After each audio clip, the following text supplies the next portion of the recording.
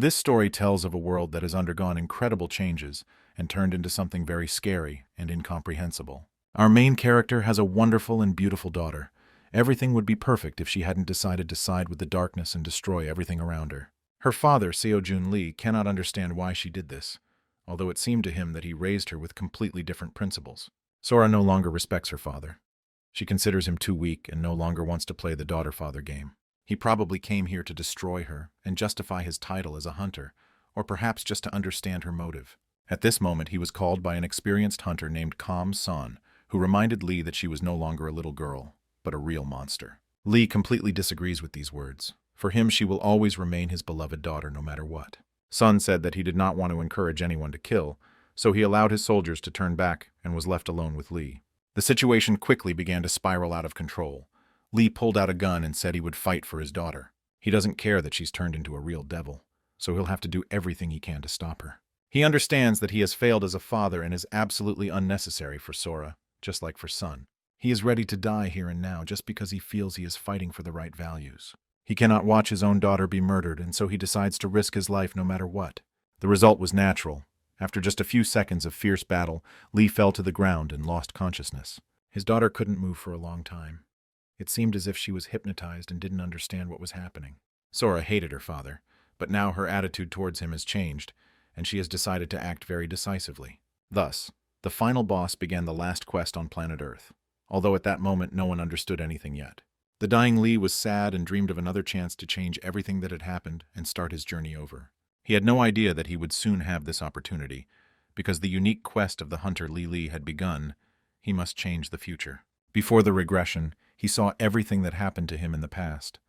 All these emotional moments were as clear as the palm of his hand. All those moments when he treated his daughter badly, and in the difficult moments of losing his beloved wife. He saw his daughter grow up to hate him, and began to wonder what had caused this terrible future. After that, darkness fell, and soon he opened his eyes and realized that he was in his room. Lee couldn't understand anything. He remembers perfectly how he died yesterday on the top of the mountain, but now he's still alive. He immediately took his phone out of his pocket and realized that he was in the past, because today is May 21st, 2025. He looked in the mirror and couldn't believe his eyes. So it was really true. He wasn't sleeping and his regression had begun. So far, the guy doesn't understand how he was able to return to the past and why he got this chance to change everything that happened. At that moment, the door to his room opened and he saw his beloved wife, whom he had not seen for many years. Next to her stood the still very young and small Sora, the girl who would make this world suffer many years later. The system immediately informed the hunter that a unique quest to change the future had begun. He must change 5 of Sora's accidents. He remembers this situation perfectly in the past, when the conversation was not very pleasant and ended in a scandal. His wife tried to assure him that it was his daughter, but the Sojin refused to believe it.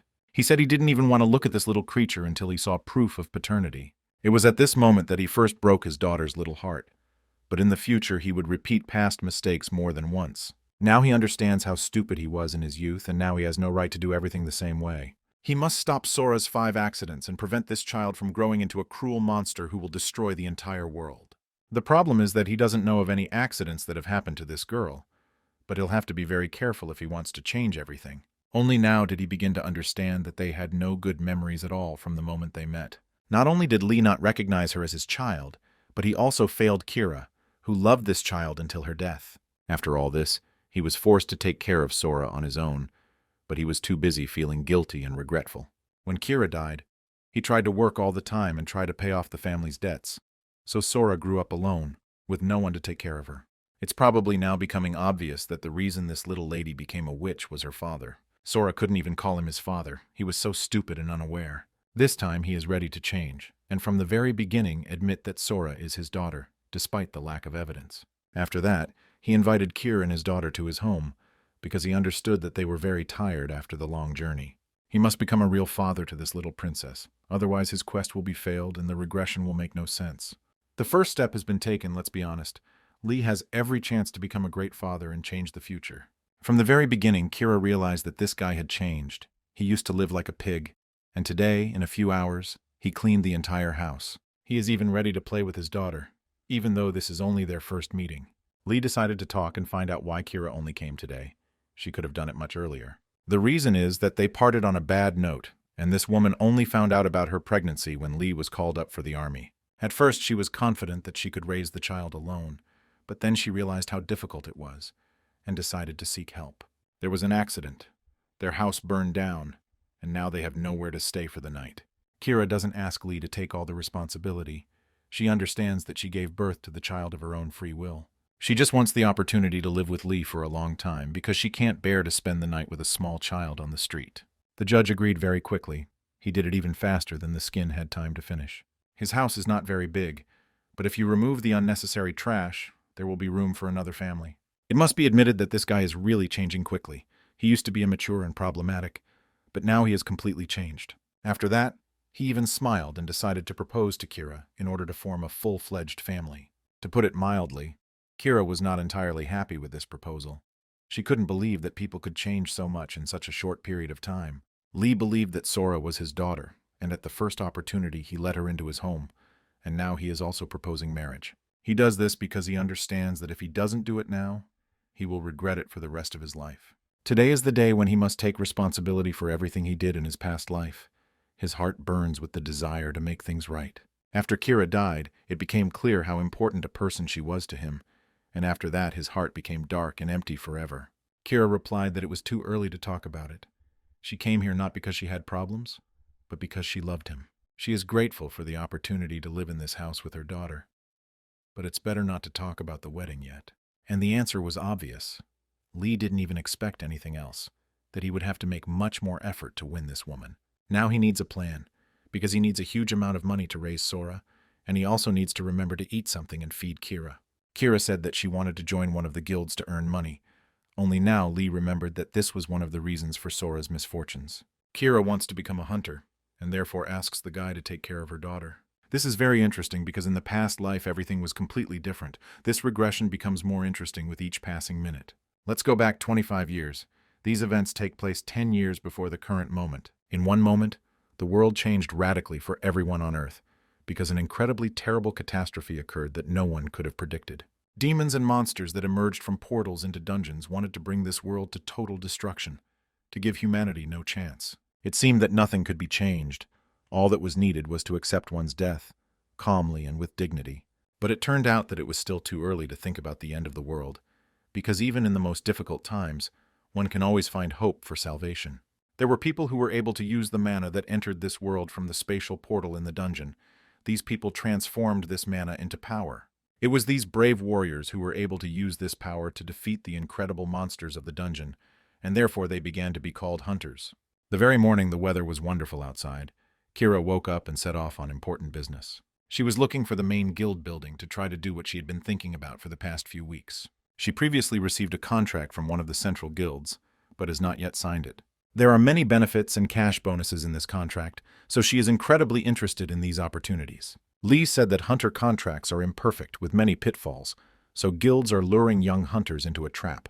They make a lot of money from this, and that's why they do such things. So Lee advises Kira not to take any risks. It's not that simple.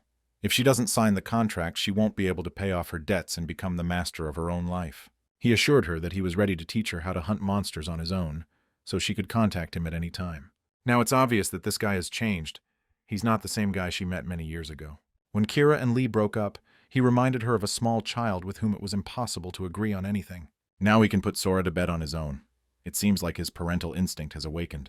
Surely any boy's life changes after he becomes a father, and that's exactly what happened to Lee.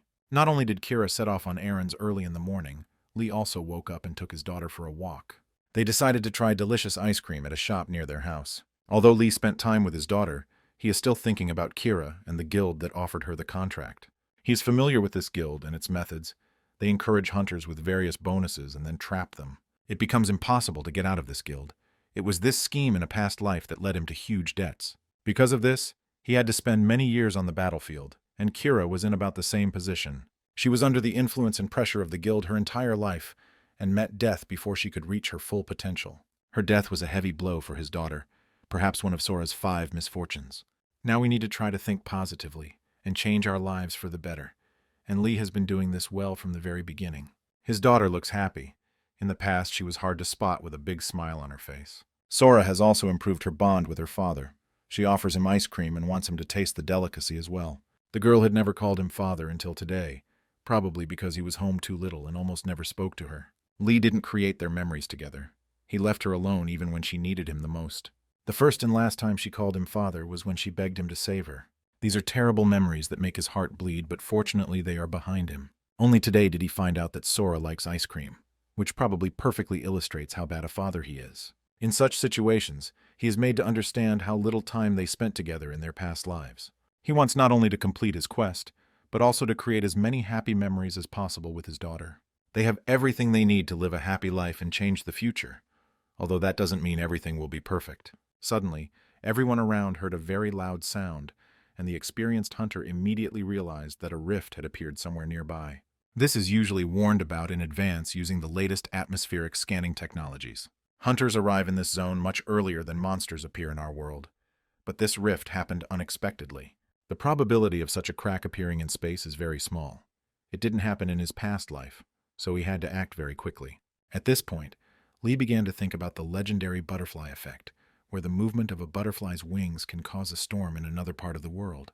Kira, who had never trusted her daughter with other people, left her with her father, and because of that, everything around her began to change. This happened because of his interference in the timeline.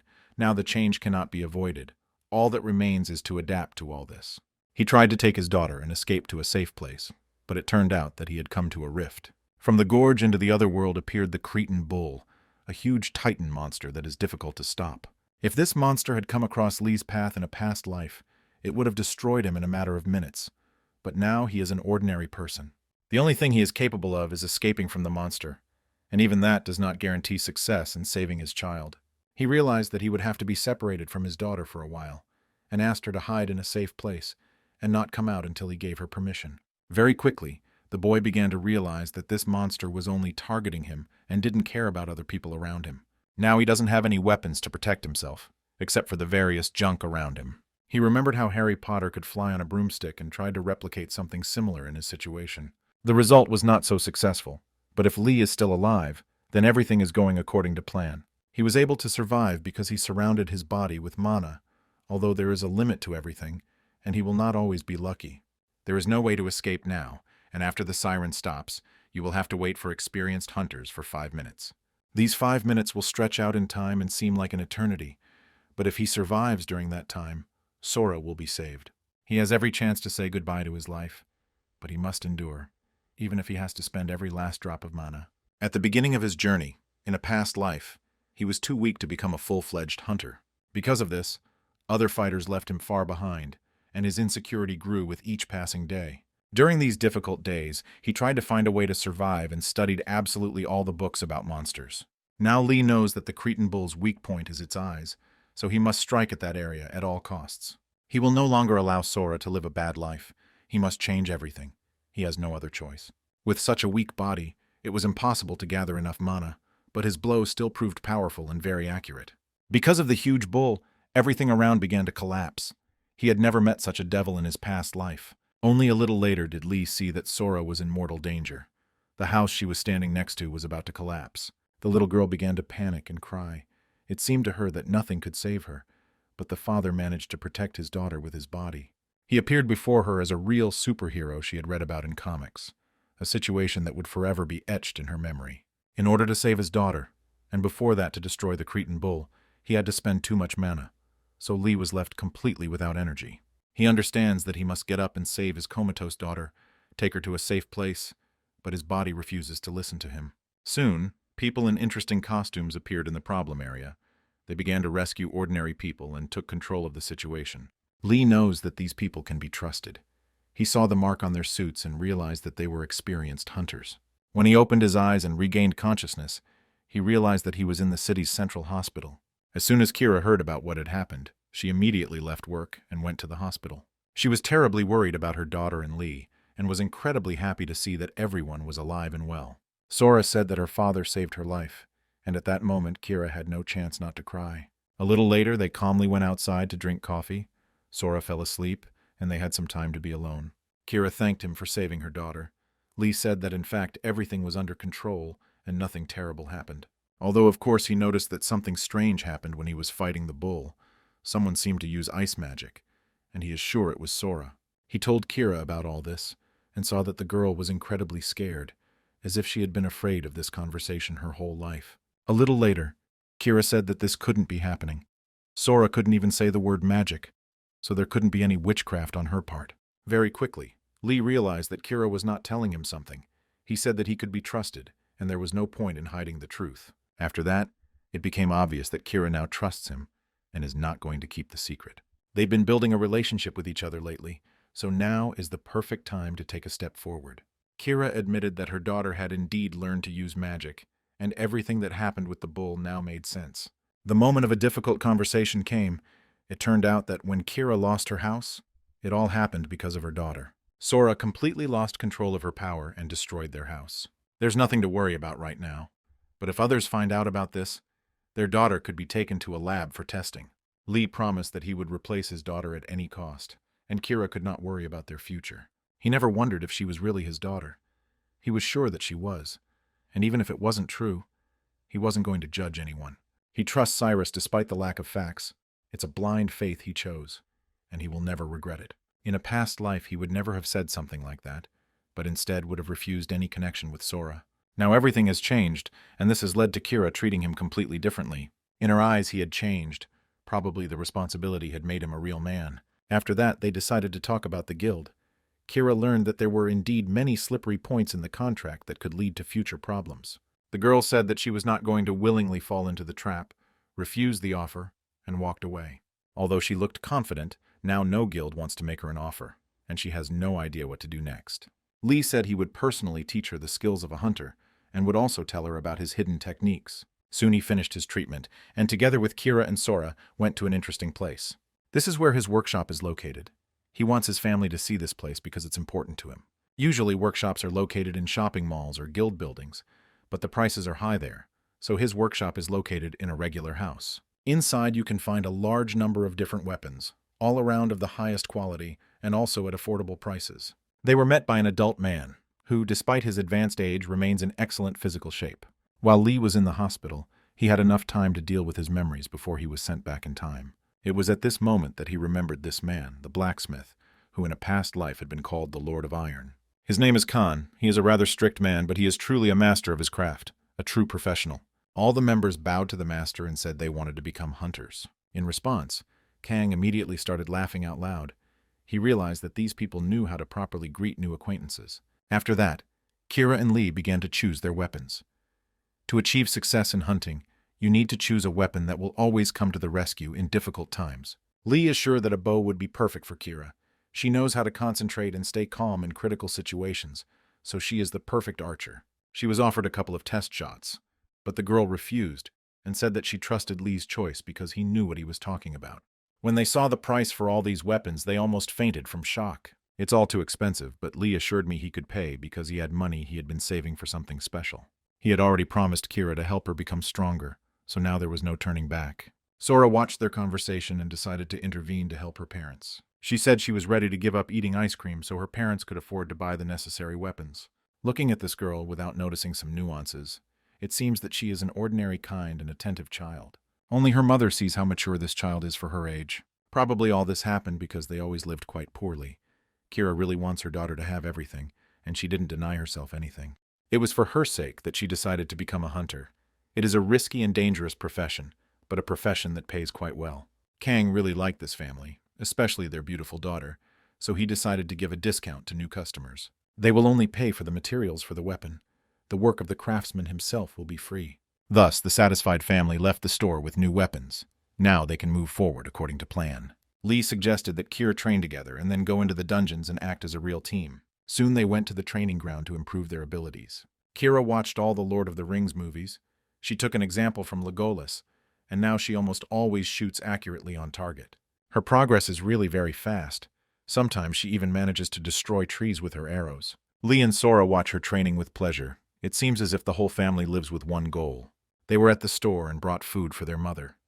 After a hard workout, you need to be able to eat well and rest. This is an ideal place for training. There is almost no one around, because it is a space hidden deep in the mountains. He trained here before returning to the past, and now in just a few weeks, he has taught the mother of his child all the basics of martial arts. They were able to practice before heading into the dungeon, so now they are much better prepared for the new challenges. By the way, he is very surprised that Kira was able to pierce through a tree with ordinary arrows. It seems like she was born with a bow in her hands. In the past, due to guild rules, Kira was forced to fight with a sword, but had no talent in using this weapon. She constantly broke her sword in the middle of battle and failed until she tried using a bow and showed her talents. They talked about using mana. Sora listened carefully to her parents and said that she also knew how to use it and could teach her mother. She kept repeating the word mana. Kira hardly guessed that her daughter could become a creature in the future that would destroy the entire world. Soon, Sora demonstrated her talents. Her father noted her talent, but asked her to be more careful with her powers. The main thing is to be able to disperse your mana level, and not concentrate too much of this energy in your hands. For her own safety, she must be constantly monitored, and someone must be found to look after Sora while her parents are in the dungeon. Lee assured that he has someone who will perfectly handle this role, so Kira need not worry. No matter how much he tried to use knowledge from the past, not everything turned out as well as he would have liked. He came to his father to ask for help, although this man is not inclined to help his son. I had to tell him about Kira and their love, which led to the birth of this beautiful girl. Lee also said that he proposed to Kira. They began planning the wedding, but Kira refused. He would have to tell his father all the details of this matter later, but in any case, Sora was his granddaughter. This man's name is Jae Hwan, and he won't be able to resist that cute face and big eyes. When he heard Sora call him Grandpa, he immediately melted like ice in the sun. Very quickly they agreed to cooperate, and Lee returned to Kir. Now they can calmly go about their business. The dungeon is already waiting for them, but first they need to pick up the bracelets they ordered a week ago. This bracelet contains the stone that Sora found, also called the Light of Mana. While at the workshop, Sora looked at different weapons and tried to choose one she liked. Kan promised to give her one item of her choice, and that's why she chose a blue stone. It seemed like there was only trash around, but then it turned out that she found something very valuable. The Mana Light is a stone that begins to glow when it senses mana near it. It is used to search for artifacts, and it is a rather expensive item. The daughter gave this stone to her father. She saw that he was interested, and decided to thank him for saving her during the rift. Now this stone has been added to a bracelet, and Lee will carry it with her, hoping to experience all the beneficial properties of this stone. While talking, Lee and Kira saw a large crowd of people near them. They all look excited because they are watching a real star. This glamorous guy's name is Sehun. This is a fairly famous hunter and TV star. Many people know about him because he is a high-class hunter. He became famous by starting to advertise his guild on television. Some are even sure that in reality Sehun is not a talented hunter at all, but became famous only through his appearance. Lee doesn't want to see this hunter again, because Suho is the master of the Knights Guild, which was engaged in collecting a debt from Cyrus. They bought everything they needed, and were about to leave. But at that moment the dungeon began to collapse, right in the shopping center. It seemed like an earthquake, but the people around were already used to the fact that after such sounds, terrible creatures crawl out of the abyss. It has become very dangerous in the middle of the shopping mall, and with the help of his experience, Lee understands that this is just the beginning, so they can't lose concentration. Only he ended up in the past, so it's obvious that Kira doesn't understand anything. It's all her first time. A dungeon has been created, and a special quest has been launched, so the adventure they have been waiting for so long is about to begin. Both hunters must be prepared to fight incredibly cruel monsters, otherwise they will not survive in this hellish world. Their task is quite simple. They need to clear the dungeon, that is, clear the destroyed shopping center. People around started to panic. The door was locked and no one could get out. A huge number of monsters have appeared around, and Kira doesn't quite understand how to clear this dungeon. Lee decided not to explain anything to her and immediately jumped forward towards the danger. He saw that one guy was about to be eaten by these stinking spiders, so he had to intervene and save the poor jewelry seller. Lee is sure that by uniting with the hunters, it will be much easier to destroy all these monsters, so he asked Kira to come down to him. Now they must try to save as many people as possible until other hunters arrive. The monsters in the shopping mall were of different sizes. Sometimes you could find a spider bigger than a bear. It soon turned out that the legendary Darren was located in this shopping center. This girl is a hunter who fought monsters until the very end of the world. But she shouldn't be here now.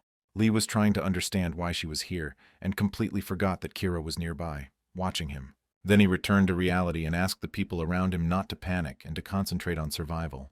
After these words, a real party began. Professional hunters destroyed the monsters one by one. A huge amount of blood from these filthy creatures could be seen all around, and the hunters demonstrated why they are considered humanity's last hope. Within a few hours, the shopping mall was completely cleared, people were rescued, and the last monster was killed. For her first battle, Kira showed great potential and did a good job with her task. Sehun had heard about this girl before. She was talked about in the guild because they considered her one of the most promising young warriors in the city. The Knights Guild was confident that Kira would sign the contract, but then everyone was upset when she refused to cooperate. Now Sehun came up and thanked her for her help. He admitted that she fought like a true master of her craft. He was surprised when, instead of Cyrus's hand, he shook Lee's hand as if he were her husband. Soon they heard a woman's screams, and it turned out that a little boy had been badly bitten by spiders. If he is helped quickly, he will be able to survive, but the exit will only open after the dungeon is completely cleared. To do this, you will need to destroy the boss, but as it turns out, Sehun is against this idea. After 24 hours, the exit will open automatically, so with such a small number of hunters, hunting the boss is too risky. He doesn't want to go into a dungeon he knows nothing about and risk his own life and reputation. That's why Sehun decided to stay with his guard, and greatly angered the other hunters who wanted to fight. He doesn't care about a child dying. He only goes into battle when there is a way to retreat. It turns out that there is a chance to save the little boy, because there is a hunter who is willing to risk his own life. Darren decided to agree to go with Lee and Kira into the dungeon and try to destroy the boss. In the past, when this dungeon opened, it was this girl who, together with Sehun, cleared this hellish place before the gates opened. A conflict arose between her and Sehun. He believes that she acts too foolishly and takes risks when it is not necessary. The girl replied that for the sake of a small child, she was ready to risk anything, because that was how she was raised. The decision was made very quickly, and they prepared to go into the dungeon to meet the boss. You can see a lot of luminescent moss around. It grows in the darkest places of the dungeon. All members of this expedition found a common language very quickly. I wouldn't be surprised if they soon become true friends. Darren said that a captain should be chosen before the battle begins, so that he would take on all leadership responsibilities, and offered herself for this role. Kira said she was also ready to become captain, so they very quickly decided to make Lee their leader, so as not to offend anyone. He is not only a smart guy but also has leadership qualities and strategic thinking. In fact, Lee understands perfectly well that he is dealing with a very cunning woman. She is doing everything to fully appreciate his abilities, so it is better not to stand out. He decided to agree to become captain, but to proceed with caution, as it could cause problems in the future. He wants to pretend he's an amateur and not draw unnecessary attention to himself. As they approached the center of the dungeon, everyone around them tensed up, because instead of a boss, they saw something large and slippery. Normally, a slug can't be a boss because even a novice can defeat it, but this dungeon can be considered an exception to the rule. You have to go down very carefully because slugs feel vibrations from the ground. Darren decided to go first and immediately jumped towards the dangers. Kira decided to carefully descend on the rope, but lost her balance and fell to the ground. It seemed that this would not cause any problems because this slug is too slow, like a turtle. This was the first mistake in the dungeon of the destroyed shopping mall. This mistake could cost someone their life. Less than 5 seconds passed before this huge monster approached the location of the vibration. Only at the last moment was Lee able to grab Kira and push her away from the monster's attack. It seemed like defeating the slug would be too easy, but when you see it with your own eyes, you realize that it's no ordinary snail at all. To defeat him, it's not enough to just sprinkle salt on him. You need to come up with something much more interesting and meaningful. The slug is completely blind. Its main power is the feeling of ground vibrations, so you have to fight it wisely. They were very lucky that their captain was an experienced hunter, Lee, who decided to immediately make a plan before descending into the dungeon. The guy said that fire is the slug's weak point, and if you break the shell, even for a short time, you can easily attack. Kira will stay behind, and in case of danger, she will protect her comrades and set the monster on fire. The problem is that the boss continued to attack constantly, and there was no way to follow the plan, so you need to distract him. Darren is the only one on the team who can create an earthquake using mana, so she is ready to take on the distraction mission. This girl is really very talented. If we talk about endurance, she's one of the best in the country. Sometimes she fights too lightly, but with the help of her talent, she avoids too dangerous situations. She prepared to use the fatal break technique, a skill that would make her famous in the future. To use this blow, you need a sword, which is Darren's main weapon. Lee remembers perfectly how in his past life he observed this technique more than once. She could destroy anyone with this blow. Now, in that timeline, her swordsmanship skills are still not perfectly balanced, so she needs to continue training. Her most important virtue is her desire for improvement and ambition, and she is definitely the best in the world at this. The snail recovers too quickly, and the sword cannot withstand such stress. The situation gets out of control. It became clear that it was too late to attack, so if the other team members did not intervene, Darren would be in serious trouble. At the last moment, Lee intervened and doused the snail with oil, a risky but interesting strategy. The closer the slime is to the core, the stronger it is, so its acidity is higher than that of other monsters, so the sword cannot withstand the strain. First, you need to reduce the strength of the outer shell, and for this it would be ideal to set this monster on fire. It seems like he got angry very quickly because he was poured with oil. This snail probably doesn't like to bathe. It would be difficult to set it on fire, but for now Lee distracts the monster and Kira remains in the blind spot. This allows her to seize the opportunity and set this bad guy on fire, a perfectly executed strategy. Before the battle began, Lee warned that if threatened, she would have to set the boss on fire with an arrow charged with mana. Kira started to panic and said that she had never done anything like this before, but the ice assured her that everything would work out because her training had not been in vain. She has put in a lot of effort and worked to the limit of her capabilities, so now her time has come. Kira must believe in her own talent and take a step towards her dream of becoming a strong monster hunter. Today she did it. Even when it seemed like nothing would work out, she didn't give up on her dream. With the help of fire, the monster's outer shell has become weaker. Now the core can be easily seen. All that remains is to strike a well-aimed blow and send this bastard to hell because that's where he belongs. The entire team must unite at this difficult moment in order to make the final push. The core was very close by. If you destroy it, the boss will die and the shopping mall dungeon will be cleared. Everything happened incredibly fast. Hardly anyone followed a strategy. Rather, they relied on their intuition and reflexes, and it worked. The dungeon was soon cleared, but the entrance is still blocked, and the building is surrounded by journalists and police. According to experts, the dungeon will disappear tomorrow if it is not cleaned up sooner. The grandfather, who was holding Sora in his arms, looked incredibly worried, because he understood that his son was risking his own life at that moment. Lee said that he and Cyrus were going to take a walk to the shopping mall in the city center. This shopping center is called Darien. He promised to return soon, but everything did not go according to plan. Little Sora is also scared, although she doesn't understand much yet. But children have a great sense of when something bad is happening. Soon the entrance was opened and civilians began to come out, with the hunter Sahun being the first to come out. Soon little Sora saw her mother and father ahead. She was incredibly happy, as was her grandfather. Everything ended wonderfully. Even though Mom and Dad are pretty tired, they are alive and well, and that's the most important thing. The family is finally united, despite all the difficulties and hardships, and today a happy ending awaits them. As soon as Darren saw their daughter, she immediately fell in love with the little lady. She said that she would definitely buy her a toy or some sweet candy next time. Little Sora was incredibly happy to see her dad. She said she came here with her grandfather and pointed at him. It's immediately clear that there will be a very serious conversation between father and son at home, but right now it doesn't matter. The boy who was bitten by a spider was able to survive. He was very hurt and scared, but they managed to save him. The job of a hunter seems promising. It gives many privileges, but for this you have to risk your own lives, protecting people from monsters. Jae Hwan understood from the very beginning that his son had chosen a risky path. Now he would have to accept it, even if it wasn't difficult. They are not officially hunters yet, but it is only a matter of time, because they have already chosen what they will do in the future. We will have to decide who to leave our little daughter with, because it is too risky to take her with us on a mission. They couldn't find a nanny, so they'll probably have to turn to Grandpa again. He promised that he would be able to look after her in his free time. It wasn't difficult for him, especially considering that she was a very calm child.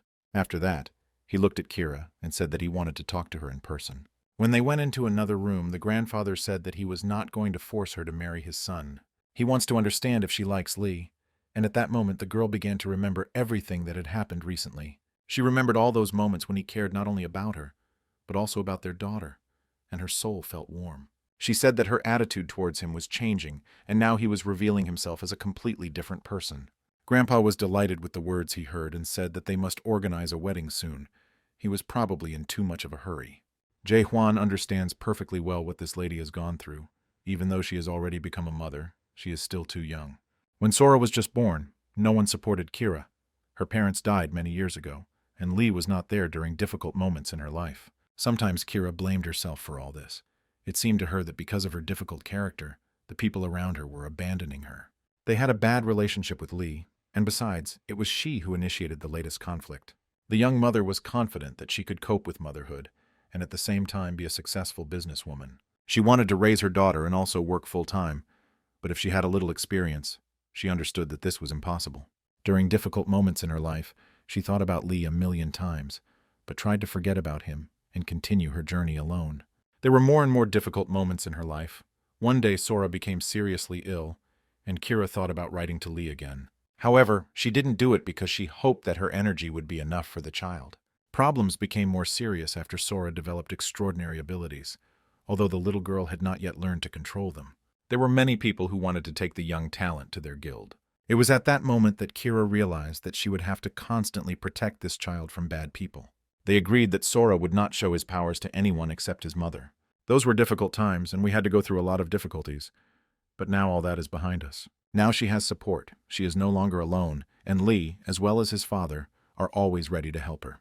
She can trust them to shift some of the responsibilities onto their shoulders, because they are also willing to help. Lee fully shares his father's position. He is no longer a little child, because by returning to the past he wants to correct all his mistakes. Now they have a chance to build a strong and happy family, but for this, they will have to work hard and constantly go out of their way to meet each other.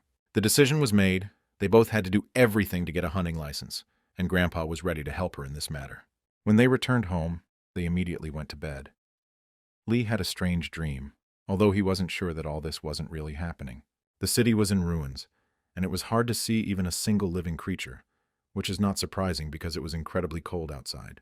After walking a few meters forward, he saw a girl who looked very much like the adult Sora. He approached her and tried to understand why she did this, why she gave him a chance to start everything over from the beginning. He was having trouble getting the words out. It was unlikely to be anything physical. More likely, he was just too worried. He could only stand and stare at her face as Sora screamed because she thought her father was disrespecting her. She said she despised him and wasn't going to forgive him for everything he had done. It seemed that at that moment she would kill her own father, but she opened her eyes and realized that she was in her bed. He sweated from fear, but now it's all behind him because he's in the past, and he can correct all his mistakes. The little daughter came to wake him up and have fun. Soon Kira entered the room. She said that today was a rest day, so they wouldn't be training. After breakfast, the guy decided to check his balance. The money was getting less and less, so something had to be done. When they can get a hunting license, they will start to make a small profit, but it won't be right away. There's still a lot of time before the certification, so we need to figure out how to make a living. Lee said that he and his daughter are practicing Sora therapy, a new teaching of Eastern doctors that is very beneficial for health. To perform this technique, you need to lie down on a soft bed and dream about something pleasant. Everything was perfect, but my mother doesn't like Oriental practices. At that moment, something incredible happened. Lee's balance was replenished, and Darren transferred him a large sum of money. It turned out that Kira also received the same cash bonus. They couldn't believe that this really happened to them. It was decided to immediately call the girl and find out what happened. Maybe it was just a mistake. She explained that she had earned a lot of money for the Monster Corps, so she decided to share it with her teammates. After they get a license, they will be able to earn much more, and all this is just a nice bonus. She also said that the hunter exam will begin soon. It exists to assess the abilities of people who want to become hunters.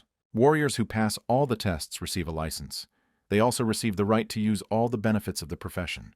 Each of them will feel recognized because professional hunters are very respected figures in the community.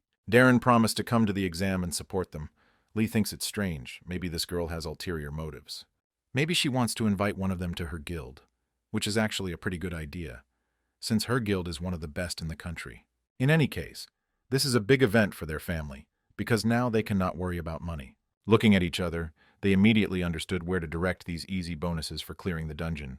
Every father and mother wants their child to wear the best clothes, so the decision was made almost immediately. Soon Sora was dressed in the latest fashion and wished her parents good luck on the exam.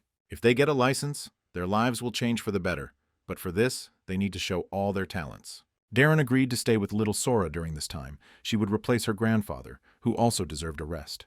Lee practiced so often that he had no time left to prepare for the written assignment. He is not particularly worried about this, and is confident that his experience will be enough to pass this exam. Before returning to the past, he failed this exam a huge number of times, but he always received the maximum number of points for the written part. His problem was the second stage, because due to a lack of strength, he constantly failed strength tasks. When he finally got his license, it was something incredible for him, because he truly earned the title of hunter. Kira, on the other hand, is incredibly worried. It will be bad if she takes the exam in this condition. I decided to offer a small agreement. Whoever scores the lowest number of points in the written assignment will fulfill the winner's wish. Kira quickly agreed to these conditions, and now her excitement has turned into motivation. The operation to prevent Sora from becoming a thief has officially begun. So that their daughter does not have to go through 5 misfortunes in the future, it is necessary to lay the foundation for a happy childhood and youth. In Korea, there is a large house of swords. Today there are events that are quite important for our history. The headmaster was informed that the certification of future hunters would begin today. This means that the master must pack up and hit the road. Today he decided not to go by car, but to walk. Particularly attentive viewers will recognize this man as Master Sun, who later played an important role in the battle against Sora. Let's go back to taking the exam to become a professional hunter. Our main characters were able to successfully pass the written test. It turned out to be quite easy. Now they will have to face an artificial monster. They must defeat it in a limited time and not get seriously injured. Future warriors will be observed by representatives of various guilds. This is a great opportunity to show yourself at your best. A large metal monster was quickly formed from a small ball, and it will not be easy to deal with it. A large number of participants were unable to pass this physical test. After the written test, they thought they were almost hunters, but now they were faced with a harsh reality. Some even began to surrender before the battle began, which made the guild representatives upset. Soon, a holy swordmaster from Korea came to the exam. This is the first time he can be seen here. He usually avoids crowded events. This legendary warrior's name is Kam Son, and on the day the catastrophe began, he saved humanity from absolute destruction. After that, the hero founded a sword guild, and now the grove became famous throughout the world. His skills are second to none. As soon as people start talking about hunters, they immediately mention him, so his presence is important. Rumor has it that he came here for his granddaughter. It's hard to believe, but Darren is really his biggest weakness. Soon he saw another little girl next to his granddaughter and was quite scared. He thought his granddaughter had given birth to a baby, but it turned out that it was just his friend's second daughter who needed to be looked after. Little Sora called her grandfather Santa Claus, to be honest. He looks quite like him. After that, the conversation about the exam began. The Holy Sword was dissatisfied with this year's representatives. He said that they were too weak. That was until the 28th member of Team D passed the test in 1 minute. Thanks to her hard training, Kira was able to easily cope with this physical task, and Lee immediately congratulated her on her success. After that, it was his turn to face the Iron Monster. Now we will see what he is capable of in real combat. The guy looked determined and wanted to finish the test as quickly as possible, but a shadow of uncertainty crept under his skin. In his past life, he often failed physical tests, so now it is very important to forget about the past and move forward. This is a chance to start over with a clean slate, but for some reason, Lee can't even move. The people around him thought he was scared, and only the Holy Sword understood that this guy was trying to analyze his opponent and the situation around him. At the last moment, when it seemed that the monster would tear his head off, Lee easily dodged and avoided meeting death. Having passed this test countless times in the past, he had learned the monster's weaknesses. There is a huge hole in his armor. All that remains is to use this knowledge and destroy his opponent. Everyone knows that the weak points of training monsters are their joints, but our main character knows something more than everyone else. He acted completely atypically and surprised the esteemed audience with his battle strategy. The guild representatives had almost fallen asleep, watching the weak warriors, but now they were all awake and very attentive. No one could take their eyes off what was happening in the training arena, because Lee was able to get the monster's core. He officially passed the physical test and destroyed this Terminator with ease. He did it in just 14 seconds, so we can talk about a new competition record. He immediately ran to Cyrus to celebrate their joint success with her. It was probably for the sake of these two hunters that Darren called her grandfather to this exam. Of course, everyone can see the opponent's weak point, but thinking through a strategy from start to finish and getting the core is a completely different level. After they received their hunting licenses, it was time to celebrate the victory. The exam drained all her strength, so Darren invited her friends over for a delicious dinner to restore her energy balance together. She promised to pay for everything because she had recently cleared another dungeon and made a lot of money. The girl is not worried about finances at all. She is sure that in the future, when they start earning, they will be able to thank her. From the very beginning, Lee thought that she would want to invite them to her guild. He must have been too suspicious of her. A good attitude towards him, along with a feeling of gratitude, causes anxiety. The impression that there is some hidden meaning in this. Not only because of how Darren was remembered, but also because the legendary Kam Son was her grandfather. After that, the daughter of the legendary warrior decided to ask where her friends bought their new weapons. If he introduces her to his weapons master, then in the future the blacksmith will definitely be introduced to the Holy Sword. The meeting of the best hunter and the best blacksmith can really have a big impact on the world. The problem is that all this has to happen much later, in the future, so this could again lead to the butterfly effect. A little later, they returned home and began preparing for their careers as hunters. Lee told Kira that he introduced their weapons master to Darren. The girl wants to change her weapons, so she needs a professional blacksmith. Lately, Lee has been thinking too much about the butterfly effect, and his anxiety has increased significantly because of it. When he heard the request to meet the blacksmith, he began to get incredibly worried. Then he felt a little better because he realized that Darren was actually a good person. She only did good things and brought goodness into the world. This is no longer the same Darren who was drowning in a sea of problems. Now this girl can be trusted. It should also be noted that Kira and Lee have not yet officially become hunters. They are preparing to start their careers, but for this, they need to pass another exam.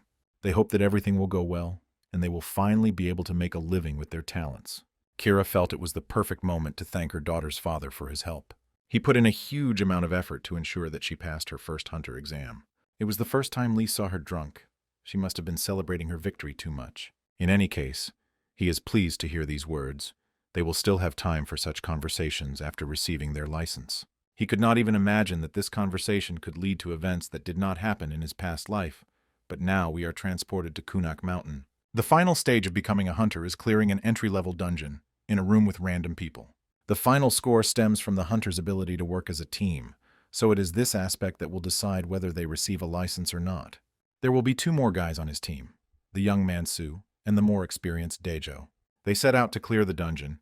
They have 3 hours to do it, and they can only use one type of weapon. Before everything started, the guys were given half an hour to plan their strategy. Mansu is a sorcerer, a rare gift that is highly valued in guilds, but Lee does not remember him at all from his past life. He had heard a little more about the warrior Daeho. This hunter loves to fight with his fiery fists and is not a fanatic about weapons. That is, now he has met a hunter who will be called the king of boxing in the future, but now he is only at the beginning of his journey. Now their talents are not very important. They need to learn to work in a team, because only thanks to this can they pass the test. It is necessary not only to discuss battle tactics, but also to decide who will operate in which positions. If Lee wants to succeed, he needs to run this kindergarten because his partners are still too young. Soon they entered the dungeon and the entry-level quest began. Everyone has chosen a comfortable position for themselves. Mansu will operate from behind thanks to his large attack radius, and Daejo will be ahead of the entire team. As everyone has already guessed, Lee will be inside and giving orders. He already knows that people panic when they first enter a dungeon, so he wasn't surprised when Mansu asked to clear the place without him. Soon he was persuaded to go on a sweep, but it was already clear that he could become the weak link in the team. This young wizard decided to start a conflict with the captain, but the captain doesn't like it when someone on the ship commits a mutiny. He immediately made it clear to this model-looking guy who was in charge, so that similar problems would not arise in the future. He ordered the sorcerer to remove all the jewelry from his body, otherwise it would all end very badly. The referee was next to them. He noted the captain's confidence, and immediately wrote down his characteristics in a notebook. Everyone around knows that Lee scored maximum points during the physical test last week, so it's better not to joke with him. They continued exploring the dungeon, but so far they haven't encountered a single ant. Examiners may intentionally create atypical situations to assess the intelligence of participants. Soon they saw something strange, a huge hole leading deep underground. Lee had not encountered anything like this when clearing the initial dungeons, so he immediately focused and tried to calm down. It would have been better if Mansu had done exactly that, but this fool could not resist and began his journey into the abyss. The guys tried to save him and ordered him not to move. Now they will try to pull him up the mountain. This would be much easier to do if a huge ant monster hadn't appeared behind the sorcerer, in which case only the Ant-Man can help. The guys realized that now it would be too difficult to help their friend, because the monster was taking him with it into the abyss. I had to jump into this hole and end up outside the exam just to save my friend. They are the first to enter the mysterious dungeon, so a special quest has been started, and now they are required to clear out the Ant-Lion's lair. As soon as they realized they were in a mysterious dungeon, they immediately began to look in different directions and explore the area. Rumor has it that unusual situations can occur during exams, but considering the reaction of their judge, everything that happened was not planned. There was no lair in this dungeon before Lee's regression, so the butterfly effect that Lee talks about so much must have worked again. Most likely the sorcerer will be alive for some time, because such monsters do not immediately kill their victims. The entrance to the mysterious dungeon was closed as soon as they got here, which could lead to even bigger problems. It's immediately noticeable that Daejo is shocked. He's never been in a real dungeon, and their team is inferior, and they're too weak. If you clear this dungeon, you can get an elixir, a reward for clearing the mysterious dungeon. Every hunter knows that clearing a dungeon can yield various rewards. Elixir can be considered one of the best reward options. It enhances the hunter's physical abilities, which is why it is so desirable for Lee. Now he's like jumping into a burning house, but it's not all that bad, because their team includes the king of boxing and a man from the future. The decision was made almost immediately. Lee said that they had to save the wizard, no matter what it cost them. At that moment, he looked like a real hero from an anime. It's always nice to follow such a leader even to the depths of the abyss. Soon they moved forward to meet the adventure with confidence in their eyes. Their task is very simple. They need to clear the dungeon and save Mansa. Soon they encountered the first ants. Their boss ate these monsters and turned them into his own zombie army. They don't look incredibly dangerous, but you can't lose concentration when fighting them. Thanks to the captain's experience and intelligence, their team easily avoids all dangerous attacks. He acts as a true leader and is a pleasure to watch. They soon began to feel each other out and fought as a true team, although it would be more accurate to call them a duo. After some time, they approached the lair of this huge monster. Most likely Mansu is there. Although this guy looks like a fool, it is important to save him in order to successfully complete this task. They thought too much about saving their friend and completely forgot about their own safety. Lee began to attack the dungeon boss, but his armor is so powerful that it cannot be penetrated with ordinary weapons. He had fought monsters thousands of times and spent a huge amount of time studying their strengths and weaknesses, so now he had to remember everything. He doesn't have time. He needs to quickly understand his opponent's weak point and save Daeho. The future boxing king was very lucky to have such an experienced hunter by his side. By using the correct angle of attack, he was able to free his new comrade from the teeth of death. Now we can't think about resting until the monster has escaped underground. We need to finish it off. They were able to damage its eyes and antenna, but it wasn't enough to completely destroy the threat. To win, you need to support each other. If Lee acts alone, he won't succeed. Previously, everyone laughed at Daeho. It was believed that only a fool could give up weapons and fight with his fists. He was rejected by various guilds and didn't want to take their teams. You could even say that this guy was a loser. Today I found a person who believes in him and thinks his fighting style is incredible. This person is Lee. He said that Daeho was the strongest hunter of all the insects he had seen, and this made Daeho work at his full potential. Now this huge antlion must feel the force of a double attack from the young hunters. Daeho's incredible physical strength was needed more than ever today. He had been waiting for his prime time for a long time, and finally felt a taste of future success. This guy has turned into a real fighter against monsters. Sometimes it seems like he doesn't even have support. Using his physical strength, he did everything possible to leave the lower part of the monster unprotected. He created ideal conditions for his teammate to attack. Everything else is just a matter of technique. Lee understands that he is facing the future king of boxing. He cannot hit his face in the dirt, so he must also demonstrate his talents. A few seconds later, he executed a technically perfect blow and cut the monster into 2 pieces. The system informed the boys that they were the first to defeat the antlion in the mysterious dungeon. The special quest has been completed. Now a reward and glory among young hunters await them. Soon, Lee and Kira came to the ministry and received their long-awaited hunting licenses. Even though the job was done, Lee didn't look very happy, because he understood that these were just the first steps on a long journey. He saw his bracelet start to glow again, meaning a source of mana appeared somewhere nearby, but the siren didn't work again. He began to panic, just like Kira. Strange things were happening around them, so trouble awaited them again. Before that, Sora looked upset.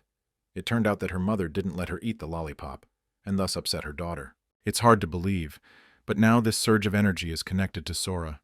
It seems she has finally decided to get what she wants. Like the story of a ruined house and the Cretan bull that destroyed it, this girl's magic is getting out of control. Soon they returned home and put their daughter to bed. It was time to talk about what had happened. From the very beginning, they couldn't even imagine that their daughter wasn't that capable, but now they have to decide what to do with Sora's talents. Lee decided to dig deeper and find out what happened when their house was destroyed, which led to this situation.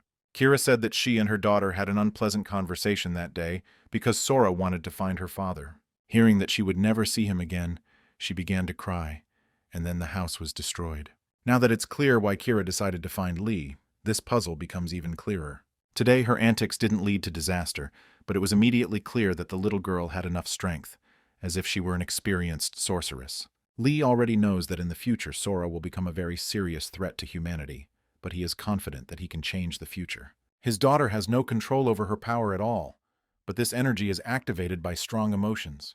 Of course, this is all just speculation, but due to strong emotions, Sora's mana becomes uncontrollable. We need to decide immediately what to do. If we don't intervene in the process, someone will definitely get hurt soon. In his past life, Sora's strength grew just as quickly, and his father also didn't know what to do. He was left without a wife and was busy with work, so sometimes he didn't even notice his daughter's growing energy. Honestly, he didn't even suspect that this could go too far, but now he understood something. One of the reasons Sora's magic is strengthened is because it is located where there is too little mana. If you take her to a place where there is enough mana, the situation may improve. There are only two such places in the world, a dungeon and a battlefield. It's obvious that Mom is against such excursions. It's incredibly dangerous and something terrible could happen at any moment. Her father is also afraid to take her to such dangerous places, even knowing what a thief she will be in the future. We must not forget that now this is a small child who wants love and support. It's a strange situation. In order to save her from a terrible future, she must be confronted with danger. There is no guarantee that doing this will change the future, but it is at least an attempt to improve the situation. Kira is ready to believe in Lee's strategy. They can go there with their daughter and protect her from the monsters. The main thing is that she be present in a city that is saturated with mana, and her parents will be responsible for her protection. Children are usually not allowed in such places, so you will have to call friends and ask for help. The next morning, the young family set off for the legendary sword house in Korea. They were immediately met by Darren. This girl always comes to the rescue in difficult situations.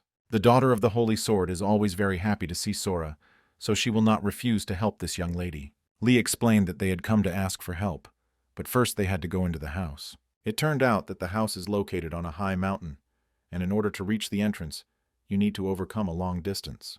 Kira and Lee are in good physical condition, but they barely slept last night, so they are not very prepared for the challenges. As soon as they reached their destination, they put their daughter to bed and fell asleep next to her. The sacred sword area is built in the traditional Korean style, which was invented during the Joseon dynasty. Soon it was time to talk a little, and Darren asked what exactly they wanted to ask her. While little Sora slept peacefully, the adults talked about her problem and tried to find the right solution. Darren couldn't miss the opportunity to take a picture of the sleeping princess, and completely forgot about the serious conversation. Let's talk about faults. They come in 3 types, and the first that comes to mind are cracks that release monsters and then disappear. There are also erosions. They charge large buildings and create dungeons. And of course, you can't ignore the constant rifts. They don't disappear and release monsters after a certain amount of time. The battlefield arises in places where a large number of such faults are concentrated. A young family wants to take advantage of such a place. Darren immediately agreed. They introduced her to the best blacksmith in the world, so now she feels obligated to thank her friends. The young family expected it to be a long and difficult negotiation, but it all ended almost immediately. Soon Darren went out to talk to her grandfather. She was away from her friends for a while. At that moment, a young girl entered the room and said that Darren had a guest. Lee couldn't believe his eyes when he saw the young and famous hunter Se-hyun in front of him. They had already met during the dungeon crawl in the shopping mall and understood what kind of person this was. He came even after being humiliated by Darren, and judging by his reaction, it was his first time here. Before leaving, Se-hyun pointed his finger at Lee and said that they needed to talk. It is not known what the conversation will be about, but the mere invitation to dialogue is enough to make Lee start to worry. They went outside to talk, Lee looking upset because he couldn't kick this guy out of someone else's house. It turned out that he came here to collect a reward for clearing out the shopping mall dungeon. This guy has completely lost his mind. He believes he discovered this dungeon, and therefore is entitled to his share of the profits. He wanted to clean up the place after the entrance opened, but he was beaten to it and done so without permission. Se-hyun reminded him that he was the leader of the Knights Guild, a star with an impeccable reputation, so it was better not to conflict with him. He understands that Lee has no experience or reputation, and that he did not have a license when he cleaned out the dungeon, and this could lead to problems. Lee decided to remind this fool how much he was shaking with fear while cleaning up the shopping mall. He reminded that everyone was on equal terms, but Se-hyun decided to run away like a little girl. In his opinion, Se-hyun is not worthy of the right to be a hunter, so he is not going to share the prizes with him. Soon, Darren finished talking to her grandfather and returned to her guests. She said that her grandfather had allowed them to use the battlefield and began asking about Lee. When the girl found out that Se-hyun had come, she became incredibly angry and said that she was not happy to see such guests in her home. Kira began to worry about Lee. He had been searching for the battlefield all evening, and now he might be too aggressive in his conversation with Se-hyun. She was indeed right about this, because at that very moment a new conflict broke out on the street. Boys are boys. If talking doesn't work, they are always ready to take out a weapon and start fighting. Se-hyun couldn't believe he was losing to this newcomer. Easily parried his first attack and began to counterattack.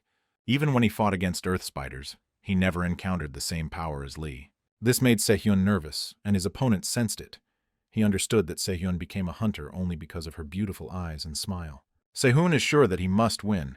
He does not know that his opponent is actually living a second life and has plenty of experience. At this moment, Lee realized that he should not demonstrate all his strength and techniques. If he easily defeats his opponent, Se-hyun will immediately run to Darren to ask for a reward. He knows how to tell lies instead of the truth. This guy is a born manipulator. He will try to drag Kira into his guild, and if he succeeds, the terrible future may repeat itself. It seemed that Se-yun was doomed, but at that moment Lee felt weakness in his legs and fell to the ground. He didn't understand what was happening and why he seemed to lose consciousness during the battle. Meanwhile, Se-hun realized that he was lucky and his opponent had spent all his mana. Now he has the perfect opportunity to kill Lee, if of course he has enough strength of character to do so. This perfect opportunity should be taken advantage of, and then you can pretend it was an accident. It seemed that Lee was doomed, but the legendary master of the Holy Sword intervened in this conflict in time. Although this is a place for training, Se-hun insulted this sacred ground with his sword. The dream ordered him to leave immediately and never return here again. It was at this moment that the girls went outside and saw what was happening. They thought that Grandpa had beaten Lee, but the Holy Sword explained that he had only saved this young hunter. At this moment, the Holy Sword decided to say a few words to the boy, to corner his opponent. This is a great battle strategy, but not perfect. During his constant training, Lee became too tired and used up all his vitality. We must not forget that rest is also an important part of a warrior's training. Then the Holy Sword promised to give them the opportunity to visit the battlefield, as if guessing why they needed it. Se-hun was trying to escape from the Holy Land at that moment, but that doesn't mean we'll forget about this guy, his evil soul that will play a role in our story. Soon, Lee went on a well-deserved rest and slept for 2 days. He fully recovered his strength. Now we need to focus on the upcoming battle. They have no time limit, so we can take our time. Kira has already managed to study all of her partner's notes, so now she is confident of a successful cleanup. They left Sora with Darren. The master's daughter will guard the girl at the entrance to the dangerous area. Then her parents can fully concentrate on the battle and the monsters. While they risk their own lives, their friend enjoys playing with the little princess. Today she saw for the first time what Sora was capable of. This girl was not going to hide her talents from the world. By evening, there were almost no monsters left in the forest, surviving and hiding from hunters. They did a great job and can now go back and enjoy playing with their daughter. As soon as they returned to Darren, this girl immediately showed her concern and said that they needed to have a serious talk. She understands that it's none of her business, but she wants to hint to her parents that their daughter is a witch. They had to tell her everything they knew. Now there was no point in hiding anything from Darren. It was impossible to hide it. And besides, it didn't make sense because this girl didn't wish them any harm. Lee immediately explained that it was a secret, because the Wizard's Tower would immediately try to take this young talent away from them. The Tower of Wizards is an organization created for the best wizards of the era. They have many opportunities to influence the world. Taking advantage of their position in the past, they took Sora with them, which is why it is important to stabilize her mana level. This little princess must not fall into the hands of these sorcerers under any circumstances. And now Darren understood everything. She said she would go with them because she was willing to do anything for Sora. It was decided to accept her proposal, because together they would be much stronger than separately. The vision of an ordinary person does not see the mana around, but Sora feels it, and says that he sees a blue glow. Soon the father saw that his bracelet began to glow, and he received confirmation of his daughter's words. From the very beginning, it was clear that this was helping Sora feel better. She started laughing and completely relaxed. It seemed that everything terrible was behind us, but at that moment a siren started screaming in the forest, announcing an immediate evacuation. The hunters began to flee to safety. They immediately heard the sound of a crack appearing. Usually such situations are not unpredictable, but today they were unlucky. The exit from the battlefield was completely closed. Now they are in even greater danger. A few seconds later, the boss of this field appeared behind them, and an unexpected quest began. Now they must destroy the mountain golem, despite the fact that it is larger than all the other monsters they have encountered. Lee asked Kira to stay away from danger. She is the fastest of them all, so she will be able to protect her daughter. The guy checked in advance that cracks would not appear, and he also knows that the boss never comes without support. There's no doubt he was intrigued by the mana Sora used. Soon, a huge monster began attacking little people. For him, it was all like a game. A mountain golem is a monster that hides its core behind a stone chest. If you don't attack actively enough, you will never win in life, so you have to act very decisively. The only way to defeat him quickly is to find and destroy the core, and that requires teamwork. This core is usually located in the monster's head or neck, which Lee learned from books. There is no point in attacking without a clear strategy. It will only lead to defeat and even greater problems. You always have to stay calm, take the right position, and attack at the same time.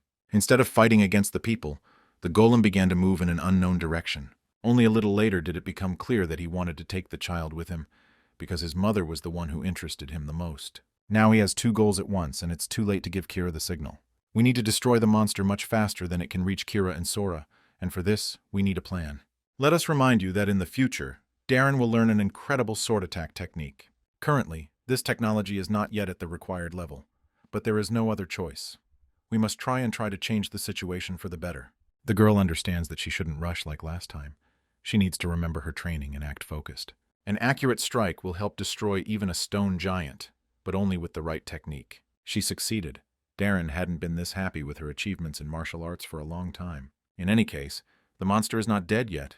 Although the blow was powerful, it is not enough. In the future, she will destroy such monsters in a matter of seconds. But for now, she needs to continue training. Until they completely destroy the golem, it will constantly regenerate using its mana.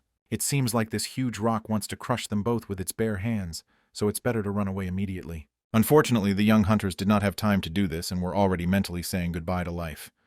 But a miracle happened. An unknown energy completely took over the monster and transformed it into a large polar bear. Just like that. Kira and Sora were safe. They managed to escape from the huge monster and now their lives are not in danger. The mother understands that Lee and Darren are in danger and wants to help them. She explained to her daughter that the monster was very bad and had to be stopped, so she had to go back and fight him. At that moment, little Sora said that she also wanted to help and asked to take her with her. Obviously, Kira was shocked. She did not expect such a turn of fate at all. At first, she wanted to refuse, but then she saw that something strange was happening to her daughter, and she could no longer do anything. Little Sora approached the monster and activated his incredible ice energy. Kira couldn't understand what was happening, but some unknown force prevented her from intervening and stopping her daughter. A little later, the mother saw her daughter on the ground. She had fallen asleep due to the loss of a huge amount of energy. Then Kira looked up and saw what had happened to the huge golem. At this point, Lee still didn't quite understand what was happening, so he took the opportunity and descended to the ground with Darren. Obviously, only a very powerful sorcerer could do something like this. But who is he and why did he decide to help? Only a little later did the young father begin to suspect that his daughter might have done it. Now is not a good time to analyze the situation because the monster is aggressive again, so we need to think about rescue. The great polar bear, although it looked dangerous, had become weak and incapable of battle. It seems that the golem will easily destroy it and break it into a million pieces. It seemed that way until the bear took out his magic wand and began to defend himself. It certainly doesn't compare to the battle between Godzilla and King Kong, but it's still fun to watch. As if hypnotized, Lee and Darren watched this battle and couldn't even move. Soon the bear began to win and crushed his stone friend.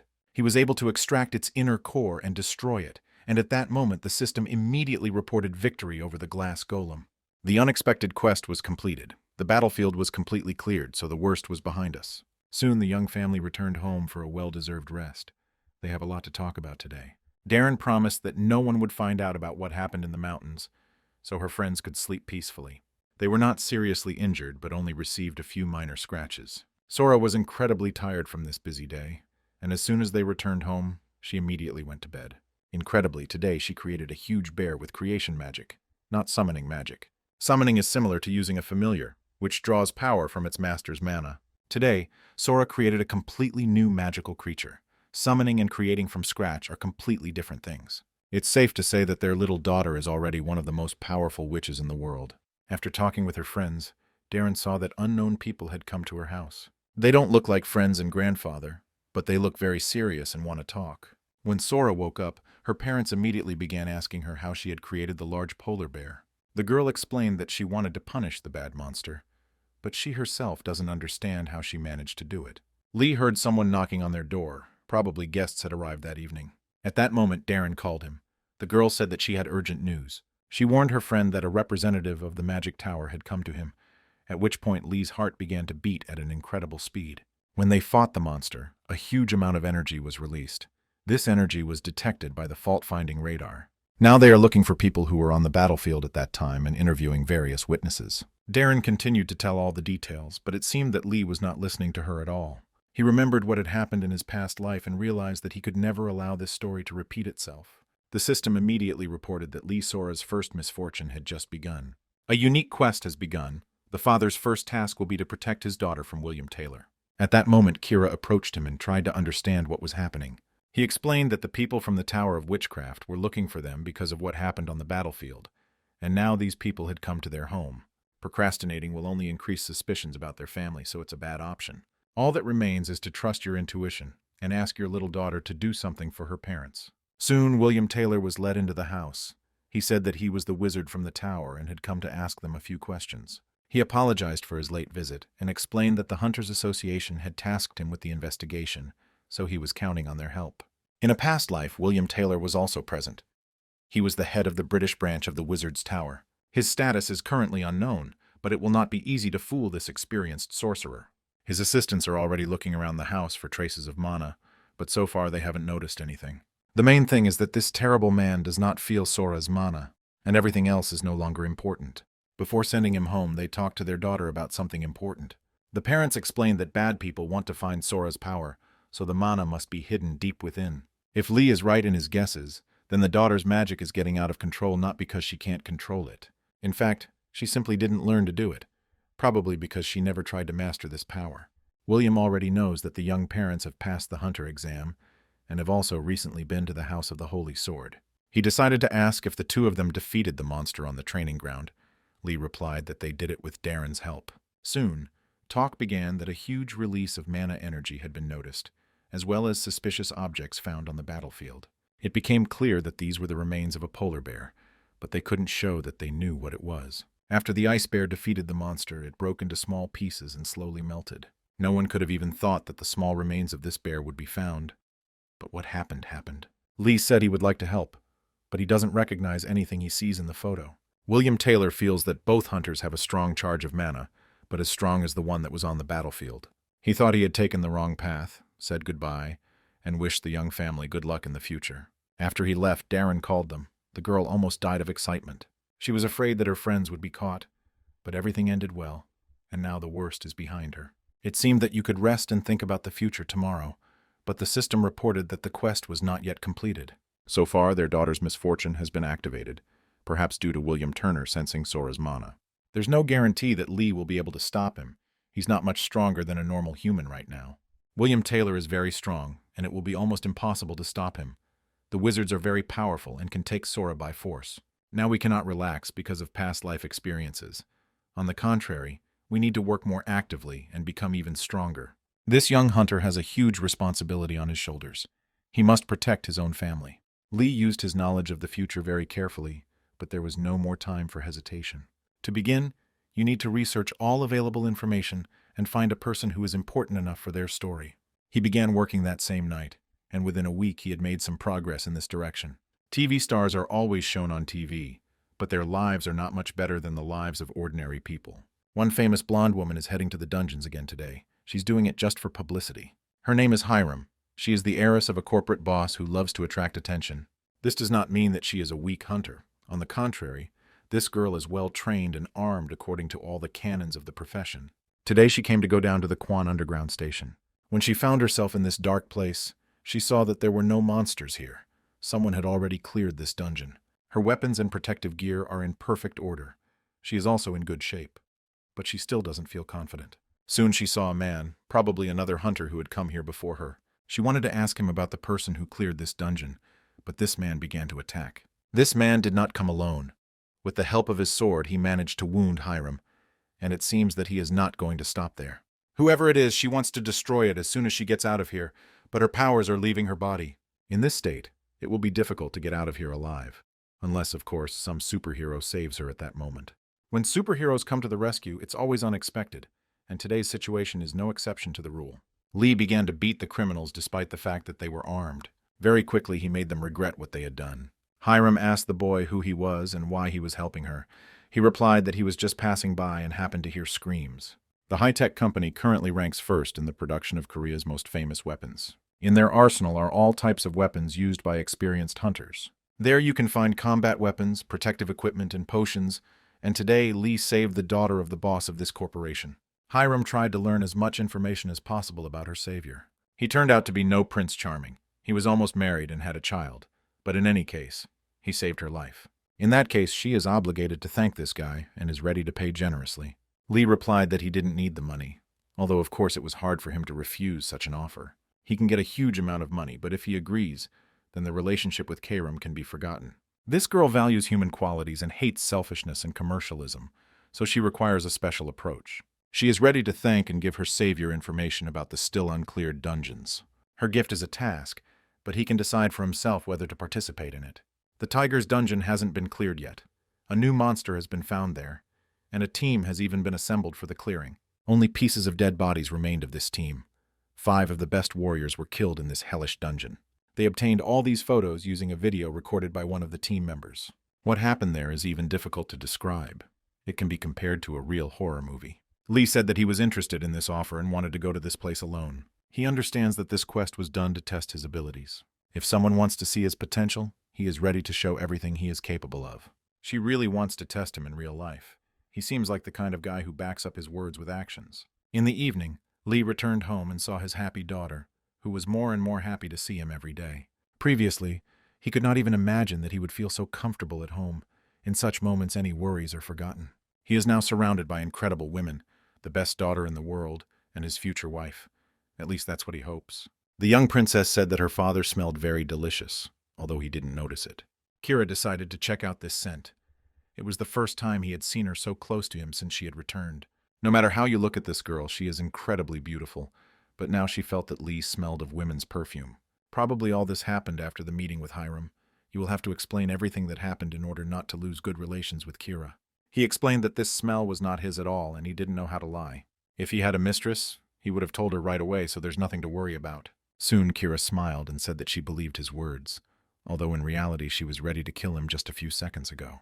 Several days have passed since these events, and we are transported to the entrance to the tiger's dungeon. It seems only Hiram has the right to clean this dungeon, because there is no one else around. From this woman's assistant, he received all the items he would need in the dungeon. Now you can dive into the tiger's dungeon and see the world of adventure and risk firsthand.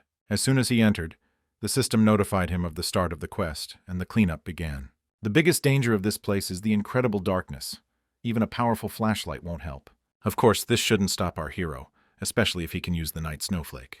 This elixir, which allows you to see in the dark, he received after defeating a large ant monster. As soon as the elixir was applied, Lee immediately felt the effect and began to see well in the dark. His daughter is waiting for him at home, so he must clean up the place and return to his family. A huge number of monsters have been waiting for fresh blood for a long time, so all parties are happy. These monsters are professional hunter-killers. Their main strength is not technology at all, but numerical superiority. They haven't studied martial arts, so they're easy to defeat alone. But when there are many of them, they become a real problem. At one point, the monsters stopped attacking the boy. He didn't understand what was happening until he turned his head and saw what was behind him. Hiram didn't say at all that bodies had been found, so maybe someone was still alive. He will be very lucky if he can actually find survivors, and judging by the reaction of the monsters, there is someone behind this door. In the video, one of the hunters ran away and died of fear, probably because he saw something incredibly scary, or was sensitive to vibration and sound. Soon Lee realized what had scared the hunter so much. He met this monster in person and regretted being born. He had never seen anything like it in his life. He had not even read about such monsters in his books in the past.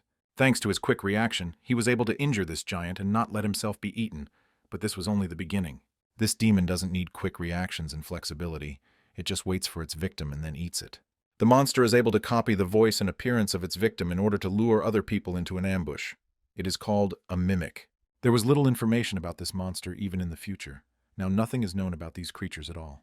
It turned out to be much faster than expected. Even despite its large dimensions, it remains fast. In its mouth are several hundred razor-sharp teeth. If these teeth touch you, you are dead. On the other hand, Lee only blocked his spear attack, and that was enough to injure the monster, as it has a weak shell. Now you need to find the perfect moment and land a well-aimed shot. That might be enough for victory.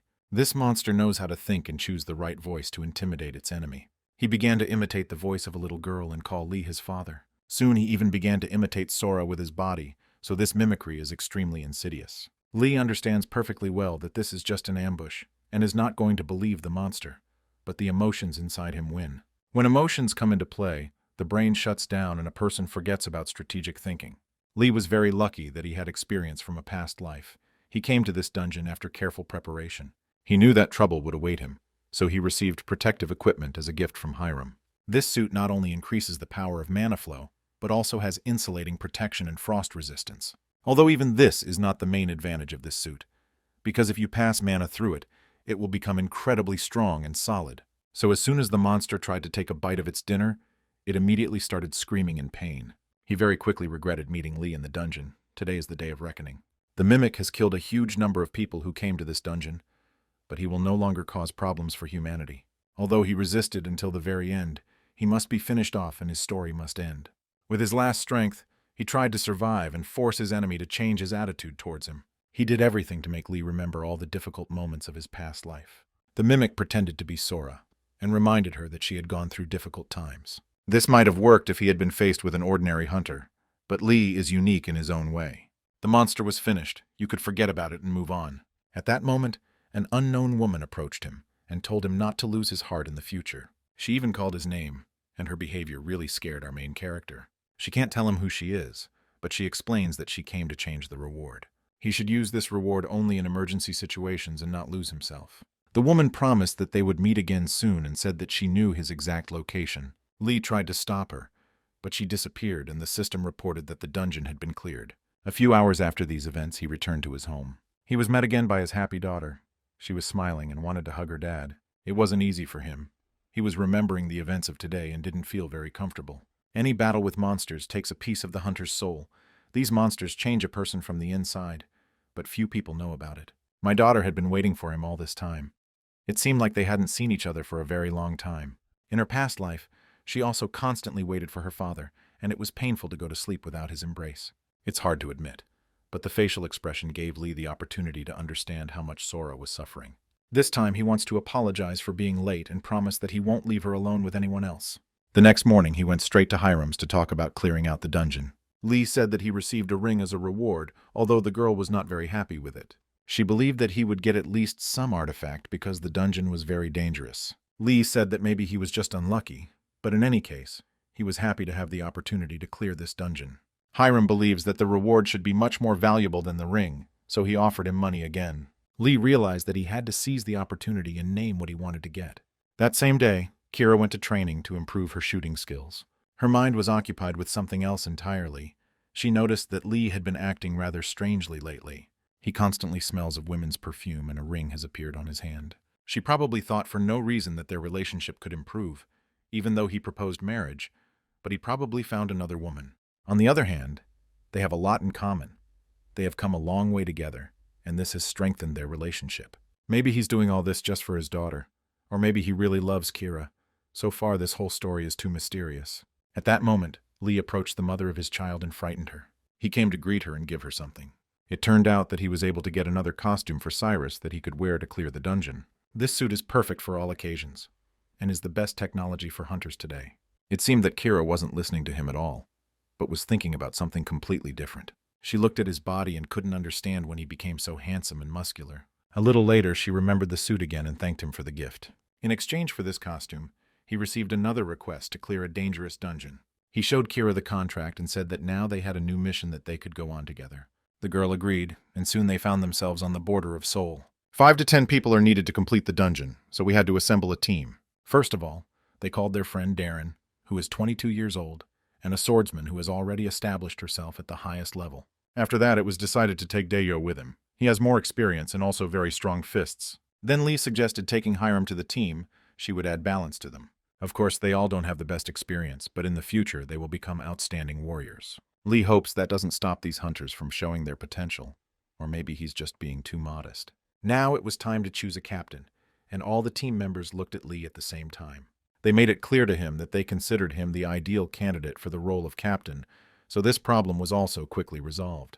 Now it's time to go into a dangerous dungeon and face a large number of monsters. This time their team is much larger than usual, and this may lead to unexpected plot twists. Soon a new quest was started.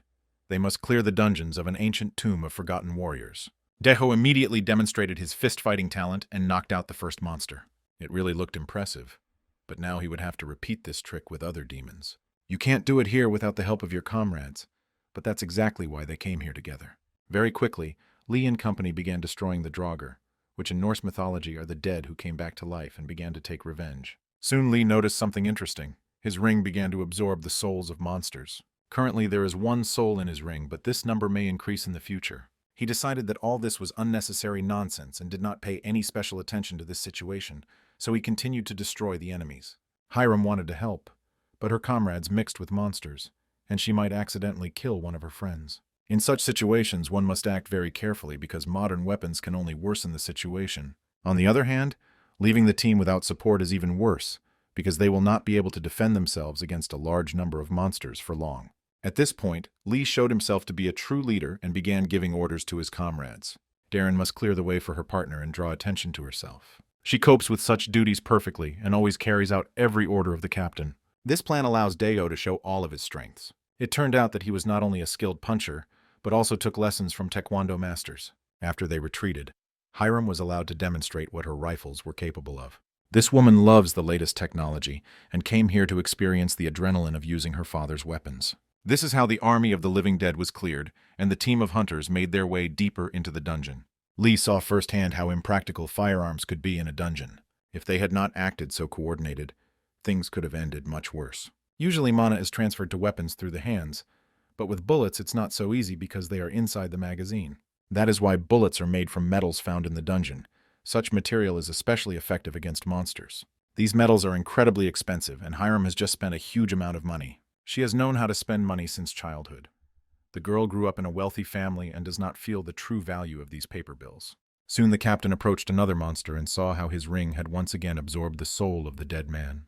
Now there are 8 souls in his left hand, but it is not yet known how to use this to his advantage. It looks like some kind of artifact. Its mystery must be solved, otherwise it will be of no use. Soon they continued their journey deeper into the dungeon and encountered monsters again. This time they were much better prepared, warned each other of danger, and acted as a true team. Everyone knew their place in the global strategy, supported others, and did not interfere with their comrades. It became noticeable that they really are becoming a better team with each new battle, which is exactly what should be expected from talented warriors. Hiram was concerned that there were so many newcomers around her. She was surprised that they weren't having any problems so far. She looks at the young captain and realizes that without his leadership qualities, they wouldn't have been able to get this far. He is much more talented than she initially thought, and it seems like she likes him. Soon they finally reach the room where the dungeon boss should be. It feels like they've stepped inside some kind of relic, and that's probably what it is, because it's an ancient tomb of warriors. Inside the huge room, they saw a statue of a knight in what looked like a wooden coffin. It seemed that there was no one in this room, but Lee understood where the danger lay and ordered them to immediately disperse in different directions. It was like an ambush. If he hadn't warned his friends, they would have turned. Within a minute, they realized who the real enemy was in this room and regretted coming to this purge. A huge monster began to attack, and its first victim was Darren. The girl managed to defend herself, and Hiram immediately began shooting at his opponent's head. Obviously, this strategy didn't help much, but at least it distracted him from Darren. The monster's armor is made of durable dungeon materials, but if you hit the core, it should be enough to destroy the boss. Very quickly, Lee guessed that the nucleus was not in the neck at all, but in some other area. In fact, there are few options. The core is either in the head or in the heart. All that remains is to find it. Despite its large size, the boss moved quite quickly, so it was able to anticipate Lee's attack. His defense worked almost perfectly, and the guy was unable to land his powerful shot. Although it was a failure, sometimes failure provides an opportunity for future victory. The monster was distracted and completely forgot about Darren, who took perfect advantage of the moment and attacked. It turned out that even this was not enough, because the core was located elsewhere. They needed to find a safe place and retreat immediately, but Darren couldn't draw her sword. The entire monster has a huge amount of energy and strength. It will be difficult to stop it even despite the numerical superiority. When they came here, they overestimated their chances and forgot that this was their first test together. Such a difficult moment presents a good opportunity to show his heroic qualities, and Daejo took advantage of this opportunity. He attacked the monster and did everything he could to help his friends get out and retreat. It's hard to believe that even a powerful warrior like Daejo can barely hold back the boss. That says a lot. If the core is not in the heart or the neck, then only the head remains. Finding a broken arrow, Lee decided to use it and stick it in the boss's head. He was right. The core was indeed in the head, but the arrow turned out to be too short. He had the perfect chance to send the monster to hell, but now he has to think about his own safety again. When the boss grabbed his hand, intending to tear Lee to shreds, he turned his attention to the ring. At this point, Kira took the opportunity and began attacking this giant in a weak spot. She tried to aim at the core, which is in the head, and end this unpleasant battle. Oddly enough, she took her chance perfectly and sent the boss to hell. The system reported that they were able to defeat the guardian of the forgotten dead. Now the ring has once again absorbed the soul of the dead monster. Now this artifact contains almost 100 dead souls. Surely the stronger the opponent, the more valuable his soul. And this is logical. If this huge monster is indeed a boss, then the dungeon should have ended. But there was no message. The quest is still not completed. although this monster was definitely the boss of the dungeon, or so it seemed. The hunters saw that the coffin was beginning to open.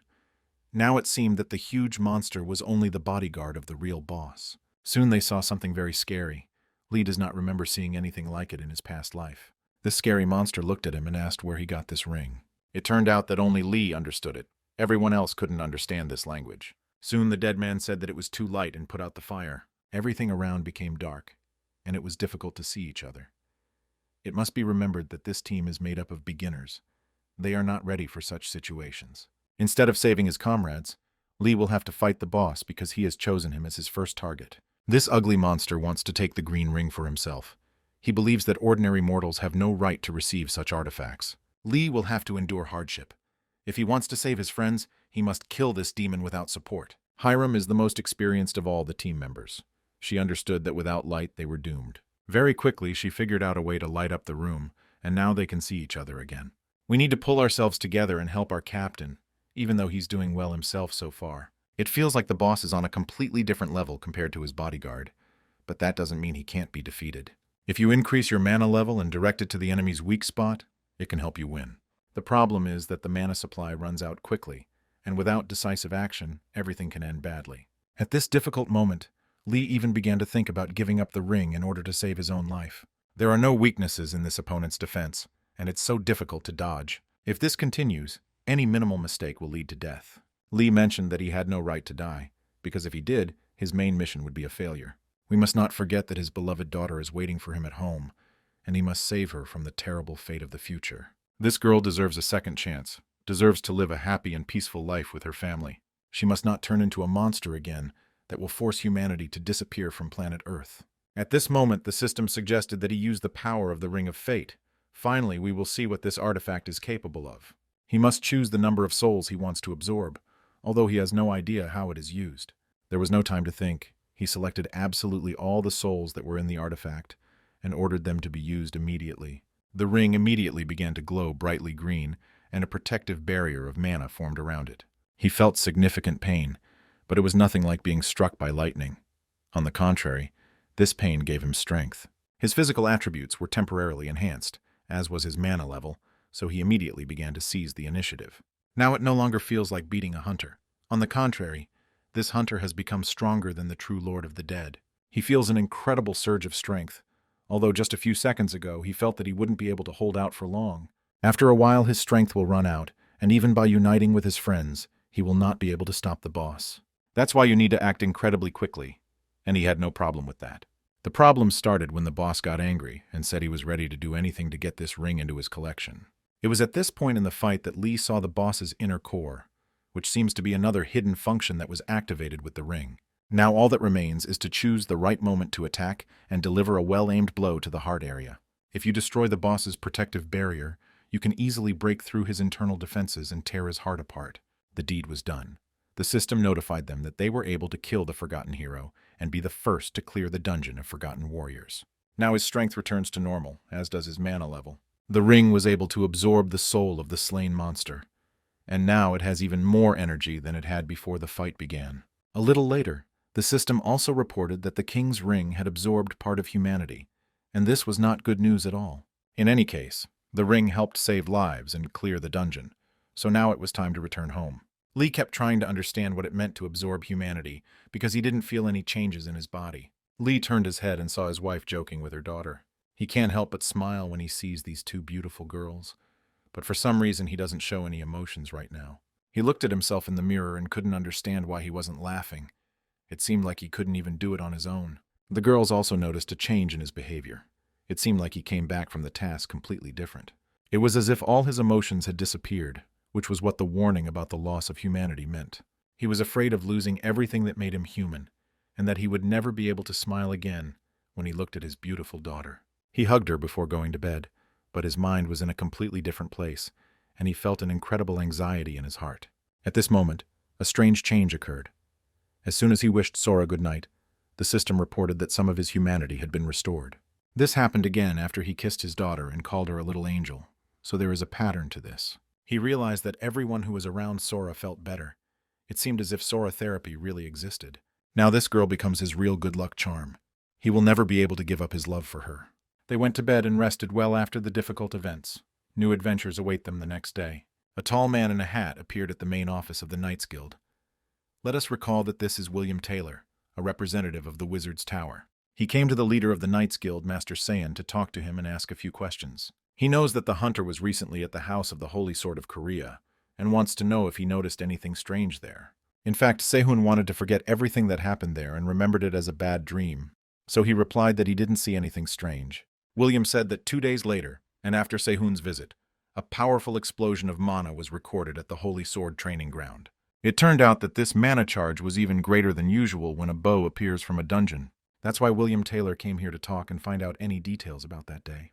Sehun said that he met with Lee and Kira the day he came to Darren's, and an interesting conversation ensued between them.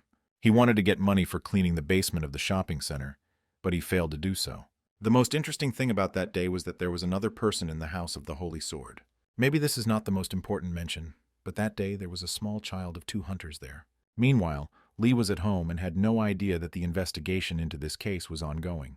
He looked at the amnesia stone and tried to understand how he could use this item in the future. When you use amnesia, your physical characteristics increase several times, but there are also side effects of using it. This stone erases your memories a year from the moment you use it, and this can be a serious problem. Lee received an artifact for clearing the Tomb of Forgotten Warriors, but is unlikely to use the item in the future. Soon, Kira approached him and suggested going for a walk, which might help him take a mental break from cleaning the dungeons. They both worked hard, trained, and destroyed monsters, so they deserved a break. Kira has also noticed changes in her daughter's behavior, but she also wants to discuss this with Lee. It seems like the daughter constantly wants more attention from her parents and is also becoming more and more capricious. Although she doesn't show it, it seems like she's very lonely and needs more communication with her family. Lee tried to do everything he could for his daughter, but he completely forgot to look at it all through her eyes. They agreed to go for a walk with the 3 insects, but the weather ruined all their plans. The mother tried to explain to her daughter that they had planned to go for a walk together, but they couldn't leave the house because of the rain. This made little Sora very angry. The girl went to the window and looked angrily at the street. After that, her eyes began to glow with blue energy, and the girl loudly ordered the rain to stop. It was like a flash of bright light at a power plant, but it was only a 5-year-old girl. At this point, William Taylor did not give up hope of finding out the interesting details that worried him. He worked even in bad weather and asked about the house where Kira and Sora used to live. He learned that this house was suddenly destroyed, but he was not told anything interesting. His first suspects were Lee and Kira, but their mana levels were too low, just like Darren and Sehun. He remembered that their daughter Sora was with them, but this ribbon-clad girl was too small to cause such a release of energy. He looked at the sky and thought that even the weather had decided to be against him today. At that moment, an explosion occurred in the sky, and within a few seconds, all the clouds were destroyed, and a bright and warm sun began to shine on the city. He had never seen such a rapid and drastic change in weather conditions in his life. There was no doubt that this was some kind of witchcraft. In the young hunter's house, everyone was also shocked by what happened. We didn't know that their daughter was talented, but we didn't realize how talented she was. Now she is sure that they can go for a walk. Apparently she did all this deliberately. Sora looks energetic now, unlike the time she created the ice bear. Although she is their daughter, her incredible strength begins to scare her parents. This explosion of mana was enormous, and if William Taylor was still in the country, he would have certainly felt it. We needed to create an alibi for ourselves on the street very quickly, so the decision was made to immediately go for a walk. Soon they were enjoying the wonderful weather with their family. On days like these, this family feels true happiness. They went to the zoo because Sora had never been there before. Soon, the father asked his daughter to stand next to her mother so he could take a picture of them. It will be very pleasant to look at all these happy photos in 20 or even 30 years, because then they will become especially relevant. Lee can't pass up the chance to take pictures of his favorite girls. He does it to enjoy the photos in the future. He also asked to take some photos with his daughter so he could carry the photo with him in his pocket. When Sora saw that she had grown a horn in the photo, she almost cried, but her father quickly calmed her down. He explained that he was just joking, and reminded her that the girl should learn to understand jokes. After that, little Sora asked to be given the phone so she could take a picture of her parents. She acted very confidently and immediately ordered them to stand as close to each other as possible. The father immediately seized the moment and realized that this was his chance to get even closer to Cyrus. They were both a little embarrassed, but in any case it seemed like they wanted it, even if they didn't consciously show their intentions. Sora was pleased. She is always happy when her parents are happy, because before that didn't happen often. After that, they went to explore the zoo and look at various exotic animals. The parents showed their daughter various colorful birds and giraffes. It was the first time she had seen such strange creatures. It is impossible to imagine a zoo without tigers or lions. These animals always attract the most attention from the public. Kira was happy. She laughed all the time and said that she wanted to grow up and buy herself a zoo. Lee felt strange emotions. He was happy, but at the same time he couldn't believe that today was really the day when they were spending time together so happily. He has made a lot of mistakes in the past, and now all of these mistakes are still deep in his soul. It feels like they are truly a family, and now he can enjoy these moments for the first time. Soon they asked other people to take a family photo and took a photo of the three of them. After a hard and eventful day, they returned home for a well-deserved rest. They had been walking for too long today. Sora was so tired that she fell asleep in her father's arms. They were already approaching the door of their house and suddenly saw a familiar person standing at the door. William Taylor has come to visit them again, and today he wants to talk about their little daughter. Sooner or later this moment had to come. Because this wizard worked like a real Sherlock Holmes, it was almost impossible to hide the truth from him. They entered the house and put their daughter to bed, then went into the living room to talk. The parents went out to the guest and heard that he was investigating a new case involving abnormal weather changes in this area of the city. He witnessed how the rain clouds dispersed too quickly, and the weather changed in a matter of seconds. Of course, mana can be hidden. A true professional in witchcraft will do it without even thinking. He couldn't find anything because he was only looking with his eyes. But by touching Sora, he won't miss his chance and learn the truth. William explained that this case has similar characteristics to past events. A huge explosion of mana was recorded, and once again a young family of hunters was at the epicenter of the event. He hoped that now the inexperienced soldiers would admit that they had something to do with this. But he wouldn't wait for that. Lee replied that all this could be related to cracks. Perhaps the anomalies and cracks are somehow connected. William Taylor immediately objected and said that several months had passed, and the consequences did not appear after that amount of time. He immediately felt that he had an interesting character in front of him, because despite the whole situation, Lee was not at all worried. He is absolutely calm and does not tremble with fear. It seems that he really has nothing to do with all these events. The sorcerer decided to come in from the other side and talk about the house that was destroyed a few months ago. He knows this story, but only recently learned that little Sora was also there. He sensed his mother's anxiety and said he was worried because all this could lead to serious consequences. Their daughter could have found some lost artifact and used it, so it was best to take this item from Sora immediately. He didn't ask permission and immediately entered the nursery where Sora was sleeping. The man activated some unknown spell and said in a quiet voice that he would check on her now. It was at this moment that the father of the family intervened. He grabbed the sorcerer by the hand and ordered him to stop immediately. William Taylor did not lose his moral balance. He said that this was too aggressive a reaction and asked to let go of his hand. Lee replied that he was the only one in this house asking questions, and he wanted to understand why this man was so interested in his little daughter. I had to explain to the young parents that William suspected that their daughter might be a witch. Of course, they said that this was all nonsense and that a 5-year-old child could not release such a charge of mana. It was even physically impossible. It turned out that such cases had already happened, because the wizard from the tower was also capable of such things in his childhood. An interesting observation. Little Sora is now being compared to one of the greatest wizards of all time. Taylor promised to apologize if he was proven wrong, but now asks for the cooperation and assistance of the Wizards Association. I had to remind this impudent man that a small child has nothing to do with the association. She is not obliged to follow the rules. The air in this room was immediately saturated with some unpleasant aura. This conflict could no longer be stopped. Tomorrow, the representative of the Wizard's Tower must return to Britain. He has no time for official procedures. He must act. That's why he imprisoned his parents and asked them to calm down and promised not to do anything bad to them. As soon as he touched little Sora's head with his hand, he immediately felt something absolutely incredible. It was as if he found himself in the center of a city, which was being hit by a huge tsunami from the Pacific Ocean. He immediately pulled his hand back as if it had been burned by something hot. He had never felt anything like it before. At this moment, his containment spell weakened because it took away the necessary energy to test little Sora. He wanted to fully explore her, and thereby gave Lee the opportunity to break free from the energy chains and attack him. William managed to turn around and ordered Lee to immediately stop and calm down. He explained that their daughter was not a little child at all, but a real monster who could destroy the entire world. Nothing like this should exist because one day it could lead to serious problems. Simply put, he believes Sora is a witch. At that moment, Lee remembered everything that had happened in his past life, how much his daughter had influenced that world. Then he also heard many times that she was a witch, and that she should be destroyed immediately, but he didn't want to do it. Now history is repeating itself. He said that he would still take care of her and would not let anyone hurt Sora. She is not a monster, but his beloved daughter. He said this with tears in his eyes, and without even suspecting it, he won an Oscar for Best Father. William Taylor again asked him to calm down and asked him to hand him the phone that was lying behind him. He explained that this child could make an incredible contribution to the development of magic and improve the world. It's immediately obvious that he wants to steal her to his tower. That's exactly what he did in a past life. This man can't be trusted. He must have forgotten something while talking to the father of the family. You can never write off an angry mother. Kira took her opportunity and hit the sorcerer hard on the head, a perfect headshot. Lee ordered Cyrus to take his daughter and flee immediately, while he tried to apprehend William Taylor. Kira obeyed and did everything he ordered her to do. At this moment, there was no time for conversation. We had to act and act quickly.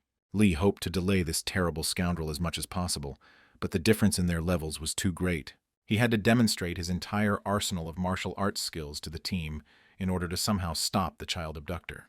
As soon as he got the chance, he immediately picked up a weapon with which it is easier to defend against witchcraft. William is sure that this will not help him. He has only bought time for his daughter, but she will still go to the wizard's tower. It is always difficult for an ordinary person to fight a sorcerer, because instead of demonstrating their physical strength, sorcerers win with the power of thought. They just need to raise their hand and they win, which is probably why they are so valued in the ministry. Only experienced warriors know the weaknesses of sorcerers. They know that sorcerers need to constantly keep their distance. It is much easier for them to aim from a distance, and they also have more time to prepare. Lee analyzed his opponent perfectly, and realized that at a long distance he would be an easy target, so he approached and delivered a decisive blow. It seemed to him that the matter was resolved. He had won, and everything would soon be fine. But the sorcerer turned out to be too cunning. William Taylor admitted that he fought a very interesting character with incredible abilities. It is dangerous to leave such a strong warrior alive, so the insects want to take his soul with them. If the young warrior Daeho were in Lee's place, he would undoubtedly defeat this sorcerer with his bare hands. In this difficult and tense moment, Lee remembered that he had a way to activate his hidden abilities. He absorbed all the souls that were in his ring, and received an incredible boost in his physical abilities and mana reserve. After that, he delivered a powerful blow to his opponent and left him no chance. It seemed as if he had turned into the Hulk for a second, because this blow could only be compared to this comic book hero. When William lost consciousness, he had a strange dream, as if the tsunami was covering him with its head again. He tried to escape but couldn't, and soon found himself deep under the icy water. A few hours later, morning came and the sun shone on his face. He woke up and saw an oilman in front of him, trying to understand how his British comrade was feeling. William Taylor couldn't understand where he was or who he was. That's what happens when you hit your head hard. Lee smiled and thought that the stone had worked perfectly. Now he had to remind the British wizard of what had happened. 10 hours ago, he hit William hard, and because of this, the wizard lost consciousness. The power of the ring left the boy, and he returned to his normal state. Now he needed to figure out what to do with this sorcerer, because he was not at all inclined to negotiate. As soon as all this information reaches the wizard's tower, their family will start having serious problems. He can't afford to lose his daughter again, so as soon as he saw William regain consciousness, he decided to kill him. This scoundrel tried to kidnap his own daughter, so if he was killed and his body thrown into the river, no one would know about it. After a few minutes, he realized that he couldn't do that he wasn't capable of killing a person without a weapon. As soon as a famous person disappears, a full-scale investigation will immediately begin, and they will be found very quickly. At this moment, he remembered that time cannot be turned back, but he has an artifact that can help erase unnecessary memories. He can make this terrible sorcerer forget about everything related to little Sora's family. Now that William had woken up, Lee told him a very different story of the last days of his life. William Taylor came to Korea to investigate the faults, bought an artifact from Lee, and immediately went crazy as soon as he used the item. Lee explained that he had no choice but to render his guest unconscious. The owner of the house apologized to the sorcerer and said that all these problems were because of him. He warned William Taylor not to use the artifact, but he didn't listen. William said that he should apologize for what he had done in this apartment and promised to pay for all this mess. Soon, Lee said goodbye to the guest and put him in a taxi to the airport. Finally, it's all over. This bad story could have led to disaster, but all the bad is behind us. He was very lucky that he didn't throw away the amnesia stone and used it at the right moment. The system reported that little Sora's first misfortune had been stopped, and the special quest would continue. Lee began to rejoice, but the system notified him that some of his daughter's memories would also be absorbed, which was not good at all. Meanwhile, little Sora opened her eyes and realized that she woke up not exactly in her room. She began to panic and thought she'd been kidnapped from her home and brought to this horrible place. The prison doors opened and two men in dark suits entered. The girl woke up earlier than they expected, so it was decided to call the head of the department. The men could not believe that such a young lady had the incredible power of a sorcerer. They had never seen anything like it before.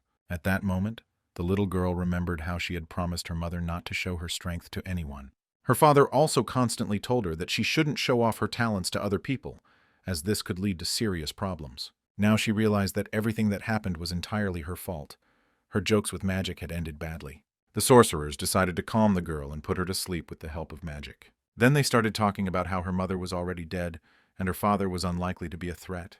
Little Sora heard all these conversations, and tears appeared in her eyes from understanding what was happening. She began to suspect that her father was being planned to be killed, and her heart began to groan with moral anguish. They looked at the little child and realized that she was not affected at all by the sleeping spell. They thought this spell would last her a week, but now they realized they were dealing with a completely different level of witchcraft. She quickly demonstrated to these two men why she was so important to the future of the world. This girl is not going to play games anymore, even despite her age. She wants to know where she is. Another man tried to stop her with a double sleep spell, but it had no effect on her well-being at all. It turned out that she knows how to use not only ice energy, but also has excellent control over the power of fire. If they don't tell her where she is now, this whole building will explode at her will. It doesn't look like she's bluffing at all, so she was told she was in a wizard's tower in Britain. It was at this moment that the doors of this prison opened, and William Taylor entered. He did not expect the young lady to wake up so quickly and immediately assured her that they did not wish her any harm. If she wants something, she can ask right away, and he will fulfill her every wish. The girl said she wanted to go back to her dad, so William Taylor pretended to call her father too. He gave her a phone call so she could talk to her father, but it turned out to be another of the sorcerer's insidious plans. The phone exploded with some inexplicable energy and affected the little girl. Within seconds, she lost consciousness and fell to the floor. They were very lucky that she was just a naive child now. This child poses a threat, so he needs to be checked periodically and security doubled. If this creature wakes up, everyone around will be in danger, so it must be kept deep underground behind thick walls. Little Sora only wanted one thing, for her father to come and save her from these people.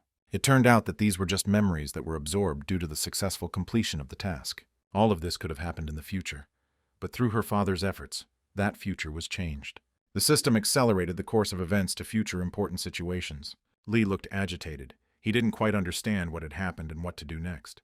He is concerned that he not only looked at Sora's memories, but also absorbed them. It is unclear what this could mean. Then the system reported an acceleration.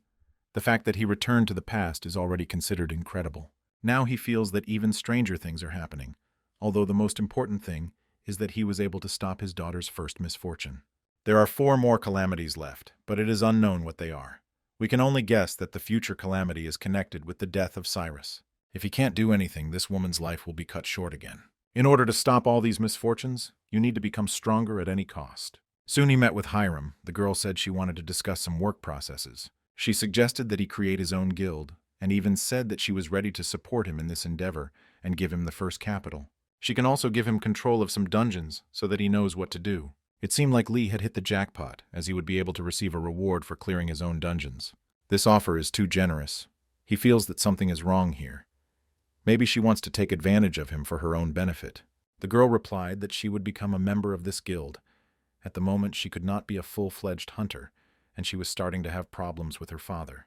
Her father forbids her from working after that injury while clearing the dungeon, so she needs a cover guild. She will join this guild and become an official hunter, and will be able to go to dungeons despite her father's prohibition. She doesn't really want to ruin her relationship with him, and is even more sure that Lee shouldn't worry about it.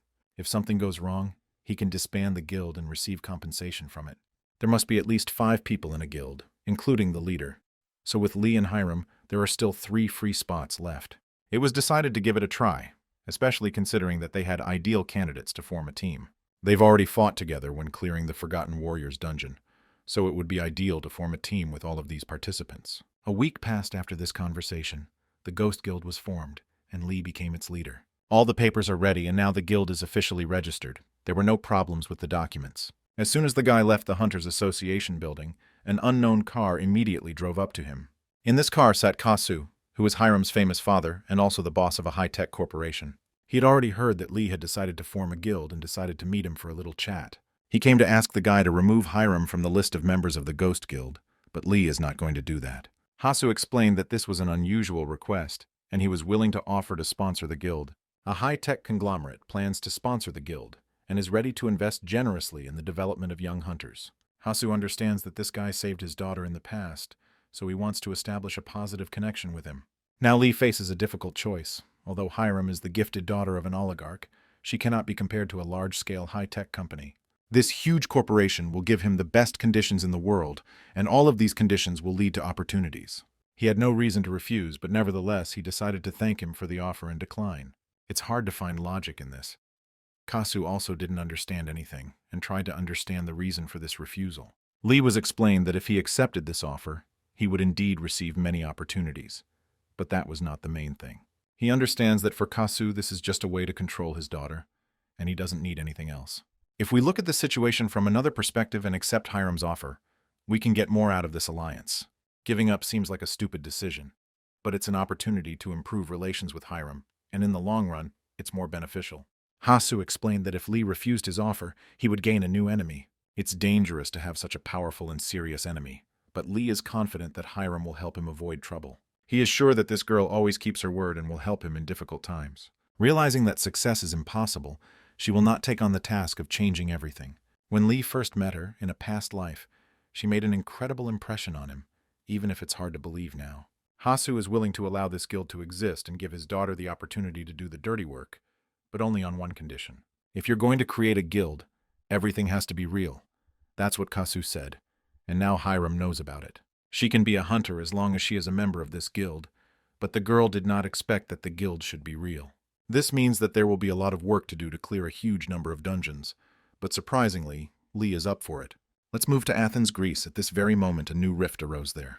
Very quickly, the city was filled with huge monsters with wings and horns, looking like gargoyles from hell. These monsters began to attack not only ordinary people, but also small children. When they destroy buildings and set cars on fire, it doesn't even come close to attacking the little flowers of life. It turned out that in any corner of the world there are people who are ready to come to the rescue in difficult times. Somewhere they are called hunters, somewhere knights. But their essence does not change, because in any case they are superheroes of humanity. If these people were not in the world, clouds would have filled the sky long ago. But fortunately for ordinary people, there is still a ray of hope in the world.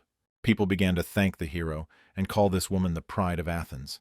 It was not the first time she had saved their lives. Although she is no longer young, she is a true legend of Greece, a master of the sword, Sophia Lembedou. She left the battlefield without serious injuries, although the armor this time proved too heavy. And the assistant told about the unexpected call from Korea.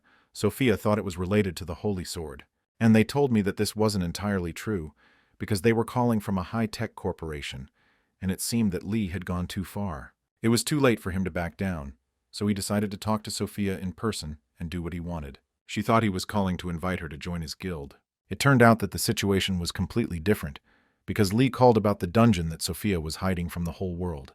Of course, she pretended not to understand what he was talking about, but he reminded her of the dungeons of the Acropolis in Athens. The guy said that he knows that this dungeon is a learning tower. He is sure that Sophia has no choice but to accept his offer. After a few minutes of conversation, she was forced to agree to meet and discuss the issue face to face. Thus, the decision was made to immediately fly to Greece. Lee came to the guild and invited all members of his team to fly with him. They didn't understand what he was going to do, but they were forced to keep him company. To begin with, he must explain what he decided to do and why Sophia invited them to Greece. First, Lee made sure everyone knew about this female knight and her famous guild called the Knights' Order. It turned out that even the famous hunter Seihin created a knights guild to be like Sophia.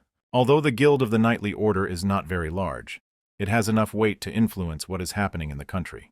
The question immediately arises as to where there are so many outstanding hunters in this guild. It seems logical that the strongest hunters always want to work in the best guild, but in this matter, not everything is so simple. Once hunters join the Knightly Order, they begin to develop incredibly quickly, and this is not thanks to training. Also, hunters can't improve their skills with elixirs alone, so that's not the answer either. In fact, there is a hidden dungeon associated with this guild. As soon as a person enters this dungeon, they will immediately receive experience points. This makes it clear why the Sophia Guild is so powerful. Just entering this dungeon makes you several times stronger. Sophia very quickly understood this life hack and began to use it to her own advantage. Now Lee wants to use this dungeon to improve his team's skills, as well as his own stats. He learned about this dungeon in a past life, and now it was time to take advantage of it. The daughter's second misfortune is the death of her mother, and everything possible must be done to make Kira stronger and stay alive. Lee is unlikely to be able to go through all the trials alone. He will need the help of loved ones. Just because he's a strong rookie doesn't mean he can beat the strongest people in the world.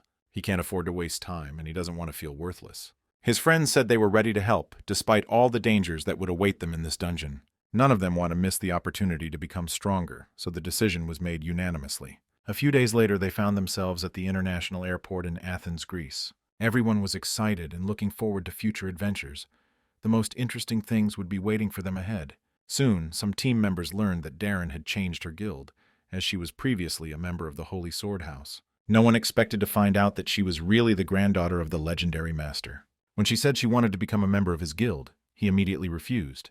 In his opinion, if she really wants to follow the traditions of her predecessors, she should stand on her own 2 feet, without the help of her grandfather. He wanted her to become a hunter on her own and choose her own path. It turned out that a representative of Lady Sophia would meet them at this airport. Lee was very surprised to see that a real celebrity had come to meet her. This guy's name is Alex Zorba. He is an active guild hunter and also Sophia's right-hand man.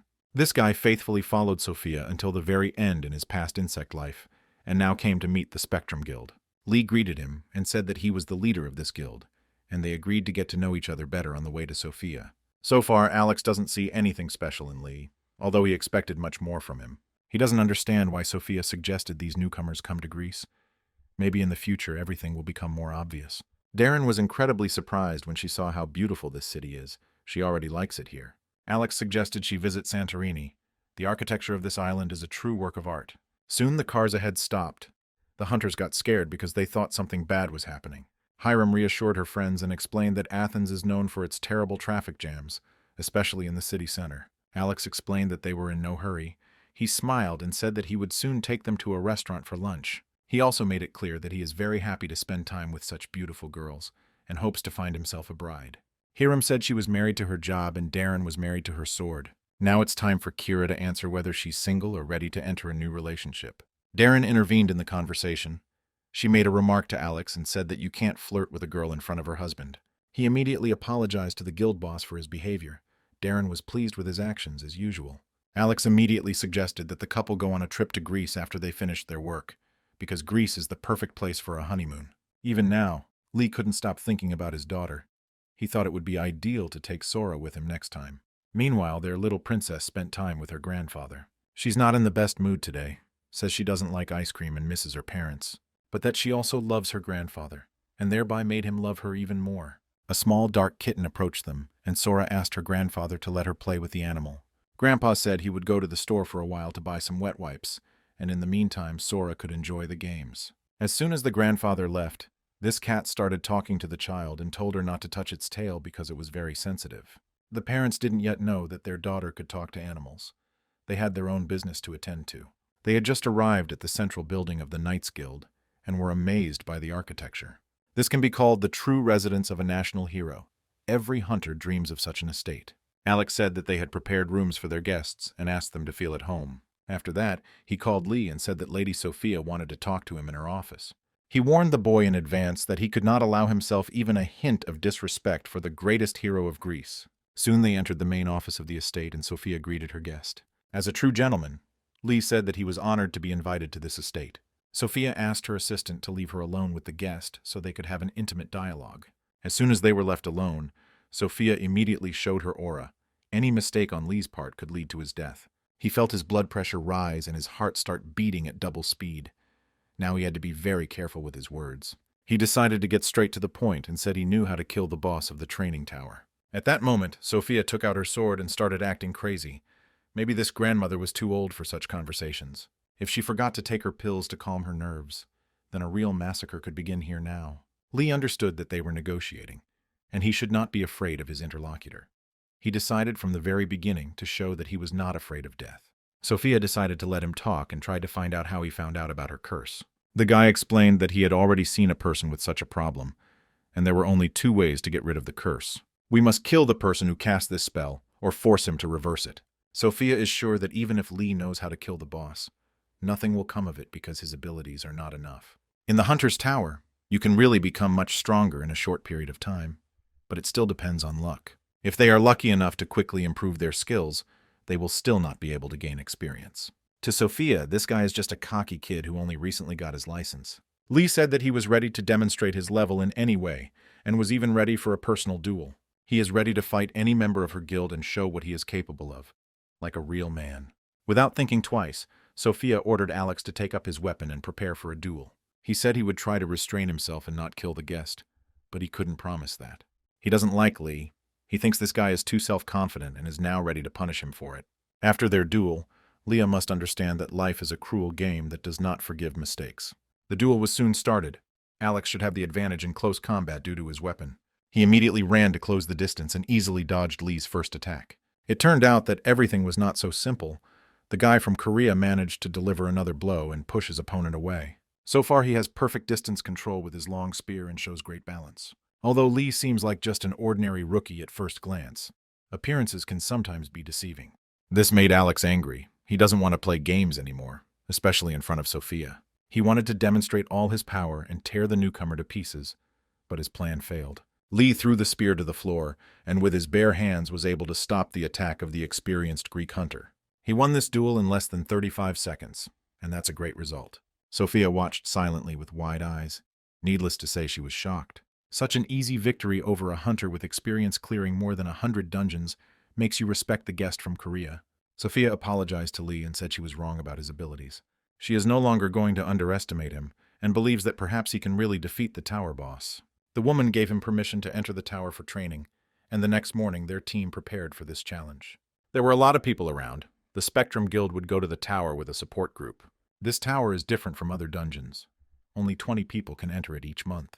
It was noticeable that Alex was incredibly angry at the Korean guests, especially their leader, for obvious reasons. Soon they were told that the tower was opposite them.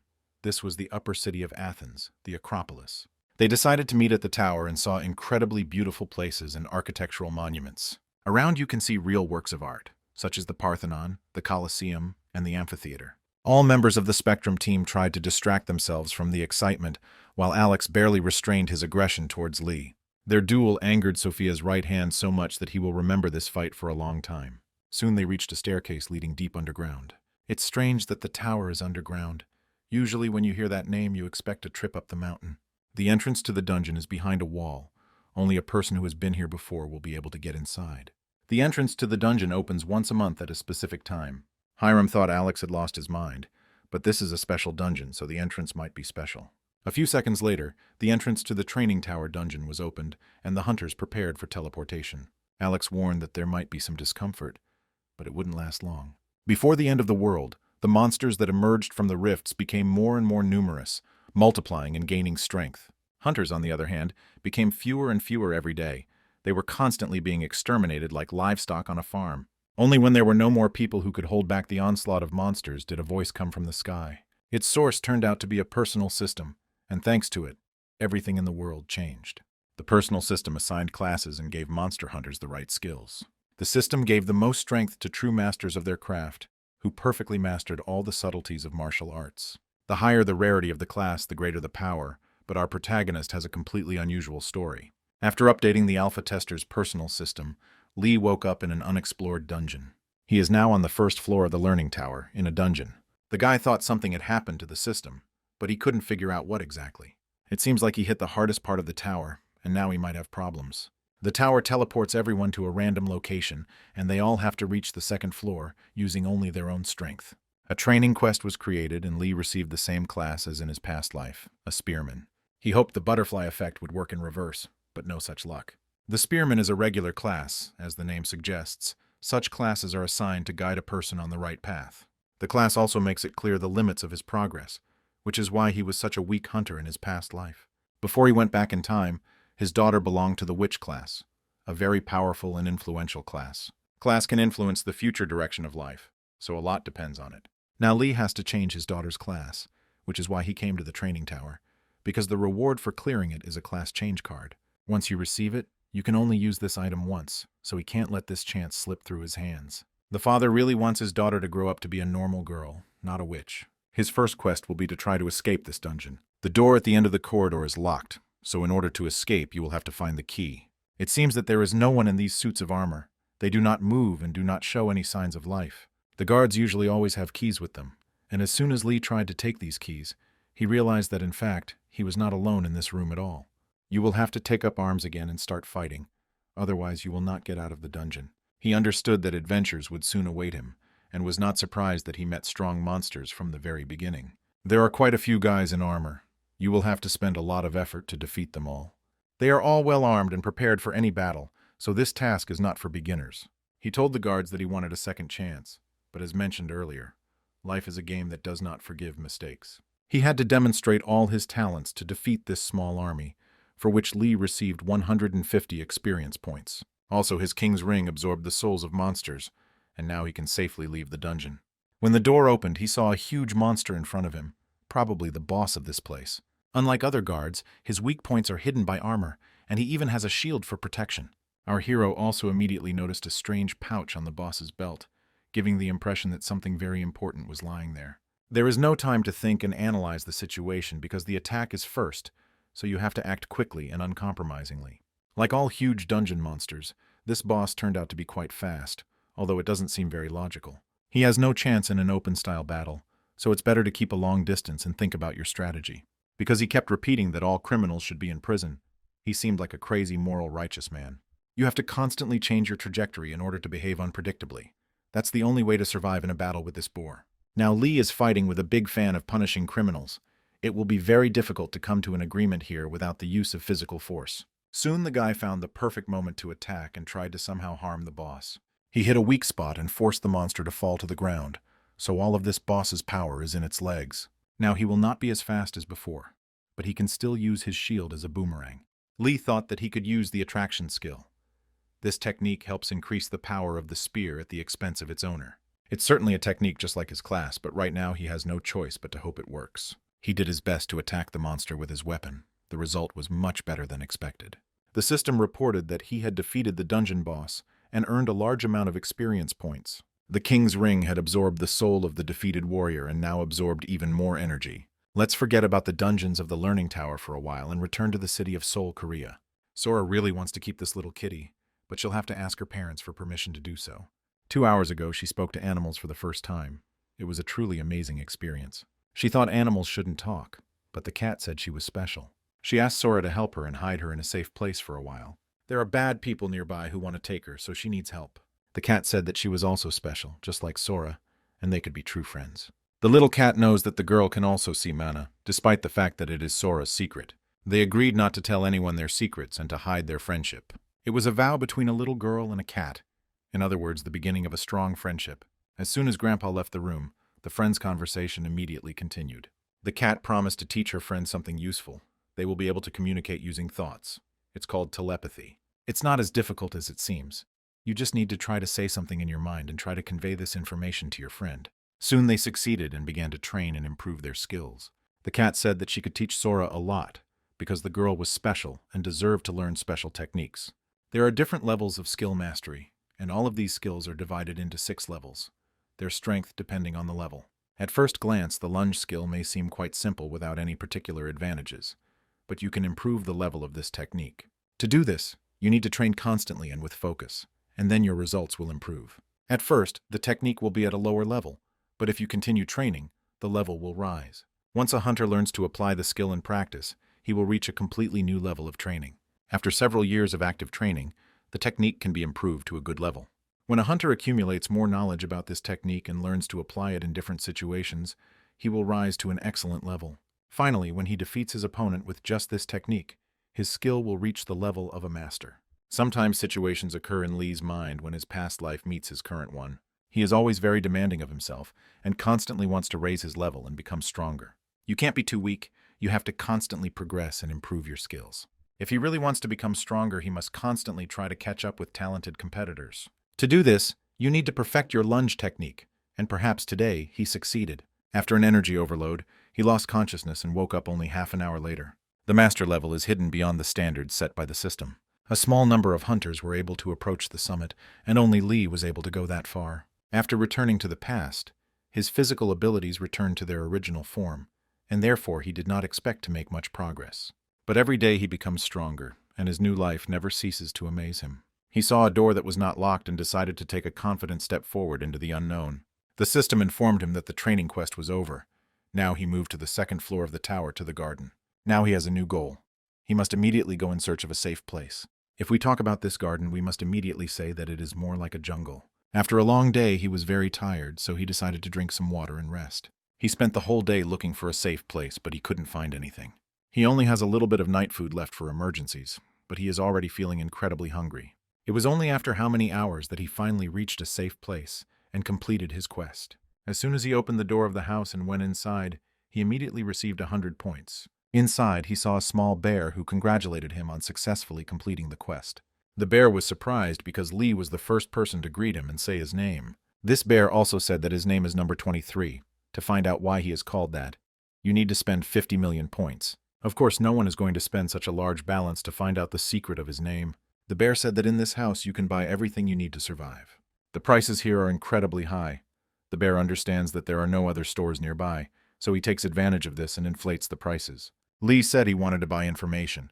He wanted to know all the possible ways to earn points in this dungeon. It turned out that he didn't have enough points to answer this question, so he had to come up with something else. He asked how to earn points most efficiently, and even now his balance is not enough to find out the answer. This stupid bear is already starting to piss off our main character. No one likes manipulative businessmen, especially if they are bears. Soon the bear decided to give his guest a discount because he was the first to greet him upon meeting him. On the way to safety, Lee ate some dangerous mushrooms and almost died from poisoning. Now he feels better and can safely eat the food he had been saving for emergencies. After sufficient rest, he decided to continue his journey into the dungeon. The bear arranged to meet Lee on the 4th floor, after which they said goodbye. Soon a hunter entered the house and asked who had been here before him. Meanwhile, Lee continued his training quest. Now he must reach the 3rd floor of the training tower. Each stage has its own mini-boss, and at this stage you will have to face the challenge again. It also became known that you don't have to fight the boss and try to win. You can go up to the next floor without a fight. If you still decide to fight and win, you'll get extra points, so that's a nice bonus. Of course, if the hunter is too tired, he can avoid the battle and continue his journey peacefully. The bear said that we should go west. The main thing is to feel the danger and avoid it. As you approach the boss, the atmosphere around you will begin to change very quickly. You will have to notice these changes. After several hours of searching, Lee saw an owl in front of him, which turned out to be a real monster. He had to kill her immediately, otherwise that owl would have torn his head off. It seems like the atmosphere has completely changed, so the danger zone begins here. We haven't seen what's happening with the other members of the Spectrum Guild for a long time. Kira also woke up in an unknown place. She felt as if she was paralyzed and had no control over her body at all. A monster appeared next to her, but she could not move or protect herself. This female voice approached her and asked her to calm down and wait until the system corrected the error. This unknown person was trying to figure out if Kira was a member of the Knights Guild. Soon she gave her name. Her name was Elizabeth. She assured that she had come to help Cyrus. Meanwhile, Lee continued his journey and waited to meet with the boss of this floor. At this stage, it's not easy. Monsters are attacking from all sides, and it's impossible to replenish supplies. Not everyone can withstand such pressure. Soon he saw that there was a fire somewhere nearby, and he went towards the light. Approaching this place, he saw a huge living tree. Such creatures were called Ents in ancient times. This monster immediately raised its head and ordered the wooden vines to grab the unexpected guest. There's no doubt that this is all magic, and monsters that possess magic are always harder to fight. After a few minutes, the monster disappeared somewhere, and its vines stopped trying to strangle Lee. When it seemed that the boy was safe, the monster approached from the other side, like a real insidious predator. Now it becomes clear that Lee has faced a real professional in killing people, and winning this battle will not be easy. The monster uses its magical powers to avoid danger and trap its prey. Lee was very lucky to have a double reaction. Any other person would have already been dead after this attack. The hunter not only managed to defend himself from the monster's attack, but also immediately launched a counterattack. It's not very safe to use a spear in such thickets. The monster understands this and therefore continues to use magic. Finally, this horrible creature started to speak. Probably he also wants to take Lee's ring. It seems that it is precisely because of this object on the boy's hand that the monster sometimes stops and does not try to kill him. The moment came when it seemed that there was no way to block a new blow. Lee had already said goodbye to life. A tear even appeared on his face. He was upset that he would not be able to help his daughter change her future. It was at this critical moment that a hero with strong arms appeared from nowhere. Everyone probably already guessed that this hero's name was Diho. With his incredible strength, he was able to hit the monster and make it forget about attacking his friend. That's probably why this hunter was taken into the Spectrum Guild. You always need to have someone with big muscles on the team. Let's go back to Cyrus. At this moment, she is talking to a woman named Elizabeth. She said that she could not influence Cyrus's physical condition, but that her paralysis would soon be lifted. She touched Cyrus's head and then said that she had to return immediately. The system error has been fixed, the personal data update has been completed, and now Kira can use her body. This was very good news, but her mood immediately deteriorated because she saw a huge number of monsters around her. The system reported that the training quest had begun, and now she would have to go through all the tests on her own. Lee was a little luckier. He has already met a partner and now feels friendly support. Daeho paid the rabbit in the vault for the information, and that's how he got here. The guys decided to team up and destroy the boss together, like in the good old days. They understand his strengths and weaknesses, and now his vines won't be such a big problem anymore. The main thing is to clearly distribute roles, attack from different sides, and constantly support each other. If you hit your opponent in one spot, his defense won't withstand the pressure, especially if it's the punches of the Boxing King. The class that the system has chosen for this warrior is called a fighter. His class skills are quite simple, but this is enough to punch through a piece of metal with one hand. Once Daeho activates all his abilities, it's best to avoid his punches, because as soon as his fist touches your chin, you will immediately fall asleep for a very long time. The boss was destroyed. The guys received experience points and were satisfied with their work. If we talk about Daeho's skills, it must be said that his technique takes too much strength, and after that, he recovers for a long time. He hadn't used his powers to their fullest potential before, but today he was forced to do so. His friend probably created the perfect conditions for this. They need to fight side by side more often. Lee was also surprised by his partner's skills. He knew that Daeho was strong, but he didn't expect his strength to be comparable to King Kong. It soon became clear that after expending a large amount of energy, one must eat, otherwise one's strength will not be restored. They were able to find fruits and vegetables in the jungle and replenish their energy balance. Mushrooms don't have any pronounced flavor, but they are enough to fill the stomach and restore strength. On another floor, they can meet their friends, if they're lucky, of course. There must be a system in this tower, and after one of them passes the first floor, the hall changes. On the first floor, Daeho had to fight in the sewers. He spent a lot of time killing a giant rat boss, and he started to worry about his friends. He wanted everything to be okay with them, and no one to get hurt. He is sure that everything should be fine with the girls, but he is still worried about Kira because she has the least experience. Soon they reached the outer wall. There must be an entrance somewhere here, through which they could get to the next floor. Daeho began to rejoice and rushed to find this entrance, but Lee assured him that he had to wait a little longer. If they come in right now, they will be in for an unpleasant surprise. Perhaps this surprise is related to Darren. This girl destroyed a huge number of monsters with her sword. If her grandfather saw this, he would be proud of his granddaughter. She was upset. If she had known what awaited her on this floor, she would not have rushed up. She believed she could stop any monster. But when the third wave of attacks began, she realized she had overestimated her own strength. A huge number of monsters were waiting for her on the third floor. It was impossible to prepare for this. If she had the opportunity to start all over again, she would have taken an extra break on the second floor. Darren hasn't eaten for days. Her mana and stamina are low, and she's starting to lose faith in herself. On the other hand, she has no choice. Either she will destroy these monsters, or she will also turn into a zombie and become part of them. All this time it seemed to her that her main skills were blocked, but now the situation has changed. She began to demonstrate her talents, which would later make her one of the strongest swordsmen in the world. The problem is that these zombies are constantly reborn. They are not getting smaller. Suddenly she began to lose consciousness and almost completely fell to the floor. At that moment, the door to this estate opened and she saw a familiar face. Tears appeared in her eyes because she felt my support at the most difficult moment in her life. Hiram stood opposite her and showed with her whole appearance that they would now correct this situation for the better. In reality, things weren't so perfect because for some reason Hiram lost all her weapons. She asked her friend not to worry about it and said that she would now take revenge for the fact that someone had offended her friend. Let's go back to the second floor garden. Alex has already been to a safe place and realized that there is no one there. According to the guild's instructions, hunters who have reached the hideout can form teams and act together. A hunter also joined him, but it seems like he's some kind of ghost.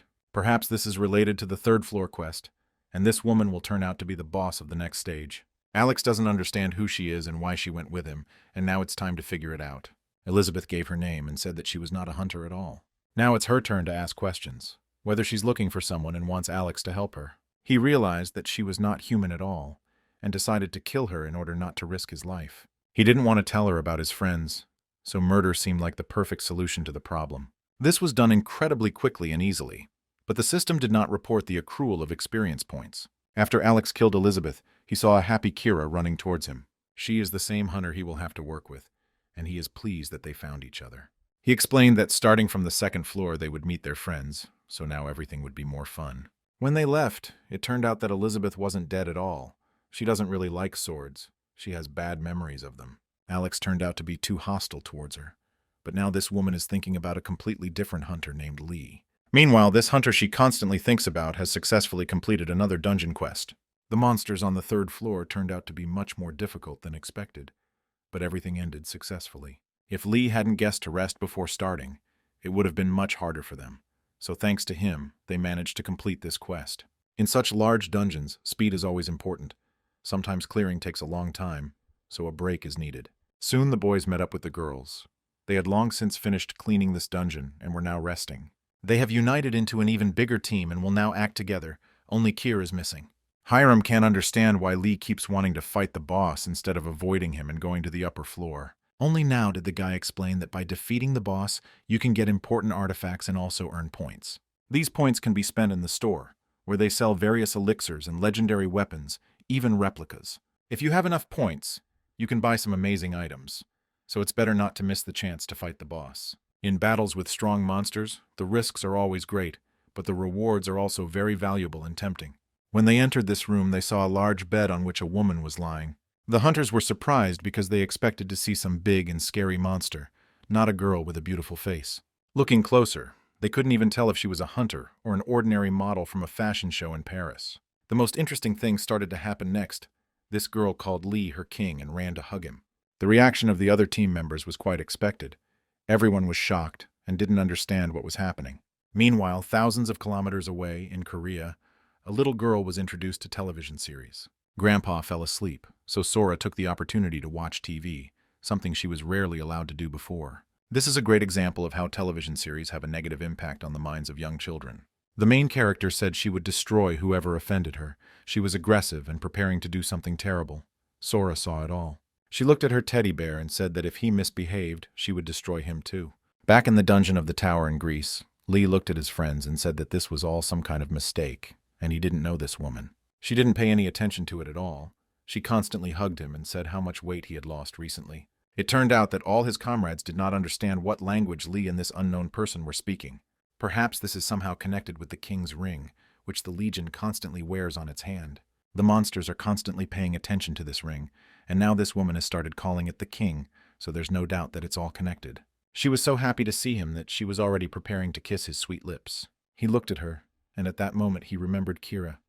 After this memory, no kiss was possible anymore. He pushed the woman away from him and said that she was confusing him with someone else, and he was not going to kiss her, at least not yet. He explained that the ring on his hand did not belong to him. He had only recently received it, and was not the real king. It must have been a big mistake, because as soon as he said it, very serious changes began to happen to this girl. Now it's time to prepare for a meeting with the boss of this floor, even though she's a half-beautiful lady. When she turned into a large monster, she immediately began attacking the hunters. Hiram was the fastest to react to the danger, took out her weapon, and began to defend herself. She is an accurate shooter, and today this skill is more necessary than ever, because the survival of the Spectrum team will depend on it. It turned out that the boss of this floor could not be killed with ordinary bullets. On the contrary, this woman became even more aggressive and cruel. She called her assistants and said that they must kill the boy who stole the king's ring.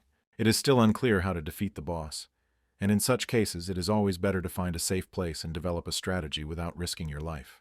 This woman can call upon additional demons to help, and she is also quite intelligent and able to analyze the situation. Such an opponent will be difficult to attack and even more difficult to defeat, but if we act as a real team, any problems will be solved. Lee ordered Hiram to take responsibility for the boss's assistants. She must detain them and ideally destroy them. In any case, the boss doesn't feel very confident in close combat, and her subordinates, on the contrary, are weak in long-range attacks. While the boss is in this position, you cannot constantly attack him mindlessly. You need to come up with another way to achieve victory. Her body is extremely large, which is also another problem, because it will be harder to reach the core. Daecho said he wanted to try using his skills, but he needed help. He needs time to prepare to use his technique, and he asks Darren to buy him some time. This girl also has some interesting tricks and aces up her sleeve, and she is always happy to take advantage of opportunities and help her friends. Meanwhile, Hiram must fully focus on the boss's shadows. They must be reduced immediately. All this time, the boss and his shadows attacked Lee, because he is the main target of the monsters. That is why the entire team must protect him and become a human shield for their captain. Hiram is a gun collector, a profession as well as her skills related to preservation. All of these skills allow her to release weapons from a controlled space at will, like an inventory on the internet. This skill is usually used to collect or carry a large number of weapons, but Hiram breaks the stereotypes. Among all the collectors in the world, she is the only one who uses this technique during a real battle, which is what makes her special. As soon as the bullets in her gun run out, she immediately changes weapons and starts over, which is how she reached her high level. She cannot be intimidated by ordinary shadow monsters, because a rain of iron balls always comes to her aid. At such moments, you won't envy the monsters, because if Hiram attacks you, you'll be waiting for a huge number of holes in your own body anyway. Meanwhile, Darren had already managed to get her sword out and prepared to cut the boss like a sausage. To do this, she needs to constantly maneuver and dodge dangerous attacks. You should also not forget that the girl needs to buy time, not kill the boss, although knowing Darren, she can forget about this. She dodges any attacks from this monster and easily closes the distance despite the difference in size. As soon as the girl reaches the necessary distance for a strike, any opponent should prepare for pain. When she struck, she felt sad. It seemed that attacking a human body would be easier than attacking a monster's shell. At a moment like this, it would be great if Daeho finally activated all his power and helped her in this battle. Although this guy has to prepare before the fight, when he's ready, that's when the real fireworks begin. Soon Lee heard loud screams, turned back and ran to help his friends. It turned out that they wanted to destroy the boss with one blow, but failed. And now they have angered this woman even more. Telling her that the king's ring didn't belong to Lee was a big mistake. He should have his tongue cut out for such actions. Now not only the leader of the spectrum, but all the other hunters must suffer because of his mistakes. Hiram had already forgotten about the boss's shadow, and switched her attention to the main goal of this floor. Although these iron balls cannot kill the boss, they at least distract the monster from attacking other team members. You can't defeat such a serious opponent with ordinary attacks. In such cases, you have to strain your brain and come up with something more interesting. Lee again asked his friends to help him. He needed to distract the monster and give him the opportunity to prepare a new blow. Each of them willingly responded to his request, and immediately began to restrain this demon with all their might. Lee must hurry. Now every second is worth its weight in gold. You can't risk your friends' lives. The team leader perfectly took advantage of the opponent's lost attention, approached the boss, and prepared to deliver the decisive blow. He had practiced the lunge technique for thousands of hours in a row, and now his attack was like the quintessence of all his suffering. If that doesn't work, then no attack in the world will kill this monster. Recall that Lee's lunge technique is at the maximum level, so he was able to kill the queen and received 500 experience points for it. His friends had never seen him use such an unusual technique. They were surprised and shocked at the same time. After such a powerful attack, the hunter's body was left with almost no energy, and Lee lost consciousness. His mother was completely exhausted, but that wasn't the worst of it, because the system reported that this floor would be closed in 10 minutes. It is unclear where to run. The door to the second floor is closed. There is no other choice but to go up to the next floor. Daecho grabbed his captain and carried him on his back. It's always nice to see such strong male friendship. Hiram couldn't understand why Lee lost consciousness at that exact moment, because immediately after that, everything around him turned into chaos. He is currently the most talented hunter on the team, and they are too dependent on his help. In the future, they should make progress and become more independent. Perhaps this will happen on the 4th floor of the learning tower. Lee woke up in a soft bed. At first he enjoyed the rest and wanted to sleep all day, and then he remembered that he was in a dungeon. He began to look around and try to figure out which floor he was on and where his friends were. Next to him was a bear they had already met. This bear had promised to meet Lee on the 4th floor, and he did not break his promise. He said that it was like the guest room they give every alpha tester. This bear would accompany Lee on this floor. The 4th floor is a fairly safe place, as is the house on the 2nd floor, and here you can again use your points to buy goods in the store. This bear is very soft and kind, and I looked at it and thought it would be perfect to take it with me to Korea. If I were to give this bear to my daughter, she would have much more fun when her parents go to work. If Sora receives such a gift, she will definitely say that her father is the best in the world. Of course, all that remains is to explain to the bear that he needs to be taken out of this dungeon and taken to another country. They entered the central hall where Lee immediately saw his old acquaintance, Alex. Alex was not surprised by this meeting. He knew that Lee had been nearby all this time and was resting after the previous ordeal. Alex said that they used escape tickets, which can be used to exit the dungeon even when there is no door or other exit. Such tickets can be bought in a store. Lee immediately asked the bear to find him this item. This shop is very different from what was on the 2nd floor. Here you can buy not only legendary weapons, but also escape tickets. These tickets aren't cheap, but most of their team members have already bought the item and moved on. All members of the Spectrum have already gone to meet the quests available on the 4th floor. Alex also said that Lee's wife had joined him on the 2nd floor and was currently in the process of hunting. The guy was incredibly happy to hear that everything was fine with Kira. He was very worried because they had not been able to meet for a long time. And he doesn't understand at all why no one from the Knight's squad is completing other quests, because thanks to them, you can get a lot of points and buy valuable goods. But he knows that you can buy various artifacts with points, but he thinks that all this makes no sense in this dungeon. Everything they buy with their points in the store cannot be taken outside this learning tower. Besides, the prices for all these items are too high, so there's no point in risking your life for it. Members of the Knights team purchase exit tickets and log out of the system after making significant progress. Lee promised Master Sophia that he would try to destroy the 5th floor boss, even at the risk of his own life, so he had to stay. Lee has no intention of spending his precious points on exit tickets. He wants to buy something else. Also, if Lee can complete the hidden Easter egg quest, he will receive a reward 10 times greater than anything before. This quest could turn his life around, but the bear has yet to meet a person who has been able to complete this task.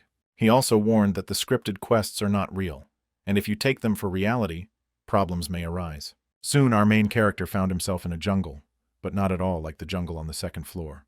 He saw a strange child playing with jungle animals. He wanted to approach her like an insect, but this girl started screaming and said that if he took another step, she would kill him. He noticed that this girl could talk to the lizard and even called the animal Albert. They both didn't want to say anything about themselves. It seemed like each of them was hiding something. She asked him to get out of here and not to interfere with her playing, but Lee managed to see that she was injured and decided to help. Lee assured that he was not going to do anything wrong, put down his weapon, and said that he wanted to do a good deed. He gave her a plant called lucrum, a medicinal plant that is used to make a compress. It cools and relieves pain. Soon he helped the girl and assured her that soon her leg would no longer hurt, because the lucrum would relieve the inflammation.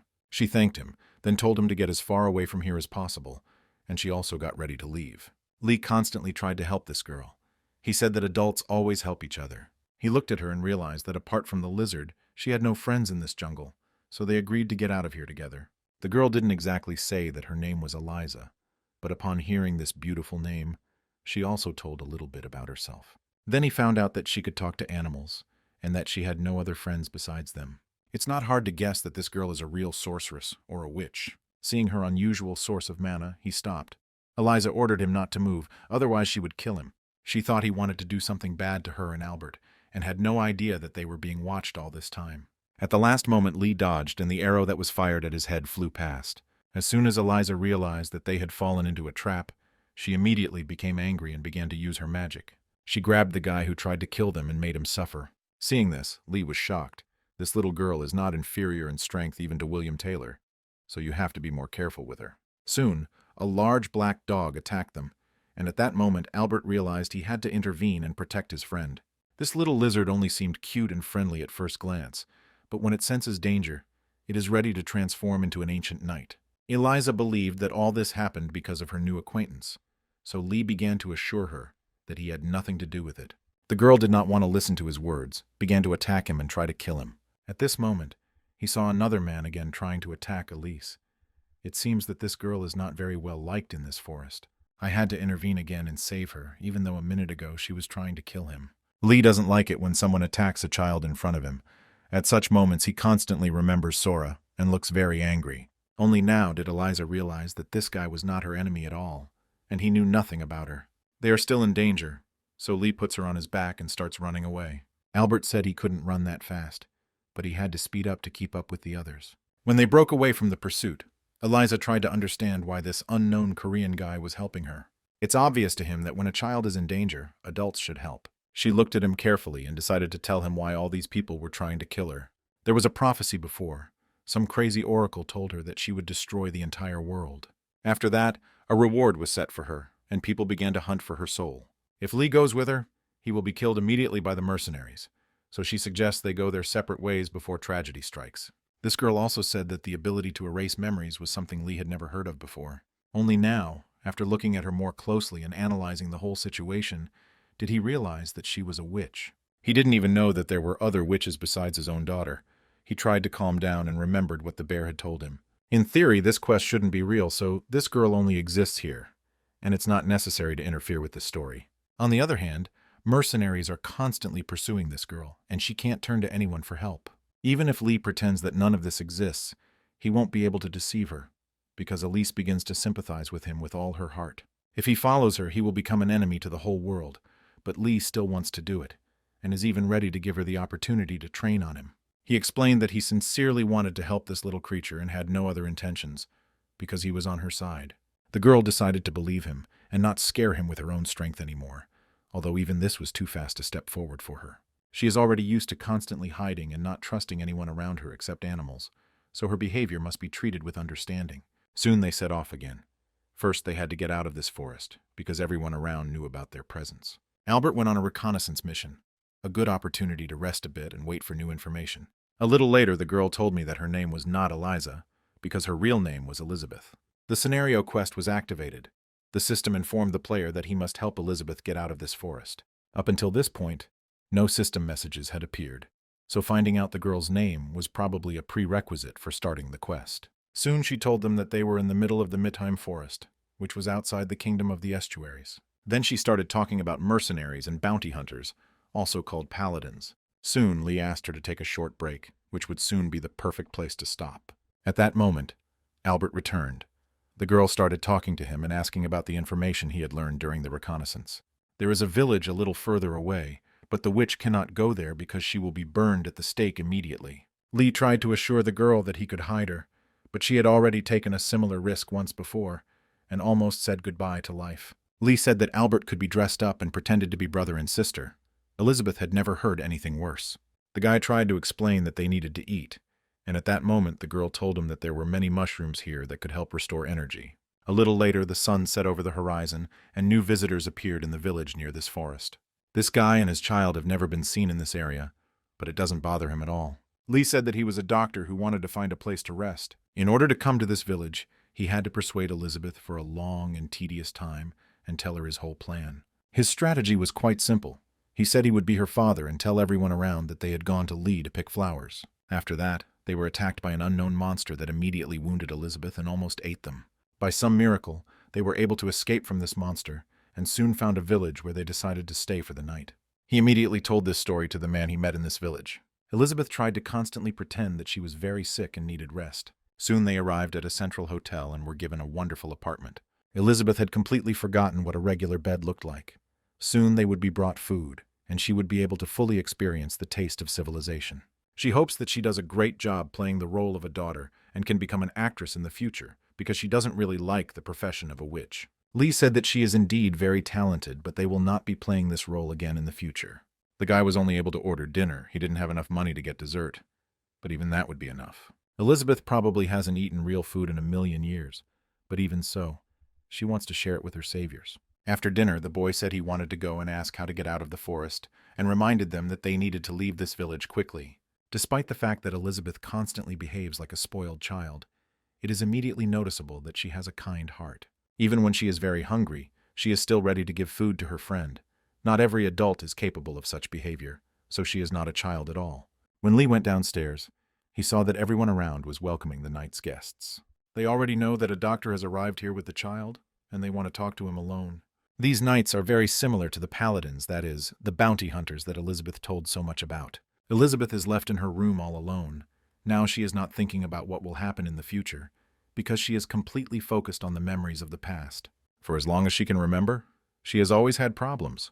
Mercenaries were constantly hunting her and trying to kill her. Some even tried to cut out her tongue so that she couldn't cast any spells. These people had probably never heard of humanism. She has repeatedly experienced betrayal from her own experience, when it seemed that a person could be trusted. But it turned out that this was not the case at all. She was constantly told that no one would help a witch who could destroy the entire world because it was absurd. And it was hard to remember all these moments of her life. If you look closely, you can see that there are tears in her eyes. Of course, she's thinking about that guy who showed up this morning and tried to protect her from the mercenaries. There are a million questions in her head. She's not sure if she can trust him, and maybe he's just as much of a traitor as everyone else. She remembered how he said he was on her side, and she couldn't forget how he risked his life to save her. After this, it's impossible not to trust you. Even if you cause trouble again, even if it breaks her heart, she still wants to believe in Lee. At this time, she heard his voice and immediately approached the door. Lee apologized to his daughter and said he was suggesting she take a little walk before bed. The The Paladins couldn't understand why he was behaving this way, but he continued to talk all this nonsense. At first, the girl thought he was trying to joke with her, but Lee kept talking, getting creepier with every second. He recalled how she tried to run away from home and asked her not to do anything wrong. When Lee said he would enter the room now, Elizabeth had no doubt that this was not a prank at all. After a few seconds, the Paladins found themselves in the center of the hotel room, but they didn't find Elizabeth there. Lee guessed that now was the perfect moment to escape. There was no point in being with these bastards anymore. He hit one of them and quickly ran away, but it was only an easy task in theory. It quickly became clear that all exits from the hotel were blocked, and the armed mercenaries were not going to let their victim go. They realized that he was connected to this witch and assured him that the girl must be killed because she could destroy the entire world. Realizing that he didn't want to talk, the mercenaries decided to show him who was in charge and began to attack. Lee is not used to being afraid of people. He recently fought huge monsters, so the knights don't scare him at all. He's seen all the Jackie Chan movies, so he has no problems with martial arts. The problem is that he is alone, and there are too many mercenaries, and without help he cannot win. Sometimes they say that a warrior is alone in the field, but in this situation, it is difficult to remain optimistic. Lee realized that now was the perfect moment to use his best skill from his past life. The lunge technique could save him again. A few seconds after activating the lunge technique, a large explosion occurred that destroyed half of the building. Elizabeth, who was trying to escape while sitting on Albert, saw what happened and was shocked. She realized that her new friend was in mortal danger, and perhaps he could not survive this explosion. Now she regrets leaving him alone. They should have fought together and ignored the danger. These knights are paladins. They will kill anyone who has anything to do with Elizabeth without hesitation. If they find out that Lee was hiding a witch, they will cut off his head. But she cannot leave her friend in danger. Although she risks her own life, sometimes there are people for whom it is worth taking a risk, so she ordered Albert to turn back. After a few seconds, it saw the silhouette of a man and prepared for battle, but it turned out to be Lee, alive and unharmed. The guy explained that there were too many opponents and he couldn't destroy them all, so he had to get out of here immediately. They ran to Lee and tried to break away from the pursuit of these wolves in human form.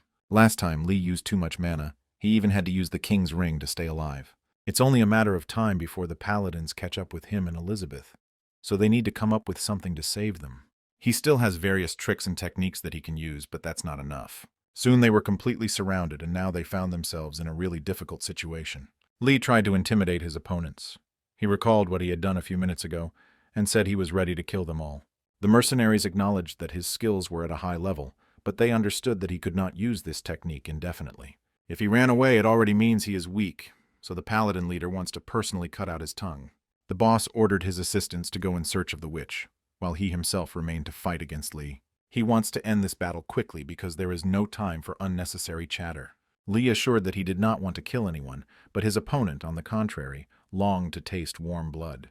Paladins are true knights. They are trained in martial arts from childhood, and they quickly gain experience in battles for territory. Sometimes they can work as mercenaries and do dirty work, which is what this team does.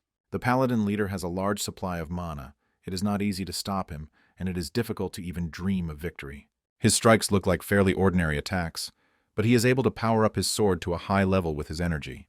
The main thing is not to panic and try to think strategically. You need to come up with a plan and act carefully. Lee has never faced opponents who were stronger than him before, but that doesn't mean there's no way to win. First, you need to understand what kind of mother he strengthened his weapon with, but this is not so easy to do. Soon, Lee found himself in an even worse situation, as his spear was completely destroyed, and now it would be difficult for him to stay alive. He fell and realized that he was one step away from death. He had to invent something, because he had no right to die in this dungeon. Although he doesn't understand that this opponent is almost impossible to defeat, his daughter is waiting for him at home, and he must change her future. He still can't understand the power of this paladin. Lee has been in many battles before, but he has never seen anything like this. To break an opponent's weapon, you need incredible potential, and this cannot be achieved without perfect preparation. It was the first time he had seen an aura that looked like mana. It seemed impossible, so he had an interesting idea. Now all he can do is fight. His spear may be broken, but he has another weapon called his combat experience. The paladin admitted that his opponent has a strong character, because even without weapons, he is ready to continue defending himself. If Lee can use the power of the king's ring now, he will be close to victory. All he has to do is understand how his opponent's aura works. Once he knows the answer to this question, the job will be done. According to his guesses, this knight had concentrated a large amount of mana in his weapon just like the guy with the axe in the past. In that battle, he felt that his opponent's weapon was very strong, but now this weapon seemed to be pushing him away with its strength. It is obvious that they both use the same technique, but there are also noticeable differences. Only a little later did he realize that if he used the usual concentration of mana, all the power went to one point, which glowed brighter than anything else. The mana in this sword, on the other hand, is distributed evenly, so the difference is only in the form of the mana. Aura cannot pump weapons with force from within. Unlike mana, he knows this from the books he read in his past life. The power of the aura is contained within the sword in accordance with its size, which means you need to attack correctly and do it at the right time. Our main character has never had any problems with timing. He always knows how to find the right moment to attack. The Paladin could not believe that his opponent had mastered an incredible aura so quickly, but in reality, Lee would win the fight through experience. Experience and knowledge can completely turn the tide of a fight, and that's exactly what happened in this situation. An incredibly beautiful picture could be seen in the sky, but unfortunately, we couldn't enjoy this spectacle because we had to fight for our lives. Little Elizabeth tried to escape from the mercenaries even though they had almost captured her. These guys were able to quickly find the witch and surrounded her from different sides. Now it will be twice as difficult for them to escape. She thought that Lee was already dead, because if the mercenaries focused on her, they would definitely kill her friend. A little later, she tried to forget all these bad thoughts and reassured herself that Lee was able to find a safe place, just like Albert. These guys are real escape professionals, so you need to worry about them. Her leg wound has almost healed, but because of this escape, the inflammation has started again, and now it is difficult for her to even step on her foot. When she saw the horse of the commander of the mercenary detachment, she realized that she could say goodbye to life. If the Paladin boss is already here, then there is no chance of rescue. Lee risked his own life to give her a chance to escape, but she didn't take advantage of the opportunity, and now finds herself trapped. It turned out that it was Lee who was riding the horse of the Paladin squad commander. He had come to save little Elizabeth. Tears appeared in the girl's eyes again, this time tears of joy and happiness. He tried to stop the horse, but he couldn't do it. He hadn't yet mastered this technique. Elizabeth had to intervene to avoid being trampled by this large creature. Lee said that he was able to defeat the Paladin general, and now they have the opportunity to escape to a safer place. Elizabeth was very surprised that this guy was able to defeat the leader of the bounty hunters. No one had ever managed to do that before. They shouldn't relax too much because the Paladins are still numerous, and they are ready to avenge the general. Lee put the girl on a horse and told her to get out of here immediately, while he went to negotiate with his rivals. He took the Paladin general in his arms and ordered the other warriors to stop immediately if they did not want their boss to be beheaded. As soon as they saw their general held hostage, they immediately got scared.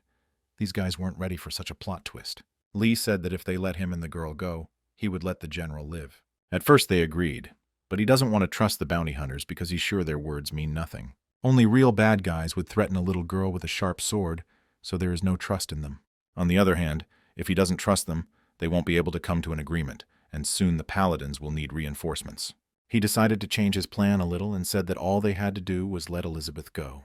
He would stay here until she reached safety, and only then would he release their general. He immediately assured the Paladins that they had no right to follow the girl, but this only angered these cruel knights even more. Lee ordered Elizabeth to leave immediately and find a safe place to hide. He assured her that everything would be fine, because he was stronger than all these mercenaries and would definitely protect her from danger. A few seconds later, the girl set off at full speed to look for a new place to spend the night.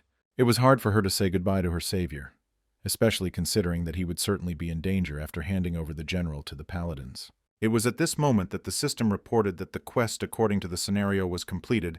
The task was successfully completed. Let's move to another part of the dungeon.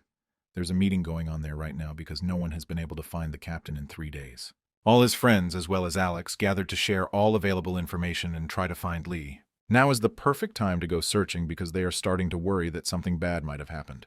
Darren thinks there's no point in worrying. She knows this guy and similar situations always happen to him. They had almost fully formed a search strategy, and it was at this point that Lee entered the room and asked how they were doing. He probably doesn't even suspect that these young hunters are now trying to find a way to find their captain. He asked why they had gathered here, and in response he heard only silence. After that they started yelling at him. At first he silently disappears, and now he comes back to them in the same way. This is terrible behavior. 10 minutes ago, the system reported that the quest was completed, and the player would now receive a reward. Lee opened his eyes and saw a familiar bear in front of him, so now he was safe and could not worry. He is back in the tower guest room, which means Elizabeth has been saved and his mission has been successfully completed. The bear said that apart from experience points, Lee would not receive anything else for this task, no separate rewards. He only received a plain white piece of paper and had no idea how to use it. Maybe it was some kind of mistake. The broken spear also looks pretty strange. If this whole quest was unreal, then why is the weapon still broken? Maybe all of this really happened in reality. But the reward is somehow terrible, that is, everything seems too confusing. A little later, Lee ordered the bear to open the store and show him the precious items. He wanted to buy himself something valuable. Now it is very important for him to prepare for the boss battle, because that was his primary goal in going into this dungeon. He wants to find many useful elixirs. They should help in difficult moments of battle. A little later, he became interested in other weapons. He realized that it was better to buy himself a new spear than to spend points on an elixir. His spear was broken, so there's no point in fighting the 5th floor boss without a weapon. But now the problem is solved. This spear is called a darog, a legendary weapon from Scandinavian myths, and I had to spend almost all my points on this thing. Kira couldn't understand why the plane acted recklessly.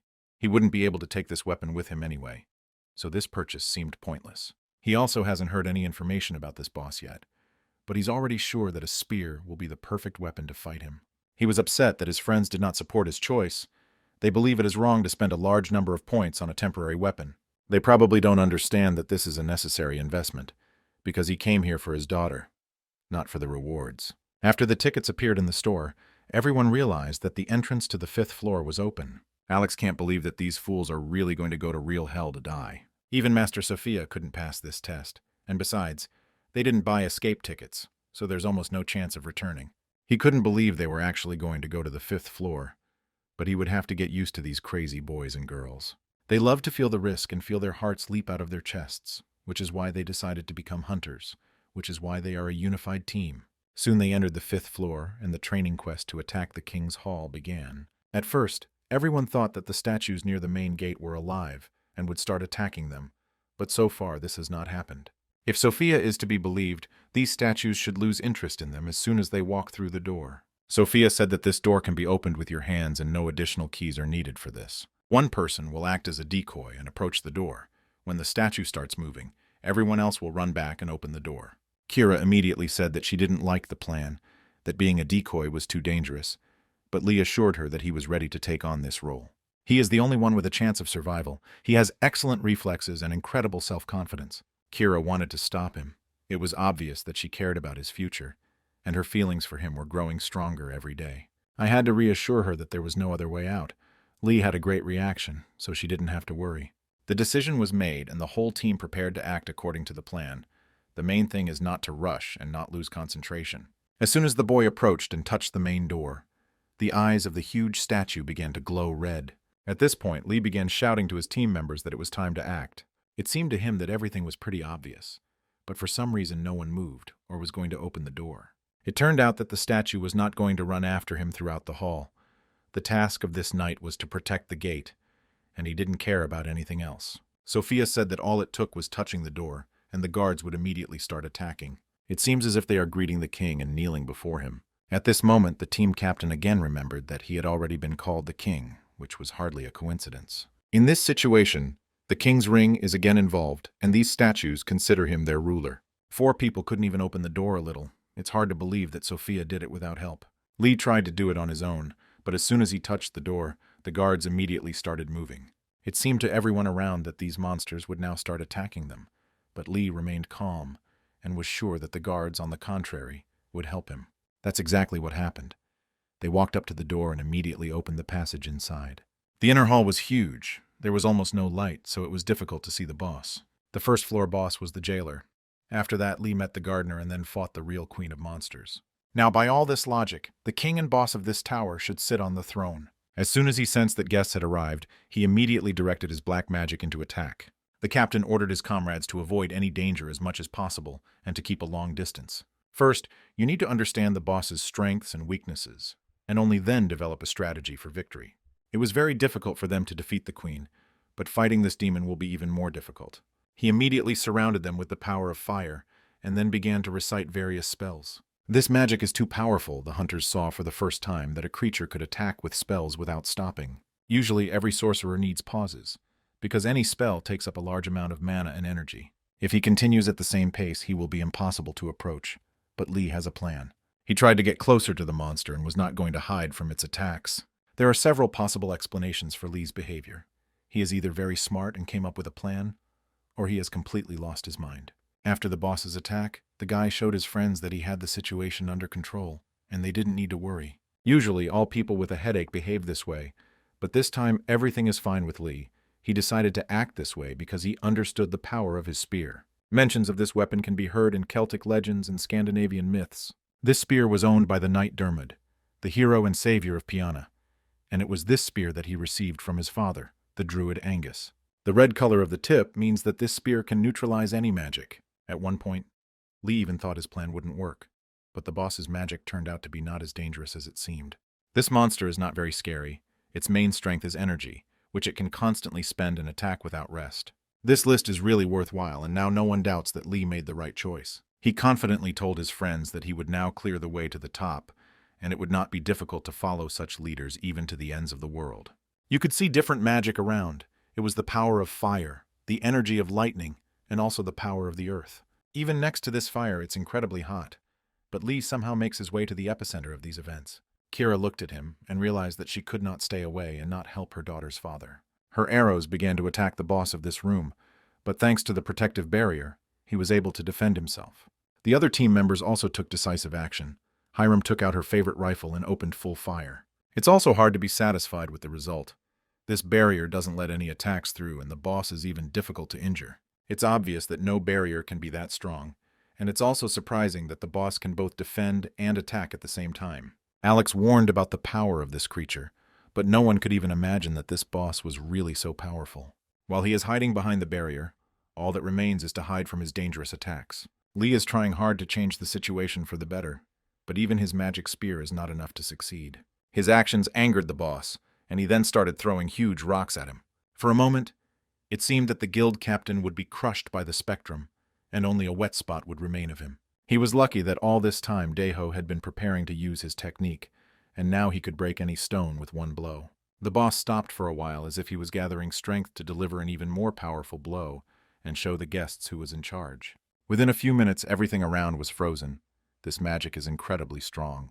The captain's legs, as well as his spear, were frozen, but he was not seriously injured. For a moment, it even seemed to him that he was seeing his own adult daughter, but it was just a vision. The boss stopped his attack to gather all his energy and strike with new magic. He acts wisely and prudently. At this moment, Darren called Daeho and said that they still had a chance to win, so they had to take advantage of this chance. Daeho realized that it was time to end this fight. This was a good opportunity to practice hitting a right overhand. He delivered a truly incredibly powerful blow. Even such a strong and durable barrier could not withstand it. The boss of the 5th floor was shocked, although we can't see his face, but he certainly looks surprised. Because he relaxed, the hunters had the opportunity to break through his defenses and win this battle. They began to attack from different directions and get closer to victory, although just a few minutes ago it seemed impossible. Kira fired several arrows at the boss, and one of them hit him squarely in the face. It seemed like this was the end. The ice around him began to melt, and at that moment the boss screamed in incredible pain. The spell had completely dissipated, but the boss's clothes were still intact, as if he were still alive. Only a little later did it become clear that this boss was not going to die. He was not finished yet, and wanted to start the second round. Lee saw that Kira was in danger, and immediately ordered her to flee immediately. He could not afford to lose her again. At that moment, when it seemed that the boss wanted to take revenge on her for the arrow he had fired, nothing terrible happened. The girl said that everything is fine with her. She feels great as always, and now she is even comfortable in this boss suit. Maybe it's something like an artifact. She killed the boss and now received his clothes as a token of gratitude. Lee believes that these clothes may be cursed. They can't be 100% sure, so it's better to be careful. It is unclear what happened to the boss. His aura dissipated, and the suit passed a cure. From the very beginning, he used curses as an attack, so most likely he was undead. Perhaps they were very lucky and were able to neutralize the power of his magic, although the boss's robe remained. It seemed that these clothes were part of the boss, because that was where his main strength for powerful attacks came from. If they really destroyed the boss's soul, then they should have completely neutralized all magic. Maybe Lee was wrong from the start and couldn't find the boss Sophia was talking about. At this moment, strange things started happening to the boss's cloak, and it started glowing green again. It started moving on its own, and then the hunters felt as if an earthquake was starting. Lightning could be seen from different directions. Then the floor began to collapse, and another guest came to visit them. Probably only now will they meet the real boss of this floor, because everything before him was just a warm-up. This huge creature looks like a bird, or even a dragon. Its eyes glow red, and its teeth are ready to tear apart any prey. When the Spectrum team finally realized who they would have to fight in this hall, a deathly silence reigned around them. Even the fearless warrior, who in the future would be called the King of Boxing, showed with all his appearance that he did not want to fight for this creature. Even Sophia could not defeat this monster, although she is a true legend of the Greek knightly order. Given her experience, it's hard to even imagine how Team Spectrum is supposed to defeat this opponent. It seems impossible. They began to attack him with various weapons. Kira began to shoot arrows, and Hiram attacked with iron bullets. Of course, all this did not harm the monster in any way. On the contrary, it became angry and prepared its tail to attack. A few seconds later, all team members were in mortal danger. They were not ready, did not prepare a strategy, and acted separately from each other. You cannot win with such an approach. Hiram was seriously injured. The blow was very close to her body, and she did not have time to defend herself. Daiho said that he would try to attack the monster and distract it for a while. He wanted his friends to use this opportunity to escape. Lee didn't come here to run away, but judging by his opponent, maybe that's not the worst option at all. Sophia and Alex's words were correct. They warned and warned about the danger, but the Spectrum team did not listen to them. Meanwhile, strange things began to happen to the monster. It was surrounded by a strange aura of red flame. Lee was the first to guess what was happening. He told his comrades that the monster was cursed, and anyone who touched it would die immediately. It is this curse that kills Sophia. It is difficult to understand anything from these words, but in the future, everything will fall into place. Right now, Lee can only use the magic of his spear, but that's not enough to stop a curse. The problem is that they can't even get close to the monster, so they don't know how to attack it. This creature foresaw any danger and was created not to know what defeat was. Their situation is really bad. The captain is trying to come up with a plan of action, but in such a situation it is difficult to even think. They saw that there was another pit ahead, and soon another unknown creature began to crawl out of it. It seemed to them that it would be impossible to defeat the two monsters, but they jumped to conclusions too quickly. If there were two monsters, it would be incredible luck because in reality there are many more of these creatures. All this seems like an impossible mission, because they are fighting not only an invincible monster, but also its formidable army. Not only are there too many of them, but each one can also place a curse on their opponent that will lead to death. There is also nowhere to run, so the only thing left to do is move forward and accept your death with dignity. Darren said that she would attack first and try to stop the monsters. She began to tear these monsters apart with her sword, at which point she imagined herself as the chef of a respectable restaurant. Monsters surrounded her from all sides, but Darren paid no attention to it at all. It seemed as if she had completely fallen into some kind of trance. And it seemed like all of this would be much harder. But in reality, these attacks didn't take much strength from her. If she can continue at the same pace, then we can even dream of victory, although it's still too early to talk about it.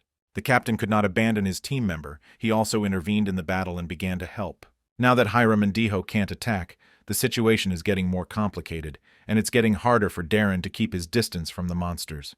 There are too many of them and only 2 hunters, and now this numerical advantage is starting to be seriously felt. Kira tried to help and shoot them with her magic arrows, but found that the monsters did not want to come near her. It seemed as if all their attention was focused on a completely different victim. Darren continued to slash at them with her sword, but there were more and more of them with every passing second. Fighting these giants is very difficult. Today she even gets tired twice as fast as usual, which leads to problems. At that moment, when it seemed that she would be destroyed, a huge stone fell on several monsters at once. Only Deho could do something so incredible, but it was obvious that he had used up almost all of his mana to do so. The situation is constantly getting more complicated. This battle does not last long, but it already becomes clear that the hunting team is close to defeat. The strongest member of the team felt that now he too was cursed because he had touched one of the monsters. The guy began to lose strength and soon completely lost consciousness. If he died, it would be a real tragedy. Despite her serious injury, Hiram did not betray her principles and used her weapon to its full potential. As soon as she ran out of ammunition, she would immediately change rifles and start attacking again. Monsters have completely surrounded her from all sides. If she doesn't help now, she will also be cursed. A little later, something very important happened, and we need to focus on this moment. Kira noticed that the monsters didn't attack her at all. She killed them, but they didn't pay attention to her. Probably all this happened because of her clothes, which she received after destroying the sorcerer. This is a very unusual cloak. It absorbs curses and may be the key to victory in clearing this dungeon. After this secret was revealed, Lee immediately realized that this way they could approach the main boss. He asked Kira to trust him and share this cloak, and if they were lucky, they would be able to get out of here alive. The main thing is that this cloak does not lose its magical properties and helps him get close to the monster. Oddly enough, this clothing is the only chance for salvation. If it protects Lee, then the Spectrum team will be saved. The boy tried to get closer to the monster, but at that moment the dragon began to attack. The captain understood that he could not waste a single minute, because during this time his friends could die. Now they have to constantly defend themselves from monsters and support each other, but this cannot last forever. Today, Darren has reached a new level of sword mastery. If her grandfather were watching her, he would be proud of his granddaughter. It would be terrible if a day like this, which had helped her make progress, ended in defeat. They killed monsters without stopping, but these demons became more and more numerous. Hiram had long since realized that rifles were no help, so she used a machine gun. Kira immediately warned that this should not be done. The bullets could ricochet and thus infect someone with the curse. The experienced female warrior understood this, but otherwise they would not be able to win, so they would have to take risks. She felt she had no choice but to trust her intuition and create a real hell here. However, Cyrus's prediction worked, and within moments, Hiram was injured even more. After that, she realized that she needed to bring out the heavy artillery and took a grenade out of her pocket. Maybe this will at least stop these demons from hell for a while, because otherwise there is no way to negotiate with them. When the girls ran up to save their friend, they saw that she had already lost consciousness. Now Hiram is on the verge of life and death. On the other hand, in 1 second she was able to destroy a huge number of these lizards and bought them extra time. Kira asked Darren to help her clear out the remaining monsters, but Darren is also cursed. She had been hiding it for the last few minutes, but now it was obvious that she had turned to the dark side. It should be noted right away that this is not exactly a classic curse, so Darren is not going to kill his friends, but will continue to destroy monsters. She is certain that this curse will slowly kill her, so now she has no choice but to give her life for her friends. She saw how Deho and Hiram lost their last strength and didn't even touch the dragon, so she wants revenge for them. This giant is too dangerous. He turned out to be stronger than expected, but it's never too late to cut off his head. She will most likely die, but that doesn't mean she can't do it for her friends. Despite all these dangers, Darren instantly approached the monster and prepared to deliver the decisive blow. In this difficult moment, you could see real hatred and aggression in her eyes. She would not allow anyone to insult her team. It was difficult to reach the head, so she decided not to risk it and try to cut off the monster's tail. As it turned out, this plan worked. Her blow was lightning fast and powerful, which is how you should fight titans. After the monster was left without a tail, the boss's protective energy attacked the girl. She was left without strength, so she couldn't even defend herself from this attack. But that wasn't necessary anymore. Lee guessed that thanks to Darren he had the opportunity to attack. He needed this chance, and he got it. Now all that remains is to seize the opportunity and send this boss to hell, because that's where he belongs. This maximum blow turned out to be accurate. A minute ago the monster was in no danger, but now it was left without a tail and was at risk of dying. As soon as he fell to the ground, there was a sound like an explosion of concentrated dark energy. All the boss's servants, these ugly and impudent creatures, immediately scattered and turned to ash. This means that they managed to win, but it's not the end yet because we need to get out of here quickly. Kira prepared to run away and take Lee with her, but at that moment she heard an incomprehensible sound. At first she had no doubt that victory was already guaranteed, but soon she saw before her the terrible claw of death. She couldn't believe her own eyes that a few seconds ago this monster was lying on the ground and not breathing, thinking there was no doubt that he was dead. Now it makes no sense because he is ready to take revenge and destroy everything in his path. Now the dragon has become much stronger than before. All that remains is to run away and hope for luck. After the first attack of the monster, which rose from the dead like a phoenix, our heroes almost lost consciousness. Kira was left all alone. She looked at the dragon and guessed that death awaited her now. Next to her was Lee. The guy lost consciousness and didn't understand what was happening. The monster prepared to strike a decisive blow and show these strangers who was really in charge in this sacred temple. It was at these very seconds that the bowl of water broke. All of this happening thousands of kilometers from the dungeon of the training tower. This happened in Korea. A grandfather, tired of constantly playing with his granddaughter, dropped this cup on the floor. Little Sora was very surprised and scared. She knows that it was her mother's favorite cup. Soon Lee opened his eyes. He saw that the monster wanted to attack him, but something prevented him from doing so. Looking more closely, he realized that Kira had decided to cover him with her own body and give her life for him. He started screaming and trying to understand why she did it, but Kira was calm and reassured her lover. She said that he wouldn't be able to return home, but he had to survive and be with their daughter. At that moment, his heart bled. Tears welled up in his eyes, and his soul felt as if it had been pierced through and through. He saw Kira give her life for him, and her head bowed down, and her breathing stopped. The system immediately notified the boy that the mission had failed. He was unable to stop the second threat to Sora. Tears won't help. Kira won't be brought back. She died and did it to save Lee. It was her choice. She lived a short but rich and happy life. This girl was always ready to come to the rescue and support her friends. She was not afraid to sacrifice herself and take risks for the sake of a common goal. Even in the most difficult moments of her life, she remained true to her principles, and that is how she will be remembered after her death. The monster is still alive. It looks at Lee and is definitely preparing to strike another blow. Now this guy has no right to die. If he doesn't defeat this Titan, Sora will turn into a witch again and destroy the entire world. He tried to attack, but the dragon's power is so powerful that it is impossible to even get close to this monster. He fights as if he's read every martial arts book in the world, and as it turns out, he can even rise from the dead. At this moment, Lee analyzed everything that happened. It seemed to him that he was to blame for all this, because he was the one who suggested coming to this dangerous place. If he had been a little more sensible, if he had a plan, none of this would have happened. In any case, he made an incredible number of promises, and constantly said that he would be able to protect his daughter. Now it seems to him that it has only gotten worse. He always believed that he could change his fate, but now he is losing faith in himself. This huge creature knows no pity. It was created to kill and destroy all who come to its temple. In these seconds of his life, Lee didn't try to defend himself at all, because even if he survived, there would be no point in it, because he wouldn't be able to protect his daughter. It seemed as if he had sunk to the bottom of an abyss, with only emptiness and silence around him. Strangely enough, he heard a familiar voice. It seemed that he was alone in this abyss, but this was not entirely true. Raising his eyes and looking more closely, he saw a little girl, Elizabeth, standing before him. She reminded him that now was not the time to die. He had made her a promise, and had no right to forget his own words. He promised not to die for any reason, and he promised this to his daughter, and such promises cannot be broken. A few weeks before these events in Korea, little Sora confidently declared that she wanted to go to Greece with her parents. While the father was taking pictures of this serious lady and laughing at her behavior, the mother was trying to explain that she couldn't go with them. They are going there for important work. It is dangerous, and therefore Sora has to stay with her grandfather. The father promised that they would return quickly. Nothing bad would happen, and they would continue their happy family life. While in critical condition, he remembered his promise. And strangely enough, this moment was clearly etched in his memory. He remembers what he promised Elizabeth and Sora. He told both girls that he would survive despite all these hardships.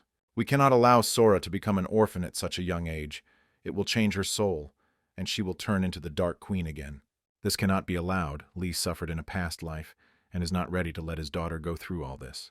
We must get out of this dungeon, even if it means giving up all our strength. To begin with, it was decided to use the King's Ring, after which the strength and mana reserve were increased several times. This turned out to be enough to break through the enemy's first defensive barrier. The first attack was immediately successful, although it did not kill the Titan, but now his arm will never work again. Thanks to Elizabeth's memories, Lee also remembered the attack the Paladin used. This boss may be incredibly strong, but that doesn't mean he can repel all possible attacks. His spear has changed color, and now mana is strengthening this weapon. The King's Ring will soon expire, so we must hurry. The monster, as well as Lee, attacked each other at the same time, but only one would remain alive after that. In such cases, strength and speed play a decisive role. You need to deliver your powerful blow faster than your opponent, and then the fight will be won. Looking more closely at the monster, Lee saw something very interesting and important. He couldn't believe it, but it was obvious that on this dragon was a small scarf that belonged to Albert. It's unclear how this is connected, but then the guy forgot about it, because there was an impressive explosion of pure energy. After this, the monster had no chance. The training tower was attacked, and the system reported that the quest was officially completed. According to the points tally, it was determined that player Lee made the greatest contribution to the overall victory, although now he doesn't care much about it. He fell to the ground because he was completely powerless. The King's Ring stopped its action and returned all of its characteristics to their original state. Now this ring should absorb some of his humanity, but that doesn't matter anymore. He understood that he couldn't lose consciousness, but had to get up and return to his daughter. Soon the unused reward began to activate, and something near his body began to glow brightly. The reward for the scenario quest was the activation of a blank ticket. It was raining somewhere in the forest. In such places the weather is constantly changing, and those around you quickly get used to it. Little Albert was next to Elizabeth, and again watched as the girl looked sadly at the rain. Her behavior made him sad too, but it was always nice to share his sad thoughts with someone. When Lee regained consciousness, He realized he was in his room, although it was unclear how he ended up there. Looking more closely, he saw that he was not alone here at all. He saw a girl and heard a familiar voice. It turned out that Elizabeth was next to him. Now she was no longer a child at all, but on the contrary, an adult and beautiful woman. She said they would see each other again and was now happy to meet her savior again. At first she decided to apologize. She couldn't answer all his questions because there was a high chance she would get caught. She asked to give her her hand and promised to reduce the side effects of using the king's ring. He looked at this strange girl and tried to understand who she really was. The bear said that the quest in the script was not real, which is why he considered Elizabeth a fictional character. Also, her situation is incredibly similar to Sora's, but at the time it seemed like just a coincidence. He doesn't understand whether she's real or not, but Elizabeth is going to explain it. She said that her cloak didn't fit Lee. It turned out that she had given this cloak to someone she wanted to protect. She doesn't know much about his daughter, only that Sora is a witch just like her. They are both cursed by fate, and all they can do is accept it and come to terms with it. It's strange that witches are cursed, because only they in this world know how to curse others. Elizabeth felt that the time for conversation was running out, so she decided to give him a warning about the butterfly effect. That's exactly why she came, because Lee must understand that every step he takes changes the future, and it has already changed a lot. He doesn't even realize how many changes have occurred in the world because of his return to the past. Even what cannot be seen now accumulates step by step and turns into a storm in the future. A catastrophe will soon begin that he will not be able to stop alone. During these difficult moments, Lee almost didn't listen to her at all, but instead remembered the last seconds of Cyrus's life. A little later, Elizabeth reassured the boy and said that Kira was actually alive, no matter how strange it sounded. She immediately began explaining that the blank ticket Lee received for the scripted quest didn't work quite as he thought. It is actually a return ticket. It can turn back time for the owner and other members of his guild. At this time, it will return to the moment when they first started attacking, which means you can bring your friends back to life. Elizabeth reminded her not to lose concentration. Kira would only be able to come back to life because she died within the ticket's range. You don't need to constantly count on this ticket, but it's better to throw it away. Lee always has a backup plan, but he doesn't know the future, so it's important to be prepared for the butterfly effect. After that, Elizabeth said goodbye and said that it was time for her to go back, because she could always be caught. Finally, Lee tried to ask her one last question. He wants to understand why she gave him important artifacts. It seemed obvious to her because she was helping this guy for obvious reasons. He stood by her side and protected her from death, so now she owes him. After these words, she immediately disappeared, leaving Lee with many questions, but so far he has not heard the answers to them. The system has notified that global changes are beginning. To continue, you need to log in to your personal account. When Lee entered the tower, he wanted to change his specialization, and now he has that opportunity. It turned out that on the contrary, he didn't want to change his specialization at all, but a completely different person. The system reported that this could not be done, even though it was for this that Lee risked his life.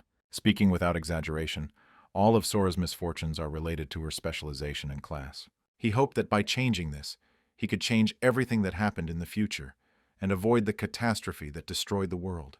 This cannot be done in such a simple way, so all that remains is to change your own specialization. The problem is that if he does this, he will lose his lunge technique, which is an incredibly effective and powerful skill that may come in handy in the future. Even after 15 years of training, some other skills may not be as effective. Now, before large-scale changes to the system, this is one of his best skills, and this technique can be used several times in a row. The most important thing is that if he abandons the lunge technique, all these years of training will be in vain. On the other hand, by choosing a different profession, he may be able to find another skill, but there is no guarantee that this technique will also be effective. Soon the system announced that you could change your specialization, but keep your skills. And that changed everything. It can become a multiplier. At first glance, it is an ordinary specialization that allows all the skills of a warrior to develop. From the very beginning, he bypassed this specialization due to some limitations that seemed very questionable to him. But if he can get the key now, it will completely change the situation for the better. Now everything was decided. He was ready to change his specialization and become a multiplier, but retain all his past skills. After that, he lost consciousness for a few seconds and woke up in a body with a different specialization. Lately, he's been changing his geolocation too often, and it's starting to get annoying. Alex entered his room, heard strange sounds, and realized that Lee had woken up. Now they are at the Knight's headquarters, and Alex found Lee in the tower and brought him out along with the other team members. He said that they fought with a monster and were badly injured but managed to survive. From the very beginning, it seemed that the boss of the training tower would be the king, but there was a huge dragon controlled by Albert. If it was really Albert, then it is not entirely clear where the king went. Soon, other team members joined him in the room, with minor injuries but all of them safe. Soon, he also saw Kira. Everything was fine with her. She did not hold back her feelings, and showed how much she was worried about Lee. He immediately hugged her, not that they hadn't seen each other in 1,000 years, no matter how happy our hero had been for a very long time. This is not a dream. This is a pleasant reality in which Kira is really alive and almost unharmed. If we recall the past, while they were in the tower, Sophia ended up in the hospital because her body became unexpectedly paralyzed. Now her illness has been defeated. She feels much better. She can control her own body again. Lee came to give her the quest reward, because it was thanks to her tips that he was able to achieve his goal. It turned out that Sophia did not want to see the reward, and only asked to be treated to a delicious dinner. The team members seemed to remember absolutely nothing about the boss fight, probably due to the effect of the blank ticket. Although it's not entirely comfortable to talk to them about what happened, Lee is happy that everything ended well. He decided not to tell them anything because all his goals had been achieved, and everything else was of no importance. After a few days, it was time to return home.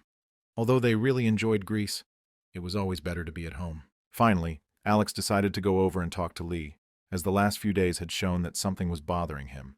He bowed to the Korean guild leader and sincerely thanked him for everything that had happened. Previously, he had no idea that Sophia was cursed, and if Lee hadn't helped, she would have died keeping her secret. Alex is absolutely right. It seems that the training tower is monopolized by the guild. Now a lot has become known about this dungeon, and there will be many who want to try to challenge these towers. This could lead to the start of a war, and if you ask for help from the outside world, you could run into problems. If the guild were to solve this issue on its own, many people would die, so Sophia decided to sacrifice herself so that nothing bad would happen. If Lee ever needs help, he should contact Alex immediately and be sure to get support. Thus, the relationship between these two hunters has completely changed. Now they are not enemies, but friends. After that, they said goodbye and the Spectrum Guild returned to Korea, their trials in Greece officially over. Grandpa was already waiting for them at the airport, bringing little Sora with him in his arms. The girl was incredibly happy to see her parents, just as they were sincerely smiling and happy to meet her. Soon they were at their home and enjoying a well-deserved rest. It was nice to smell familiar smells and enjoy your own bed. Sleeping at home is always much better than sleeping in the best palaces in the world. It seems that Cyrus has no strength at all, which is not surprising because the adventures in the training tower turned out to be a real test for each of them. After returning, no one has any memories of what happened, so they don't know the truth. It's quite interesting that the personal system never allowed you to get anything other than the skills of a particular profession, but now that has changed. This is due to Kira. She did not use her skills before the system update, but at a critical moment this changed. Now Lee is worried about Elizabeth's words. This girl spoke as if she already knew the future, but did not tell about everything she knew. He would like to return to the tower and find her, but after conquering the learning tower, you cannot enter it again. He can only wait and hope for the best. Maybe Elizabeth will return, and he will learn something more about the butterfly effect. It will be difficult to prepare for its arrival, especially considering that it could appear at any moment. There are many things he has to think about right now, but the most important thing is his family. These two charming girls are his own world. Sora looked at her parents and said that she wanted to be just like them. Lee decided to forget all these difficult thoughts and enjoy the evening surrounded by family. Enough of all these trials for now. A few days later, he heard that a guest had come to their house. At first, Lee started to get nervous, but then he realized that it was his father. He didn't come here to talk, but rather came with a gift. We completely forgot about the kitten that Sora took to her grandfather's house, and now the grandfather has returned the kitten to the little girl. As soon as 40 saw her cat, she was immediately happy and ran to hug it. It turns out that she calls the kitten Teacher, a rather strange name, but that's Sora's wish. Grandpa told about everything that happened and how exactly this teacher ended up at their home. Of course, the parents didn't really like this story. From that moment on, Sora and the teacher became close friends. So now they have no choice but to take this kitty into their home. Kira said that she also likes cats, so she wouldn't mind Sora having a friend. The main thing is that their daughter is happy. Everything else loses importance in comparison to this. Lee watched all this and had doubts.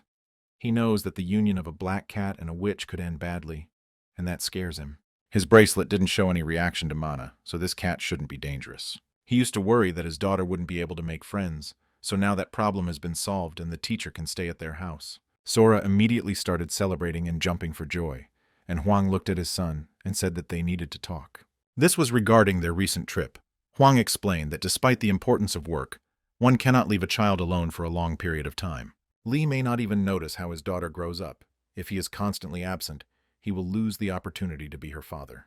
It's clear that he works for her and she's too young to take her with him, but you always have to find a balance. Although Huang is a wonderful grandfather, he can never replace a real father. If they work a lot, then at least on the weekends they should have fun with their daughter and also take her with them on vacation. After that, the grandfather said goodbye to his family and returned to his home, and night fell. Lee found out that his daughter was talking to a cat and thought about it before going to bed. Usually children talk to imaginary friends, but knowing who Sora is, there's no doubt that she can really talk to animals. If she was able to create a golem and can change the weather, then talking to animals is a piece of cake for her. At that moment, Kira approached the guy. He thought she was sleeping and therefore was very scared. All this time he tried to talk to the kitten. Kira watched him and started laughing. Through all this hellish learning, he had to talk to a cloak and a little bear, so it's no wonder he talks to a kitten. Finally, before going to bed, he suggested that Kira make the most of his weekend and enjoy a family vacation. It was quickly decided to go for a walk together the next day and take Sora with them. They arrived at a place where you can rent clothes. Sora looked happy. She started choosing different costumes and told her father that she wanted to pick something special for him. It was decided to change their wardrobes together. Lee said he would help the girls make new hairstyles because he had many talents besides hunting monsters. Soon, everyone on the street was shocked to see how beautiful the members of one family were. Kira and her daughter wore traditional Korean women's costumes, and it was nice to look at them. The father also kept up with the girls and dressed in a traditional men's suit and took a beautiful hat. It turned out really quite well, and now they are even called models on the streets of the city. A little later, they saw a cow. Sora had never seen this animal in real life before, so it caught her attention. She tried to copy the cow and stuck her tongue out at it. This little girl needs to work on her manners. After that, the father approached his daughter and offered her something sweet to eat. When he bought her sugar cookies, Sora called him the best father in the world because she had never tasted anything like it. She started begging for another sugar cookie and reminded me of Puss in Boots from the cartoon Shrek. At first, their mother insisted that they should have lunch and only then eat sweets. That would be right, but once Sora turned on her magic, refusing her was almost pointless. Her father didn't stand a chance, so within minutes he brought her a large quantity of sugar cookies. Kira had to intervene to stop this sugar feast. Children should not abuse sweets. It turned out that you can't argue with your mother. Even small children know this. They decided to continue their walk and visit places they had not been to before. They met a man who suggested they take part in a special competition. If they do everything right, they can win any toy, such as the rabbit that Sora likes so much. In order to do this, you have to be very accurate, and of course pay 2,000 for 10 arrows. At first, Lee thought he would easily complete this task, but it turned out that the target was too far away. The task in this competition is really very difficult. Ordinary people who come for entertainment are not able to win the prize. The owner of this contest thought it was easy money for him, but it turned out that Lee knew how to shoot accurately. Only a professional archer or a high-ranking hunter can hit the center of the target on the first attempt. It turned out that instead of Lee, Kira decided to shoot, and showed her archery talents 100%. Soon, little Sora got the toy she wanted so badly. This is how little children's dreams come true. Sora also wanted to try to pass this competition, but to do so, she would have to return here when she was 7 years old. She said she would shoot as accurately as her mother, and would also be able to win many awards. These two girls are truly incredibly similar to each other, although Sora's personality is more like her father's. She won't even have to work hard to learn anything, because she's had magic since childhood. The main thing is to teach her to control her powers, because under the influence of emotions she can lose control of her magic. Despite the fact that her father wants to teach her to control her powers, there is not a single serious wizard around him. Only a few hunters can control magic, which is why sorcerers are called special. Maybe Lee should take it easy on his fatherhood. This girl is only 5 years old, so he has time to raise her. After returning home, Kira went to bed and had a terrible dream. After her house was destroyed, she and her daughter lived with relatives and friends for some time, but could not feel comfortable anywhere. Now it's time to come to your child's father and try to stay with him. Kira was visibly nervous. She hadn't announced her visit and was worried that everything wouldn't go according to plan because she and Lee had a bad breakup. If she didn't do this, there would be no other chance to meet him, so it was decided to take a chance. She came unannounced and feels uncomfortable, but she is Lee's daughter, so he has to accept them and take care of his family. She was curious to see what Lee would think. Now he would see this little lady for the first time, and she hoped he would take them in. She hopes that he is at least a little interested in their fate, and that he will not turn out to be a cruel and heartless man. As soon as Lee opened the door, he immediately said that Kira was too stupid, because he wasn't going to let anyone in. He hasn't lost his mind yet to allow a person who destroyed his previous home to live in his house. The guy said he wanted to transfer Sora to the wizard's tower so that she wouldn't grow up to be a real monster. After that, Sehun appeared before her and said that Kira would work for his guild for the rest of her life. And at that moment, the girl woke up and realized that it was all just a terrible dream. Everything seemed so real that it took her a while to calm down. She tried to understand why she had dreamed not only of Lee, but also of that terrible hunter Sehun, but there was no answer. The cat teacher calmly observed all these events. She was calm and retained her playful grace. Let's move to the Magic Tower in the UK and see what's new with William Taylor. After his last visit to Korea, he started having headaches and began to feel worse. He was soon informed that the faults in Greece had almost doubled, but the knights promised to solve this problem. The last time this problem occurred was in Canada, so this is not the first time the number of faults has increased rapidly. Currently, after the unexpected appearance of the rift in Korea, the number of these events around the world has begun to increase very rapidly. It's hard to understand how all this is connected. The places and times of appearance of these faults are different, but it's still strange. Even natural disasters have causes, but this situation is completely different. And if this continues, hunters around the world will have a very difficult time. William Taylor tried to understand why this was happening, but his head refused to think. He suffered from constant headaches and could not analyze the situation clearly as he had in the past. Soon he grabbed the nearest pencil and started drawing something on the map. It looked like a hurricane that started in Korea. This country has become the epicenter of these events. It all started in the city of Seoul, and he must solve this mystery. Now it's time to see what's happening in the legendary city of New York in the USA. There you can meet our old friend Elizabeth. She warned that the butterfly effect could lead to serious problems, and that's exactly what happened. She will have to intervene again, but that's not a problem, because progress is much faster than regression. Maybe it's because of Lee. For her part, she's trying to do everything she can to stop him, or at least slow him down, because the warning from the tower has already been received. Using a device in her ear, she spoke to someone and promised to be careful. The woman said that she would cope with all her tasks, and that she shouldn't worry about her, after which she took a step forward and jumped down. Let's move to the Republic of Korea, specifically to a high-tech laboratory building. Usually outsiders are not allowed to enter here, but today the group leader ordered an exception to the rules. Lee came to test the weapon, because there was no better place to do it. Hiram has already finished training and greeted her friend. She is the one who leads this corps. She had already managed to do everything that Lee had asked her to do so much. His idea was really great, but only a prototype was made to begin with. They only make custom weapons for incredibly important people. She called this item a modder. First, you need to understand how it works. You need to turn the device until the desired mode is activated. After that, you need to add some mana to the weapon, and after that the spear will be fully activated. The boy's previous spear disappeared after the adventures in the training tower, so he needed a new weapon. He can test this spear right now. That's why he was called here. The last time he faced such a test was during the exam for a hunter's license, a battle with a dummy. Since this is a weapon test, let alone a prototype, you can't go into the dungeons right away. Lee entrusted Hiram with choosing a monster to her liking, and it turned out that this woman had very specific tastes. This spear has several different modes, so Lee can try out any way he wants to destroy monsters.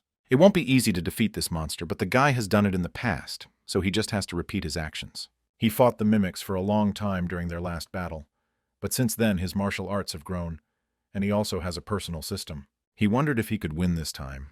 Now he would realize how much his progress had increased. Kira stayed at home with Sora. They did household chores and spent their time peacefully. It turned out that Lee still hadn't unpacked his things from his trip to Greece. Sometimes he behaves like a real pig. A teacher approached Sora and started talking to the girl. The teacher was interested in something in Lee's suitcase. This object shines like some kind of crystal. They decided to open the suitcase and see what was inside and saw a magic cloak. Sora had never seen anything so interesting and shiny, but it's better not to play with adult toys. Meanwhile, the mimic was destroyed. It didn't take much time, so Lee had indeed made significant progress.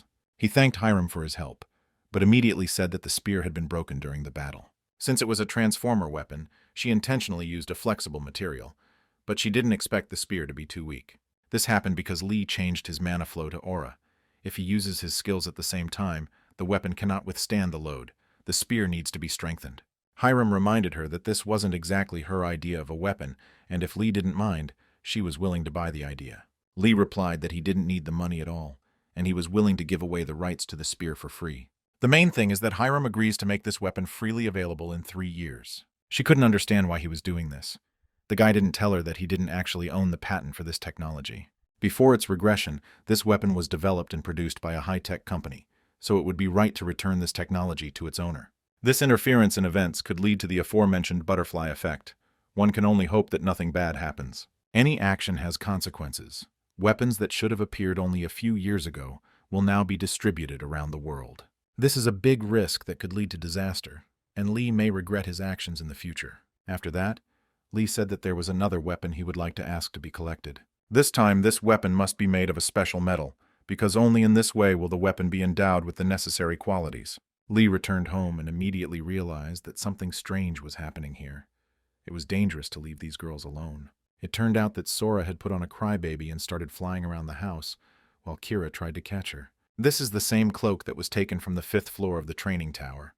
It had been lying in a suitcase for a long time, but now it has gained some freedom. It was clear from Kira's face that she blamed Lee for all of this. She didn't understand how to catch Sora, and why Lee didn't hide this cloak somewhere else. Meanwhile, my daughter was enjoying her adventures and said she loved this raincoat. They tried to capture her for a long time, but this task only looks easy because in reality it is very difficult. Surprisingly, Sora is completely calm, despite the situation, so she cries, and I really like it. I had to explain to the girl that she shouldn't wear this raincoat without permission, because it could lead to problems and injuries. Soon they came to an agreement, and I had to ask Kira to calm down and not yell at his daughter. I also had to convince Sora to apologize to his mother, so they both realized they were wrong. We can't forbid our daughter from enjoying life, and we can't always obey our mother. But now everything ended well. As soon as Lee arrived, the conflict was resolved, a good illustration of the importance of the father in the family. After that, Lee decided to talk to his daughter and see if she felt any strange emotions after putting on the raincoat. It turned out that he had no effect on her at all, and apart from the ability to fly, she felt nothing. In theory, artifacts like this cloak cannot harm people with strong mana energy, so you don't have to worry about Sora. Lee immediately remembered that Elizabeth had said to pass the cloak on to her daughter, and that's exactly what happened. So now he had to watch over this little mess. It is very interesting what kind of energy this cloak emits when the girl puts it on. In the future, this will also become clear. Lee soon remembered that before his regression, he had seen his daughter wearing the same cloak. He began to think about what happened in his past life, about what he did not know.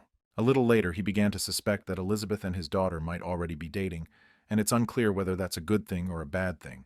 The answers to all these questions will have to be found out a little later. Now it's time to be with the family again. After a trip to Greece, parents should spend more time with their little daughter.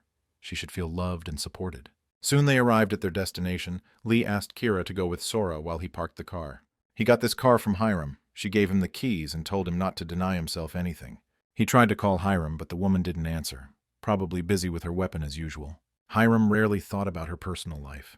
She was constantly busy with work and new plans for life. Now she looked at her bullets with sadness, because she remembered that during the battle with the boss of the training tower, she had not even been able to wound him. She knows that the ball has its limits, and if she can't improve that part, her whole life will remain stagnant.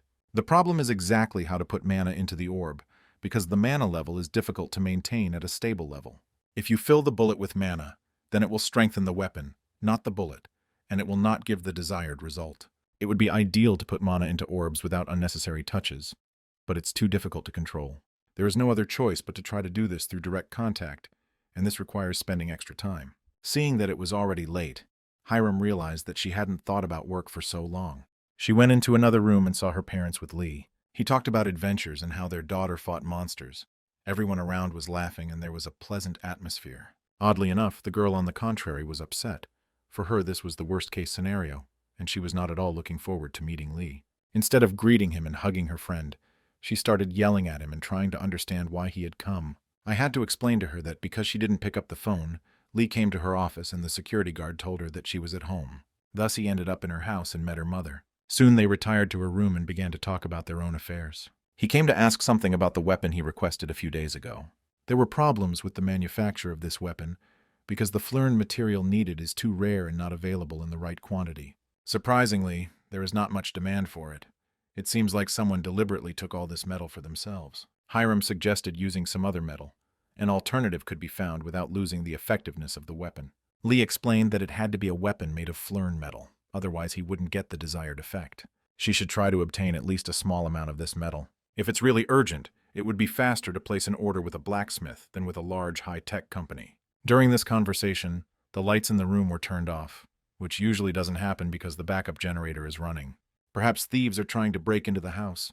This often happens in wealthy areas of the city. The father of the family went out to talk to the security and check that everything was under control. He hoped there wouldn't be any problems, but then he saw that the guards had been attacked. Unknown people in dark suits appeared near the house.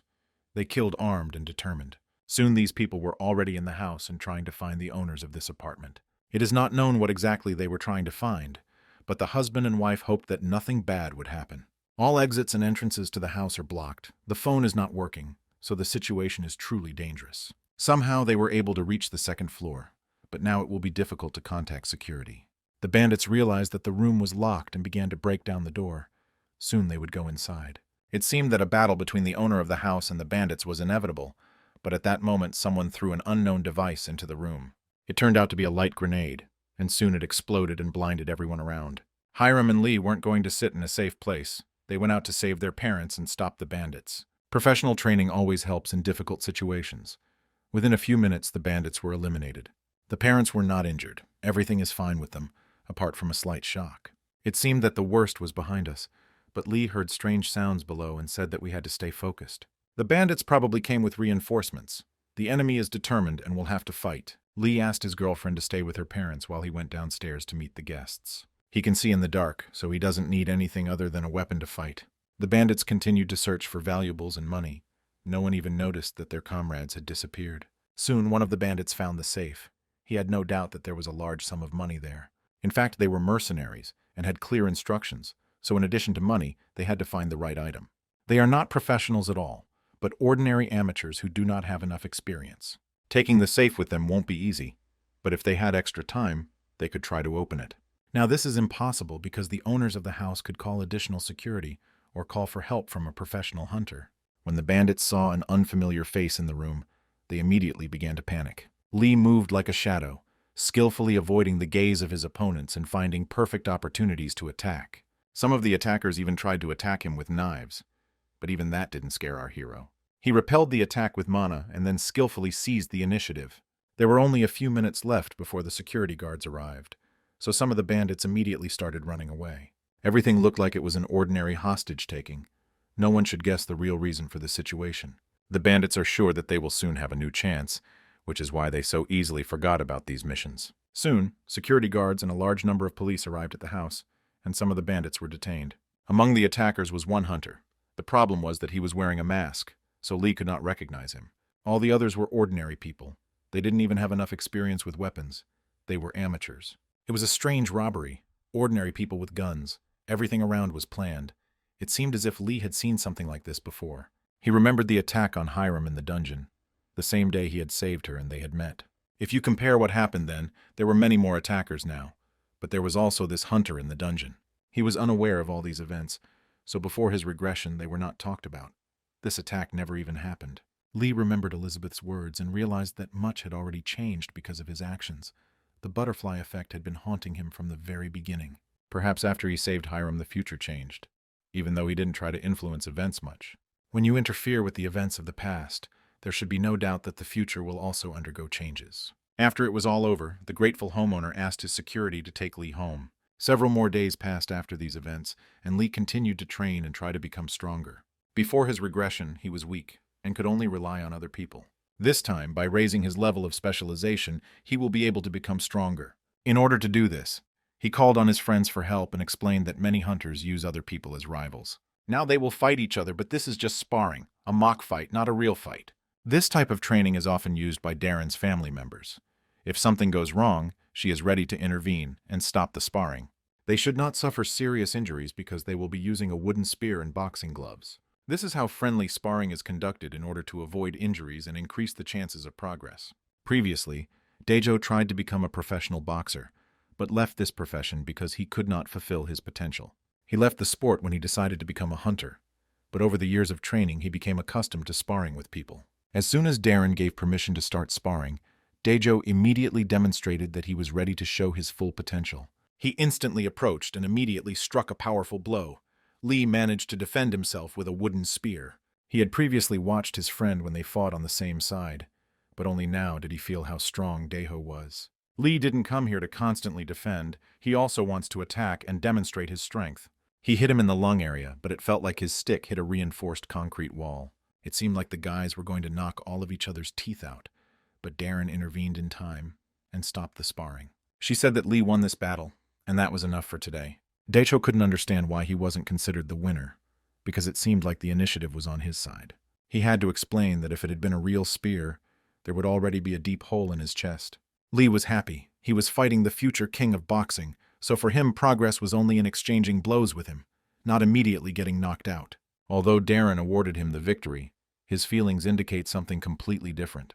A little later, Darren looked confidently at the guild leader and said that she wanted to ask him something. Meanwhile, Kira and Sora were walking through the forest, Sora asking many questions, and her mother trying to answer them honestly. Sora is very curious about whether her father will compliment her in the future. Sora also said that father should compliment mother more often. He should tell her that she is beautiful and that he loves her. She heard about all this in the program Family Relationship Clinic, similar to children not being allowed to watch TV and adult programs. For ordinary parents, this behavior is normal, but Kira and Lee have a completely different relationship, and their daughter needs to understand this. Soon they saw Lee fighting against Darren, even though it was a practice sparring match. It looked real. Sora immediately began to panic and was scared. She couldn't understand why her father was fighting with Aunt Darren. She immediately activated her magic and began shouting for this battle to stop immediately. Within seconds, she used her power to create an ice barrier and stop the training. It looked incredible. After that, the girl immediately ran to her father and said that they shouldn't fight, because Aunt Darren is very kind and good. It was the first time Darren had seen such an ice wall. There was only one sorcerer who could create something like that so quickly with 2 hands. She's not just talking about Korea. There's only one sorcerer in the world who can do this. Meanwhile, Sora told her father that she and her mother had made delicious sandwiches for him to eat. He immediately thanked his daughter for her support and said that he greatly appreciated her love. Darren and Kira watched this calmly and couldn't hide their emotions. It was all too cute. Meanwhile, Diho saw the ice wall and asked to be immediately explained what had happened. It took a few minutes to explain that their daughter had magic and destroyed the house they used to live in. Lee immediately said that this must be kept secret, and under no circumstances should anyone tell anyone about it. This is strange, because usually when your daughter is a genius, they tell everyone around her about it. But Sora's power is too unusual to tell others about it. The father doesn't want to risk his own daughter, and he can be understood. Daijo assured that many unpleasant things happen in life, but he would never tell this secret to anyone else. It's always nice to know that you have true friends who are ready to support you in difficult times and lend a shoulder to lean on. Kira soon guessed that another problem might arise if the Rift Control headquarters noticed the amount of magical energy. Lee tried to calm the girl down and said that this shouldn't happen this time. This time the magic wasn't as extensive as when Sora stopped the rain, and it also didn't use much mana. The parents begin to sense something very important, namely that their daughter is learning to control her power. Before, she couldn't stay calm and showed too much emotion, but this time she did everything deliberately. Surprisingly, the magic became more stable, even though Sora had not met any wizards or studied with anyone. Maybe something special happened while the father and mother were in Greece, but for now it's a mystery that will have to be solved. The young hunters and the little witch enjoyed delicious sandwiches, good weather, and friendly conversations. They laughed and suggested that Sora become a chef because her sandwiches turned out incredibly delicious. The girl couldn't stand it and said that her mother actually made these sandwiches, but she helped her, so it's a shared credit. After that, Sora said that her father should praise her mother as much as he praises her, because that would be fair. A rather interesting situation arose and everyone around was waiting to see how Lee would behave. It became obvious that little Sora was trying to do everything possible to bring her father and mother closer to each other. Everything is said so logically that it is even difficult to avoid shyness. I had to thank Kira for the delicious sandwiches and say that she is an incredibly gifted and wonderful woman. Kira was incredibly happy because she hadn't heard compliments from Lee in a long time. Now he immediately recalls the past, when he tried to get closer to her through something more than jokes, memories in which death took her. Soon the family returned home. Another day had passed, and now it was time to rest. The girls went to bed, and it seemed as if Kira was having some unpleasant dream again. Everything around was destroyed. Some global catastrophe destroyed humanity and left almost no one alive. A huge monster destroyed the entire city, leaving a huge number of dead people, ash and fire all around. Kira survived. She was at the center of this disaster, and saw with her own eyes what was happening. At that moment, Sehun appeared in her dream again. He saw her, and said that he was glad that at least one normal hunter remained alive. He suggested finding the monster and killing it, but Kira replied that with their powers it was too dangerous. Sehun approached her and said that it was dangerous for weak hunters, but they were on a completely different level. He considers them the best warriors, members of the Knights organization, who can stop the catastrophe. But Kira replied that she did not understand what he was talking about. She said that she had a child waiting for her at home, and she was not going to risk her own life to destroy the monster. Sehun got angry and said that the whole problem was this child, and ordered her to leave with him for the last time. He wants to kill the monster, and she's trying to hide the fact that her daughter is a witch, so the two will have to come to an understanding. If Kira refuses his offer, there is no doubt that he will immediately sell information about her daughter to the Sorcerer's Tower. That is why she was forced to agree to these conditions and risk her entire life to save her daughter. At this moment, Kira woke up again and realized that it was another terrible dream related to Sehun. We will soon learn the secret of all these nightmares, but for now we will have to wait. The training and testing of the weapon Hiram made was successful. Lee is incredibly pleased. This spear has become much more comfortable and also stronger. Now there was no doubt that this weapon could withstand the lunge skill, and he had Hiram to thank. After that, Lee decided to talk about what happened after the attack on Hiram's parents' house. The investigation is still ongoing, but it is still impossible to understand who was the organizer of this attack. Those who were caught say they are with a pacifist anti-gun organization, but it's obvious that these guys are no friends with logic. It's impossible to call yourself a pacifist and attack people, but in any case, their attack changed the plans of the high-tech corporation. This will also affect the Spectrum Guild. Now you need to deal with group attacks instead of dungeons. To do this, you will have to clear the field, but this is the least of the problems. Hunters are periodically sent to some forgotten fields so that they can clear the location. This is called a group attack. A field left unattended for a long time can become home to many monsters, and not only the Spectrum Guild will go to such a field. 3 small and 1 medium-sized organization will be joining them, so it's time to act, especially considering that Lee has a new weapon. A few days later, everyone prepared for a group attack and went to a park with a lake. Soon, a group of Farso hunters appeared there. The man in front was Chan, their boss and true leader, a fairly well-known figure in the world of hunters. He was greeted as a true hero, even though he is not actually as well-known a character as Sehun. The Loba Guild, as well as the Kachisan Guild, are already in place. They all look quite active and ready for decisive action. Chan learned that he would have to wait for another guild called Spectrum. He doesn't like it when anyone is late. He's never heard of this guild and already hates them as if they were enemies. The small guilds are supposed to arrive an hour before he arrives, so these scoundrels will have to be punished. While we're at it, let's talk about one feature of group attacks. Small and medium guilds mix and divide up responsibilities. The main task of the association is to help small guilds, but in reality, medium-sized guilds abuse their position too much. Clearing a large area without their help is almost impossible, so they know this and take advantage of their position. To avoid unnecessary problems, the small guild tries to do everything they are told. Soon the Spectrum Guild arrived at the meeting place. Diho had only recently become a driver, so he was driving too slowly. They've hardly ever been late or had an accident, so they don't feel like anything went wrong. Lee immediately took a step forward and greeted the guild boss Farso. He was very pleased to meet the guild boss. Lee looked cheerful and immediately said that he was pleased to meet Chan. He gave his name and told about the Spectrum Guild. Despite his sincere feelings, it was immediately apparent that Chan was not at all happy to see this brazen newcomer.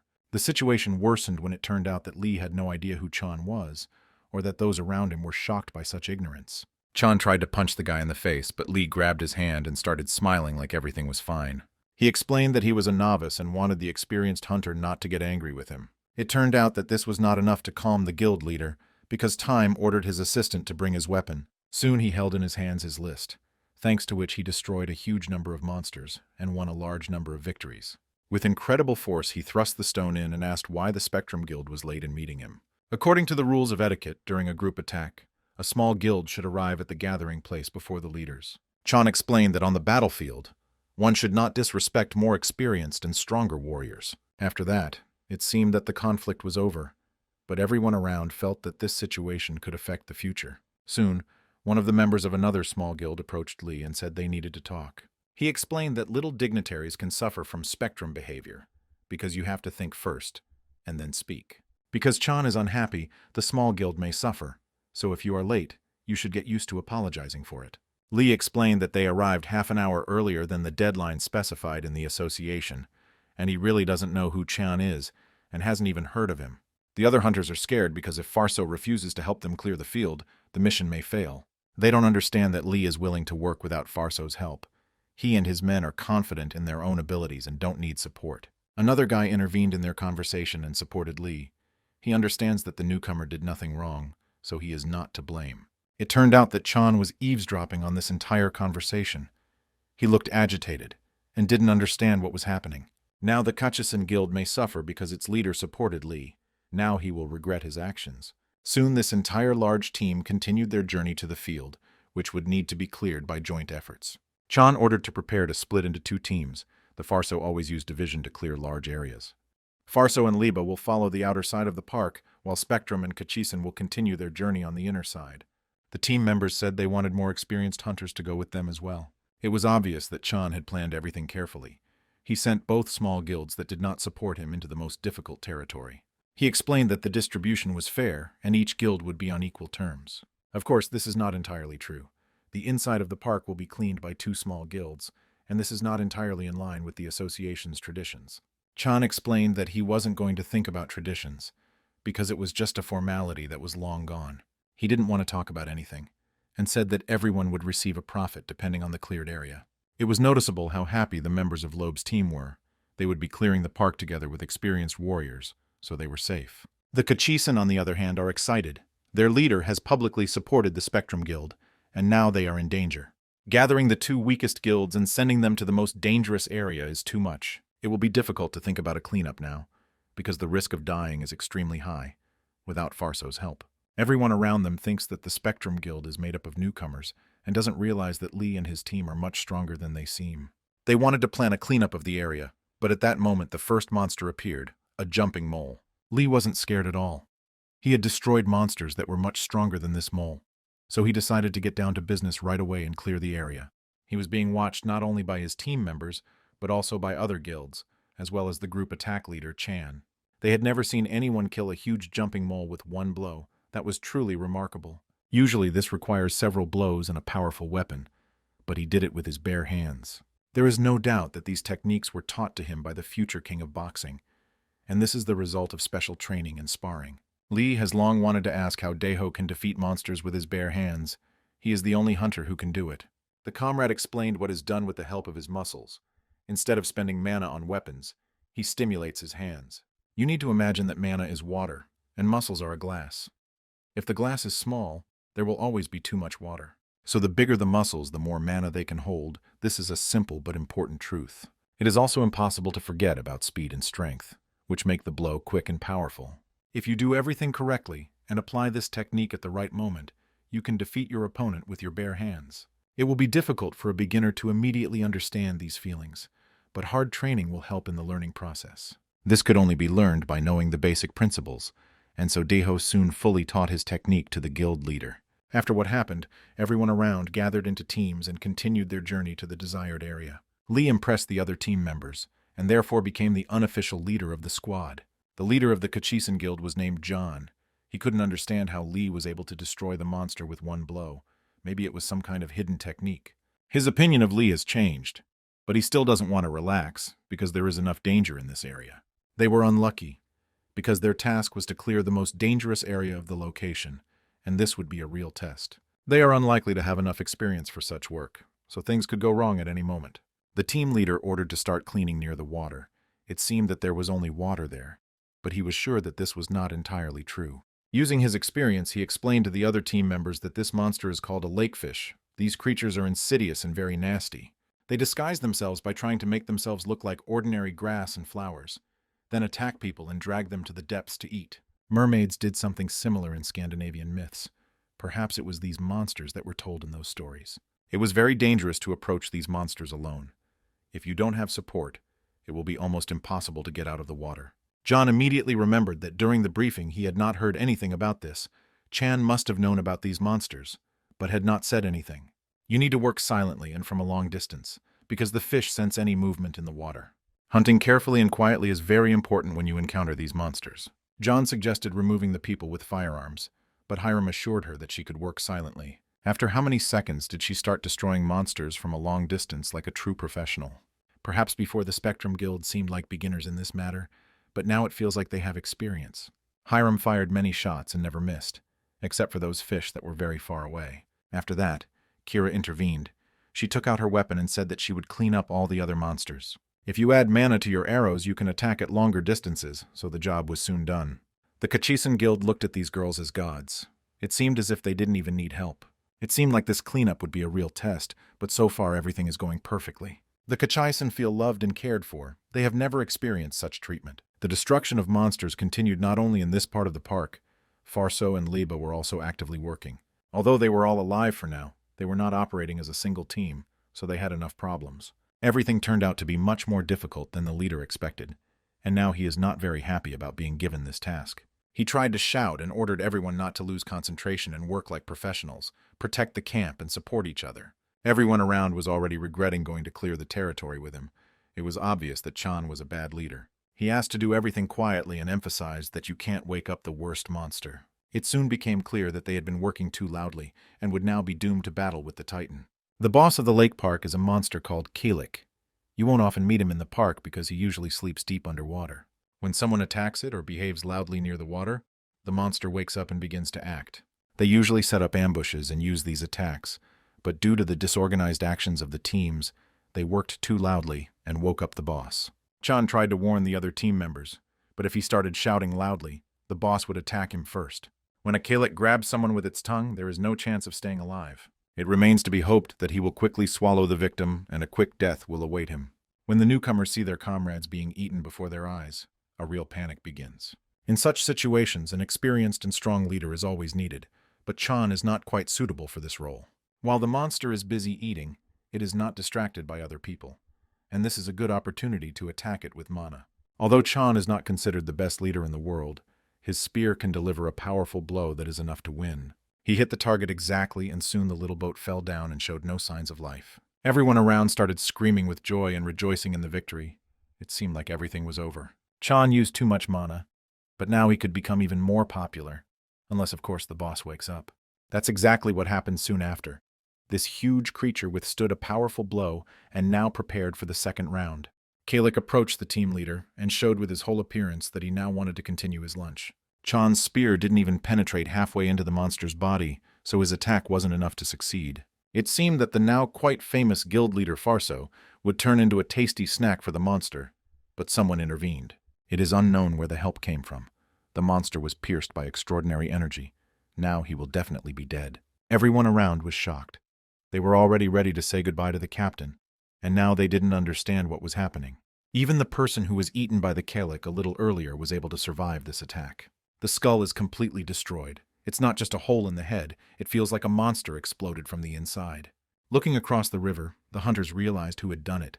It was the same guy who had openly shown disrespect to Chan. A few hours ago they were arguing and conflicting, and now Lee saved the life of that fool from the Farso Guild. It was not clear why these hunters had come here. They must be in the most difficult area of the park and clearing their territory. Chan was trying to understand what exactly happened, and at that moment he slipped and fell. He's not having the best day today. But this is just the beginning, and all the most exciting adventures are yet to come. Now even the members of the Farso Guild are making fun of him. Now everyone knows that there is nothing special in the guild. Previously, Chan tried to be as famous as Sehun, but now it's clear that he's on a completely different level. Meanwhile, another team responsible for the interior of the park rewarded each other with a successful sweep. John thanked Lee for his help and said that it was their first time participating in a team effort, and they were very grateful for the help and support.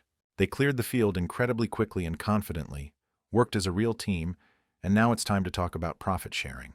At this point, a financial analyst from a high-tech company approached John and said that the distribution of profits should be discussed with him. John had never seen such influential companies involved in clearing fields in his life. He was shocked and excited. Now it's hard to understand why the Spectrum Guild wasn't so well known to other people until now, although it's obvious that they are really very talented. Lee said goodbye to his new friend and said he had to go home. The deed is done, and now he can think about his daughter who is waiting for him at home. Moving on to the UK, we haven't been outside Korea for a long time, and now it's time to do it. Our old friend, the witch Elizabeth, has already finished her business in New York, and now she has arrived on another continent. She looked a little scared and didn't expect to be caught off guard by wizards in Britain. She saw strange signs in their squares, and guessed that they were members of the magical tower she had heard so much about. Because of this, she forgot about the restrictions and used too much mana, and now it will be difficult for her to move around on her own for a while. She would like to solve all her problems without support, and tried not to involve anyone in it. But nothing worked. All that's left to do is ask Lee for help and start the connection process right now. It has long been clear that a cat named Teacher is not an ordinary pet. Maybe now her mystery will finally be revealed, and we will understand that the teacher is connected to Elizabeth. Meanwhile, the father returned home, and the daughter constantly tried to spend as much time with him as possible. He promised that as soon as he finished his paperwork, he would immediately give her enough attention. Due to the fact that the Spectrum Guild has been active in the last month, it has reached last place in the national ranking. Considering that not much time has passed since the guild's inception, it is developing quite quickly. Lee also couldn't help but notice that for a month the system hadn't said anything about his daughter's misfortune. It's unlikely that this is due to the lack of a butterfly effect, but perhaps this impact was not as great as Elizabeth said. If you forget about the additional tasks that the guild leader must perform, then there are no special problems for Lee. Today is a wonderful sunny day. It's warm and cozy outside, but sometimes on such calm days you feel the greatest anxiety. It feels like this whole perfect situation is about to turn into a real storm. The cat approached her friend and asked Sora to talk to her mother because she wanted to talk to Lee. Sora always listens to her new friend, so she immediately carried out her assignment. She asked her mother to hide from her father for a while, and to give him ice cream soon to support and entertain him. Kira was happy that she had such a perfect daughter growing up. They immediately got together and went to the store. This is how Sora fulfilled her cat's orders and distracted her mother from household duties. This girl is only 5 years old and she can already do such tricks. It's a talent. Lee was left all alone and soon a black cat climbed onto his desk. He wanted to pick her up and put her on the sofa, but at that moment the cat started talking and said that they needed to talk. It is not known what was going on in Lee's head at that moment. Perhaps he thought he was going crazy, or perhaps he was sure that it was all just a dream. Soon the guy realized that he was talking to Elizabeth. He had suspicions, but still he didn't understand anything. The girl explained that she had connected her consciousness with this animal, and the cat teacher was her creature on call. You probably wouldn't think Elizabeth would enjoy life eating cat food all the time, but in theory it's possible. After that, the conversation continued, and Elizabeth said that she wanted him to help her. He had to return the core fragments for her. When she talks about core fragments, she means parts of the monster's heart that was destroyed. She explained that she couldn't tell him too much and explain it all, but she still needed his help. Meanwhile, Sora and Kira were enjoying the nice weather and eating ice cream. At this moment, Elizabeth said that her request was related to Sora's second misfortune. Soon evening will come. We will move to the house of the boss of a high-tech company. His story is also important to the overall plot. Hasu was enjoying the evening in the company of his wife. After dinner, he decided to open his safe. He said that he had been thinking about getting rid of an important artifact for a long time, and now was the perfect time to do so. When Lee learned that Elizabeth's request was related to his daughter's second misfortune, he began to worry. Elizabeth explained that there are people who collect special fragments. They operate under a large number of names, so their identity is not fully known. The main thing is to understand that these people have one single goal: to collect all the fragments together and, with the help of a special ritual, resurrect the monster. Because of this, Elizabeth, a month ago, tried to destroy the core fragments and prevent the monster from coming back to life. She explained that this monster is connected to Sora's second misfortune, which is why it is important to stop it. If the theory is correct, then Sora's second misfortune is related to the death of her mother. If everything is the same as in the past life, then after the monster's resurrection, Kira must die. This will happen during the world quest. Lee remembers all these nuances perfectly and is even afraid to think about it. Elizabeth assured that it is better not to talk about what will happen in the future, but she does not understand that this will happen soon, and it is necessary to act. The witch explained that because of the butterfly effect, the future changes completely. There is no need to think about it constantly. From the very beginning, the second misfortune happened 5 years later, but this time, it happened almost immediately, a month later. Events develop much faster than Lee expected, and this becomes a serious problem for him. World Quest, although it's called a quest, is actually a big and complete disaster. Before the regression, during the World Quest, an entire city in China was destroyed. The number of victims was horrific. In addition, then the abilities of hunters were higher and more balanced. There was a greater chance of survival for humanity. There has not been an update to the personal system up to this point, and if this quest starts, the threat will be extremely great. This must be stopped, and to do this, we must first find the core fragments and destroy them. One of the fragments is in Korea. Tonight it will be put up for auction by hunters in Seoul. This auction will be Lee's main goal. If he collects the right amount of money, he can buy back the core fragments. Elizabeth explained that buying the core would be a mistake, because then they would become a target for bad people, so it would be better to steal the fragments.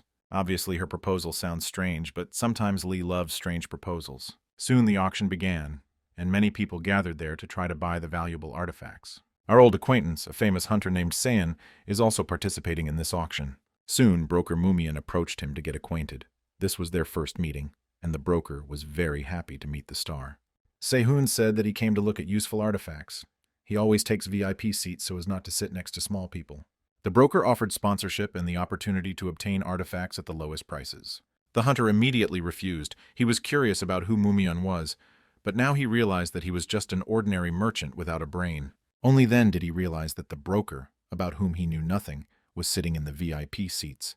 And this was very strange. Usually the best people sit there, so this Mumyon may turn out to be a fairly respectable and wealthy person. Lee did not set out on this mission alone. He took Elizabeth with him in cat form as a support group.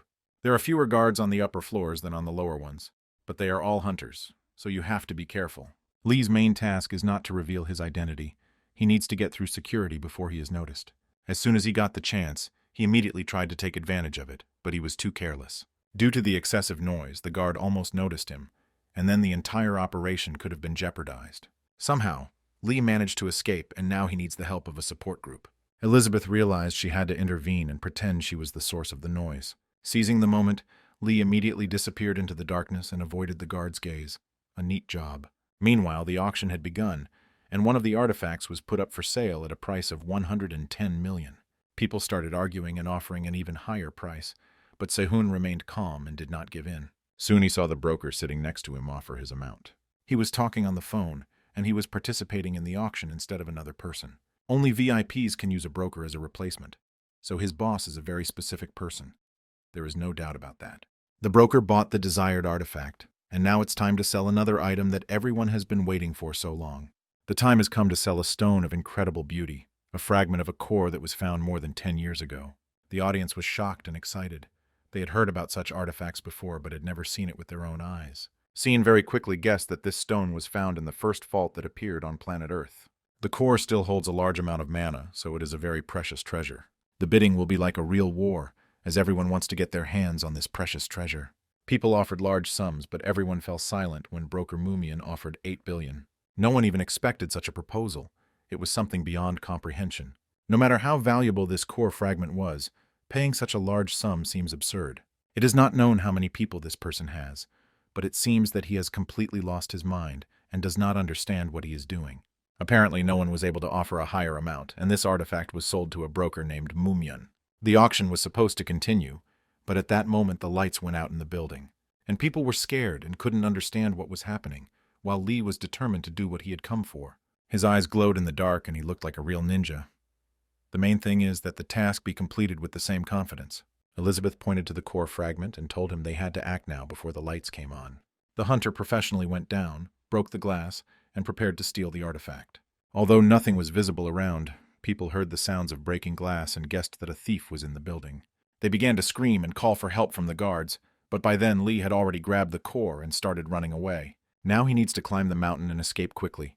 The guards will gather on the first floor, so there will be few people on the mountain.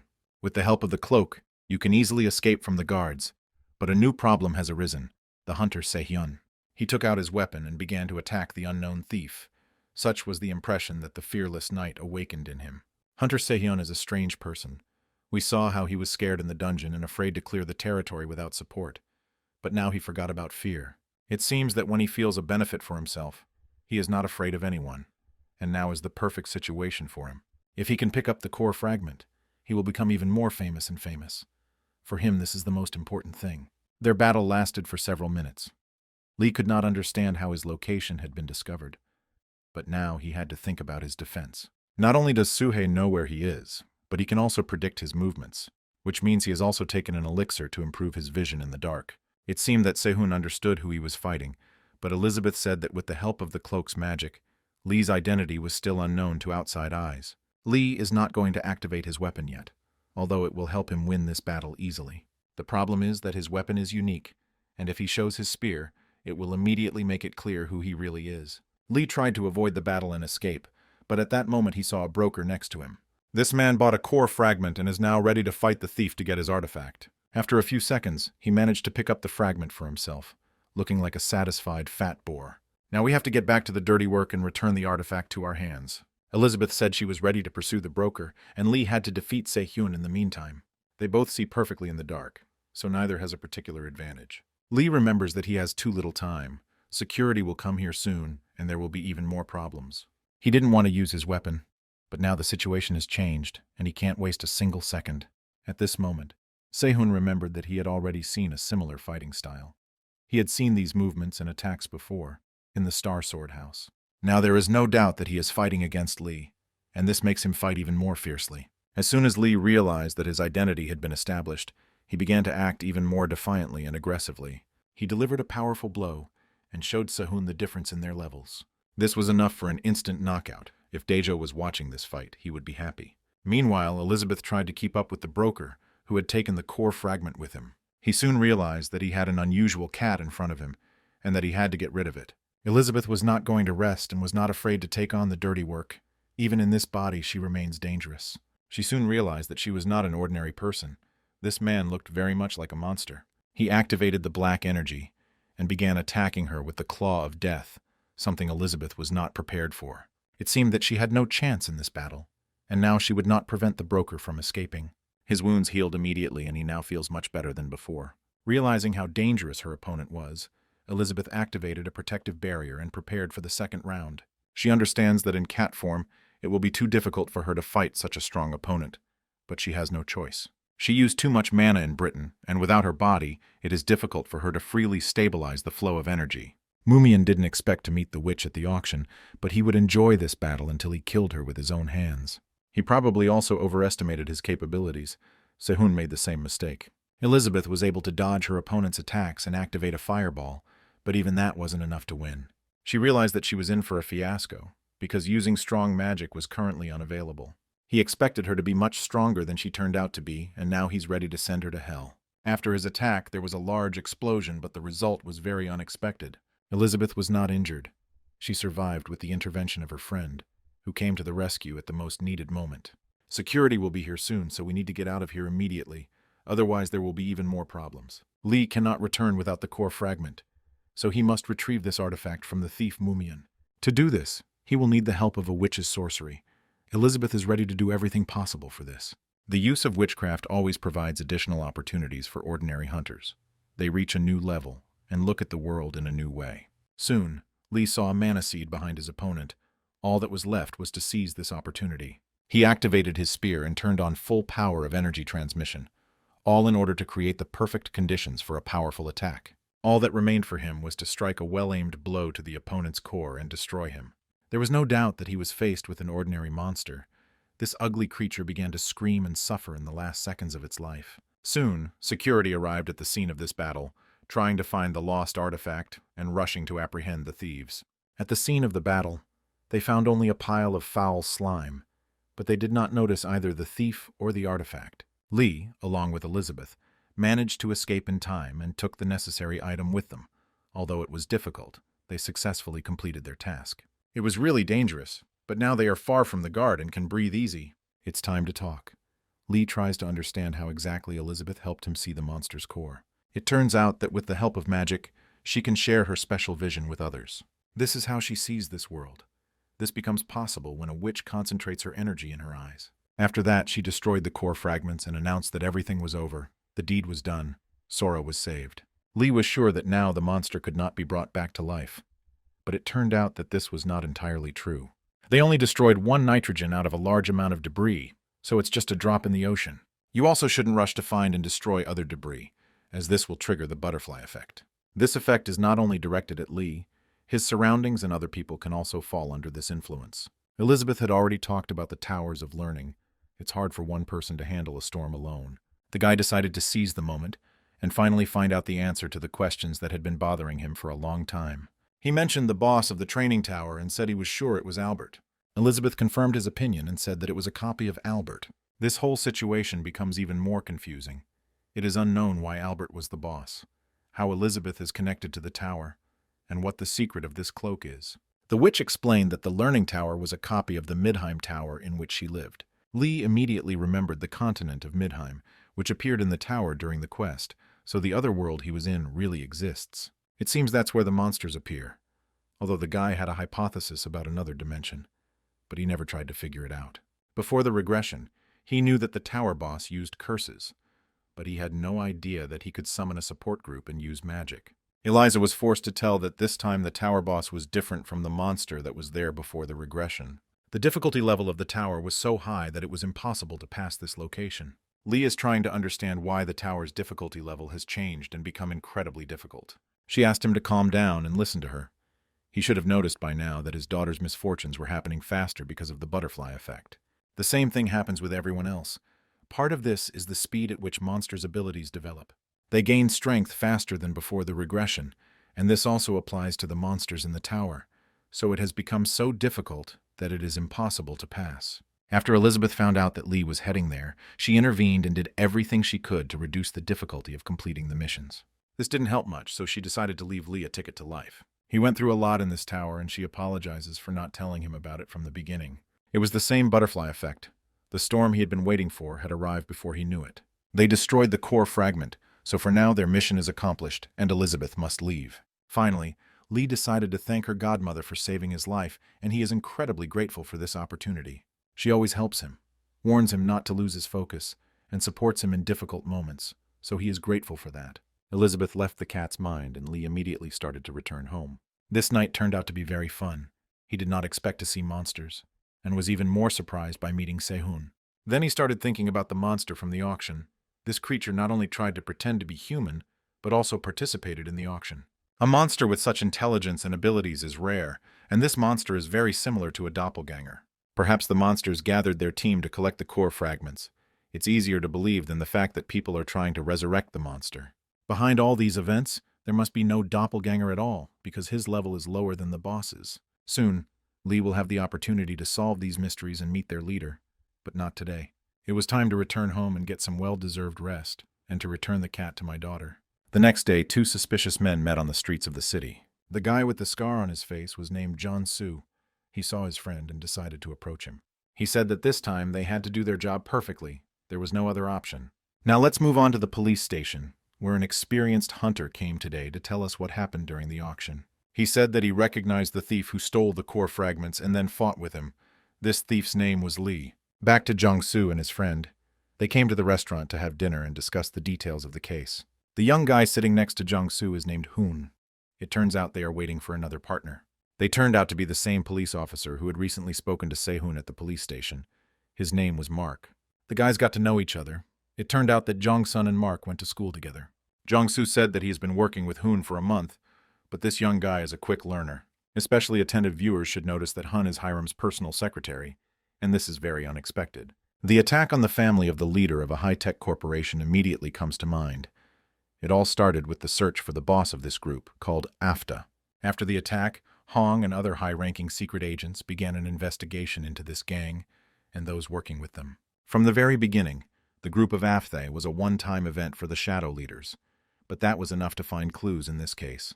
As soon as newly registered companies similar to the AFT company appear in the future, it will become clear that they are also managed by the same person. There is no doubt that these are mercenaries, hunters who lost their licenses due to various bad deeds. They have no problem breaking the law to make money and easily take on any job. As a result of a month of work as a mercenary, Hoon was able to find out that Jong-soo was in contact with representatives of the AFTA gang. Soon he will find the right trail, and then he will be able to apprehend these thieves and do his job. Meanwhile, the policeman began to tell me that he had a new case. He was looking for a suspect, but he didn't know where to find him. This case concerns an attack on an auction house, and it immediately interested everyone at the table. The police already know that the broker Mumyun, whom they could not find, turned out to be one of the bandits. The situation is indeed very suspicious, and apart from this broker, the police have no leads. Recently, the hunter Sehyun came to them. He told some nonsense, and almost no one believed him. A lot is known about this hunter. Usually everyone knows him as an actor on television, not as a real warrior. Mark remembered that he shouldn't tell anyone about all this, but Jong-soo reminded him that they were friends and shouldn't hide anything from each other. After that, the guy said that according to Sehyun, Lee should be the thief. It became clear after they fought each other, Sehun couldn't confuse this style of attack. Of course, drawing conclusions based on these words alone is too pointless, and Mark also said that this story is very secret and he hopes for confidentiality. Jong-soo tried to pretend like he wasn't interested in this information, although it seems like he wants to find and kill Hunter Lee. Meanwhile, little Sora was taking his first steps in using magic. She tried to turn the water in the bottle into ice, and at first she succeeded. Her results are much better than during previous lessons, when she froze the entire room, even the windows. They train together with the cat Elizabeth. When two witches meet, they cannot be left alone for long. So far, Sora's mana is too difficult to control because she has much more power than everyone else. She needs to learn how to freeze just water in a bottle, and to do that, she needs to be able to work with the flow of energy. If she cannot control her source of mana, then other people may suffer because of her actions. Soon Kira was returning home. She left Sora alone, but not for long. When she approached her door, she saw a man with a scar on his face. The girl thought it was her new neighbor. They soon got to know each other, and talked a little about the house and the environment. As soon as Kira entered her apartment, she was immediately greeted by her daughter, and the neighbor also greeted the little girl. Soon they said goodbye, the girls never realizing that this man could be a serious threat to their lives. He entered his apartment. At that moment, a tied man was there. Probably he was the real owner of this room. Jungsu reminded him that he had to be very quiet, or a hole would appear in his head. After that, he took out his diary and asked that his target lived with a woman and a small child. Now all he has to do is come up with a plan and figure out who he will use as a hostage. Soon, Hong came to his room. He said he wanted to talk about Hunter Lee. Rumor has it that even the police aren't sure this guy was the thief, so he suggests not attacking this hunter prematurely. His partner didn't like these words. He believes that the broker has disappeared and has nothing to do with this case, so Lee is the main suspect. It's better to start with someone they've already seen, so their plan is too simple. When young Hong realized that Hunter Lee's family would become bait, he immediately broke out in a sweat and began to feel incredibly anxious. Meanwhile, Jansu tries to choose who to use as bait, his wife, his daughter, or his father. For a seasoned mercenary and a bad guy, the choice is obvious. They must choose the daughter. As soon as Jungsu left the room, Hoon immediately took out his phone and started calling someone. He must warn Hunter Lee about the danger. Otherwise, this whole story could end very badly. We cannot allow mercenaries to steal a child. If she gets hurt, it will be a disaster. Lee didn't pick up the phone. He was busy with something and didn't even hear his phone ring. At this moment, Jungsu entered the room. He was smiling and remained quite calm. The guy with the scar on his face approached the captured man and opened his mouth so he could tell what had happened. This man said that Hong had just called Hunter Lee and wanted to tell him about the whole plan. Hong understood everything immediately. The situation was completely out of his control, so he had to act and act quickly. He understands that he shouldn't have expressed himself too soon, but after Jansu started threatening the little child, he had no choice. It turned out that this thief with the scar was much stronger than he seemed. He found himself in a winning position and got a taser. It's not hard to guess what happened next. Within a few seconds, Hong showed no signs of aggression and lost consciousness. The imprisoned man hoped that he would now be released. He made a mistake when he decided to trust the bandit. In the neighboring apartment, Kira was about to go outside to throw out the trash. She asked her daughter to sit quietly and not open the door to strangers, and not to eat the ice cream hidden in the refrigerator. Last time she ate everything she found and said her cat did it. Sora is small, but she already knows how to lie. She's been eating too much ice cream lately, so she'd better go on a diet. As soon as her mother left, someone knocked on the apartment door. The girl guessed that it could be her neighbor and went to the door. Jungsu knows how to talk to children. He said that her father was in danger and Sora should open the door immediately. They must go to their father together and save him, otherwise everything could end very badly.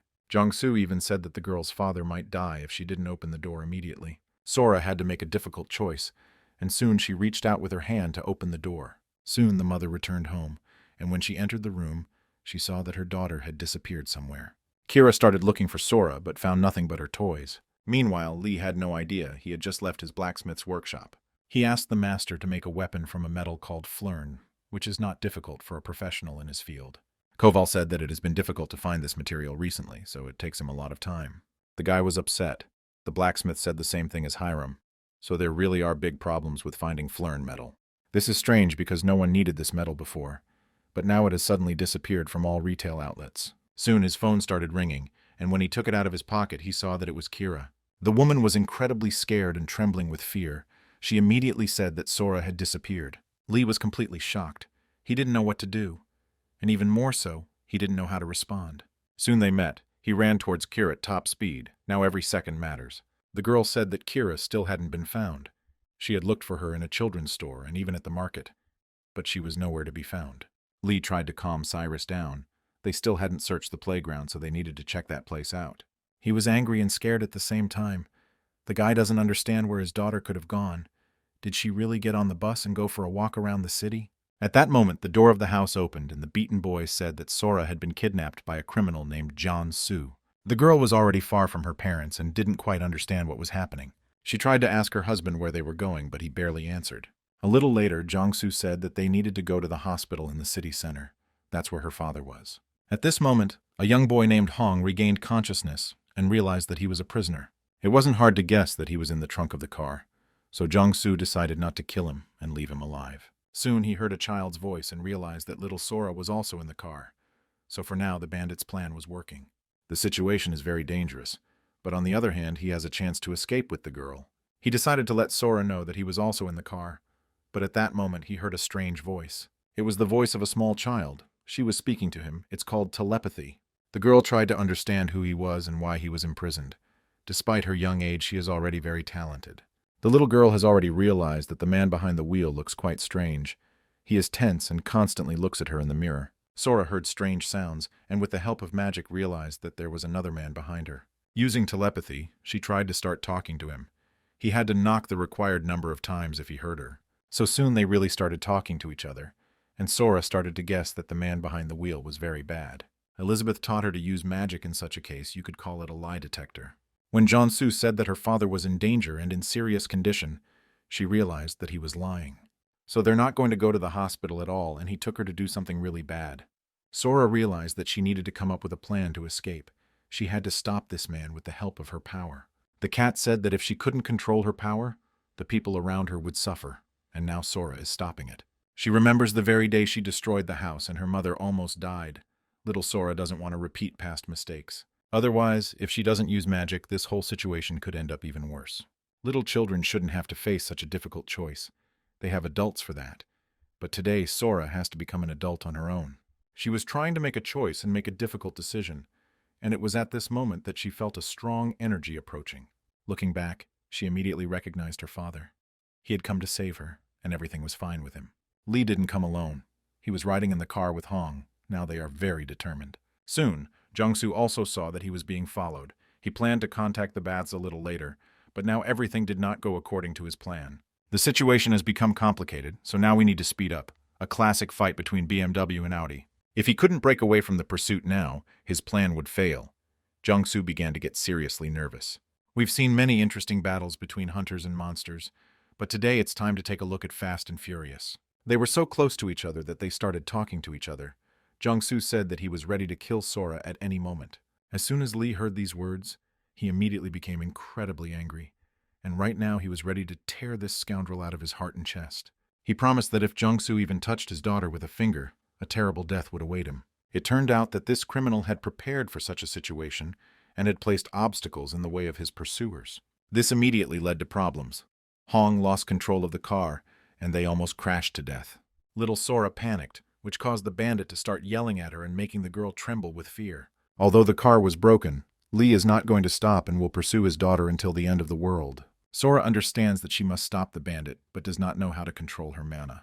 The man in the trunk may get hurt, but if she does nothing, it will be even worse.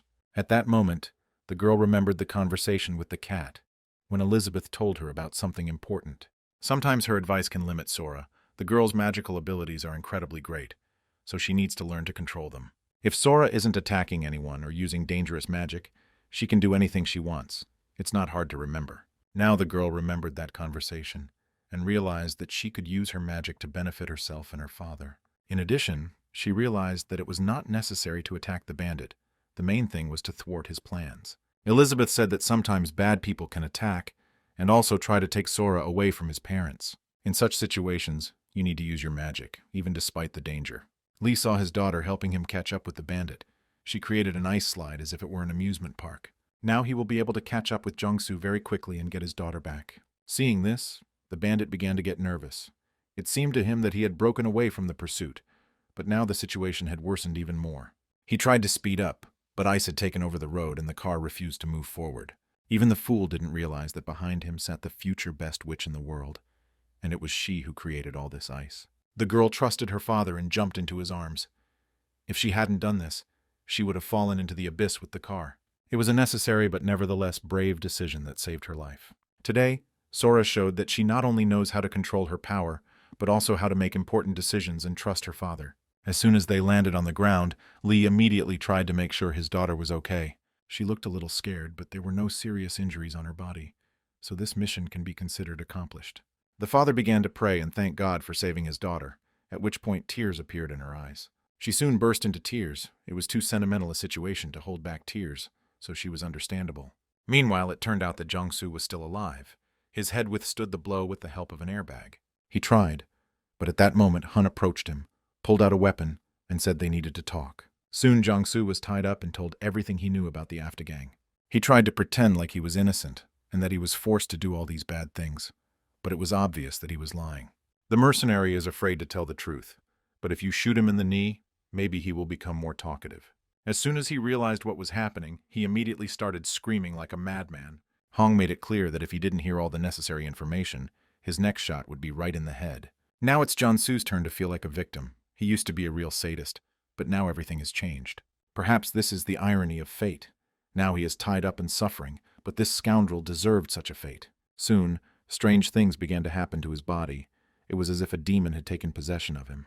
Within a few seconds, he turned into a horrible monster and said he wouldn't say anything more. Hong immediately prepared his weapon and started shooting, but bullets were unlikely to stop the dead man. In such a situation, you need to wait for the help of a hunter who knows how to use the power of mana. As soon as Li appeared, the situation immediately became controlled. They were no longer in danger. His spear silenced Jiangsu forever. He had no choice but to kill this creature. A little later, Li started a conversation with Hong. He wanted to understand how the guy found out about the kidnapping, and why he didn't report it earlier. A long conversation ensued between them, and Li learned that Hong was working undercover to find answers to a large number of questions. First of all, he wanted to understand who decided to attack the house of the boss of the high-tech corporation, as well as the thief who attacked the auction. It turned out that the item that was stolen during the auction also belonged to the president of a high-tech corporation. Now the situation is finally explained. On the day the Kasu family was attacked, the main target was not people at all. The real goal was to steal a nuclear fragment. The bandits knew that it belonged to the president of a high-tech corporation and was in his home. So far, Li has not said that he was the one who stole this core fragment, and that it was because of him that Sora was kidnapped. Hong also said that from all the information he knows, the boss of the bandits may be San. This man is also known as the Korean representative in the Volcano Blacksmiths Union, a very dangerous person. As soon as Jiangsu said this man's name, his body immediately changed and he turned into a monster. Talking about turning into monsters, Li immediately remembered the broker Mumian. He was also an ordinary person. But then everything changed. Despite all this information, the story has become even more confusing, and we will have to look for answers to all these questions. The next morning, a large man with strong muscles could be seen in the city center. He spoke on the phone with his son and arranged to meet him in the city center. It was the Blacksmith Khan. Soon he found himself on the top floor of a tall building and finally met his son. His son turned out to be the same San, who was mentioned a little earlier. He said that he was fine and decided to talk a little about his father's business processes. He knows that his father is looking for the necessary materials for weapons, but so far he can't find anything. These materials are not regulated by the state or association. Even if there is a list of sales and purchases, you still won't find this material on the market. As soon as his son heard that this material was the precious metal flint, he was very surprised. He told his father that there was a metal that could be used to replace flint, and it wasn't difficult. The experienced blacksmith replied that this would not help. The customer asked to make the weapon specifically from flint, otherwise he would not need this weapon. San tried to find out the customer's name, but the blacksmith did not answer. He came here because he understands where large volumes of flint are widely used, right here, in the volcano. He looked closely at his son and asked him if he really knew nothing about this precious metal. The son replied that this was the first time he had heard of it, that no one had needed flint before, so he had no reason to collect this metal. The father felt that his child was behaving quite strangely. Parents always sense such nuances. In front of him is his own son, but at the same time he feels that this person has somehow changed. He used to be cheerful and funny, but today he acts as cold as ice. San tried again to find out the name of the person who ordered the weapons. If his father didn't tell him this information, he might find himself in a bad position. Looking more closely, the blacksmith saw that his son's eyes were very strange, something he had never seen before. Chan tried to change the topic of conversation and talk about his son's wife and how she was feeling. San replied that his wife was fine, but that couldn't be because she had died a few months ago. At that moment, the father realized that he was not his child at all, but unfortunately it was too late. In fact, few people know, but this experienced blacksmith has more than one son.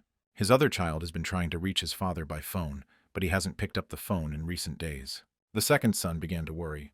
He had not seen his father for a long time and missed him. That's why Daejo decided to go to the workshop and find his missing father. He had no idea what had happened to his father, but fortunately, this experienced and skilled blacksmith was still alive. When he opened his eyes, he saw that he was in an unknown environment, surrounded by a huge amount of metal called flint. Before asking a few questions, he was immediately warned that he would be forced to suffer for any lie. San sat down opposite him. It's unlikely he's his real son, but now the conversation will be about something completely different. Now it's time to find out who exactly ordered a weapon using Flurn from the blacksmith. The man replied that he did not know this character. It was an anonymous order, and the person did not leave his name. The blacksmith does not want to tell that the customer is his old acquaintance and also his son's friend, the hunter Lee. San warned that for any lie he would make the blacksmith suffer, and now he is ready to confirm his words. He will not only break his hand, but also destroy it so that he will never be able to hold a hammer again. This wicked and cruel man gave the blacksmith one last chance to tell him the name of the person who ordered the Flurn weapons. At this point, the blacksmith told a story about how his real son, San, advised him to treat customers like family members. Now he is being offered to give up his family, and he is not going to accept this offer. He understood that now he would suffer from incredible pain. He understood that he might never be able to work as a blacksmith again. Chan decided to take a chance and keep his mouth shut. The sacrifice of this illustrious man will never be forgotten. Meanwhile, everything was great at the Lee family home. The young parents were enjoying life with their daughter. At the age of 5, Sora learned to read in English, and it seems like a real genius is growing up. 3 days ago, there was an attempt to kidnap her. Fortunately, Sora returned to her normal life without any problems. Just in case, they even took her to a child psychology center, where they said that everything was fine with her. Considering her daughter's strength, Jansu must have seemed like a weak man in her eyes. Maybe she wasn't even afraid of him. A few minutes later, Lee received a message from a blacksmith who had written to him and asked for a personal meeting. He said he wanted to talk about his order, but it was strange because it was almost night. Lee thought there was some problem and went to meet him, not even suspecting what had happened to Master Chan. When he opened the door, he saw that there was no light inside, which should have been enough to make him start to get nervous. Lee remained calm and believed that no one was there. Only at the last moment he smelled danger and the approach of the enemy. When he turned around, he saw that this enemy was his blacksmith. The boy managed to dodge and saved his life. If he had a slower reaction speed, he would have been left with a hole in his head. Lee tried to calm the blacksmith and understand what was happening, but the master did not listen to him at all. I had to show this man my strength and seriously injure him with my blow. Looking more closely, Lee realized that in front of him was no longer his old acquaintance, but some completely different creature. The purple blood seemed familiar. That's what the broker had looked like during the auction battle. There is no doubt that he is facing a blacksmith's double, so he can turn on the spear at full power and demonstrate his full potential. It seemed that nothing would stop Lee from destroying this monster, but soon he saw a huge fist near his chin. It wasn't exactly help, on the contrary, this hand was trying to hit Lee. From such a powerful blow, he hit the wall and almost broke all his ribs. Only the legendary fighter Daiho is capable of doing this with his bare hands. He must have seen his father being beaten and immediately intervened in the fight. The guy wasn't going to stop and approached Lee to deliver the decisive blow, while the guild captain, Spectrum, tried to stop him. The blacksmith managed to get to his feet and began to guess what was happening.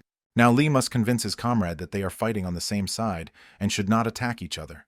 He assured that in fact this is not the real Master Chan, but his copy. This creature tried to take advantage of the situation and convince his son to protect him from the hunter's attack. Daijo found himself in a very unpleasant situation, with his father asking for help on one side and his friend talking nonsense on the other. It seemed like the choice was obvious. Any son would believe his father and try to protect him. Daijo is probably not exactly a classic son, because at the last moment he changed the direction of the attack and hit his father. He guessed that he was dealing with a fake Master Chan, and tried to understand what was happening. The blacksmith was still trying to convince his son that they were on the same side, and should immediately kill the treacherous thief Lee. In fact, Daijo is not a fool at all. His father would never hide behind others in such situations. On the contrary, he would ask his son to step aside in order to be able to defeat the enemy himself. At that moment, this filthy creature realized that there was no point in hiding its true face anymore. The guys reunited and prepared to fight together. Their duo had already proven themselves from the best side before. They have always acted as a true team and supported each other. Now we need to do it again. During friendly sparring, each of them began to better understand their comrade's strengths and weaknesses, which can also help in battle. Within seconds, it was clear that these two hunters were much stronger than the ugly slug. Lee reminded his companion that they couldn't kill this monster because they had to interrogate him first. Daijo wanted to grab his opponent, but at that moment he missed a powerful blow to the head with a hammer. Usually such blows often lead to death. If you get hit in the back of the head, there is almost no chance of survival. It turned out that even this was not enough to knock out the future boxing legend. He will make this man suffer for the harm he has done to his family. Sometimes they say that you can't kill a person without a weapon, but that certainly doesn't apply to a guy like Daiho. His punches are on a whole other level. Even Thanos wouldn't be able to withstand such a load. This guy is incredibly angry and wants to know what happened to his father. He will stop at nothing to hear the truth. The monster regenerates quickly, so it's not the best opponent for it. You need to change your approach and find out the truth. Now the blacksmith has turned into slime, just like the broker during the auction battle. Then strange things happened. Instead of continuing the fight, the monster stuck its hand in his chest. He found his inner core and destroyed it with his own hands, something the boys had never seen before. This monster destroyed itself before my very eyes. Suicide among demons had never happened before. For some time they stood there trying to understand what had happened. No one even suspected the cause of this situation. Lee said that the master had ordered him to come to the workshop to talk about weapons, so someone was controlling this double. There was also a double during the auction, so there's a chance they have the same boss. Daeho said that the last time he spoke to his father was 3 days ago, when he told him that he was going to the Blacksmiths' Union for negotiations. As soon as Lee heard about the Vulcan Blacksmiths' Union, he immediately said that they should go to their office in the morning. There's no doubt they'll find clues there, but for now they need to rest. When Lee returned home, he saw that his little daughter was still awake, so this thug was breaking the rules again. She was probably worried about her father and therefore could not sleep. Looking at this, tears appeared in her eyes again. She used magic and promised that now he would feel better. Despite her young age, she can already become a full member of the Spectrum Guild. Thanks to her help, his father had more energy, after which they went to bed, and in the morning Lee set off for the Vulcan Blacksmiths' Union. It turned out that San had access to the auction's surveillance cameras.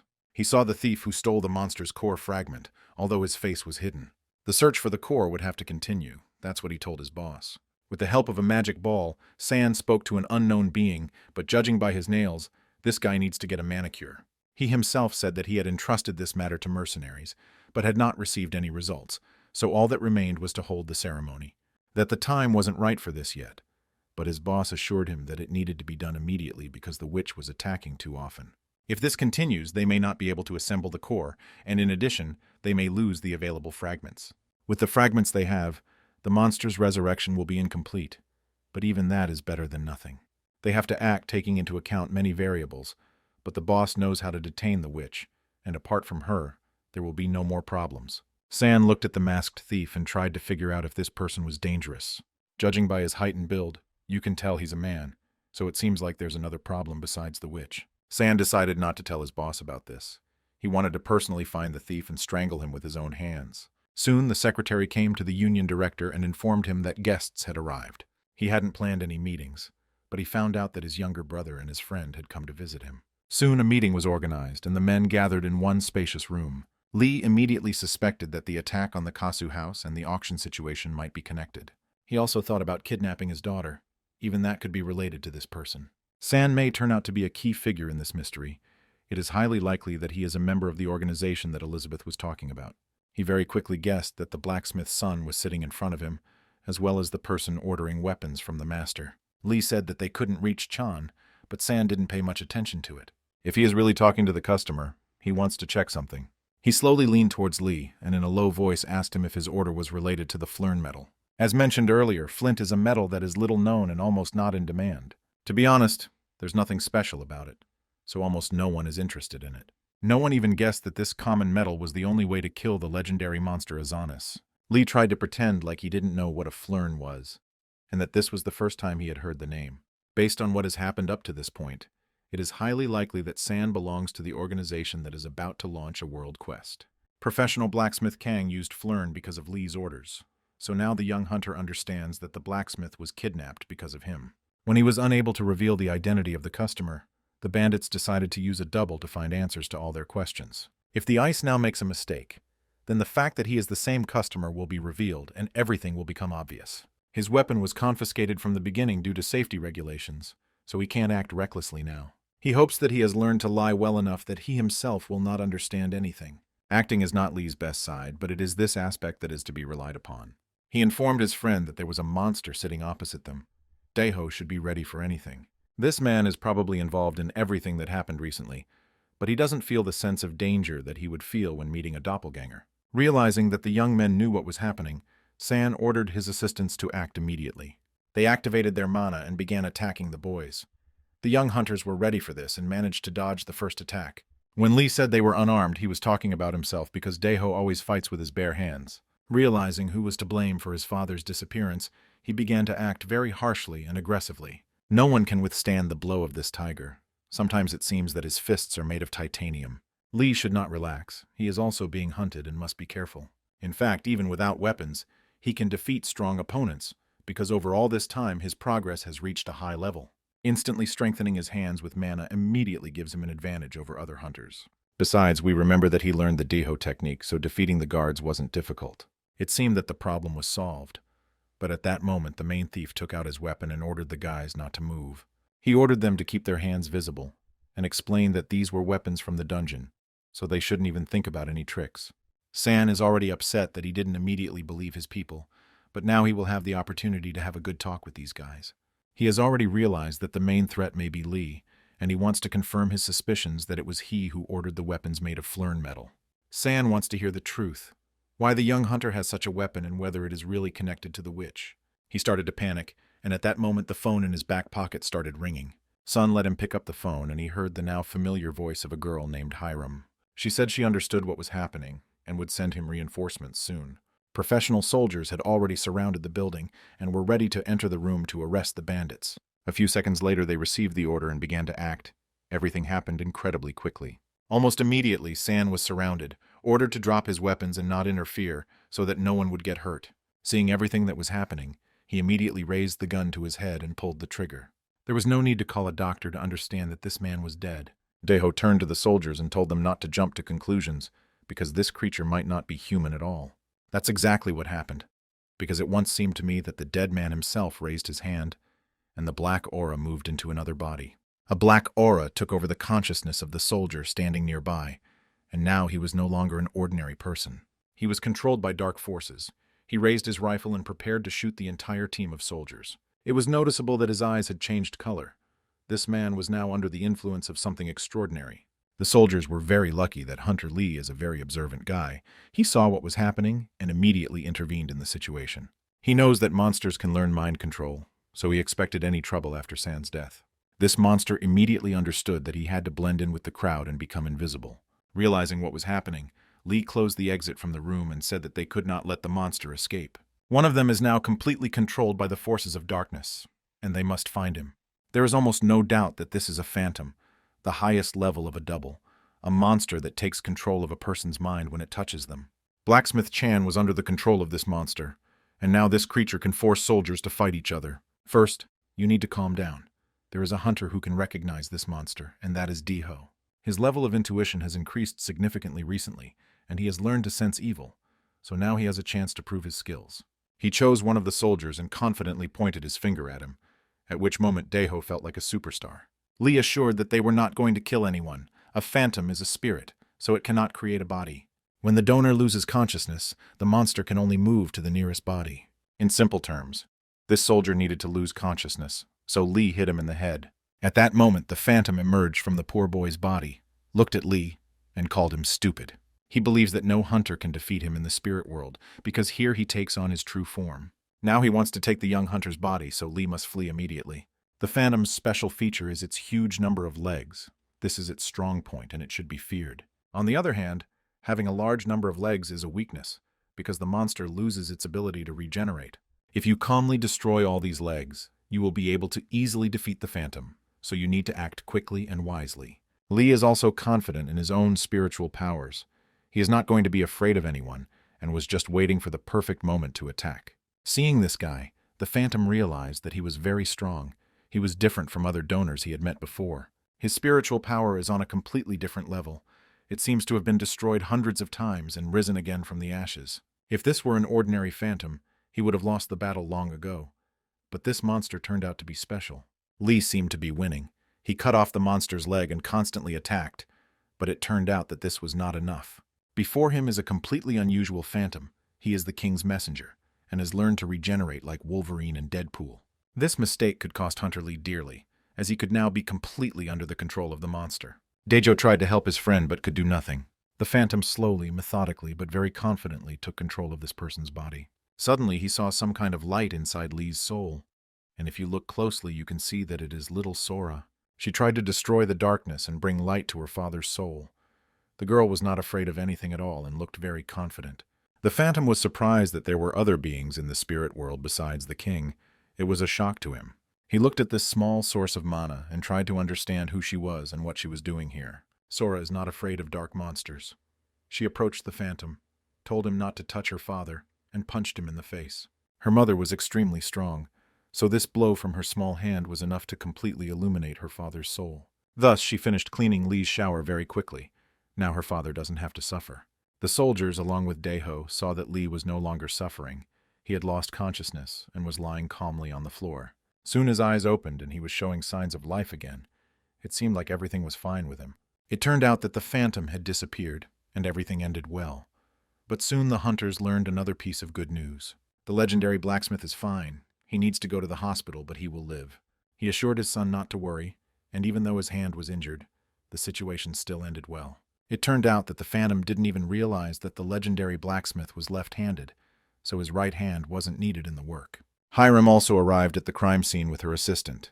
Without her, this success would not have been possible. Lee tried to understand how she found out about what had happened and where the soldiers had come from. It was all too unexpected. It had to be explained that San had become the prime suspect in the attack on the Kasu house, so Father Hiram decided to intervene. Their family believes that if someone hits them in the face, they should shoot them in the head in return. Then she found out that Lee was fine, and after the phantom attack, oddly enough, he felt even better. It feels like he's been in therapy, and now his spiritual strength has become even stronger. After all these adventures, Lee is always happy to return home to spend time with his family. He was very hungry, so on his way home he decided to stop by and buy some fried chicken. Today she will try this delicacy for the first time. Her father is sure that she will really like it, and she will love this dish. It's not at all clear how their daughter has never tasted chicken in her entire short life. Kira explained that chicken is high in calories and contains a lot of sodium, but any Korean should try this dish no matter what. The little girl said it was incredibly delicious and she wanted more. Then she completely surprised her parents by telling them that she liked fried chicken more than her favorite ice cream. Very quickly, all the chicken was eaten and now little Sora wants to sleep. She doesn't need much to be happy. Dad decided to talk a little about cooking chicken and said that first you need to raise a live chicken. After that, they are killed and made into delicious delicacies. But Sora was not very happy to hear this. On the contrary, the girl was scared. The father tried to correct his mistake and explained that now she should understand why her father and mother were helping her grow up. He hinted that in the future they also wanted to make some delicacies from her and eat them. But the girl didn't get the joke. Maybe it scared her, but her father and mother, on the contrary, laughed after this story. A little later, it became obvious that this was too much, as Sora fell to the floor and began to cry hysterically. Yesterday, she continued to cry and asked that no one eat her, at which point everything in the room became covered in ice. The moment when she destroyed the house is immediately remembered, so we need to take this very seriously and try to calm her down. The parents quickly apologized and everything around them began to change and return to normal. The father promised never to joke like that again, and his little daughter immediately forgave him. This really shouldn't be done because otherwise the parents risk freezing to death while eating the chicken. Moving on to the USA, or more precisely to Washington, today you can meet a large number of tourists there. They all come to see where the first vault was found. In this place, the Holy Sword single-handedly fought against huge monsters and protected all of humanity. Then the city suffered greatly, and when the monster appeared, the Korean hunter, the Holy Sword, destroyed it. This huge and dangerous monster in America was called a gate crasher, which means it was an uninvited guest. Few people know his real name is Azanis, and in honor of the Battle of the Holy Sword, a statue was built of this monster. Almost none of the visitors noticed that a rather interesting character with a hood on his head was standing behind him. He was holding the familiar ball in his hands and talking to someone. On the boss's orders, he prepared to open the rift. The guy is sure that the Holy Sword will get stuck in this place. Now that there is no phantom, we need to act much faster and not pay attention to others. The female guide saw this unknown man and asked him to stop. She tried to explain that you can't go here without a pass. And it seemed like this was another alcoholic who had forgotten the rules. But when she saw his face, she almost fainted from fear. This creature opened a portal. People around started to panic, and this monster, on the contrary, laughed loudly and enjoyed what was happening. The legendary city of Washington, which had already forgotten about its troubles, has once again plunged into a dark abyss. Meanwhile, in Korea, no one even suspected the approaching danger. Lee continued to spend time with his family and looked relaxed. Sometimes he thought about San. This man was possessed by a phantom, and almost no one knew about what he had done. The state and hunters associations hid this information because it could cause a wide resonance. After the blacksmith was taken to the hospital, the doctor said that after rehabilitation he would have no problems in everyday life. He suffered because he didn't tell about Lee, and now he still wants to continue working with Flern metal. The little daughter distracted her father from the difficult memories of recent problems. She opened her eyes even with soap on her face and believes that this is enough to be called an adult. Her father said that it wasn't enough to make her grow up, but it was enough to make her eyes hurt all day. Kira was in another room and saw breaking news on TV, reporting that a lot of large-scale faults had appeared in the United States. This is all they've been talking about all day today, but it's unlikely to be a big problem because the Holy Sword will arrive there soon, along with the Archmage. You probably mean the boss of the Wizard Tower, Luke Sinclair. All the most powerful people in the world are now going to Washington. Everyone understands that the monster's uprising must be immediately stopped and sent back to the abyss. It's like a natural disaster, and when Lee saw the news with his own eyes, he was too surprised. He immediately remembered the catastrophe in the United States. Before his regression, hundreds of different faults opened there. The problem is that this was the beginning of a world quest that soon appeared in Shanghai, so this is very bad news. Meanwhile, let's move to China, to the city of Shanghai, where a dark force is now gaining more and more strength. It seems these bad guys found a huge fragment of the demon core, and now they want to bring back the legendary monster. They prepared to begin the ceremony, but were forced to stop because an uninvited guest appeared. They quickly spotted the witch Elizabeth, who smiled and greeted her old acquaintance named Charlatan. They guessed that she was going to hinder them until the last moment. This witch always creates unnecessary problems. Today is no exception. She has come to stop evil, and she is ready to take risks for it. Elizabeth smiled, radiating extreme confidence, and ordered the core to be given to her so that she could destroy it. A few hours later, the sun rose in this area, and the consequences of the meeting between the witch and her enemies could be seen more clearly. It turns out that Elizabeth is just as strong as ever, her power only growing with experience. Elizabeth doesn't like it when someone talks too much. She came here for the core and isn't going to stop until she destroys it.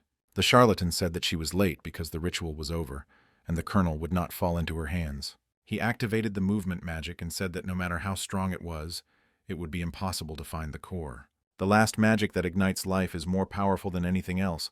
It was Elizabeth who told the charlatan about it in the past, and he memorized this technique. The girl did not have time to take the core with her.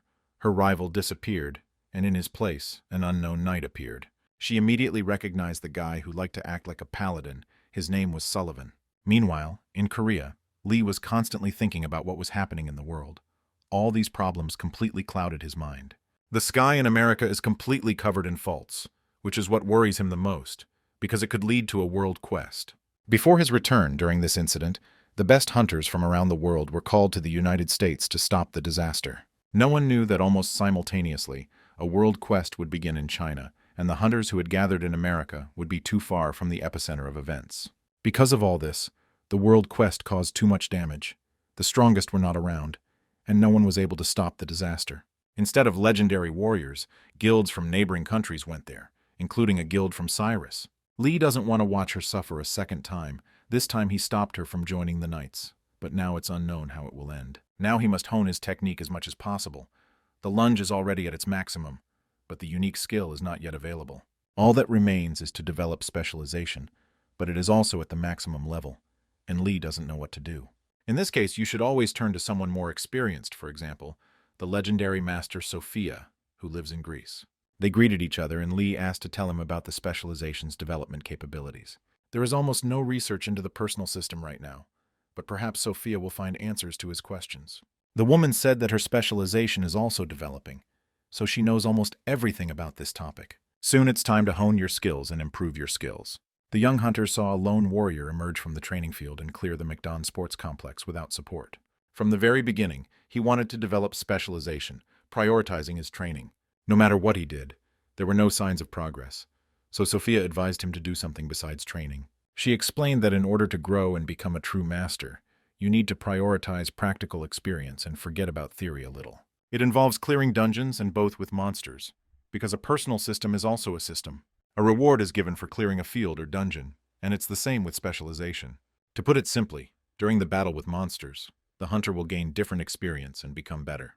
Therefore, if Lee wanted to develop specialization, he would need to go on raids and destroy strong enemies. Videos of fields cleared after this hunter spread very quickly across the internet. He has already been called the best rookie in history. Some didn't even believe that he was able to clean up the McDonald Sports Complex without support. It was even unclear who the real monster was, but it didn't matter now, because something more interesting was happening in the Vulcan Blacksmiths Union. After the recent incident, the Union was almost inactive, while the investigation continued. A new room was found in the basement warehouse. After all the clutter was removed, a secret room was found in the floor. This room looks like a hiding place for a monster, so we had to conduct research together with the hunters. They asked the association to send a few people to accompany them, but it may turn out that these few people will be too few. When they went down, they realized that it was very dark and damp there, and at first they couldn't see anything. Only a few minutes later, a huge creature announced itself by opening its eyes, giving the impression that these eyes belonged to a dragon. The young girl immediately ordered her assistants to immediately climb the mountain and not stop. Only a little later did they realize that beneath their feet was a huge rift that no one knew about. Many hunters gathered in the Vulcan Blacksmith's Union, some of whom we had seen before. Hunter Can looks upset. He's not very interested here and wants more action. Even if the rift is large, it seems wrong to place soldiers and hunters here in such numbers. Monsters don't come out of the rift, so there's no danger. But until you have a holy sword nearby, you need to play it safe. The association believes this is the best solution. The work is peaceful, and all hunters will receive a reward for doing almost nothing. We completely forgot about the witch Elizabeth. She was attacked by a man named Sullivan, and they started fighting each other. It seems like this guy is a worthy opponent, because even with the help of magic, he is too difficult to defeat. Even though they completed the core, due to Elizabeth breaking the fragments, the monster will not be able to come back to life immediately. Azanis will be recovering inside the rift, so there is still some time left. Sullivan does not stop trying to kill the witch. He should have done it many years ago, and now he wants to finish the case. He is ready to go to hell to cut off her head, but it was better to do it while she was young, because now her powers have grown. If it weren't for her friend Lee, she would have died long ago, because Sullivan was supposed to kill her that very day. He's incredibly upset, but Elizabeth feels confident and fights without any signs of fear. She wants to kill him as much as he does, so this hatred is mutual. The hunting family is getting ready to go on a trip. Today, Lee wants to go to the kangaroo field. Last time someone filmed him and posted it online, so now he has to change his training location because he gets recognized too often. You need to find a place where you can train peacefully and not be distracted by others. The girl's parents promised her that for now she would spend some time with her grandfather, and she seemed to like the idea. Every day, Lee tried to practice to improve his skills, following Sophia's advice. He wanted progress. He cleared the fields, but there were no signs of increasing specialization. He developed quite quickly due to the experience he gained in his past life, although Lee personally cannot be considered an outstanding warrior. Meanwhile, the witch continued to fight the Paladin, and now it turned out that his face had changed slightly. He believes that she has become weaker lately, and has almost completely used up her mana supply. Sullivan is happy that he can tear her to pieces with his own hands. Now he looks like an unstoppable devil. It's strange because even at such a critical moment, Elizabeth continued to smile. Lately, she's always been in a great mood. She asked him about the past, and at that moment his hand began to tremble. The sword slipped out and fell to the ground. It seems he never understood that the witch's true power is not in magic at all, because a curse is much more dangerous than any magical tricks. Before his death, Sullivan managed to say something. He said that he regretted nothing because he had waited long enough. These words had an impact on Elizabeth. She began to suspect that the great and powerful monster Azanis might already be gaining strength. She must find the core and stop the catastrophe, and to do this she needs Lee's help, but her energy is completely depleted.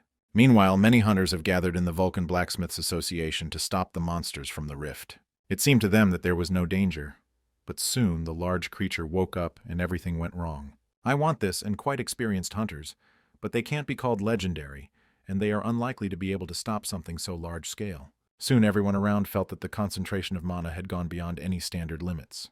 The building began to collapse, and it seemed like something very bad and large-scale was about to happen. Something terrible began to appear from the dungeon. There was no doubt that it was a monster, but its size was far too large. The system notified the hunters that a world boss had appeared in Seoul, and absolutely everyone found out about it. Darren trained and improved her sword skills while Daeho spent time being a father. Hiram, meanwhile, was having conversations with her assistant in any case. They were all shocked by such a message. The world quest had begun. It was almost impossible to prepare for such a large-scale catastrophe, so everyone was surprised and even scared. Lee knew that a test would soon await him, but when the world quest began, he also felt the effects of fear. This power makes even the best hunters feel hypnotized. A special quest has been updated. You need to save Sora from a second misfortune. And the drift woke up and no one was ready to meet him. The Holy Sword and the Archmage are very far away. There is no point in waiting for them. Kira immediately started calling her grandfather to find out if Sora was in a safe place. It turned out that the girl was still sleeping, and Kira immediately ordered them not to go outside.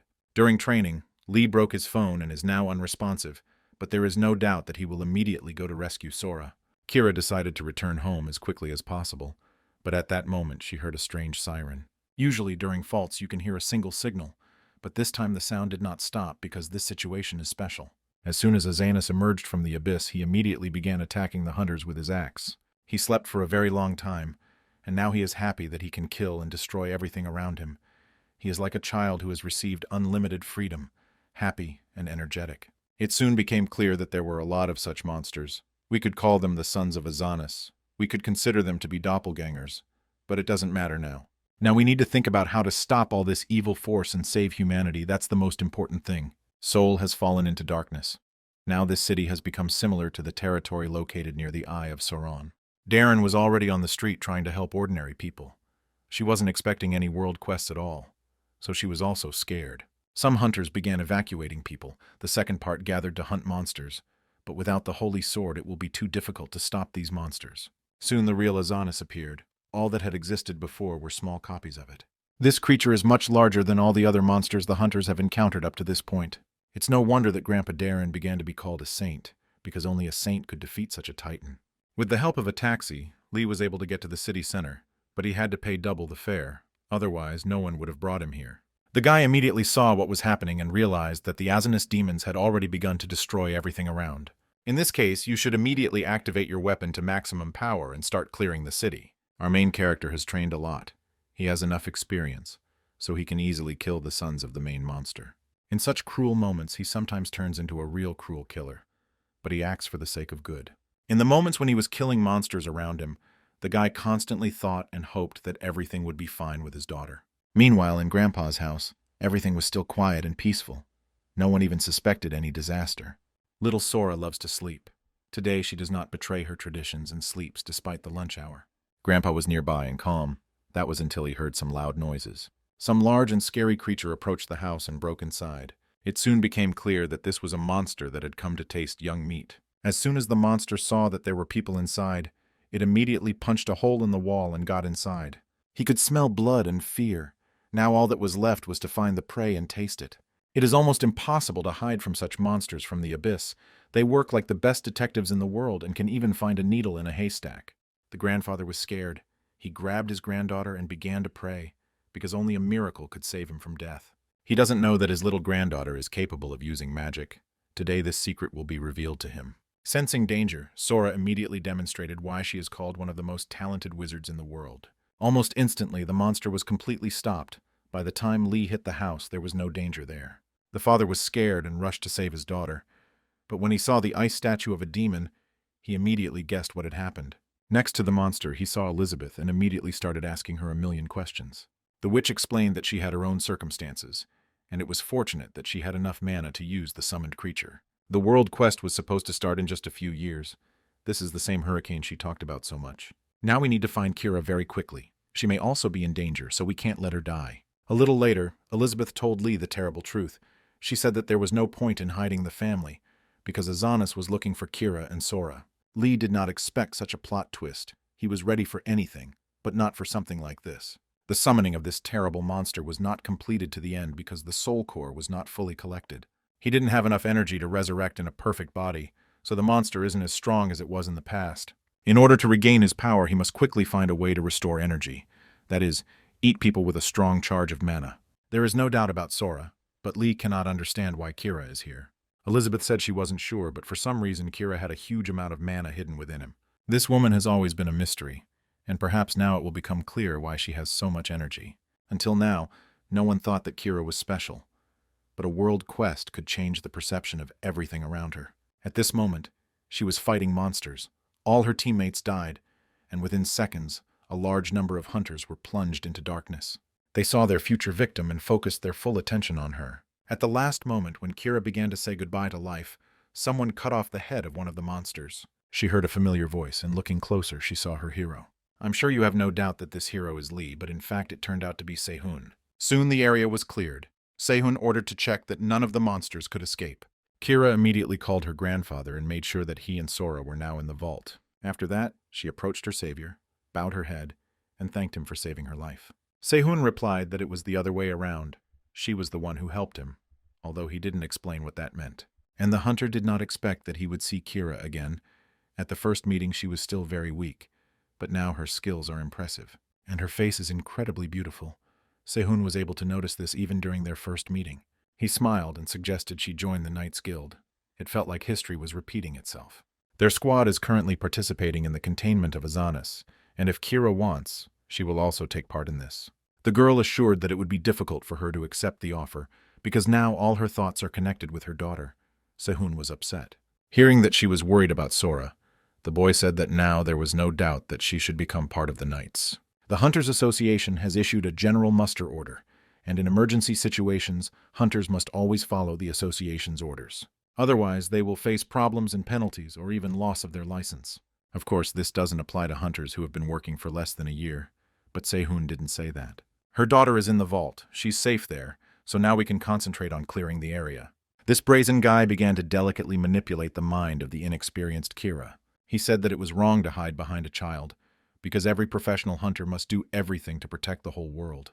The monsters appear precisely through Azanis, so if she wants to save Sora, she must defeat all the demons. If she considers herself a true hunter, she should accept his offer. At this moment, Kira remembered past events.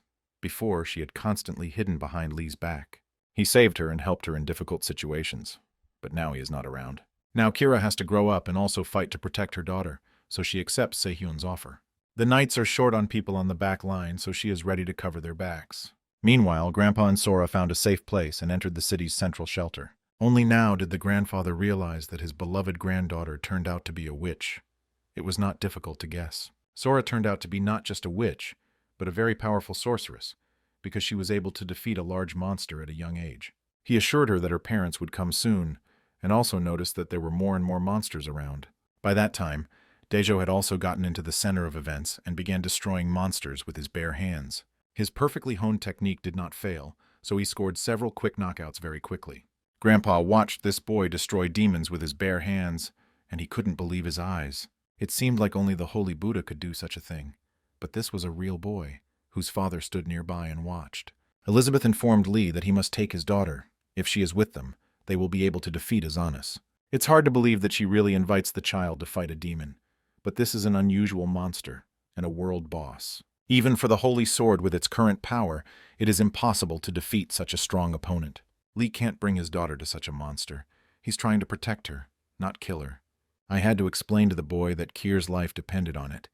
Lee wouldn't be able to defeat Azanis without his daughter's support. He must think everything over and make the right decision, because now he has no right to make mistakes.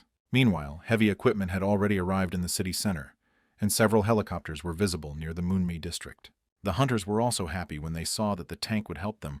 Now their chances of winning were increasing. They still remain the underdogs in this battle, but at least now they feel hope in their hearts. This gives them additional confidence, and they are ready to attack regardless of the enemy's numerical superiority, because this is the only way to create a miracle. Now the times have returned when a large number of lives must be sacrificed in order to save humanity. Demons are not going to spare anyone. They have come to destroy everything that moves, so cruelty must be met with cruelty. The monsters are becoming more and more numerous. They continue to cut out of the rift and protect their boss. It will be difficult to get close to them, but if talented hunters unite, anything can happen. A guild of knights has come to the aid of ordinary warriors. They are ready to unite and fight side by side. The Knights Guild has been replenished. Now the young and very talented archer Kira is fighting on their side. With the help of her arrows, which were fully charged, she began to destroy the monsters. It should be said right away that working from a long distance works best. It perfectly covers other guild members. The hunters waiting for help were shocked by the level of training of this archer. You haven't seen talented female warriors before, but today a true heroine is fighting before their eyes. Meanwhile, the big world boss Azanis began to behave rather strangely. It became apparent that he was looking for something. Only the chosen ones knew that he needed people with a lot of mana.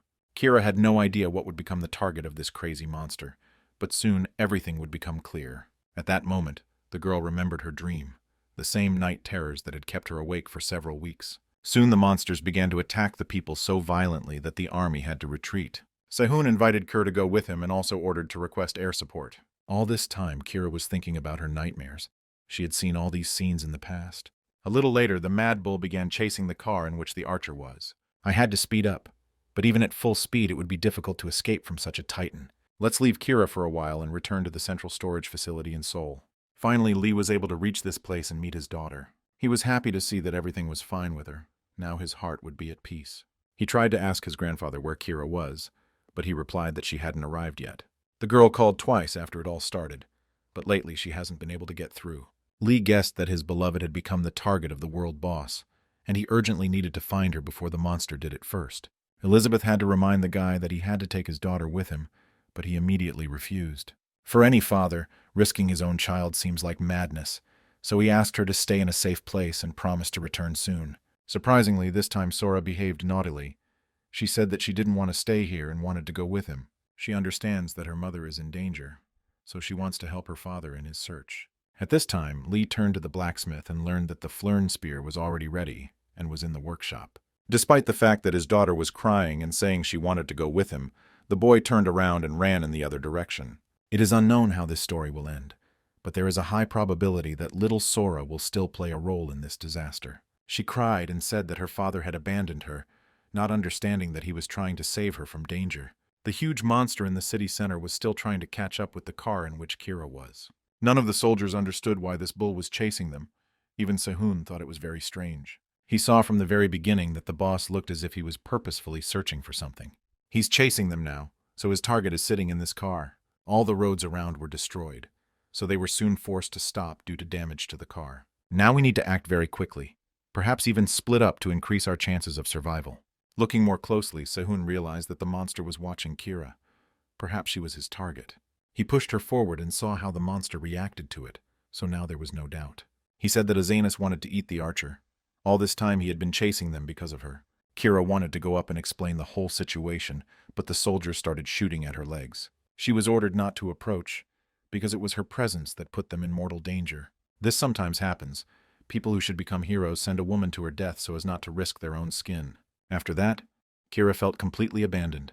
She was left alone with the most terrifying creature in the world. From the very beginning, Sehun wanted to use her beautiful face to promote the guild, and he had no idea what it would lead to.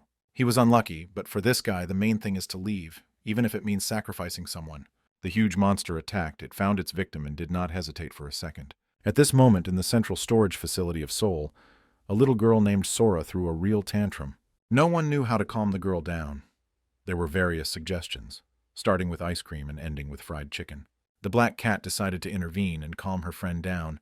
She understood that her parents might not return, but even that didn't mean the end of the world. The witch's mana always starts to boil over due to strong emotions. If Sora is not calmed down, the vault will become dangerous. Lee didn't want to take his daughter with him, but when he left her here alone, he put other people in danger. Elizabeth asked the little witch to breathe deeply and control her mana. If she calmed down, she would soon meet her father. Blacksmith Can brought ice cream. He was sure that this would be enough to calm the girl down. When he tried to give her the gift, it turned out that she was no longer there. She had disappeared, as if she had fallen underground. Meanwhile, Sehun observed truly impressive events, which even in the future he would talk about with a surprised face. A huge monster, the boss of the world quest Azanus, attacked the little archer, but somehow she stopped his attack with her hand. The hunters had never seen anything like it in their lives.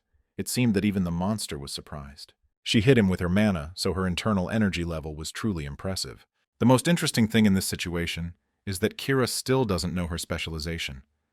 The internal system doesn't show this. At this moment, she immediately remembered the training test in the knowledge tower when she first opened her personal system. She began to tremble with fear because she saw ghosts, before something like this could only be dreamed of. At first, Kira didn't know what to do. Then she received a hint that she needed to open her personal system and use the skill. It turned out that she has no specialization, but she knows how to convey a unique skill. Realizing that the situation was critical, she tensed up and tried to do something. It was then that her hunting journey began. It was on that day that she learned to control her mana level. Her icy gaze scared Sehun. The look was similar to Sora's eyes when she loses control of her emotions. It seems like Kira has turned into a completely different person. The boss tried to attack, but she wasn't afraid at all. Just a few months ago, she was shaking with fear after meeting ghosts. Now she is challenging the world boss. Such a transformation is sometimes called a miracle. Kira doesn't like to exaggerate her skills, so she calls it a modest word: talent. No one could believe that she really decided to fight the boss without support. It seemed like she wasn't human at all. It was at these moments that Lee tried to find Kira. He already had the necessary weapon in his hand and was ready to fight the boss. In the city center, he saw Hiram and her assistant, and it seemed like they were waiting for him. Hiram asked for help and received a helicopter. She will be able to help Lee get to his destination.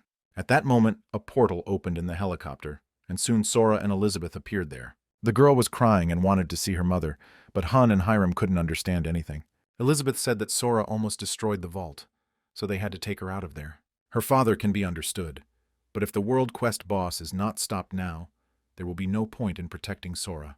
If this is not done, Kira will die, and Sora's second misfortune will still happen.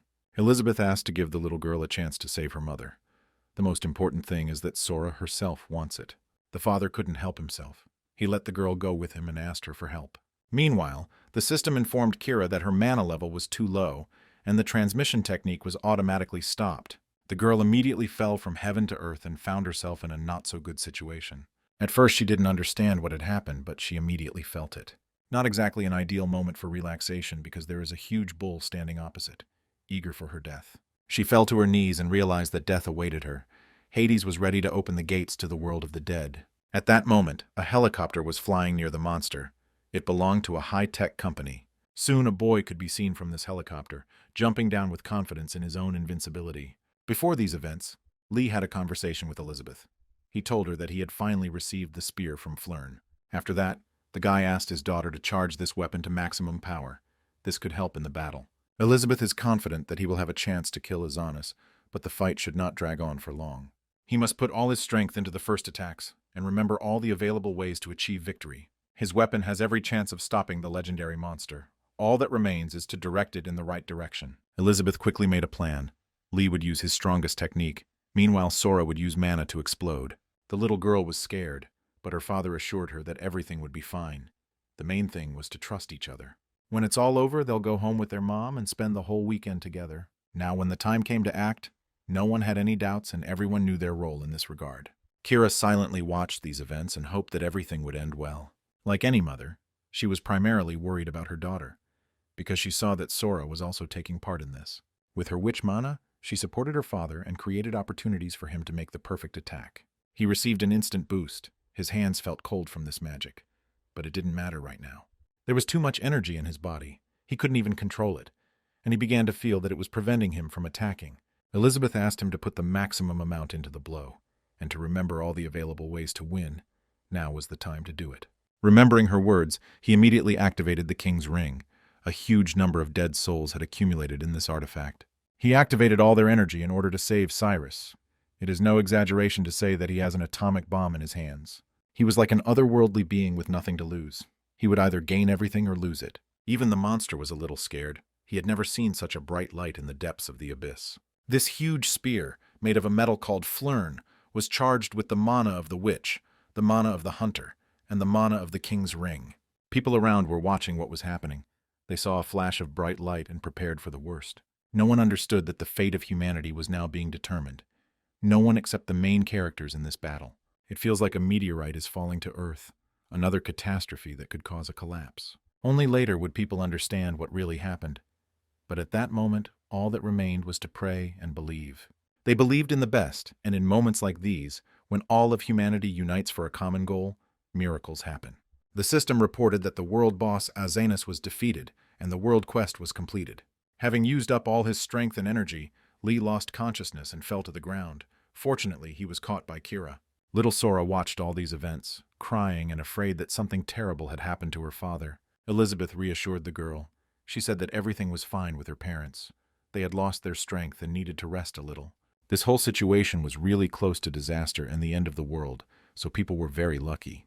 The ingredients for success were good skills, a Flern spear, the King's Ring, and the witch Sora. If even one ingredient were missing, this winning dish would be impossible. Now we can rejoice that humanity has won, but the butterfly effect will be impossible for one person to control. Sora's second misfortune has been stopped, the special quest has been updated, and the King's Ring has absorbed most of its owner's soul. Soon Kira opened her eyes and realized that she was in an unknown place. Surprisingly, her doppelganger is sitting opposite her.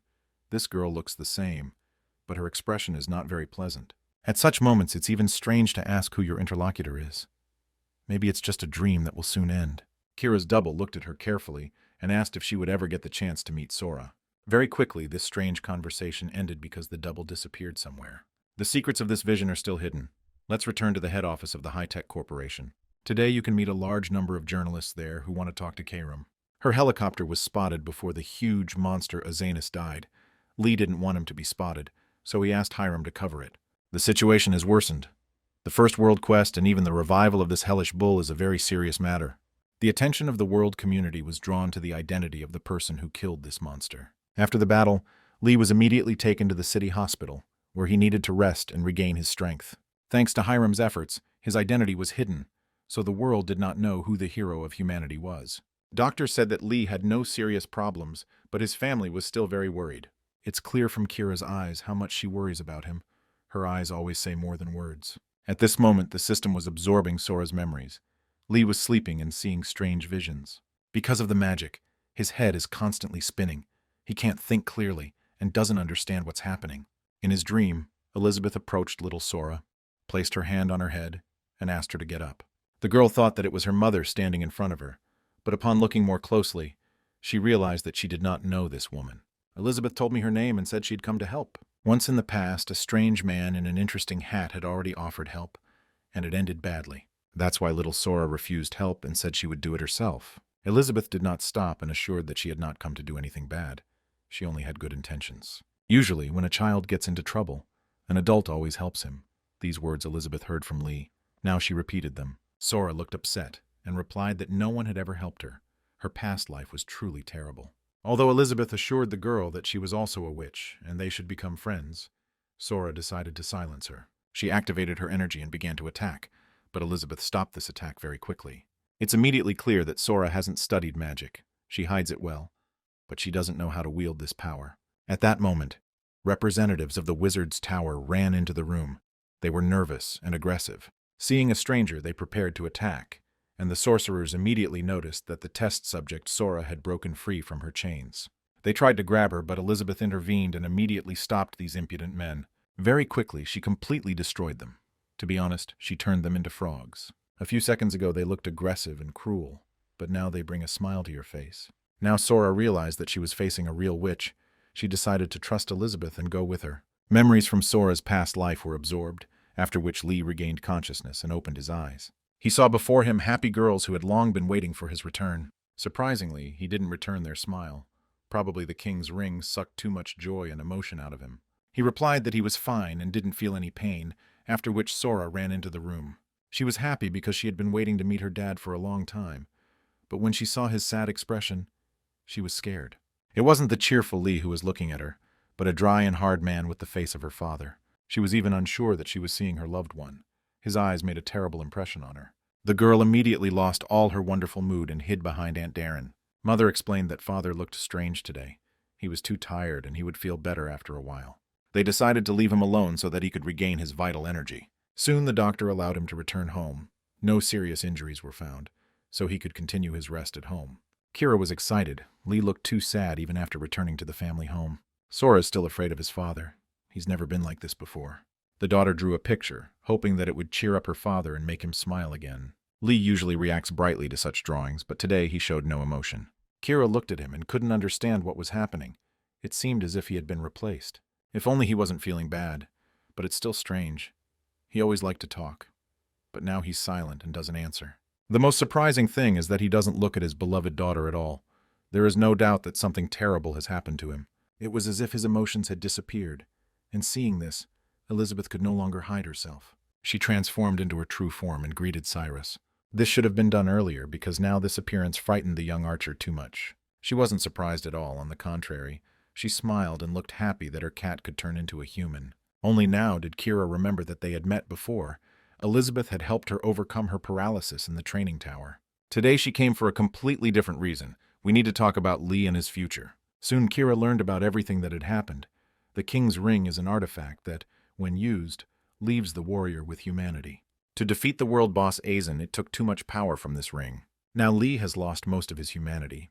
Not only emotions, but also will, meaning there is only a shell of Lee sitting before them. Kira must understand that Lee was forced to go this far because otherwise death would have awaited her. Lee confirmed that he gave up part of his humanity to save her. She was shocked and immediately started crying. Sora rushed to calm her mother. She must understand that this is not her fault, that if she hadn't done it, she would still have met Azanis, because that is her fate. He was able to change his fate. It's practically impossible, but somehow he managed to do it.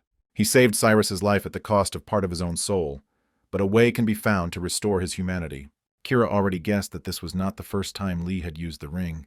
This artifact had also saved his life before. There have never been such global problems before. Perhaps Lee was able to find a way to regain his humanity. Kira looked at the guy carefully and asked him to reveal his secret. He calmly replied that Sora therapy helps him. The girl sat on his lap, but so far no results were visible. She started crying and saying that her dad was very scary. It seemed like it wasn't him at all. Kira began to panic and couldn't figure out what to do. Elizabeth assured her that she had an idea. She guessed that the method was related to the invocation of positive emotions, which is why it was effective and helped restore humanity. The happiness and joy he feels when he sees his daughter help him regain his human qualities. Now he cannot feel anything good and bright, and this is the main problem. First of all, we need to raise his humanity to the level of feeling emotions, that is, start stimulating other feelings. To begin with, you can start with feelings of fear and anger, strangely enough, but this can help. Elizabeth came here today because she felt that Kira was finally free. When people, held back by their fate, see her, it affects them in different ways. But thanks to Lee, Kira was able to break free. Now she must fully concentrate on restoring her husband's humanity, and Elizabeth can look after Sora for now. In any case, she'd been wanting to teach the girl magic lately, so this was the perfect opportunity to do so. So Kira and Lee went to the haunted house. Negative emotions can help. A house of horrors is unlikely to scare an experienced hunter, but he should at least feel something. From the very beginning, Kira was scared and suggested that she go first, and without any emotion he agreed to it. It was noticeable that the guy was not at all scared, although from the first seconds of her stay in this house, Kira almost fainted from fear. She began to beat ghosts and mummies. Her instincts as a professional hunter came into play. Then she had to apologize to the actors for almost breaking all their bones. I had to continue therapy elsewhere. The haunted house didn't help much. They have been to scary movies and an extreme amusement park, but nothing has helped so far. Kira tried to understand what Lee was afraid of, but he replied that nothing scared him anymore. A little later, he said that he was only afraid of Kira, or rather not of her appearance, but of the fact that she might die. Meanwhile, little Sora was taking his first steps in learning to master magic. They had trained together with Elizabeth before, but this time the girl's level had increased significantly. It should have only frozen the water inside the bottle, but even this result can be considered positive. After updating your personal system, your control capabilities will grow, so this is just the beginning. Sora is having a hard time concentrating right now.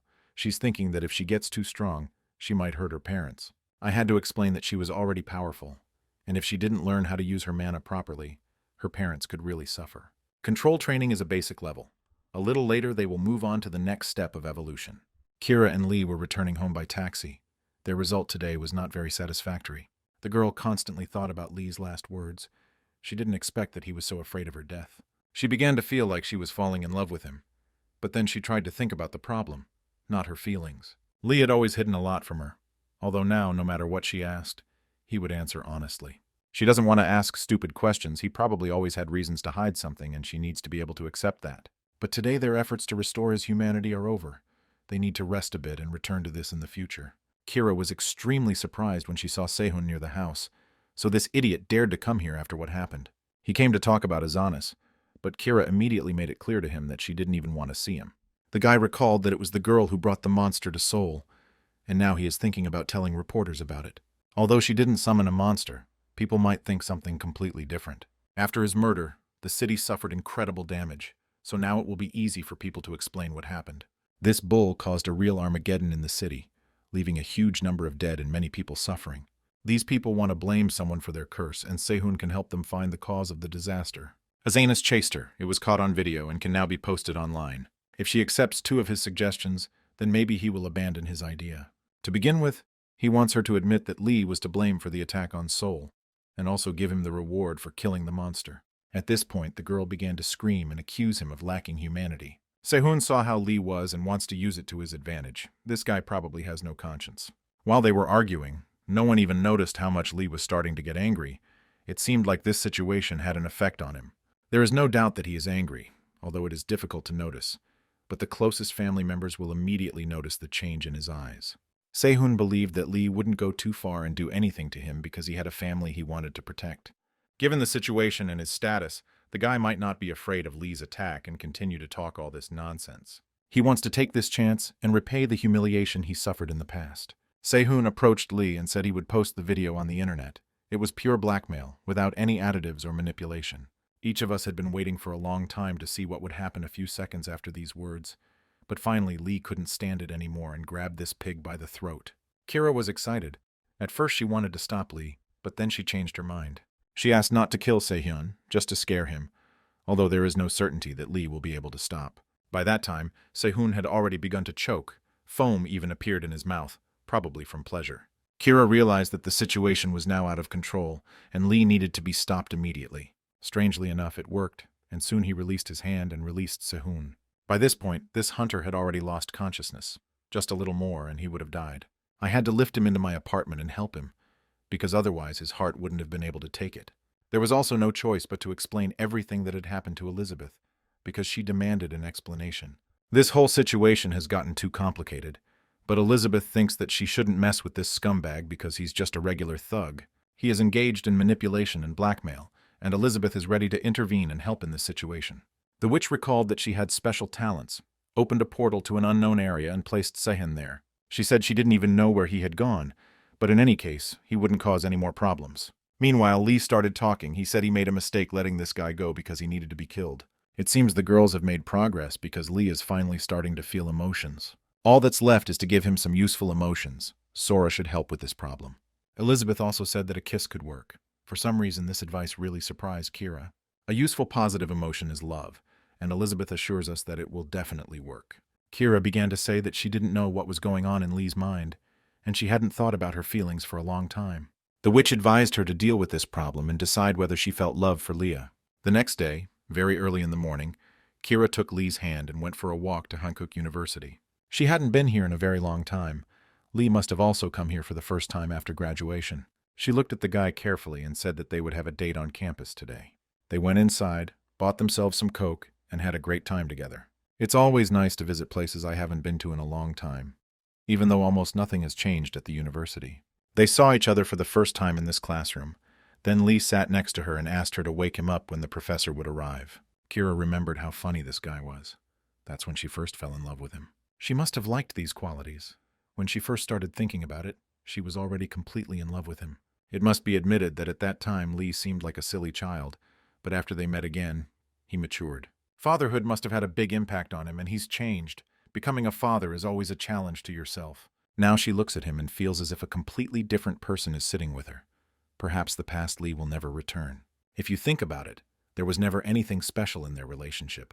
They loved each other, fought over stupid things, and then made up. This classic of the genre continued for quite a long time. Even after the breakup, Kira was afraid that someone else would be next to Lee. She was afraid that there would be no place for her in his life, and it hurt her. Only now, thinking about it, does Kira realize that she never hated Lee, even in the most difficult moments of their life together. In all the time they had lived together, she had never felt uncomfortable. Sometimes he seemed handsome to her. Sometimes he seemed sweet and kind, but she never thought anything bad about him. The reason she was able to entrust him with precious Sora was because she still liked him, and now she had finally admitted it to herself. She tried to understand if Lee loved her, but it seemed as if the guy was completely oblivious to all her conversations. At that moment, Kira again remembered the conversation with Elizabeth, remembered all her advice and hints. The witch focused her attention on kisses. Perhaps this was one of the best opportunities to return Lee to his previous state. There were seconds of excitement, seconds of misunderstanding and difficult choices, but this important choice was made. Kira decided to do it. She leaned over to Lee and kissed him passionately on the lips. It was a kiss from his beloved in the city where they first met, something Lee could only dream of before. At that moment, his facial expression changed. He was no longer indifferent, he was shocked. The system began reporting that humanity had been partially restored. It seems that the cunning plan had worked. Sehun acted despicably and behaved like a terrible person. He deserved a cruel and uncompromising punishment. When he opened his eyes, he realized that he was in an unknown world.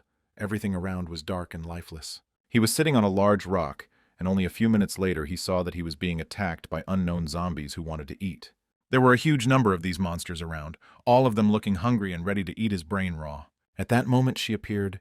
Elizabeth named this guy and said that he was the one who, before the regression, was most to blame for Cyrus's death. It was this disgusting guy who sold Sora's secret to the wizards in the tower and caused Kira to lose his mind.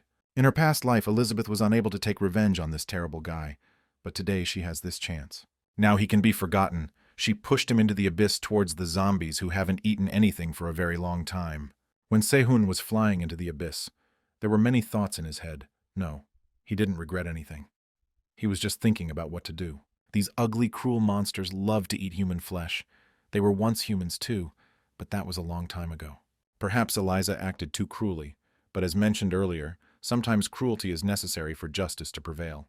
Back to our main characters after a walk at the university, Lee returned home with a smile on his face. After Kira's kiss, his humanity was fully restored within a week, and now he looks like his original version. After their meeting, Kira became different. Now she looks at him with loving eyes, and this could be the beginning of something new. Soon it was time to receive the reward for completing the world quest, and Lee was hoping to receive something grand. Very quickly, his personal system was updated. His specialization changed to Vanguard. Now all restrictions on his lunge technique were removed, and a new artifact was obtained. This artifact was an iron bracelet. He also received several new skills and was incredibly pleased with these rewards. He was given an artifact, improved specialization, and rewarded with new skills, even though all of this seemed impossible before. After that, the system reported something interesting. Now he would absorb several of Elizabeth's memories, although before that, he had only seen his daughter's memories. He found himself in a gloomy forest, and immediately guessed that he had been to this place before. Not only Elizabeth could be seen there, little Sora was also in this forest, and was collecting various fruits and vegetables. Elizabeth was already waiting for her at home. Sora called her teacher and said hello. From the very beginning, it was noticeable that they were on good terms. It seems that Elizabeth had won Sora's little heart. The teacher was preparing something special. It wasn't exactly like food, but rather preparation for a spell. With this, she plans to return to Earth. It won't be possible to do it right away, but it's a step towards her dream. Sora doesn't understand why he should return to Earth. Life in Midheim is also good. They have been spending time together and enjoying life for over a year. Elizabeth explained that she couldn't live like this anymore. Little Sora had to return to her father because he was looking for her. Elizabeth constantly defended this man. She said that Lee was very important to Sora because he was her father. The little witch had a different opinion. She said that this man was no longer her father, and she didn't even want to hear about him. He did not come for her personally, knowing where she was, although all this time she had been waiting for rescue and hoping for his appearance. Elizabeth continued to defend Lee. She said that he was too weak. He wanted to come, but he had to send Elizabeth there. While Sora slept, Elizabeth thought a lot about this whole conversation. It was obvious that something was bothering her a lot. She decided to go outside and think about everything that was happening. The unusual energy, the barrier, the blocking of movement magic. There were so many thoughts in her head. At this moment, Sullivan appeared again, already transformed into a monster, and said that he would not let the witch escape. He is constantly looking for her, but he constantly lacks the strength to kill the witch. Although this time, he prepared himself. Elizabeth had always treated him like a fool, but today, he would make her change her mind about him. Even her house was found in advance. All this time, there was preparation for the meeting, and now the army is ready for the decisive battle. She has nowhere to run. Today she will die with this little witch named Sora. Soon, Sora had to be woken up. Elizabeth returned home and told the girl that it was time for her to wake up. Elizabeth has now raised her assistant to stop the attack, but it will only work for a few minutes, so we need to hurry. They must immediately prepare to return to Earth, or a very terrible fate awaits them. Sora must return to Earth first. Elizabeth will do so a little later because it is impossible to activate the movement technique at the same time. Convince your teacher that they must go together, or something terrible might happen. It was as if she sensed danger approaching, and her intuition turned out to be correct, because at that moment, Paladin Sullivan burst into the room. We had to call Albert to save the women. Although this little lizard doesn't look dangerous, we've seen more than once what he's capable of. Elizabeth said that they should flee immediately, and also asked Sora to listen carefully to what she had to say. From the very beginning, the human body is not prepared to pass through spatial cracks. They are very lucky that they have the core, because it will destroy and stabilize the spatial rift, so the person will be able to pass through the portal. Sora should go and be careful, not waste any extra mana and stay calm. Elizabeth can escape later, and then they will see each other again. Even in her past life, Sora was a very naughty girl. She said she didn't want to abandon her teacher and would stay here to fight together. It is unknown whether Sora would have been able to defeat all these monsters at the beginning, but now she has lost too much strength in the magic tower. In her current state, it is too dangerous to engage in battle. She must disappear in order to stay alive. Finally, Elizabeth hugged her student. With these actions, she showed that she loved the girl and was very worried about her future. After that, she activated the core destruction and opened a spatial portal. The spell could no longer be stopped, and Elizabeth ordered the girl to return to Earth and immediately find her father. It was a difficult decision. It affected not only Elizabeth, but her and Sora.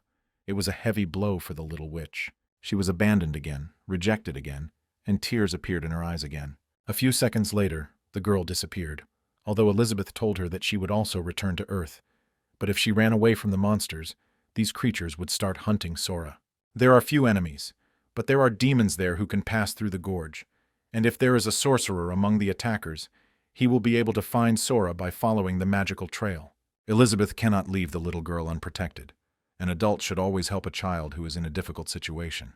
This is what Lee taught her, and she remembered this truth for the rest of her life. So now she lives by these rules.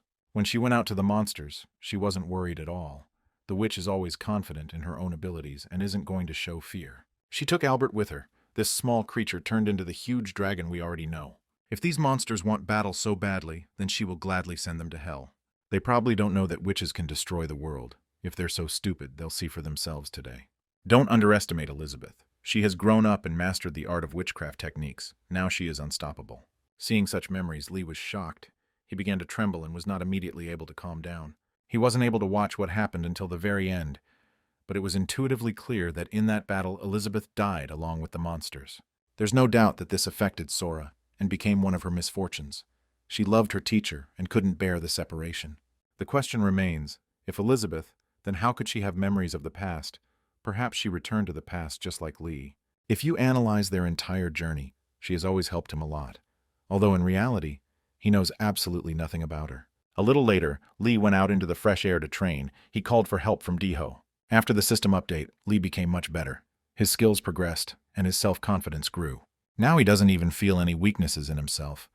It's unlikely that Dayo will be able to win during the next sparring match. Lee enjoyed experiencing the rewards of the world quest, and after improving his specialization, his abilities became even better. He also developed a unique liar's technique, previously called a prankster, which allows him to be a professional at deception. The unique skill is passive and always works, although sometimes it seems like it makes no sense. He also gained insight techniques, and now he can see another person's personal system, and that's a really cool skill. Although in the case of Diho, this doesn't really help, because all his strengths were obvious before, it will help in a battle with other people. All that remains is to experience the effect of the artifact. The iron bracelet should also be very useful. The guy tried to activate this artifact and experience its incredible effect. It seemed like the result should be amazing, but in reality almost nothing happened. At first, Lee looked upset, but Daho was shocked and said that the bracelet worked. You just need to look back. It's even hard to explain, but behind Lee was a copy of him with long hair, which is extremely strange. It feels like his twin sister has appeared. For some reason she is sleeping, but maybe she will wake up soon and everything will become clear. A little later, Lee guessed the power of this artifact, and he began to control his sister. As soon as mana is put into the bracelet, it becomes possible to control the clone, although it takes a lot of energy. But the skill is really very interesting and useful. It will be difficult to use this bracelet during battle, because it takes up too much energy, and it is not very economically beneficial. Lee began to offer his friend to buy the bracelet at a cheap price, but Diho immediately refused. After training, Lee returned home and immediately went to the head office of the high-tech company. He hadn't seen Hiram in a long time, and it turned out he hadn't arrived very early, because she was too busy working on documents. It turned out that these papers were related to the World Quest. The email was blocked due to the comet, and it was also photographed by journalists. At first, Lee doesn't understand what Hiram is talking about, but the girl explains that now they call him a comet. Now all the world's attention is focused on him. He is called the first hunter to single-handedly defeat the world boss. His strongest attack was like a meteorite falling, and his anonymity aroused even more interest. Everyone is trying to figure out who he is. Some even start copying his fighting style, and Hiram has to deal with all of this. At that moment, a copy appeared behind him. Hiram thought it was Lee's new girlfriend, and said that it was ugly to cheat on your wife. Then she heard that it was just a double, but instead of calming down, she started screaming. It had to be explained that this was the effect of the artifact he received after destroying Azanus. Now Lee is able to create a female copy of himself. The girl can be controlled with mana. He believes she is not needed, and wants to get rid of this artifact. This double can fight, but the problem is that it cannot be done at the same time as Lee. You may need to continue researching the artifact. You can make this double a comet, distracting the attention of journalists and the public from the real hero. It's clear that Lee doesn't want to reveal his identity through his daughter, which is why another way must be found. If attention is directed at him, it will lead to problems with the family. Just like everyone knows about the granddaughter of the Holy Sword, sometimes it creates problems. Even without her father's popularity, Sora is becoming quite famous. If she gets noticed, it will only be a matter of time before the secret is revealed. If you give people someone else, they will quickly be eliminated due to lack of skills, so this is also a bad option. But if you show people a hero who is almost indistinguishable from the original, then it can really work. Hiram can make a fake ID for this clone.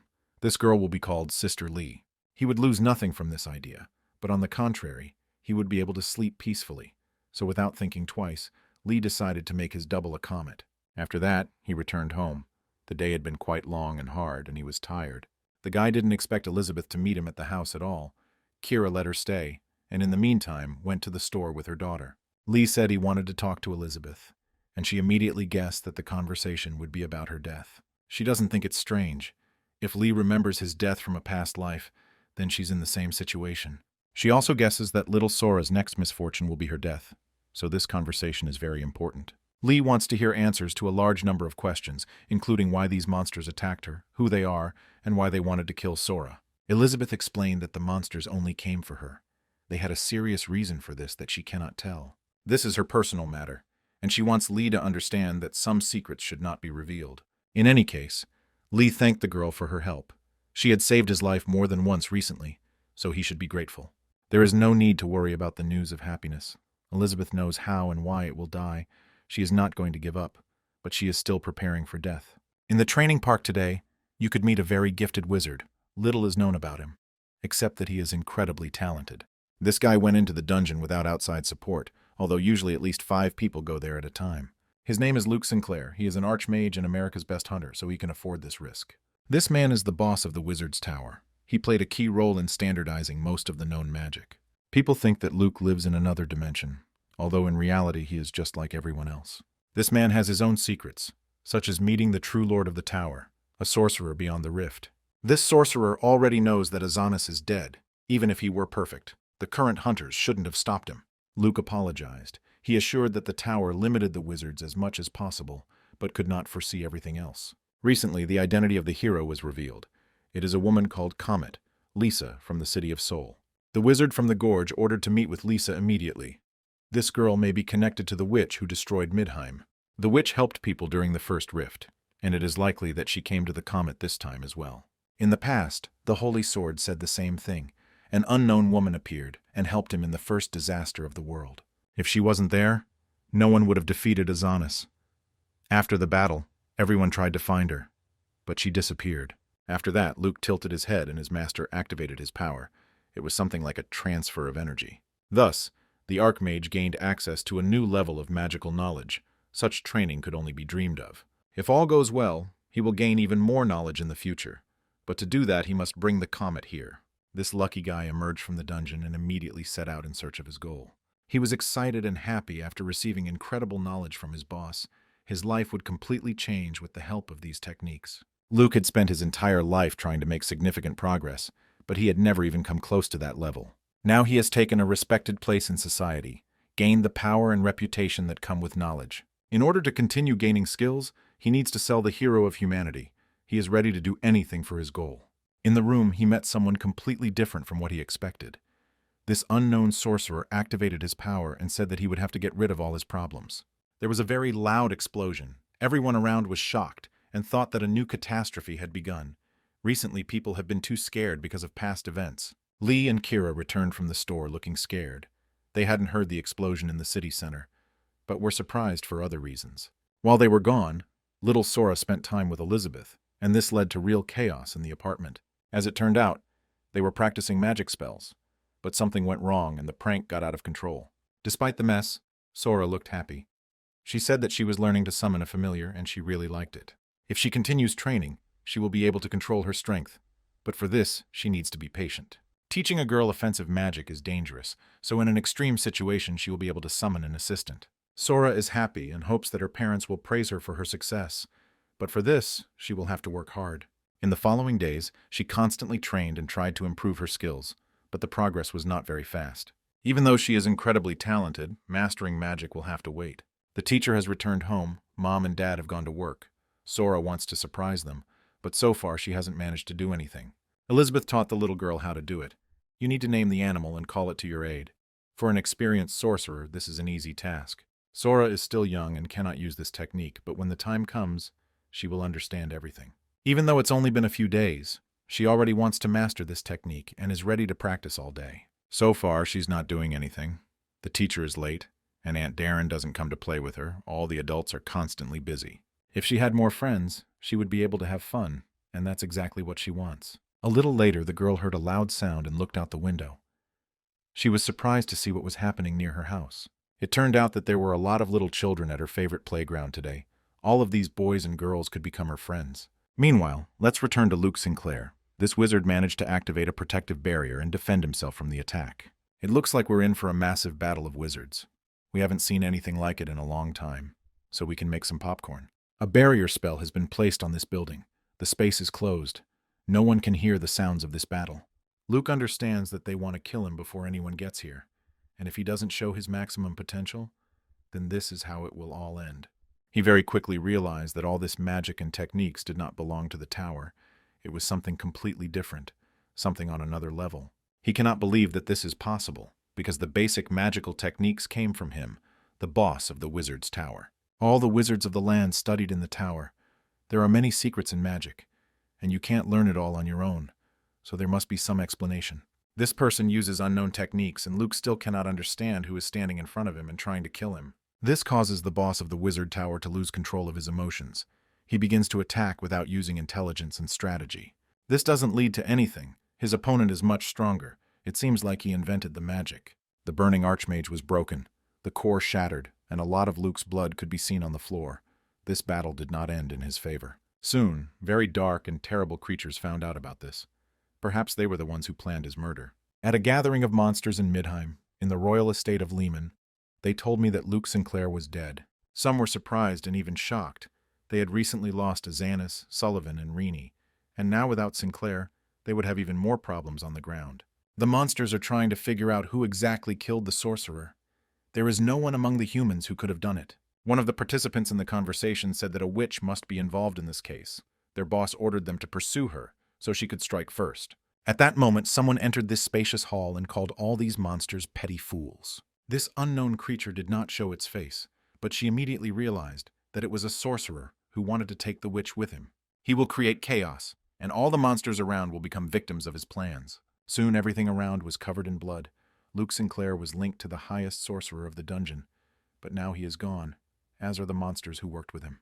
Now this man, who does not reveal his motives and secrets, wants to see Elizabeth, and this is probably her death. Sora continued to look at the children, and was already dreaming about how she would walk with them and meet new friends. Elizabeth said that she would be out for a short while on business, and asked the girl to stay home and not open the door to anyone. Sora has to wait for the teacher and continue training to summon familiars, but she desperately wants to go for a walk outside. If you do this just a little bit, even for a few seconds, no one will even notice that she wasn't home. The girl went outside to greet the children and had no idea that she was being followed. As soon as she appeared near the playground, the children immediately noticed her and said that she looked like a princess. No one has seen her before, but that doesn't mean they're against a new acquaintance and don't want to play with her. Sora was surprised to find new friends so quickly. She also greeted them and said she wanted to make friends. The girl was incredibly beautiful, so she immediately made most of the boys fall in love with her. Usually boys don't play with girls at a young age. It's against their rules, but for the sake of beautiful girls, sometimes exceptions can be made.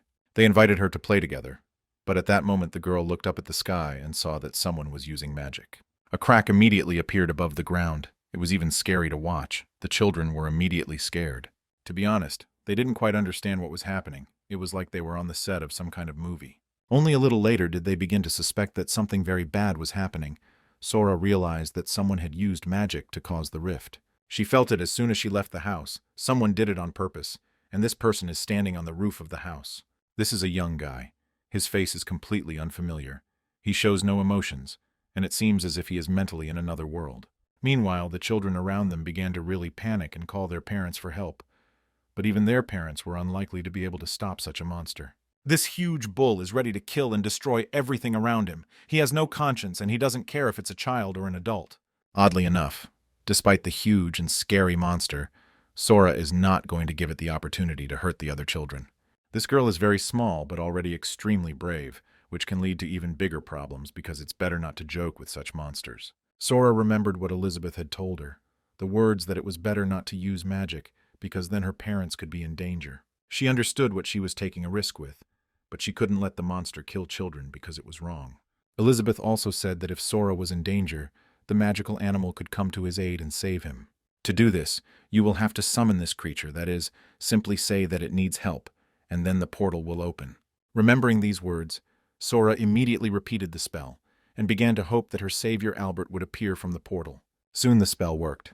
Albert really appeared to help and prepared to save the children. This time it turned out to be extremely large. Its size was enough to withstand the huge bull from the dungeon. The children on the playground looked scared and nervous. They could only hope that Albert would win, otherwise death would await them. Although Sora called Albert for help, she also did not forget about her extraordinary abilities, which can be activated to protect others. She spent a great deal of energy protecting the children and reminded Albert that he had to protect everyone, not just her. Hearing her words, the huge lizard continued to fight the bull and immediately seized the initiative. Within a few minutes, the monster from the rift was lying on its back and couldn't even move. Albert knows that such monsters cannot be given a chance to return to battle, so he squeezes its neck and strangles it. Only then did he realize that a little girl had been watching him all this time. This wasn't the best example of dealing with enemies, but in any case, the children were saved. Within a few moments, Albert, along with the huge monster from the rift, disappeared. If it weren't for the damage to the playground, it would have been difficult to understand what had happened here. Sora was satisfied. She had accomplished this task, summoned her familiar to help, and protected her friends. By this time, Elizabeth had returned home, and she immediately realized that the playground needed to be restored so that the adults wouldn't understand anything. While going down, she also managed to see an unknown person on the roof of the house. The witch guessed that this man might be connected to what had happened. She asked her friend, the cat Casey, to deal with all the problems, erase people's memories, and bring Sora home. Meanwhile, Elizabeth will try to catch up with the fugitive and understand whether he is really to blame for what happened. On the roof of the house, she saw the magic of displacement. The fugitive had already disappeared, but that was not the most important thing. The witch did not expect that there were sorcerers nearby who could use high-level techniques. He must be found. Meanwhile, this sorcerer felt that his plan had completely failed. Killing a small child had turned out to be more difficult than killing Sinclair. It didn't take Elizabeth long to find this guy. Now she needs to understand what he needs from Sora. He was not at all surprised to see Elizabeth in front of him. On the contrary, the guy was waiting for her and said that he already knew her. Elizabeth thought that this guy, like Luke Sinclair, was gaining knowledge from monsters. But that wasn't entirely true. He received this magic from the Almighty Ruler, and he owes all his knowledge to him. He doesn't want to talk about his master, but he's not going to hide his mission. He must kill Sora, but not attack Elizabeth. It is highly likely that this lord knows the witch. The situation is really confusing, and there are more questions than answers. Elizabeth thought they were hunting her, but the sorcerer was ordered not to touch her, so this lord might turn out to be her friend. She also realized that the monsters had not learned of Sora's existence, so they had no reason to destroy her yet.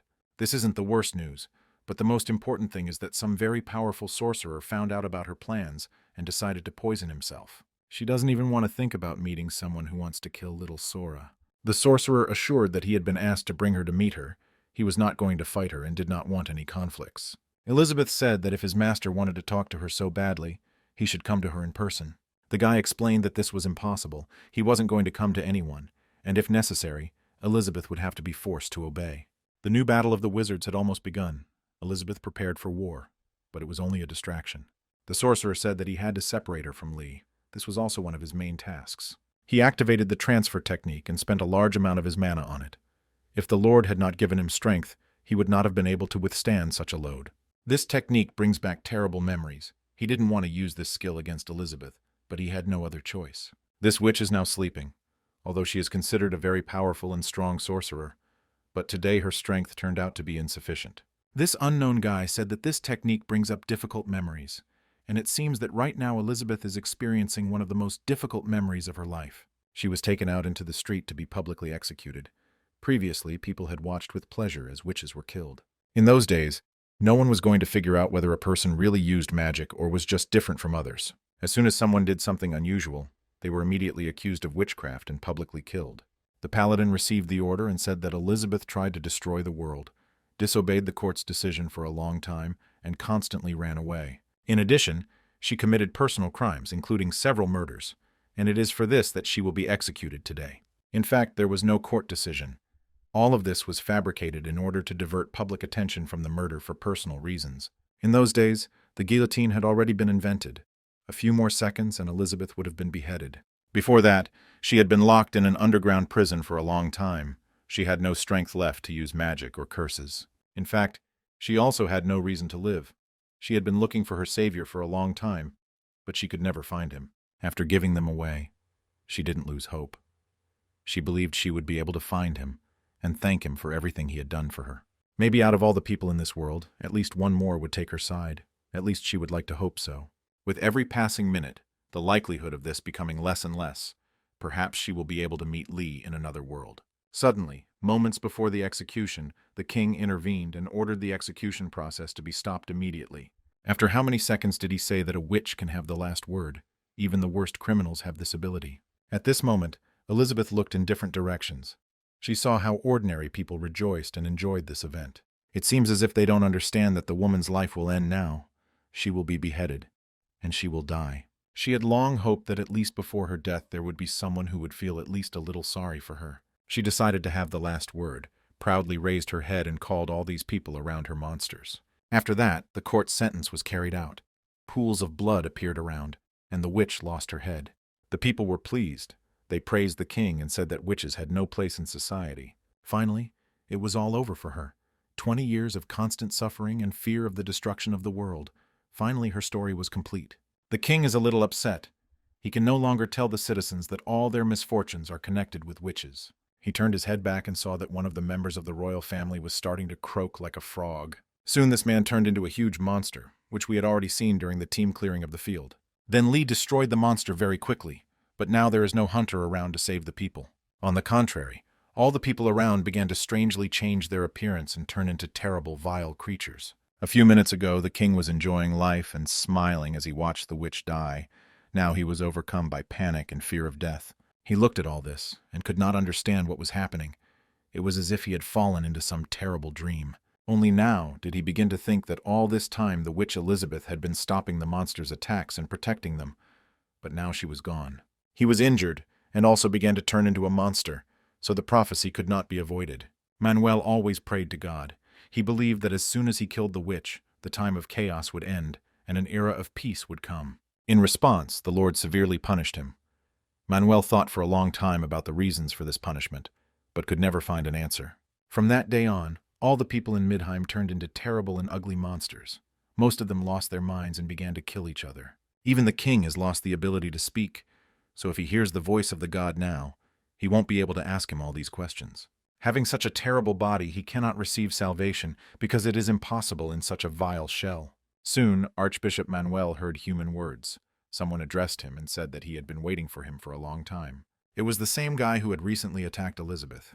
He said that Manuel had to do something for him. His past comrades have become magnificent victims, so now a rift can be opened that will allow the army to escape the dungeon. That's why the wizard came here to Manuel, because he wants to bring even more chaos to this world. The guy understands human psychology and understands that Manuel wants the second coming of the king, and he is not the only one who wants this.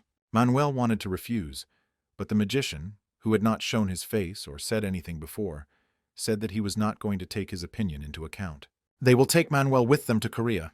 He will submit to their will and do whatever they want. Meanwhile, the comet has become really popular, but using it as a model is too much. Controlling a doppelganger is quite difficult, which is why, as compensation, Hiram helps Lee choose a gift. He asked Hiram for help in choosing a gift for Cyrus. It would be a surprise, and she shouldn't find out anything. Lee doesn't know what Kira likes, so he completely trusts Hiram because girls know about such things.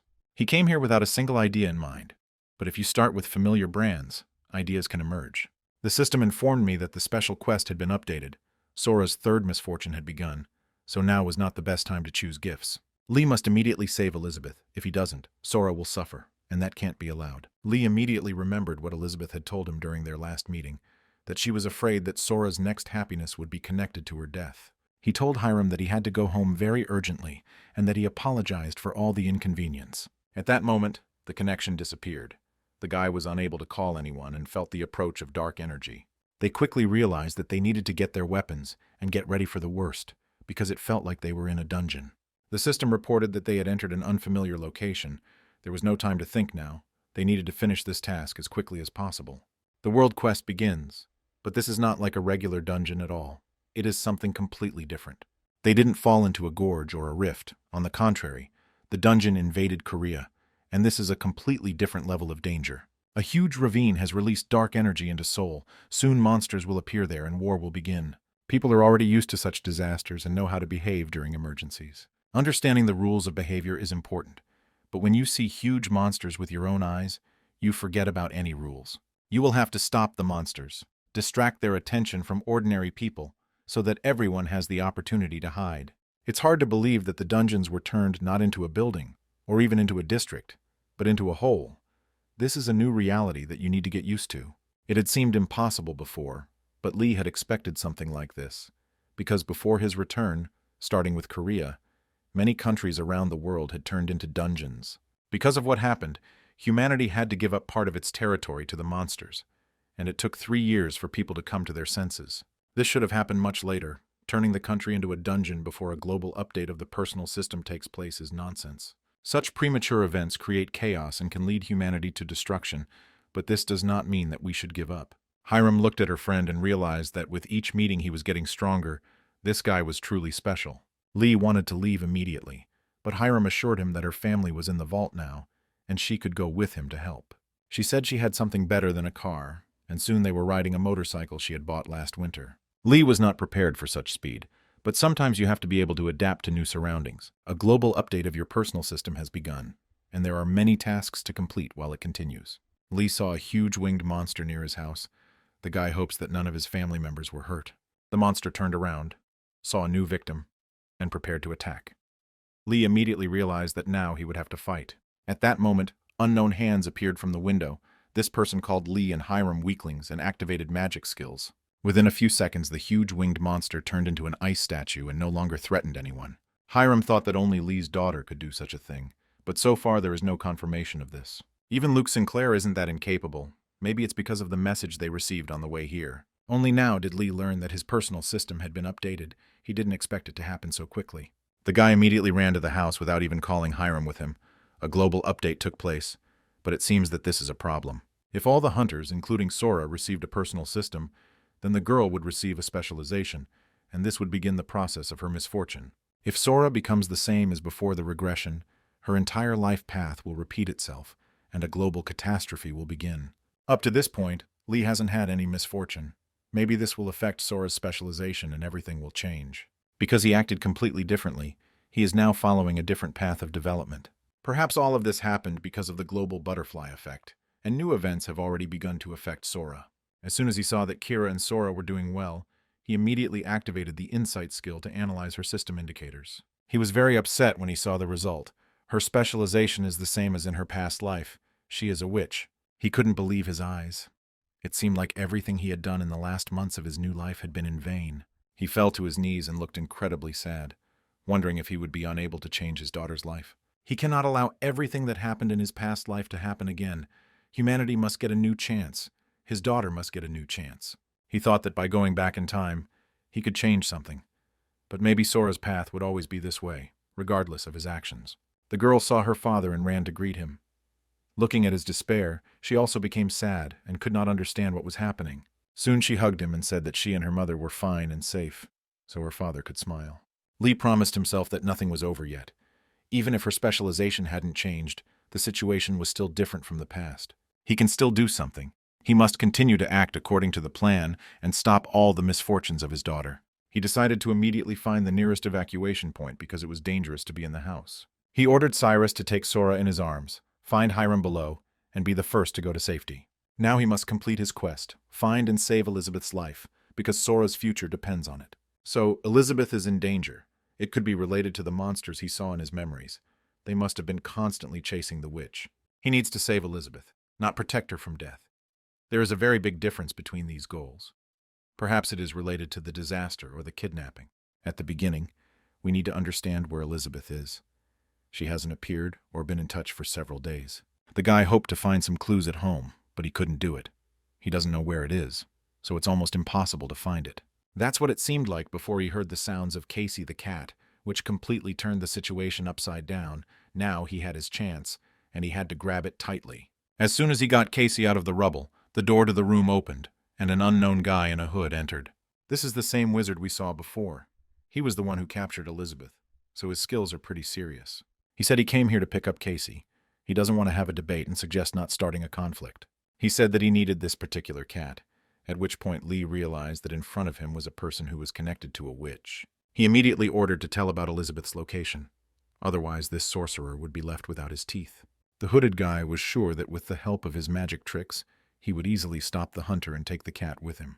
He probably overestimated Lee too much because even though this guy doesn't know how to control magic, he's still extremely dangerous. As soon as Lee grabbed him, the sorcerer immediately disappeared and began the process of destroying the building they were in. I had to immediately jump out the window to save myself and Casey.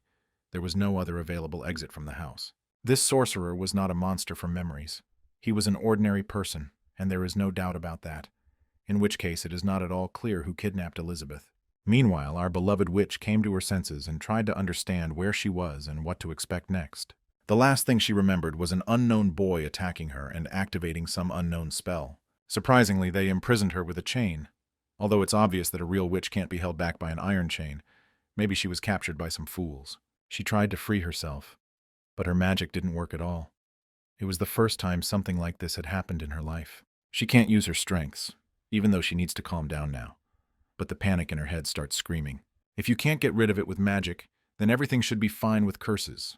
They should work on any creature, for example on its enemies.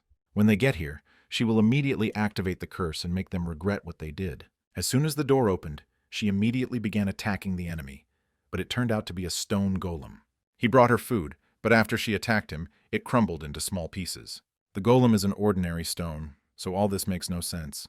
It is unclear why all this happened right after she remembered the past. In this environment, she feels the same as in the underground tower before the execution, experiencing terrible flashbacks. After that, she saw what kind of dish this stone warrior had brought her. It was a really delicious dinner. It seems like she's a princess locked in a tower waiting for a prince. But the problem is that she's not a princess at all, but a witch. Moving on to the evacuation point, Kira got here with her daughter without any problems, and they are now safe. 4 days had passed since they had met Lee, and Elizabeth had not appeared once in all that time. Lee said that they used to talk to the witch through the cat, and now Kira feels less calm every day. She wanted to help and be useful, and it was at this moment that her system notified her of an invitation to a conversation.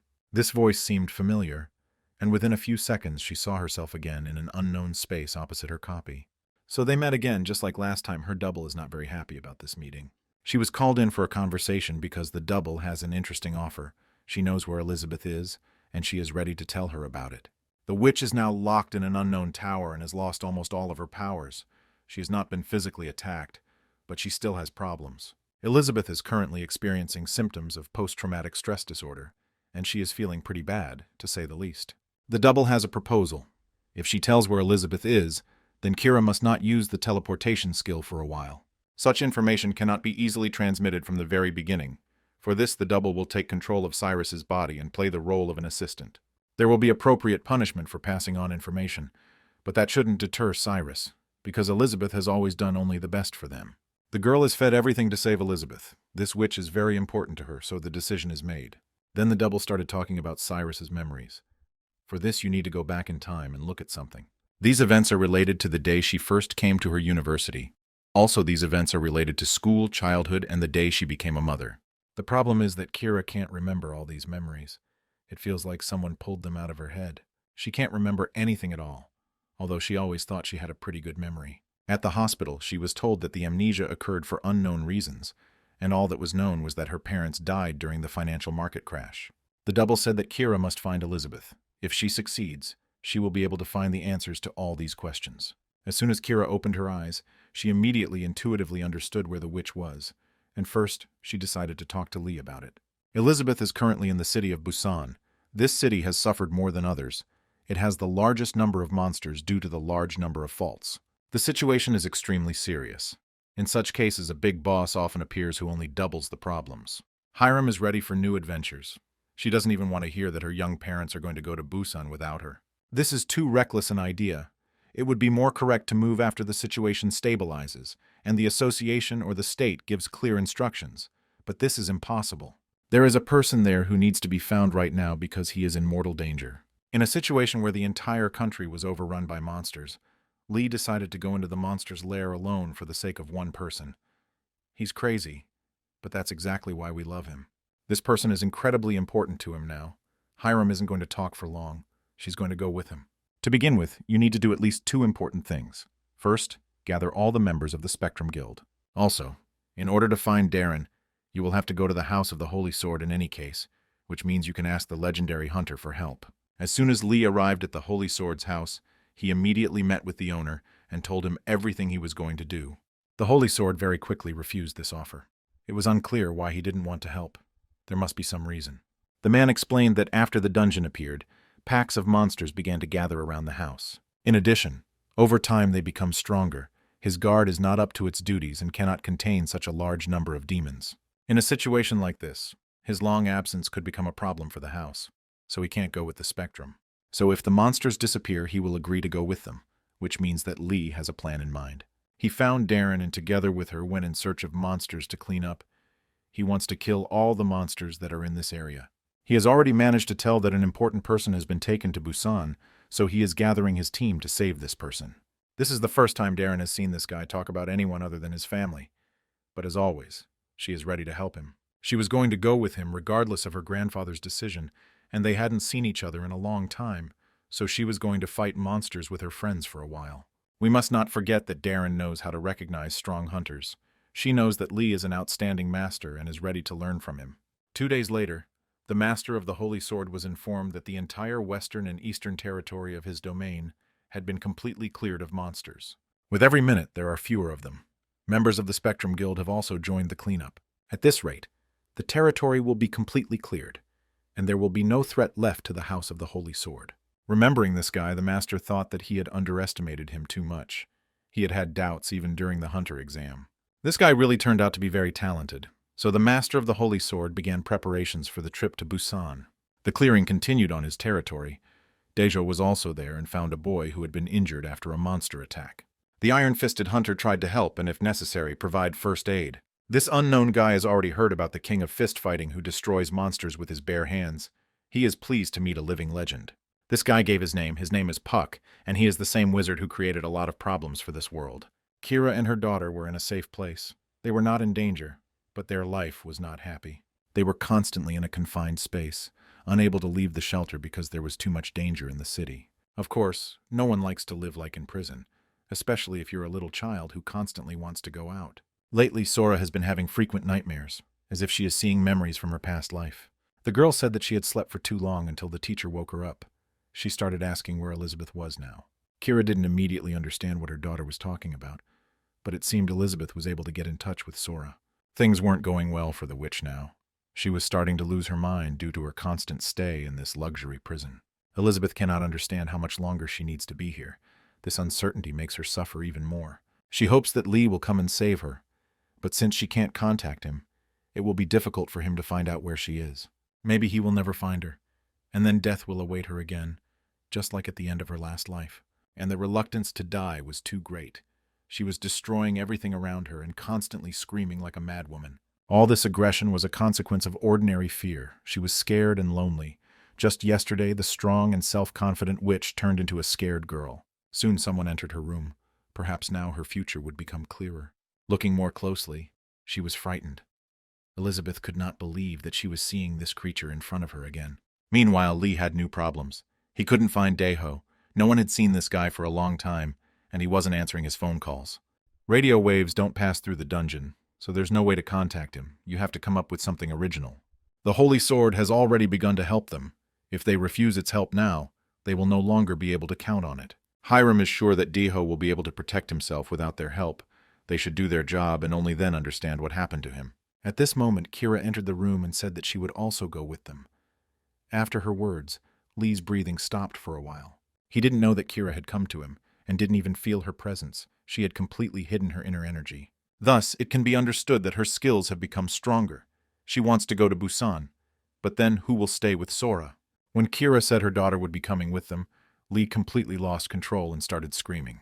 He thinks it would be better for her to stay in the vault and stay safe if she wasn't strong, but Busan is too dangerous a place for a little girl.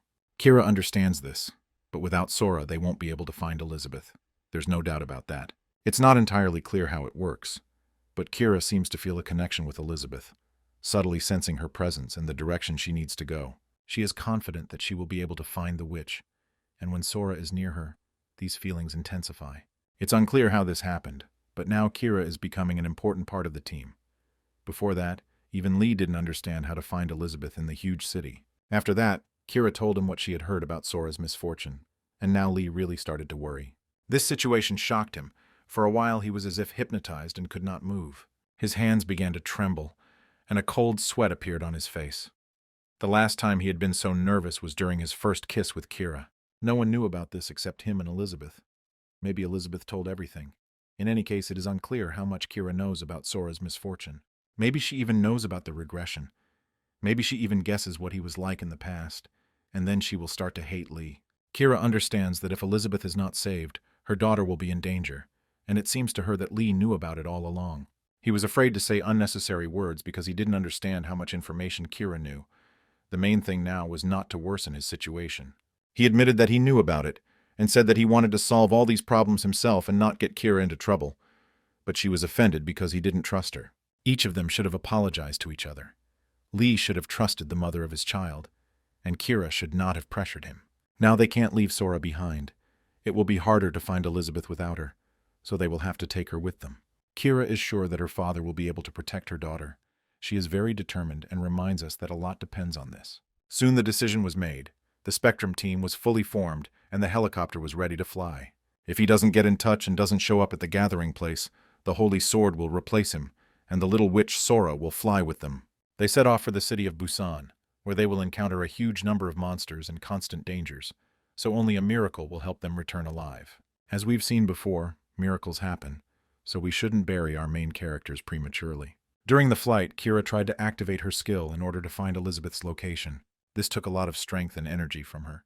She began to moan in pain, but she didn't want to stop the process. Soon she told the approximate location of the witch.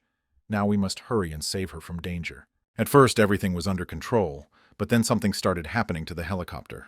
It turned out that when approaching the desired territory, they came too close to an unknown energy ball. Some functions of the helicopter immediately failed. You will have to jump to stay alive. Soon the entire Spectrum team was in the air. They were ready for any turn of fate, so they did not get confused and acted decisively. Everyone successfully landed on the ground and prepared to go in search of Elizabeth. If they had stayed in the helicopter, they would have turned into fried chicken by now. The ball of energy and at the same time fire came from nowhere. The attacker acted without warning. It soon became clear that a huge disaster boss emerged from this ball. He decided to attack at the same moment as the Spectrum arrived in Busan. It is unlikely to be a coincidence. Lee wasn't sure who the boss would be here, because before his regression, the main monster in Korea was Sora, who destroyed everyone single-handedly. The Holy Sword was able to understand where this fireball came from. Today his experience may come in handy. He said that this could cause problems because the bullet came from the same direction they need to look for Elizabeth, which is another very strange coincidence. Did the boss really attack Elizabeth and now wants to destroy them all? If this really happened, then Sora's misfortune is now unavoidable. The monsters heard loud explosions and immediately arrived at this area. There are too many of them, but there is no point in retreating. First, they need to clear the way to Elizabeth. It is unknown if they will be able to do this, but there is no choice. In order to break through an army of monsters, you will have to use the lunge technique or trust someone else. It was this opportunity that the Holy Sword had been waiting for.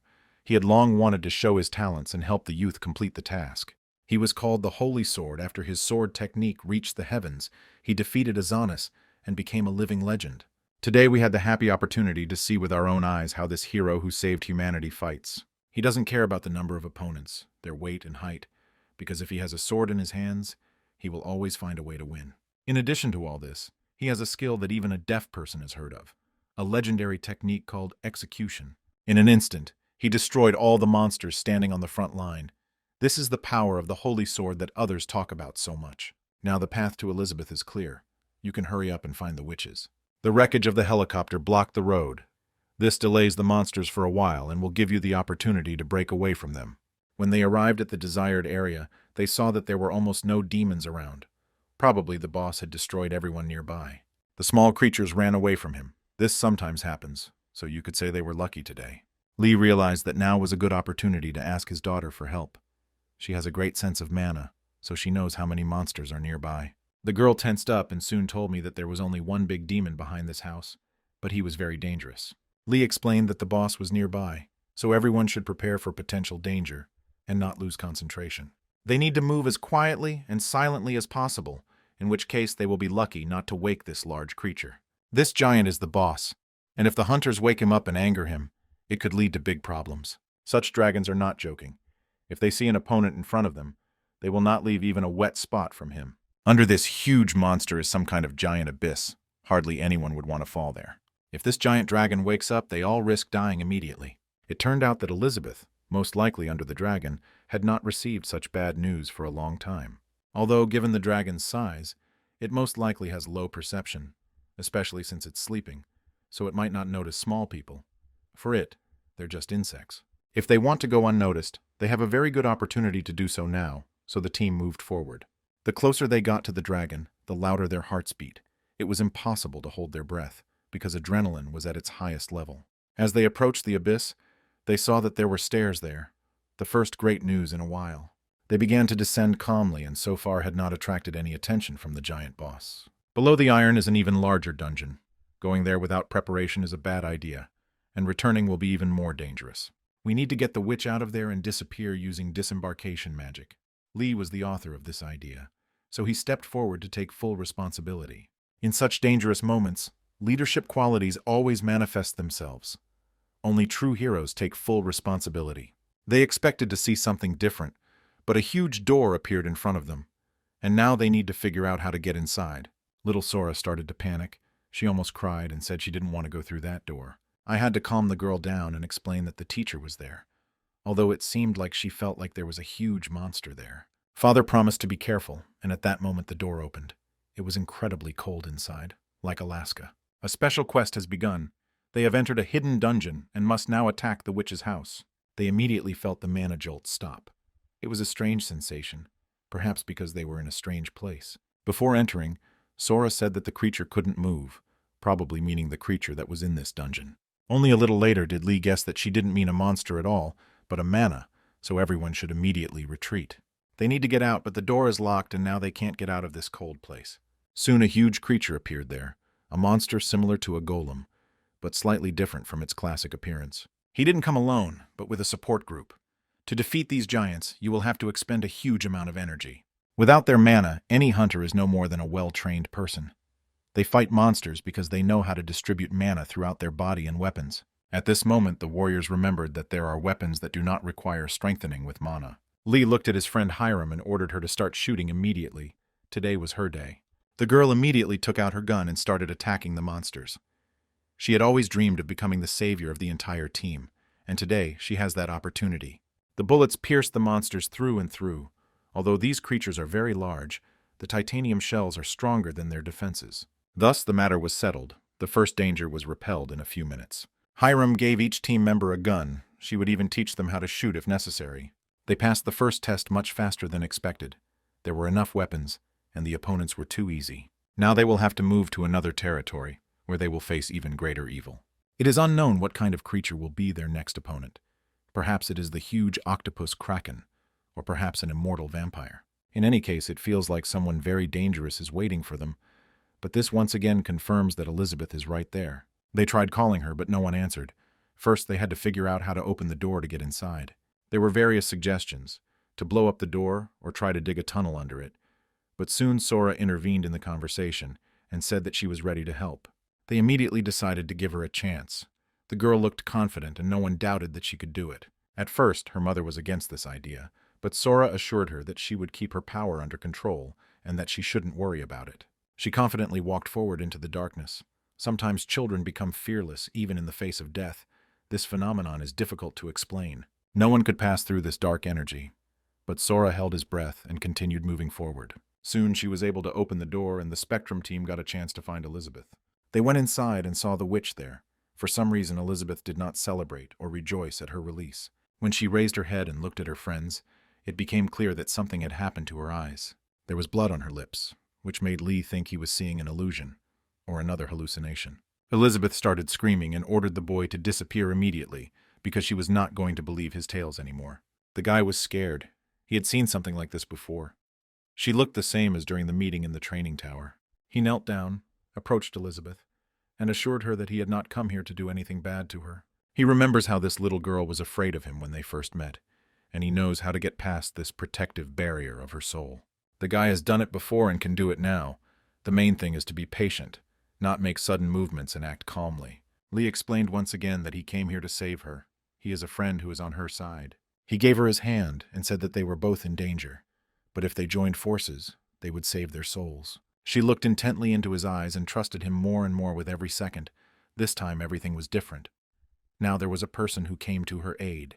Elizabeth decided to trust him and go with Lee and his friends, and they immediately began questioning her about the kidnapping. She said that the last time she saw a guy named Pak, a third force intervened in their affairs that didn't exist before. Oddly enough, the witch began to fear that what she saw was not her illusion at all, and that everything was really happening. Hiram began to worry that there were no monsters in this dungeon. Before there were always a bunch of demons in such places. Now that they are gone, it is worrying. The team captain agreed that it looked suspicious, and suggested that they speed up in order to leave the place faster. The mana in this dungeon doesn't move at all, and they need Elizabeth's spatial magic to get back. The door opened very easily, but the system immediately notified that the dungeon of the witch's lair had been expanded. Whatever this means, it is likely that new dangers await the Spectrum Guild now. When it seems like everything is going perfectly, something terrible happens, and today is exactly that case. They looked at the mountain and saw that a huge dragon had woken up. Now it was impossible to remain calm, because this creature wanted to eat. His eyes immediately made it clear that the hunters would not be able to pass peacefully and return home. A new battle awaited them. A battle not for life, but for death. After how many seconds did this dragon prepare a gift for his guests, although they are unlikely to be happy to meet a fireball? Everything possible must be done to ensure that Elizabeth immediately uses spatial magic to escape. She explained that in order to move everyone, she needed time, at least 3 minutes. Maybe in a normal situation, 3 minutes seems like something very quick, but now 3 minutes will seem like an eternity. Even 10 seconds is enough for a dragon to fry you like meat on a grill. In 3 minutes, he can kill an entire army. Strange events followed. Instead of saving Casey, Elizabeth ordered her cat to eat the flames. Almost immediately after that, the cat turned into some kind of black tar and began to absorb all this fire. Even Lee had never seen anything like this before, even though he was living his second life. After that, Casey returned to her normal state and began to rest after hard work. She won't be able to repeat this trick right away, so she needs to immediately block the dragon's attack again. It is not yet clear how they intend to contain him for 3 minutes. Perhaps a strategy will be devised during the battle. Each of the warriors prepared themselves and immediately began attacking the monster, with Kira and Hiram being especially active, their weapons ideal for long-range attacks. It's unlikely that this will be enough to pierce the armor of a huge dragon, but at least it will be able to hold it off for a while. It turned out that the monster, on the contrary, got angry and started attacking with some unknown magic that even the most prominent sorcerers had not heard of. In the dungeon, everything around changed. The ground began to glow in different colors, and an extraordinary energy was felt around. The scale of this magic is extraordinary. It is spread all around, and if it is activated, everyone inside the dungeon will die. In such cases, there is nowhere to run. You just have to try to reduce the magical power by attacking, which is what Lee is doing. He wanted to get close to the monster and use a lunge strike.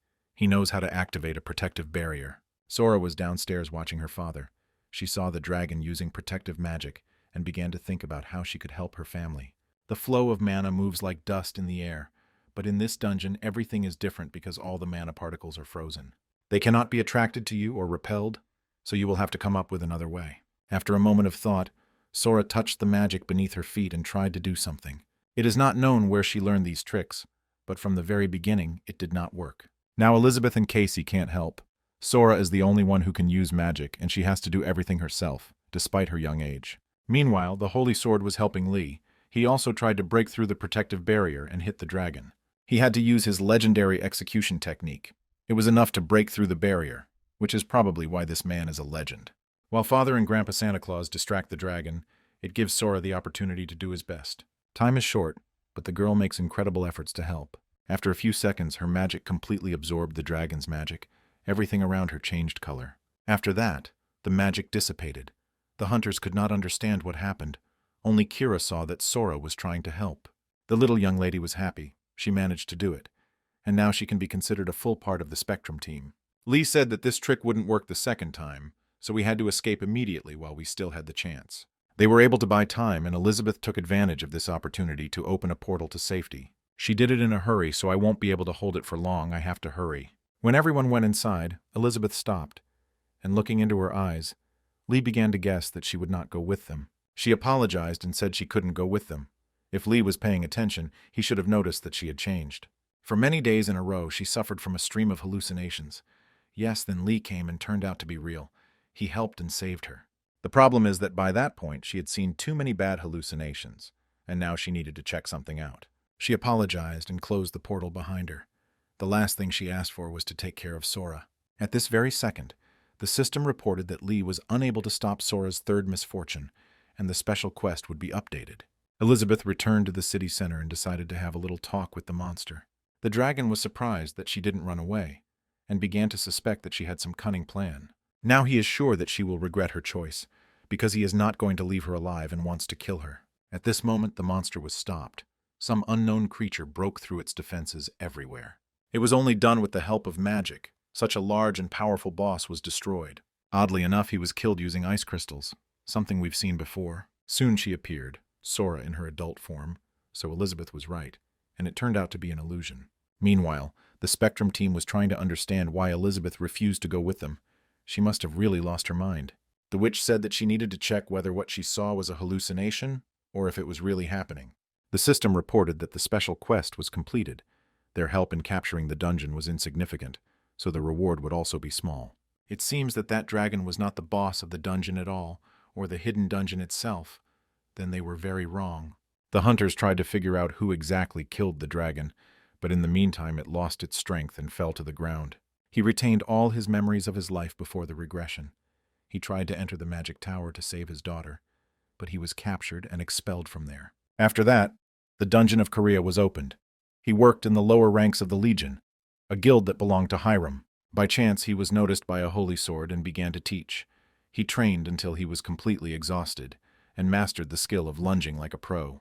When he decided to return to the Legion, the whole world was already calling his daughter a monster. It was hard to watch. The reason for this was the murder of Sehun and the destruction of the magic tower. One day, Sora appeared and did all this in one day. Most likely she did it out of a personal grudge, but that's another problem. Sehun and the guild members who protected him, as well as the hunters worthy of the holy sword and the guardians of the magic tower, all died at the hands of Sora. This led to his daughter being persecuted for many years, becoming persona non grata throughout the world. It was believed that she had reasons to do so, and Lee even tried to meet his daughter several times. The girl was hiding from everyone. It was practically impossible to find her, so the last option remained. He had to join the search party, which is how Lee ended up on the witch hunting team. Meanwhile, Sora continued to grow up and hide from the world. One evening, she saw Albert next to her. The girl had not been happy to see anyone for a long time. She smiled upon meeting her old friend, something that rarely happened because the hunters constantly caused her problems and injured her body. The girl remembered her mother and cried. She was left all alone. It was incredibly difficult for her. Also, at this moment, she remembered Elizabeth, her teacher asking her to find her father. It was her last request. Sora set off and soon almost found her father's guild hideout, the meeting with him approaching. She wanted to meet her father and fulfill Elizabeth's last request. Maybe it would really help her. She had heard that safe zones had been created after the opening of the global dungeons, but she had not thought that these zones would be so peaceful and cozy. Her strong magic was felt by other hunters. One of those boys was Diho. She recognized the king of fist fighting and was scared because he was a member of the witch hunter team. The girl wanted to run away while she still had the chance, until she suddenly saw something that scared her. Her father bowed before Darren and spoke to her about something important. Overhearing the conversation, Sora guessed that her father was training with the Holy Sword, but he was accepted into this team because he was Sora's father. His daughter killed Darren's parents during the battle in the Wizard's Tower, so Darren hates Lee with all his heart. Sora listened to all this and tried to understand what it could mean for her. She was afraid to intervene because there were too many dangers around. Elizabeth always reminded him that no matter what happened, the hunter would always remain the closest person to Sora. It turns out that her father really has been looking for her all this time, but whether he can stand by her side is the question. The father assured Darren that he had no personal feelings for his daughter, and he still wanted to find her. Sora thought he didn't love her anymore, but in reality, Hunter Lee was using a unique lying skill that was inherent in his system. He said he wanted to kill his daughter and clear his name. It was a lie, but Sora didn't know that. She couldn't understand why everyone around her wanted her dead so badly. It felt like it was some kind of nightmare that would never end. The people around her don't even want to listen to her. They don't want to know what the bastards from the Sorcerer's Tower did to her. She couldn't understand why she had to die, and that made her even angrier, and she completely lost control of herself. If this world wants her dead as much as the person she trusted, then she won't leave anything alive in this world. At this moment, Lee opened his eyes, and we understand that he is in a safe place. While he was sleeping, the system showed him all these memories of his daughter again. Remembering everything he saw, it becomes clear why his Sora has changed so much, and why she decided to destroy the world. The emotions from the memories are clear. Sora's feelings of sadness and loneliness are incredibly strong. He can't stand it. At that moment, Kira approached him. She had been waiting for him to wake up for a long time. The girl explained that he had lost consciousness, and they returned to the vault. Darren and her grandfather returned to their own. Lee firmly stated that Kira should call Hiram and Sora here and prepare to leave for the Seongbok area. There they will set up a hunter's den, although he can barely stand on his feet, but there is no time, because the third quest has been failed. The only positive is that Elizabeth didn't die, but Sora's next misfortune will soon begin. Up until this point, new memories had become harbingers of misfortune, so the daughter's fourth misfortune was related to the witch hunt. We need to finish our preparations before everything starts. We will have to give it our all. Meanwhile, let's return to Elizabeth and watch her conversation with the older version of Sora. This is the exact same girl she knew, the exact same girl she taught magic to and was friends with. It turned out that the same guy in the hood was her assistant, and all of this was done for her. She apologized for being rude to her teacher, and explained that she was trying to protect Elizabeth because there was no other option.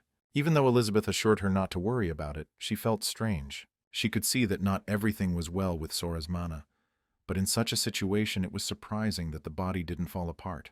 Maybe she spent too much energy going through another dimension because she did it alone. She did this to correct the mistakes of the past, although it is not entirely clear what that means. Sora said that she knows about her father's regression, and her return is related to it. In that world, all the people she loved died, her parents, Elizabeth, but in this world, her family seems incredibly happy. For her, seeing something like this is too horrible. It makes her suffer, and she wants to stop it. Elizabeth tried to explain that her father realized his mistakes and sincerely wanted to correct the future. Sora isn't going to believe this whole sentence. The stupid hypocrite lives happily as if nothing happened. It doesn't look like remorse. Sora understands that Elizabeth has always protected him, but this time she wants to personally understand whose side the teacher is on. These words shocked the witch. Now she needs to choose a side, although all this time it seemed that Sora and her father were on the same side. Elizabeth replied that she was on Sora's side. There was no other option for her. How can she choose hers because no one but her can understand Elizabeth? If she turns her back on Sora now, this talented witch will completely lose herself. Hearing these pleasant words, Sora was pleased and asked for help. This was due to little Sora. This young lady lives a happy life and is completely unaware of the problems Sora faced in her past life. She believes that this shouldn't be the case. She shouldn't have received all this, and therefore the situation needs to be corrected. Let's take a moment to get away from this delusional sociopath from the past and return to the new version of Sora. This little girl really doesn't know so many problems, and she lives in love and feels the support of her parents. And that's how it should be. 5 months ago, they left the vault, and a lot has changed since then. At first, Kira didn't understand what Lee was talking about, but then everything happened exactly as he had predicted. He gathered together hunters and people capable of fighting, and then completely cleared out the monsters in the Seongbok area. With the help of support-class hunters, the squad quickly began and completed construction. This created a safety zone, a space where people feel comfortable and cozy. There are rumors that in other regions, people have created areas similar to this zone. Now Kira respects that Lee can see the future. Lee was at the office of the Seongbok district representative, where he received an invitation from the Blue House security area. Hiram explained that with the advent of safe zones, things have become calmer, and it seems the authorities want to hold meetings with representatives of each zone. Lee will leave their zone with Hiram, formerly her father, and she run the safe zone. But in fact, Lee invented it all. In addition, the reason for the gathering is the situation that occurred in the city of Busan, so this may interest Lee. Many hunters believed that the boss would appear there, but upon inspection it turned out that the dragon was not the boss. This means that the Korean boss will be at least stronger, so to stop the disaster, They are going to find the boss's location in advance. We need to discuss a plan to combat the monster, so this meeting can be beneficial for all parties involved in the process. Lee was a little worried. Nothing like this had happened in his past life, so it was a new experience for him. Maybe he'll see familiar faces there, and this will lead to unexpected plot twists. Soon a person was found in the Xiangbok safe zone, and this person turned out to be the long-missing Daiho. He immediately fell to his knees and said that he needed Lee. He had an urgent message for him and all the Spectrum participants. He also said that the area of Suso Station was too strange. Perhaps a war would break out between the safe zones. In parallel with these events, a gathering began in the Blue House. The organizer of the gathering thanked all the participants of the gathering for taking the time to come here to talk. They all gathered here to figure out who would be the boss of Korea and discuss capturing his dungeon. The people around have remained inactive since the dungeon opened, but it's time to change that.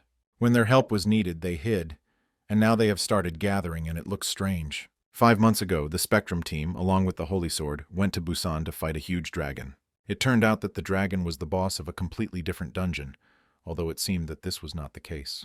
Based on this information, we can conclude that the Korean boy is located in a different location. He said that this conclusion was too hasty. They didn't check several places, and no one sent other investigation teams to Busan.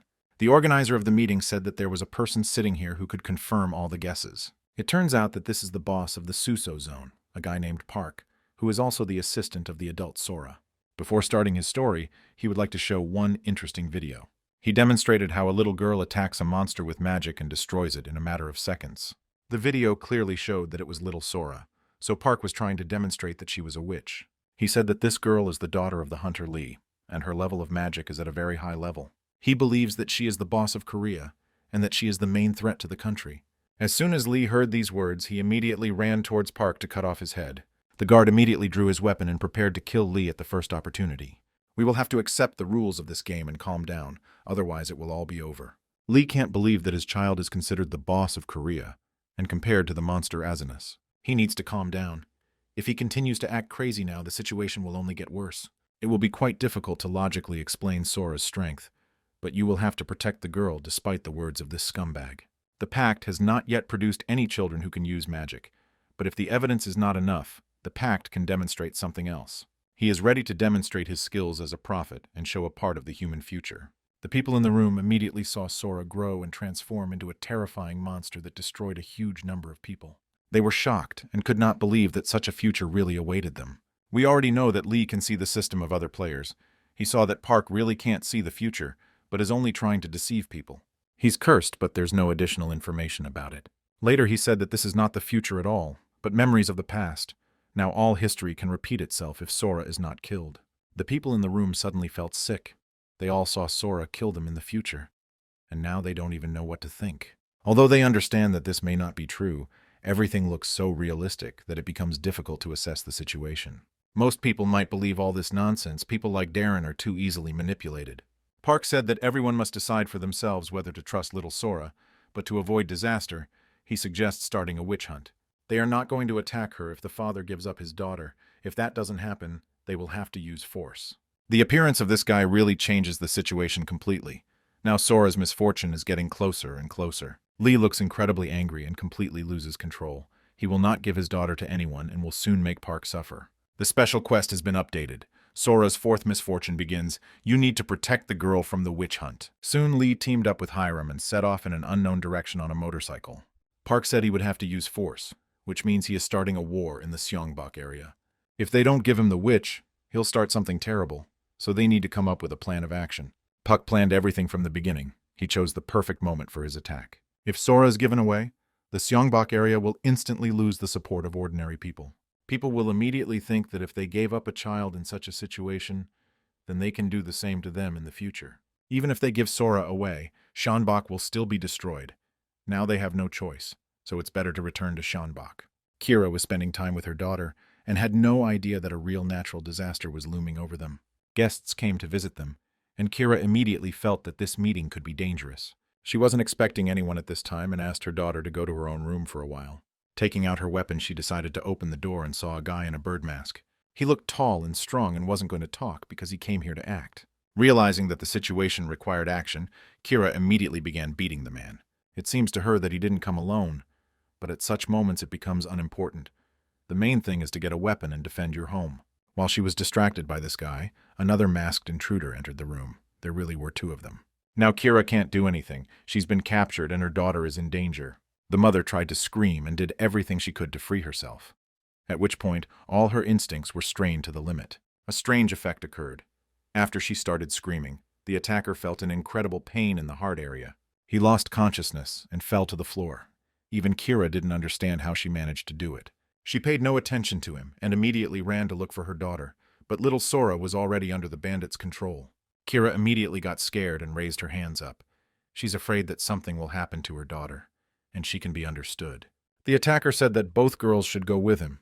He wouldn't do anything wrong if they didn't make any sudden movements. Cyrus has no reason to trust this man. She has no guarantees, but she also has no choice. Little Sora started crying. She was very scared and hoped that her parents would save her life. At this moment, Kira lost touch with reality again. Even despite her daughter's mortal danger, she began to scream. Kira ordered the bandit to immediately release her daughter, at which point the room became dark. Instantly, she approached the man and struck him with such a powerful blow that all the bones in his face were broken. Sora loves watching TV, but even in superhero movies, women can't hit as hard as her mother. After that, Kira immediately hugged her daughter and almost cried. She was very scared. Without warning, Diho ran into the apartment.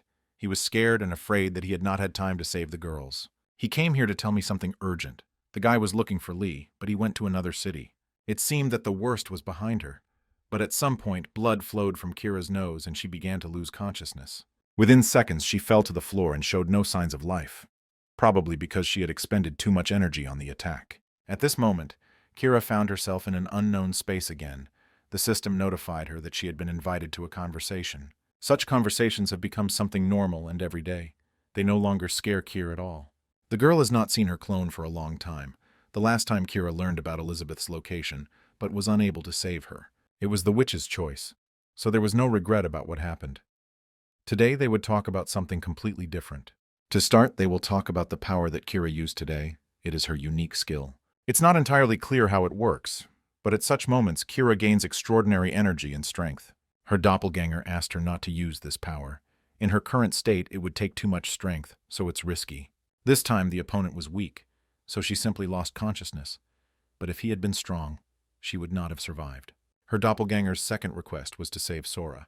Perhaps she is referring to the adult witch from the past. Let's move on to the day after the general meeting and see what happens to Lee. Xiangbok held an internal meeting regarding the war in the Suso area. It was necessary. Of course, some people were against it, but Hiram was able to convince them. She had great talent as a speaker. Most people didn't like the fact that they were trying to make a devil out of a child, so Xiangbok decided to protect Sora. They were very lucky that Cyrus only had a little dizziness and no serious health problems. After Lear told her about the conversation with Pak, the girl began to worry very much. She did not understand why her daughter was hated so much. Kira panicked, which is understandable because she has no idea what Sora will be capable of in the future. The Seongbok and Suzu zones entered into full-scale confrontation with each other, and war became only a matter of time. People on the street started discussing this problem, and everyone already knew that Sora was causing the conflict. The girl could not help but hear these conversations. Doubts and worries crept into her little body. Daiho met with Lee and told about how he first saw Park in front of him. He saved him from the monster and told him about the safe zone. In the future, they went to this zone together. When he arrived in the safe zone, he realized that all the people around him were somehow abnormal. They wear bird-like masks and shout that there is only one real witch, and the fake one must be killed. Hearing the words about bird masks, Lee remembered that before his return, it was a sign of witch hunters. Daiho also told one important little thing. All the people in that safe zone worship the witch and obey Pak's orders. He wasn't released, so it was very difficult to get selected from there. But after a while, he managed to do it. If everyone around worships the witch, then why is Park trying to kill Sora? He should understand that she is a real witch. Lee also started to worry after hearing the words about the real witch. It might be somehow related to Sora. A little girl came to her father to understand why everyone around her hated her so much. Her parents tried to hide the truth from her, but now the girl feels that something terrible is happening. Sora also believes that her mother was injured because of her, but her father assured her that this was not the case at all. He decided to tell her a secret that even her mother doesn't know, and said that her father came from the future. This made Sora think that her mother was an alien monster, and her father was a space warrior, but that's not entirely true. He knows better than anyone that people really hate her, and soon this problem will be solved. In the future, they will live happily ever after and enjoy life. and everything will be fine with their family.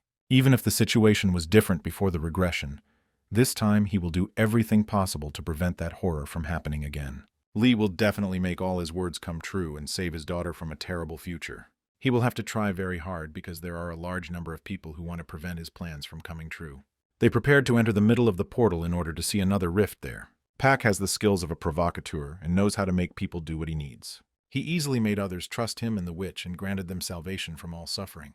For 4 days, the guards had not seen any signs of an escalation of the conflict. They await the arrival of their rivals, but even after declaring war, no battle has yet taken place. To get here, the rivals will have to go through a large number of monsters. Now winter and snow complicate this task. During this conversation, the guards heard a loud sound in the sky. They turned around and saw the formation of a new rift. Huge monsters immediately appeared from this portal, so the danger came from a completely different direction. No one has ever seen such a creature. It is even difficult to describe this demon. Hiram was talking to Lee. She had just learned about the rift in the safe zone and was incredibly annoyed. Nothing like this had happened before, and the safety zones, including Seongbok, were built to anticipate the occurrence of faults. Because of this, people could live peacefully and enjoy life. It was enough to build strong walls and destroy the monsters around. Today, everything has changed because a new fault has appeared inside the zone, and a huge number of people have died during rescue attempts. Hiram is sure that this situation happened because of Suzo's actions. These pathetic worms have been planning something terrible for a long time. If you think about it, that guy from the Sora video was set on starting a war back then, so it's strange that he waited so long to do it. If this is true, then their situation is really bad. In the event of an attack from the middle, their defense will not hold. People will start to change their minds very quickly. Right now, most are ready to defend Sora, but that's for now. When a knife is held to their throat, they will very quickly change their position and curse the witch. Very quickly, Lee came up with a plan. They couldn't sit around and wait for the next attack, so they had to act immediately. He has already heard where the entrance to the Suso zone is. Daeho told him about it, and he wants to go there and kill the main bandit named Pak. Meanwhile, Pak was very surprised, because his opponents turned out to be much more docile than he had thought. Elizabeth asked him to shut up and reminded him that she wasn't doing all this for him. She doesn't consider them friends, and the idea of forcing people into the Seongbok safe zone seems terrifying to her. The human body is not capable of enduring the transition through the rift without protection. It is an unusual portal, a transition between dimensions. When a person enters there, a curse immediately begins to affect them. Anyone who enters this portal immediately becomes a monster. Pak pretended not to know about it and said he wanted to make the attack as effective as possible. He has already been cursed this way, and Elizabeth knows he is not human at all. People who are pulled into the rift will not be able to emerge from it as comatose as they were before. Although Puck says he is only following the witch's orders, Elizabeth is sure that Sora did not give such orders. In reality, the adult Sora wants her little copy dead, and even Elizabeth couldn't change her mind. There were a lot of guards in this area, but you can barely see anything in the dark because of those stupid masks. If you act carefully and don't make unnecessary noises, you can approach the guard unnoticed. This is exactly the plan Lee chose. He took the guard's mask and now wants to go inside. In this form, no one should stop him, so our hero will easily get acquainted with this safe zone. All this time he thought that Pak was just an assistant to the real boss, although in reality it seemed that he was the one in charge of the process. If an important person like him disappears, then Suzo will immediately plunge into chaos, or his real boss will emerge from the darkness. There were a huge number of prepared people wearing masks around, which is hardly a good sign. Lee didn't understand where they were going and decided to follow these people. Thus he saw Pak, this guy promising them salvation if they completed the most important mission in human history. They must do this for the witch, go through the portal and fulfill her instructions. Through this gorge they must enter the Seongbok safe zone, so now all of Park's plans have become known. Lee couldn't understand what would happen to these people. Would they become dinner for monsters, or would they turn into monsters themselves? He needs this guy named Pa. Everything else doesn't matter right now, so he needs to get close. As soon as it was Lee's turn to enter the portal, he immediately took out his knife and prepared to attack. He did so and hit the carotid artery. The blow was strong and sufficient to kill his opponent. It turned out that Pak had been expecting their meeting, and was not at all surprised by this attack. He replied that people who truly believe do not die, but live forever. He has long since given up being human, and is now preparing to show his true, ugly face. He just gave the order to the monsters to attack Seongbok. Soon there will be nothing left of this safe zone. Now the people in Seongbok must change their minds, because from the very beginning they were thinking about morality and protecting the child. It is unlikely that they will be able to retain all their beliefs after they meet their death. Each of them will begin to wonder whether to give up this little child and end all their suffering. When people are driven into a dead end, they can no longer think rationally. Now Park wonders if Lee returns as a monster, how his own daughter will greet him. When Lee had no doubt that his opponent was cursed, he immediately activated his weapon. Park surrounded himself with curses, but there's nothing special about him. If you attack from a long distance, you can easily defeat him. The main thing is not to get too close, but it turned out that even from a long distance, it would be difficult to kill this creature. Park learned to open the portal at will, so soon Lee's spear disappeared in an unknown direction. Now he only has one weapon left, but killing such a strong opponent with a dagger will not be easy. Now it seems that Lee is playing this guy's game. He succumbed to his provocation and found himself at a disadvantage. You will have to engage in close combat with the dagger. Then it will be cursed, but you cannot retreat. He must save not only Elizabeth, but also his own daughter, so he cannot even think about defeat. As long as this terrible creature is alive, Sora will always be in danger. There is no doubt about that now. All these thoughts made Lee even more angry.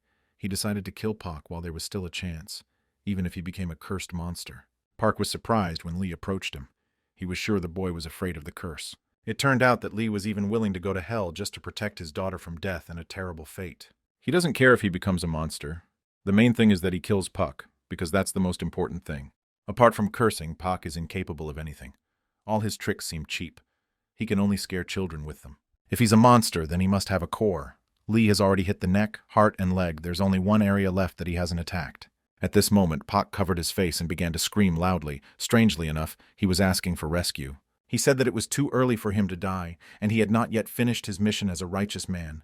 He must lead all these people to the true God. At such moments, Lee never lost his concentration. He replied that there was no God, and delivered the decisive blow. It was the end for the guy who had so actively tried to make life difficult for others. Justice had prevailed. Lee is sure that if God really existed, he would not have treated his daughter so cruelly. Elizabeth heard loud noises and decided to go outside. She felt that something important was happening. After Park did his thing, the city became empty. There was almost no one on the streets. She wanted to find this guy and kill him, but instead she saw Lee, who was cursed. She approached him and tried to understand how he ended up in this safe zone, but saw that now he couldn't hear anything. She tolerated all of Park's actions because of Sora's request. But it can't go on like this anymore. Sora hasn't been seen for several days, and it's unclear what Park has done in the Sionbok safe zone. You can no longer sit idly in your room. You must act and protect good from evil.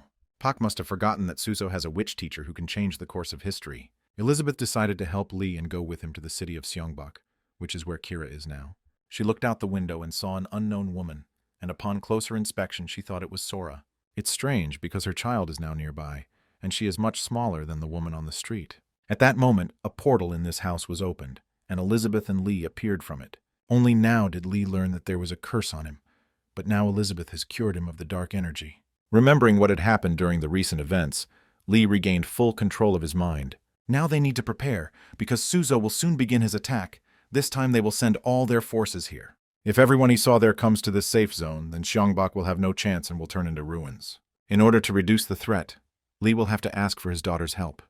Today, he needs her again. At first the city was quiet and peaceful. It seemed that another night would pass without incident, but it turned out that this was not entirely true.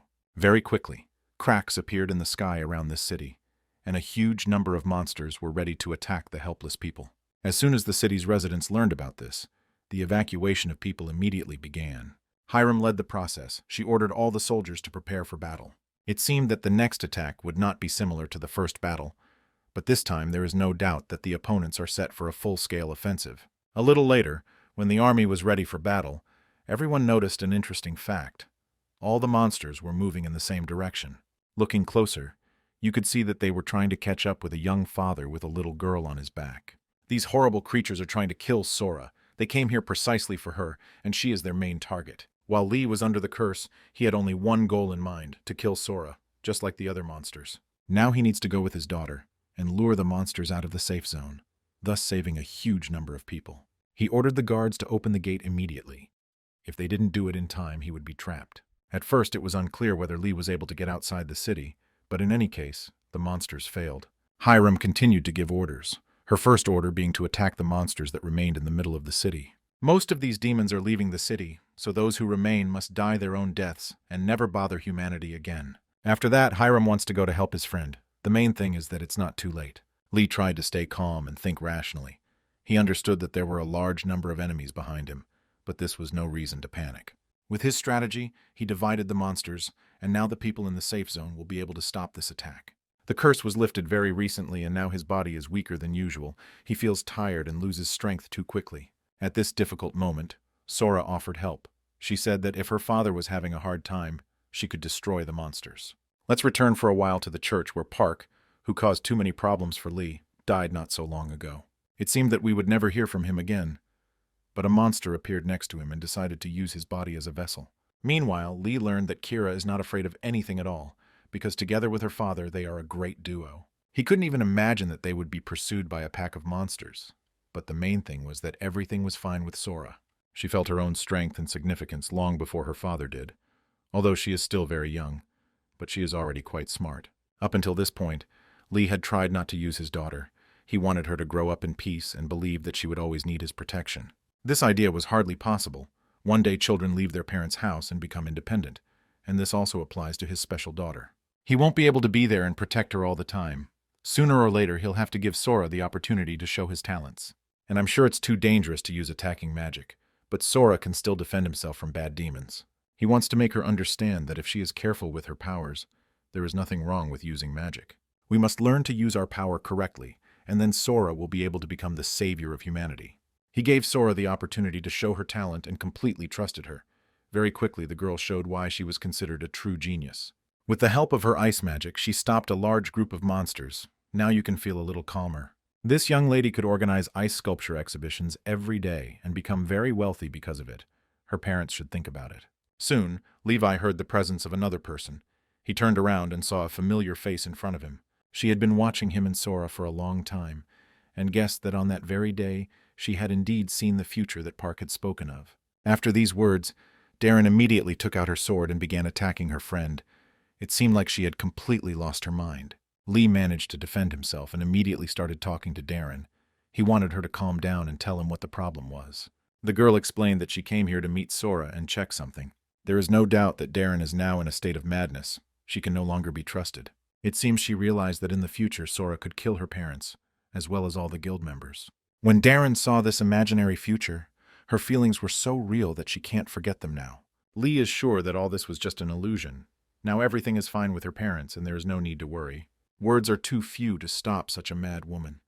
She believes that this will happen in the future, and therefore she is not going to stop. Her attacks are seriously different from normal attacks, as if she had become a witch hunter, just like before the regression. She doesn't understand that Sora is just a child who has the right to a second chance and to correct his mistakes. In the illusion that Darren saw, Sora looked like a creature that didn't look like a human at all, and it made a big impression. She is sure that this child is no different from a bomb, but she doesn't understand that it wasn't Sora's choice, because she is a victim of circumstance. Any of them can become the same enemy of humanity, so you can't kill every person out of fear of the future. Little Sora has a future in which she can grow and develop and not become a witch who will destroy the world. Darren must understand this. When Sora grows up, he will be able to fully control his power, just like Sophia or the Holy Sword. These two legendary warriors are also dangerous, but they know how to control themselves, and therefore act for the benefit of humanity. Darren is not sure that all this will happen. There are too many doubts in her heart, because she understands that Sora can destroy the entire world. Lee tried to explain that now his daughter is not alone at all. There are enough people around her who love her, and thereby make her future completely different. Sora has parents, a grandfather, family friends, and Elizabeth, all of whom influence the girl and change her future every day. If you raise it in such conditions, the result will be completely different, and this is the duty of parents and adults. After hearing all this, Darren could no longer hold her sword in her hands. She decided to give this little witch a chance. She has completely lost her mind and is now apologizing to Sora. Let's hope it's sincere sympathy. This sentimental moment was interrupted by a bright light behind the protagonist, something like a fire. If you look closely, you can see that Xiangbok is in danger, so you need to forget about the future and return to reality. We can't afford to miss the important dialogue that took place in a large and dark tower surrounded by monsters. This conversation was between two horrible creatures, monsters that resemble humans. The king said that they had failed to summon the witch's spirit, that the curse could not be lifted by magic or even divine power. The only way to escape this curse is to summon a witch and force her to help, but the witch's soul has left this place. Now she is not in Midheim at all, but in some other dimension. although this seems impossible. The head of the magic tower said that souls can be moved in space, but moving to another dimension along with the body is not at all easy. If you create a rift between dimensions, only then can you travel to the place where the witch is currently located. Rumor has it that even dragons can't pass through rifts, so these monsters need extra strength, and the king knows it. He's ready to do it all on his own, to sacrifice himself and open the rift himself. Then his assistant must find the witch and do everything himself, because the king will no longer be able to help. I think everyone has already guessed that this assistant to the king is our old acquaintance. His name is Bishop Manuel. He said that in Midheim they only worshipped the sun god, but when he read about the curse, he also learned about the moon goddess. In the past, the moon goddess was equal in power to the sun god, who created all life, but she was responsible for the process of death. Out of jealousy of the sun god, whom all living people worshipped, she tried to kill him and become the most powerful in the world. The war between the two gods lasted a very long time, but in the end the sun god was able to win. The goddess of the moon, during the last seconds of her life, cursed her opponent and promised to return one day and take revenge. Those were her last words. A terrible story that doesn't seem very important at first glance. The king said that if the sun god did not help them, then they would have to find the moon goddess and ask her for help. On the day the answer comes, they must find salvation, for they have waited too long for it. For now, residents of the Seongbok safe zone are thinking about rescue, especially after they saw what happened to Park. Although many people didn't like this guy, in his past form he was much more pleasant than he is now. It turned out that this monster was possessed by the spirit of Bishop Manuel, and he immediately greeted the witch, whom he had not seen for a long time. Many years ago they had already become enemies for each other. Now nothing has changed. The witch explained that now Manuel is more connected to people, among them, because he is the boss of Korea. Elizabeth tried to understand what had happened. Manuel had previously been imprisoned, but somehow managed to escape. The monster himself decided to tell this story, and stated that for him it was 5 months of shame. The witch was right in front of him, but there was nothing he could do, and only now would he finally pass sentence on her. The king sacrificed himself to open the rift. The monsters are sure that the witch will be able to lift the curse from them. Only Manuel disagrees with these thoughts. He is sure that only God can grant them salvation. No witch in the world is capable of this, so she must pay for her sins with her own death, even if Elizabeth does not agree with it. Manuel had already spoken to God, and learned that God was suffering because he had turned them into monsters. For a long time he could not understand why God did not answer his call, and he also tried to understand what he needed to do to deserve salvation. Only at the very end did he finally understand how to act in this situation. He read that monsters can rise from the dead if they burn their bodies together with a believer, and this is the path to salvation. They are confident that they will be able to be resurrected with divine talent and change their fate, as strange as it may sound. Only now, as an adult, did Sora realize that Manuel killed Puck and escaped from his prison, although now it doesn't matter at all. For the witch, the main thing is that her mother and teacher are protected, so she is ready to give Manuel a chance to do everything with her own hands. She wants him to kill little Sora along with her father, but he's unlikely to succeed. Monsters began falling from the sky and attacking people. The weather forecasters had not warned of such a drastic change in the weather. Daeho immediately guessed that he needed to kill the main monster, and then the situation would improve. He jumped onto the building and used his hellish blow against Bishop Manuel. He hoped that this blow would be enough to tear off the monster's head, but Manuel wasn't even injured. It was a hit to the head that didn't lead to anything, and now Daeho could have problems. At the last moment, when it seemed that the fiery monster would fall right on him, some unknown force intervened. It turns out that Sora is already participating in this battle and helping others using his magic. Darren also joined the Spectrum team, and now they can fight together again like in the good old days. Lee immediately explained that the monster that Daeho fought was the new boss of Korea, and that he needed to be destroyed urgently. He was locked up in Suso, but took Pak's body and came here to start the disaster, and asked his team members to fully focus on killing the monsters in the sky. Meanwhile, he took out his weapon and prepared to meet the boss. This battle was inevitable. He immediately began attacking Manuel, but defeating this monster will not be as easy as it seems.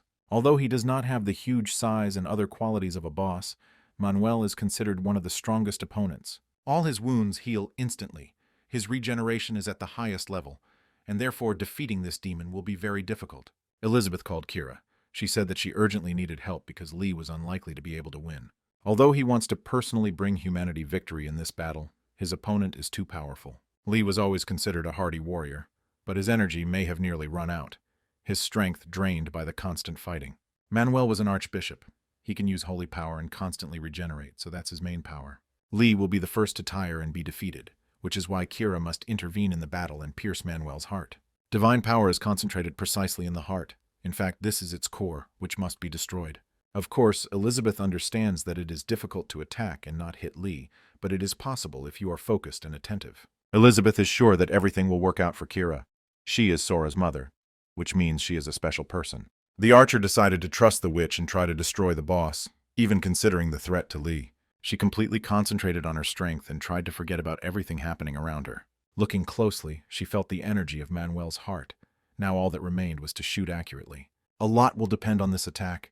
If the arrow flies a little to the left, then Lee will leave this world forever. Fortunately, it turned out that Kira was an extremely accurate archer. Her arrow shattered Manuel's heart, destroying his inner core. At first, he couldn't understand what was happening, fell to his knees and started screaming in pain. It seemed impossible to him, because he had received an answer from the sun god, and now, at the most crucial moment, he must leave this world. He cannot die like this, because he came here to kill the witch, and therefore orders all believers to continue his mission. All the monsters from the sky started falling to the ground and destroying the city. Now it all looks like a kamikaze drone attack. Seongbok can turn into scorched earth in a matter of minutes. Everything is happening too fast, but it's not too late to change everything. Sora saw with her own eyes how burning monsters fell and destroyed the city. Maybe her strength would be enough to change everything. People couldn't figure out how to stop this madness. There were too many monsters. If you killed them one by one, it would take a long time. At that moment, Sora forgot all her doubts and realized that she had to try to help. Her mother was scared, but Elizabeth assured her that she should give the little girl a chance to change the course of this war.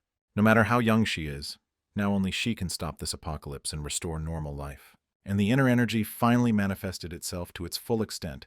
The ice technique is perfect for stopping the fire. After just a few seconds, it was clear that Sora had stopped the monsters who had lost their minds because of their faith. She created something like a huge ice tree that protected the entire city. The system immediately reported that the Dungeon of Korea had been conquered for the first time. Even Lee had never seen anything like it in his life. The world quest is complete. The sun has risen again over the safe zone and a new day has begun. Sora's fourth misfortune was stopped, strangely enough, but this time the girl herself helped stop her misfortune. She is doing well and is happy that she was able to help her father and all the members of the Shanbok safe zone. They started hugging her and calling her incredible. If it weren't for Sora's help, everyone would have been in mortal danger. The girl deserved all this support and words of gratitude. She finally became a full member of the Spectrum team. The distribution of rewards has begun. As always, everything is distributed depending on the contribution of each participant. Kira was extremely surprised when she learned that she was receiving a new weapon called the Celestial Estate, the cursed Yggdrasil. Hiram was able to discover a unique technique, just like Darren and the Boxing King Diho. The Celestial Estate is created from a destroyed tree. This weapon is cursed and cannot use its powers. The bow is created for killing. It seems everyone got good rewards. Lee didn't land the final blow, but he also fought the boss, so he hopes he'll get something valuable. So far, the system is silent and is not going to reward him. Perhaps he does not deserve gifts today. Lee is so used to being rewarded by the system that now it's the end of the world for him. A little later, he remembered that the most important thing was family, and that everything was fine with his daughter. At this time, the adult witch Sora was watching these events. Hatred and rage could immediately be read on her face. She remembered the moment when her father said he had no personal feelings, and only wanted to kill his daughter. At the very end, her father behaves horribly, which causes the witch to rage and prepare to attack. She could no longer hide her presence and decided to intervene in this perfect situation in order to bring chaos. When Lee saw the adult Sora, he couldn't believe his eyes. He thought again that he had fallen asleep and was having a nightmare. The father saw his adult daughter. She was right in front of him, and there was no doubt that this was reality, although he did not understand how this was possible. The adult witch couldn't understand why he was trying so desperately to protect this child. He had never done anything like that in his past life. She also couldn't understand why one witch was being protected, while the whole world was uniting against another. Her father could have treated her the same way, but he was cruel and paid no attention to her. It would have been easier if he had left her and run away, but now she was sick of looking at this perfect family, and she wanted to end this fairy tale right now. At this point, Elizabeth decided to intervene. She said that Sora should stop because she had already crossed all the boundaries of what was permitted. At that moment, the adult Sora pretended not to hear anything, and focused all her attention on her father. She tried to understand why he didn't save her, that is, to find answers to the questions that had worried her so much her whole life. Now she can't keep it to herself anymore and wants to openly declare that she hates Lee. She's tired of it and wants to end this perfect scene, but Elizabeth has a completely different idea. All this time she was sure that Elizabeth was on her side, and when she learned that the teacher was now protecting Lee, she decided to attack decisively. At the last moment, Elizabeth was able to protect herself with a magical barrier. But that's just the beginning. Adult Sora perceives all this as a betrayal. Even the teacher abandoned her. Now there is no one on her side. She really doesn't want to kill her little copy out of jealousy. She actually wants to do it because if little Sora doesn't die, she will. No two people are the same in the same world, so someone must remain alone. If little Sora lives, the adult version will soon cease to exist. The fact that all these people are defending little Sora means that they are openly opposing the adult copy. The adult witch said that she didn't want anyone else to try to interfere in this battle and started attacking again. Sora's last misfortune has begun. Everything around him begins to resemble his past life, but the ending must be completely different. This is the quintessence of this whole story. The witch's dungeon of horror is opened. Everyone has disappeared, and little Sora is left all alone. She soon realized that an adult witch was approaching her, a meeting of two versions of the same person before our eyes. Little Sora thought she was looking at her sister. She had to explain to her that they were both one and the same person.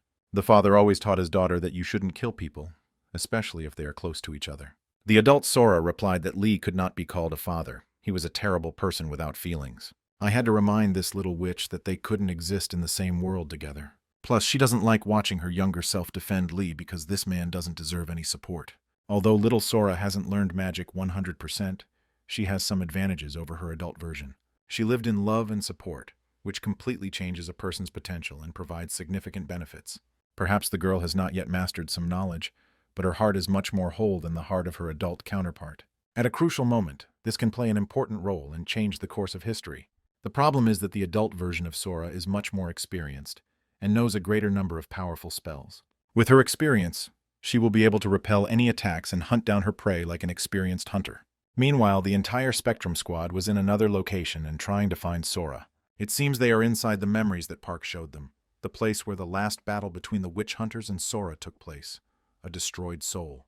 While Lee tried to figure out where his daughter was, Kira looked around, upset and unable to even move. She saw the adult version of her daughter and tried to understand what was happening, but up until that point no one had explained anything to her. I had to tell Kira and all my friends that this was their daughter, whom he couldn't save in the future. There's no point in hiding the obvious anymore. Lee revealed that he came from the future to correct all his mistakes. He died at the hands of the Holy Sword, and when he opened his eyes again, he saw that he had returned to the day when Kira came to him with her daughter. He wants to apologize because before his regression, he didn't accept his family, and as a result, Kira died and Sora turned into a monster. Kira decided to approach him and say that there was no point in apologizing for the past. Everything was fine now, and everything else didn't matter.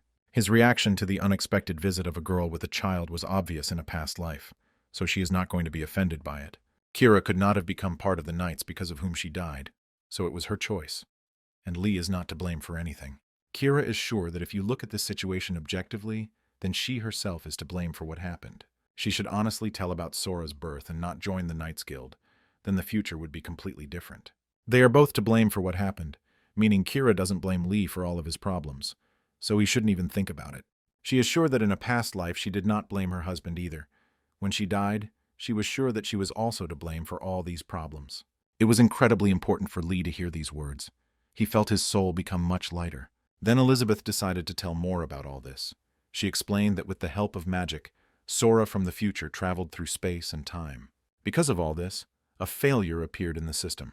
Recently, it was possible to see how it seemed to dissolve in the air. Jumping in time is always a difficult task. Even overcoming time or space takes a lot of strength. Sora from the future went beyond the dimensions, all of which required a huge amount of energy. The outside world is different now from what it was in the past. It's like a parallel universe. Infinite parallel universes do not exist because the world in the universe moves in a straight line. From the very beginning, the unified world was split due to Lee's return to the past. The world was divided into two parts, and much changed in itself. Two universes were created, the world destroyed by Sora and the world in which they are now. When Lee returned to the past, everything else ceased to exist. The past report has been completely destroyed, and the last surviving part is Sora. Lee felt that everything he had done in this life no longer had any impact on the future and would not save Sora. Elizabeth was very sorry to admit it, but she confirmed his suspicions. Sora has spent too much energy moving through space and time, and in the changing world, Sora from the future cannot exist. Her existence here is becoming unstable. Now she cannot use even 1% of her original strength. In the past, Sora only used the Eternal Winter skill once, and that was enough to plunge the entire planet into an ice age. Sora initially wanted to compensate for the chaos within herself and create it around her, which is how she had lived up to this point. The transformation of this world into a dungeon would have happened anyway. But because of the adult Sora, it all happened earlier. Of all the people, she wants to leave only 2 people alive, Elizabeth and Kira. Everyone else must die. If she kills her current self and leaves both personas, then she will destroy the world as she did in the past. Lee must make a choice. He will have to fight his daughter from the future. Only in this way can he save the world and himself. He yelled at Sora during their last meeting because he couldn't understand why she was destroying the world. He shouldn't have behaved like that with his daughter. He should have apologized and listened to her. He asked his friends to give him a chance to apologize and convince the adult Sora that he had truly changed and was ashamed. Lee is ready to take responsibility because he failed the task of fatherhood in a past life. This is probably why she hates him the most. So he wants to apologize to her and get a second chance. Hearing loud sounds, the hunters guessed that the 2 versions of Sora had met and began to rush to help. Although Lee wants to talk to his daughter from the future, it is unlikely to help. He may have to choose only one of them. The guy said he would choose both, but even Elizabeth doesn't understand what he means. A paternal instinct has awakened in him. He feels that both daughters are very important to him, and he cannot choose just one. Soon they saw witch hunters. These people do not look friendly. It's strange that they appeared here at all. The 4th calamity is over. So this is all just an illusion. That is, created monsters. This is Sora's dungeon from the future. It's called the Witch's Horror. So the dungeon creates its own monsters because in the past they hunted a witch. The dungeon is created based on Sora's memories. These creatures are created with strong mana and are aggressive towards living creatures. Lee is very lucky that he has good friends.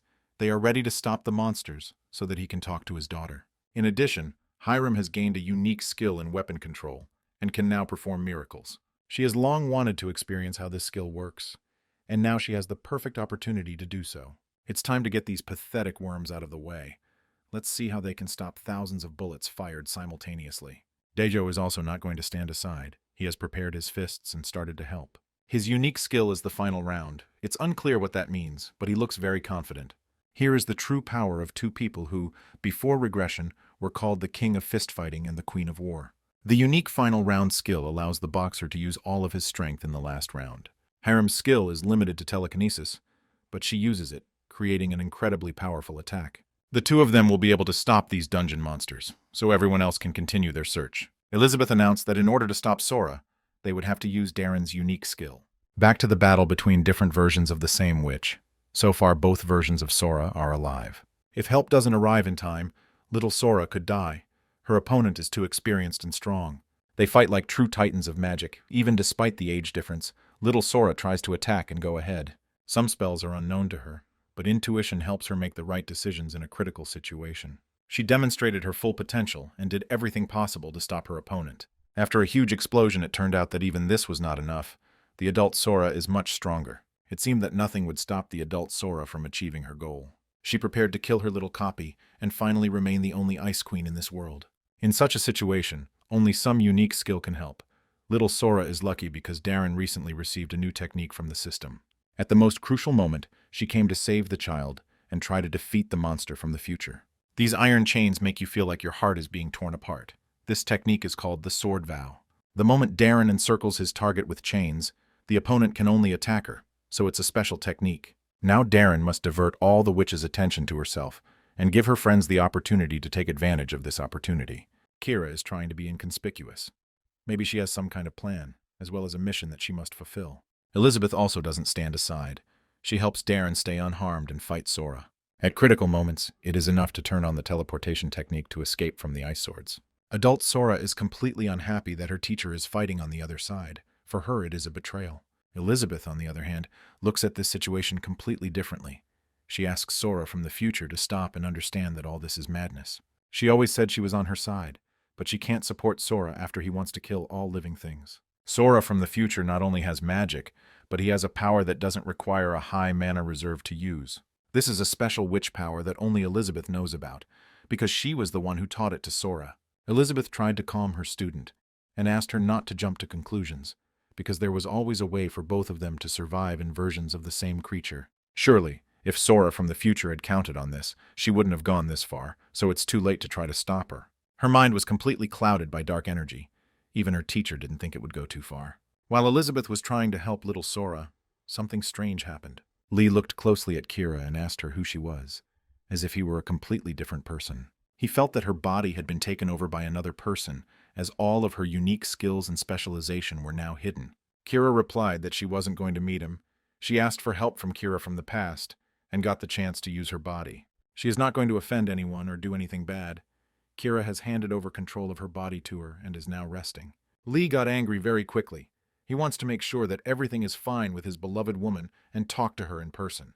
At that moment, something changed in the girl's mind, and Kira returned from this world to her body. She was scared because she had never been yelled at so much before. The girl was confused and didn't know what to do. She tried to explain who had actually been using her body a few minutes ago, but Lee couldn't believe it. He has a skill for checking other people's personal information. It's called the perceptive technique. For some reason, he can't see Kira's personal system. Even now, her system window is distorted. The reason is definitely not that Kira is stronger than him. If that were the case, he wouldn't have seen Sora's system. Perhaps the reason is that Cyrus's personal system is deliberately trying to hide something from him. Her incredible strength allowed her to block Sora's attack with a weapon, which already seems strange. Only now did Lee realize that it was a system.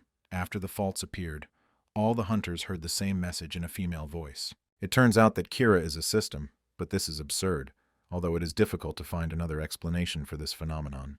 Lee was surprised because it was his first time seeing the system, but Kira is sure that her other side has always helped her use useful skills. The system is a mechanism that always remains neutral. No one has ever heard of the system helping anyone, but now it has started to act.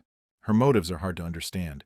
The situation is really complicated, but now the parents have a much more serious problem. Elizabeth brought in the body of little Sora in her arms, seriously injured after a battle with her older version. The girl has been under the influence of her rival's curse for too long. Elizabeth tries to help, but her strength is not enough. A curse is closer to a prayer than an attack, so the promise of the sword didn't work, and everything didn't go according to plan. If nothing changes and no solution is found to this problem, little Sora will die in half an hour. The parents began to beg the witch to lift the curse, but now she does not have the skills or strength to do so. There are only two ways. Either the witch who cast the curse must remove it, or the source of the curse must be killed. So in order to save little Sora, you will have to kill her copy from the future. All Elizabeth can do now is help Lee get closer to Sora from the future. Kira was afraid, and said that she didn't know what to do if their daughter died, and these words made Lee feel cold in his soul. His hands began to tremble, but now he had no right to lose self-control. He had to be strong and determined. Only in this way could he find a way out. He asked Elizabeth to help him get inside this damned ball. Now all that remains is to wait for the results of his actions. Kira hopes that Lee will be able to save their daughter. They can only believe in him. Elizabeth will help them withstand part of the curse, so they still have time. Kira decided to take this opportunity and talk to Elizabeth. Perhaps the witch remembers her from the future. That's exactly what it turned out to be. They were acquaintances. But for some reason, Elizabeth hid this fact. She wants to talk about this another time. Knowledge has a much greater impact than it seems. If she had told about all this, then events could have taken a completely different path. She believed she could be the reincarnation of Elizabeth, because when they were looking for her in Busan, she felt a strong connection between them. Elizabeth replied that this was a misconception. If that were the case, Kira would have turned into a witch after Elizabeth's death, and she wouldn't be sitting here right now. Besides, she's not sure that reincarnation is possible. It all seems too amazing. Before the regression, Elizabeth went through a memory transfer, and judging by her memories after death, she found herself in a completely different place. Memory transfer is not regression at all. She did not relive the future, but only looked at some memories of it. At that moment, Sora woke up and started crying. She asked her mother to help her and said that she was in pain. It hurt very much. Kira tried to calm her daughter and promised that everything would be fine, but deep down she wasn't sure of these words. Elizabeth spent all her mana on moving Lee. She did everything so that he could get to Sora from the future. She is not confident in her abilities, but wants to try to help little Sora with another method. This is the same one that Sora from the future was able to curse his little copy. It doesn't require the use of mana. Right now, Elizabeth is trying to share the curse with little Sora.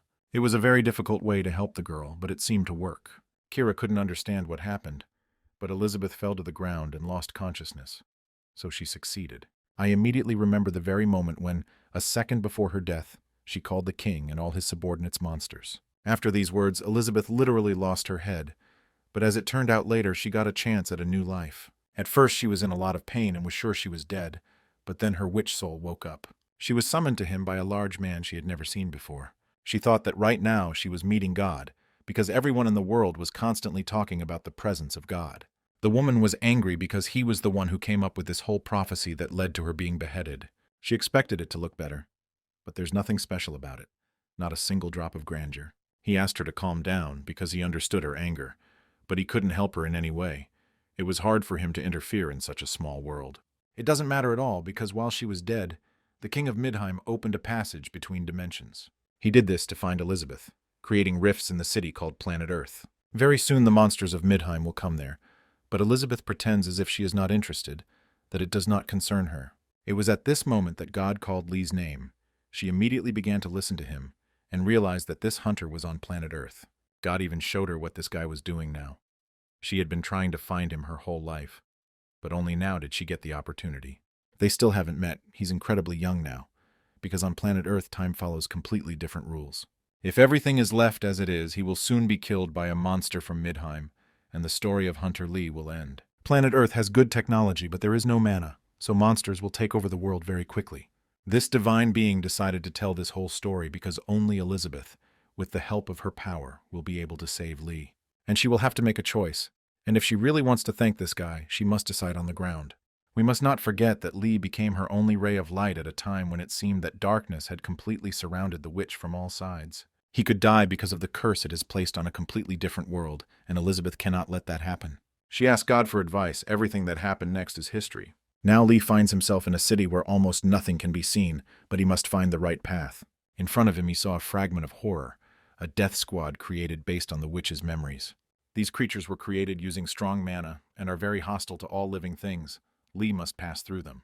He doesn't have time to kill them individually, so the boy decided to use the king's ring and absorb all the dead souls inside it. He prepared to show these pitiful remnants of the past what a hunter from planet Earth was capable of. Meanwhile, Sora from the future was all alone and looked sad. She remembered her father's last words as he tried to understand why she had treated this world so cruelly. Could he really not understand the answer to all these questions? Could her motivation really not be obvious to him? After his mother's death, Lee might have thought he was hiding it well, but little Sora immediately understood everything. Every time he looked at her, his eyes were filled with pity and pain. He looked at her, but his eyes reflected not his daughter at all, but the wife who had left him. Every time Sora saw how hard it was for her father, it seemed to the girl that her presence only hurt him. In the evenings, she cried and thought about her mother. She really missed having a full-fledged family. One day, Sora thought that if death took her mother, then perhaps with the help of magic she could bring everything back. At that moment, Lee was in his room working. He heard strange sounds and decided to see what was happening. When he entered his daughter's room, he saw that a real jungle had formed around her, and the girl was using magic. She was holding her mother's weapon in her hands, and he immediately started yelling at her and reminded her that he had forbidden the use of magic. At these moments, he was too unconscious. Lee was an inexperienced father who took out all his anger on his daughter. He took the bow that belonged to Cyrus and left his daughter to cry alone. It seemed that he despised Sora, pushed him away and abandoned him, and then drowned in belated memories and regret. Very quickly, the representatives of the Sorcerer's Tower saw that an extremely high level of mana was registered in Soul. William Taylor felt a taste of success. From the very beginning, he wanted to find the owner of such a high mana indicator and take him to his home. Together with his team, he flew to Korea and did all the dirty work. In less than a week, little Sora, one of the most talented representatives of the wizarding world, was already at their disposal. The girl hoped that everything would be fine, that her father would come and save her from these evil and incomprehensible people. It's strange because no matter how much she waited, he never showed up. And it was then that the girl realized that he had betrayed her because he hated her. The father abandoned his daughter, and only came at the very end, when his help was no longer needed.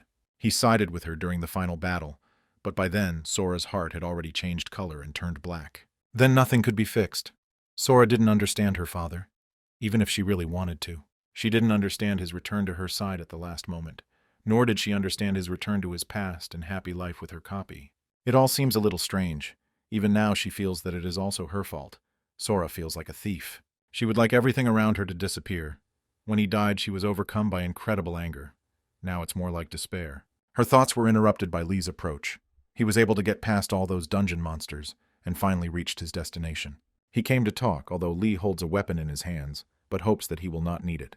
He came to say a lot about what he had done wrong, and about how everything was not as it seemed at first glance. He always wanted to save her, and standing in front of her now, he is choking on guilt. He asked his father to forgive him, because he was sorry that everything had turned out this way. He was too inexperienced and young. Lee has very little time left, and he can't choose one Sora because they are both his daughters, and he loves them equally. He explained that he wanted to save her, so he tried to change the whole past so that a terrible future would not come. It turns out that he won't be able to save Sora from the future. He doesn't want to choose between them, and even now he feels incredibly weak. Until the very end, he points his spear at her. Just that is enough to break an already broken heart. Elizabeth said there were only two ways: either kill the witch who cast the curse, or force her to lift the curse. Lee was wrong from the very beginning. Now it's time to admit his mistake and back up his words with real actions. He should never have pointed his spear at his daughter. He himself is a threat because all of this happened because of him. The curse will be lifted when Sora gets what she wants.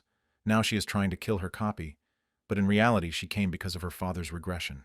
She did all this to kill the man she hates. Any of his words and actions are just excuses that are worthless. Lee tries to explain that Sora shouldn't kill all the people here because she doesn't really care about them. Elizabeth and Kira will do everything they can to ensure that she continues to live in this world, and if only he disappears, she will be able to be happy and forget about revenge. He asks her to take only him. He asks her to forgive her terrible father. He was never able to make the choice Elizabeth talked about. Honestly, he refused to even think about this choice.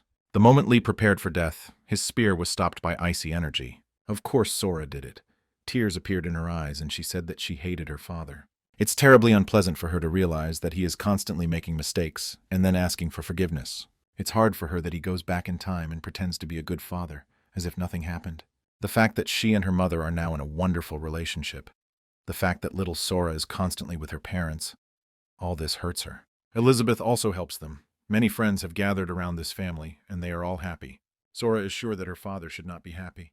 He did not deserve it because of all his mistakes in the past. Lee calmly, slowly lowered his head and tried to understand what he needed to do to make her feel at least a little better. Sora replied that he should regret his actions, think about it for the rest of his life.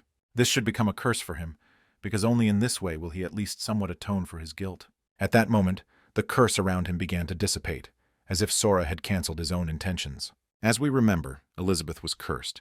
She took part of the curse from the little girl. Now her condition has completely normalized. It seems that now she is not in danger of a terrible death. She stood up and saw that the curse had completely dispelled, and guessed that it was her daughter. As we know, this is not entirely true, but in any case, he found the right words to resolve the conflict. As a result, he was never able to make the difficult choice. The butterfly effect will be enough to change the world. At least that's what God thinks. He smiled and said that now he could come into this world on his own terms. It's not known what that means, but it's a bad sign. In a past life, everything ended in tragedy. There were a lot of dead bodies and blood around. Sora destroyed all of his rivals, and also personally killed his main enemy, the Holy Sword. After that, she sat next to her father and watched as the life left his body. Suddenly she heard someone's voice. It was the same God who appeared and said that Lee was not dead. Looking more closely, Sora became angry. She didn't understand how this person had approached her unnoticed. The man replied that she was just as tough as her mother, and he immediately showed that he was not afraid of her at all. The man said that it didn't matter who he was. The main thing was that Lee didn't die, but returned to the past. It seems that the cunning slave was able to defeat his creator, but God himself is to blame for what happened. Sora is angry and doesn't want to believe anything. So I had to show her that the past is starting to change. Of course she was shocked. Her father, who had never paid any attention to her, had changed and become almost perfect, and it was painful to watch. Sora realized that now Lee lives happily and has almost no problems. He has completely ignored her existence. She was so hurt that she even started attacking the god, even though she didn't understand who he was at all. Even if Lee changes the future, it doesn't concern her because at this point everything has already happened. God continued to speak in her head, hinting at the sheer injustice and cruelty of fate. He wanted to show that little Sora would receive parental love in the past, unlike the current version of the witch. She looked at her dead father and tried to understand if he had really returned to the past. If this was really the case, she would go crazy. Sora realized that she couldn't let this happen. After the curse was lifted, Elizabeth, Kira, and little Sora waited and hoped to see Lee again. They soon got that opportunity, but things turned out completely differently than expected. He came with the adult Sora. Although it was strange, Elizabeth was happy, and immediately decided to make sure that no one was injured. She was afraid that Lee would have to make a difficult choice and kill her daughter from the past, and was happy that everything turned out completely differently.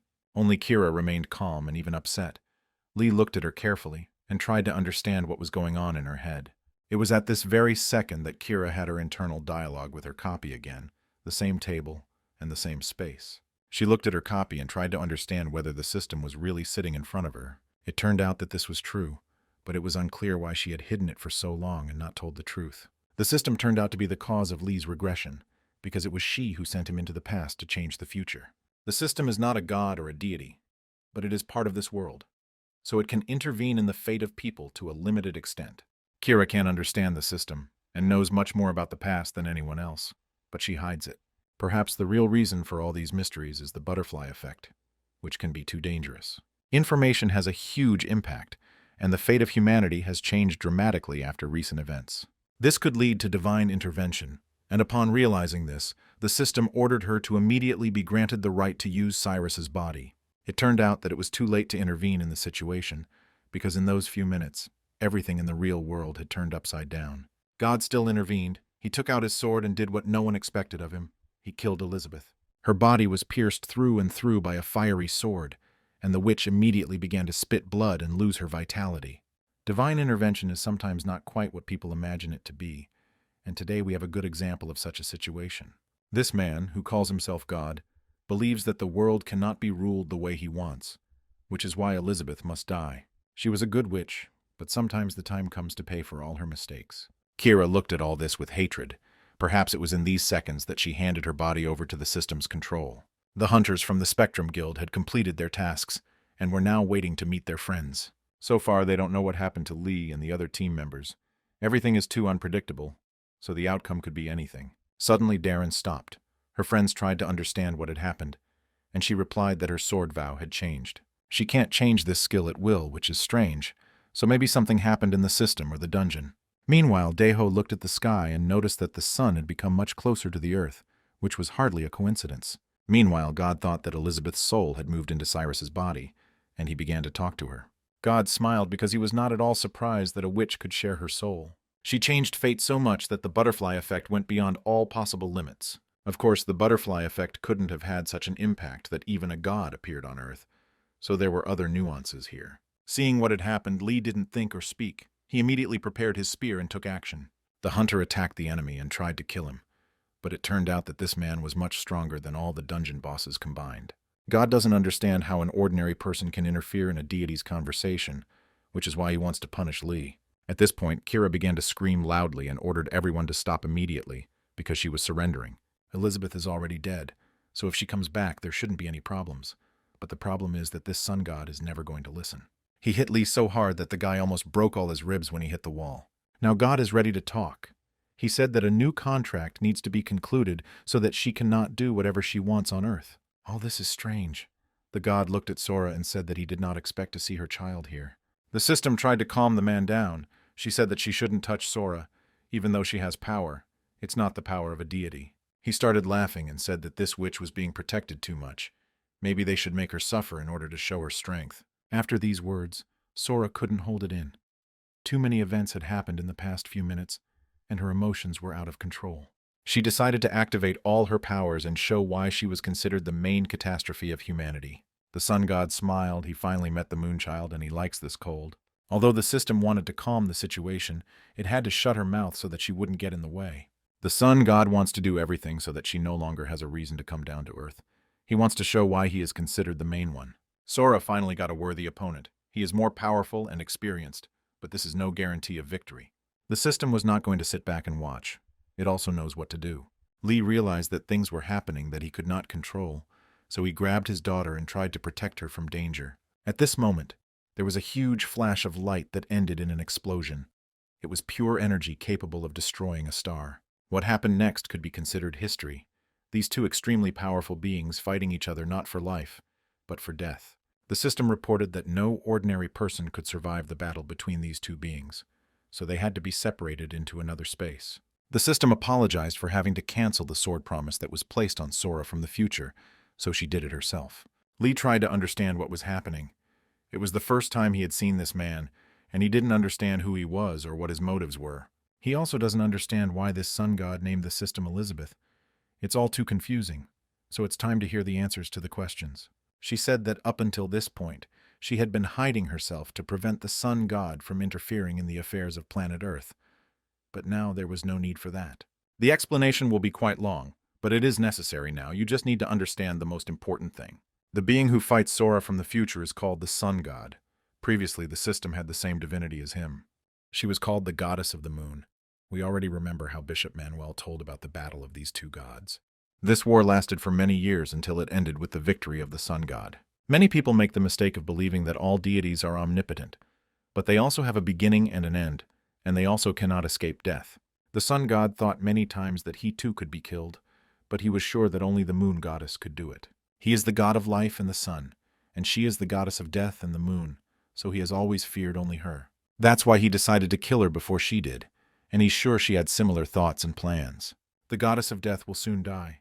There is some irony in this, but this does not mean that she will disappear, because this deity will haunt the sun god his entire life.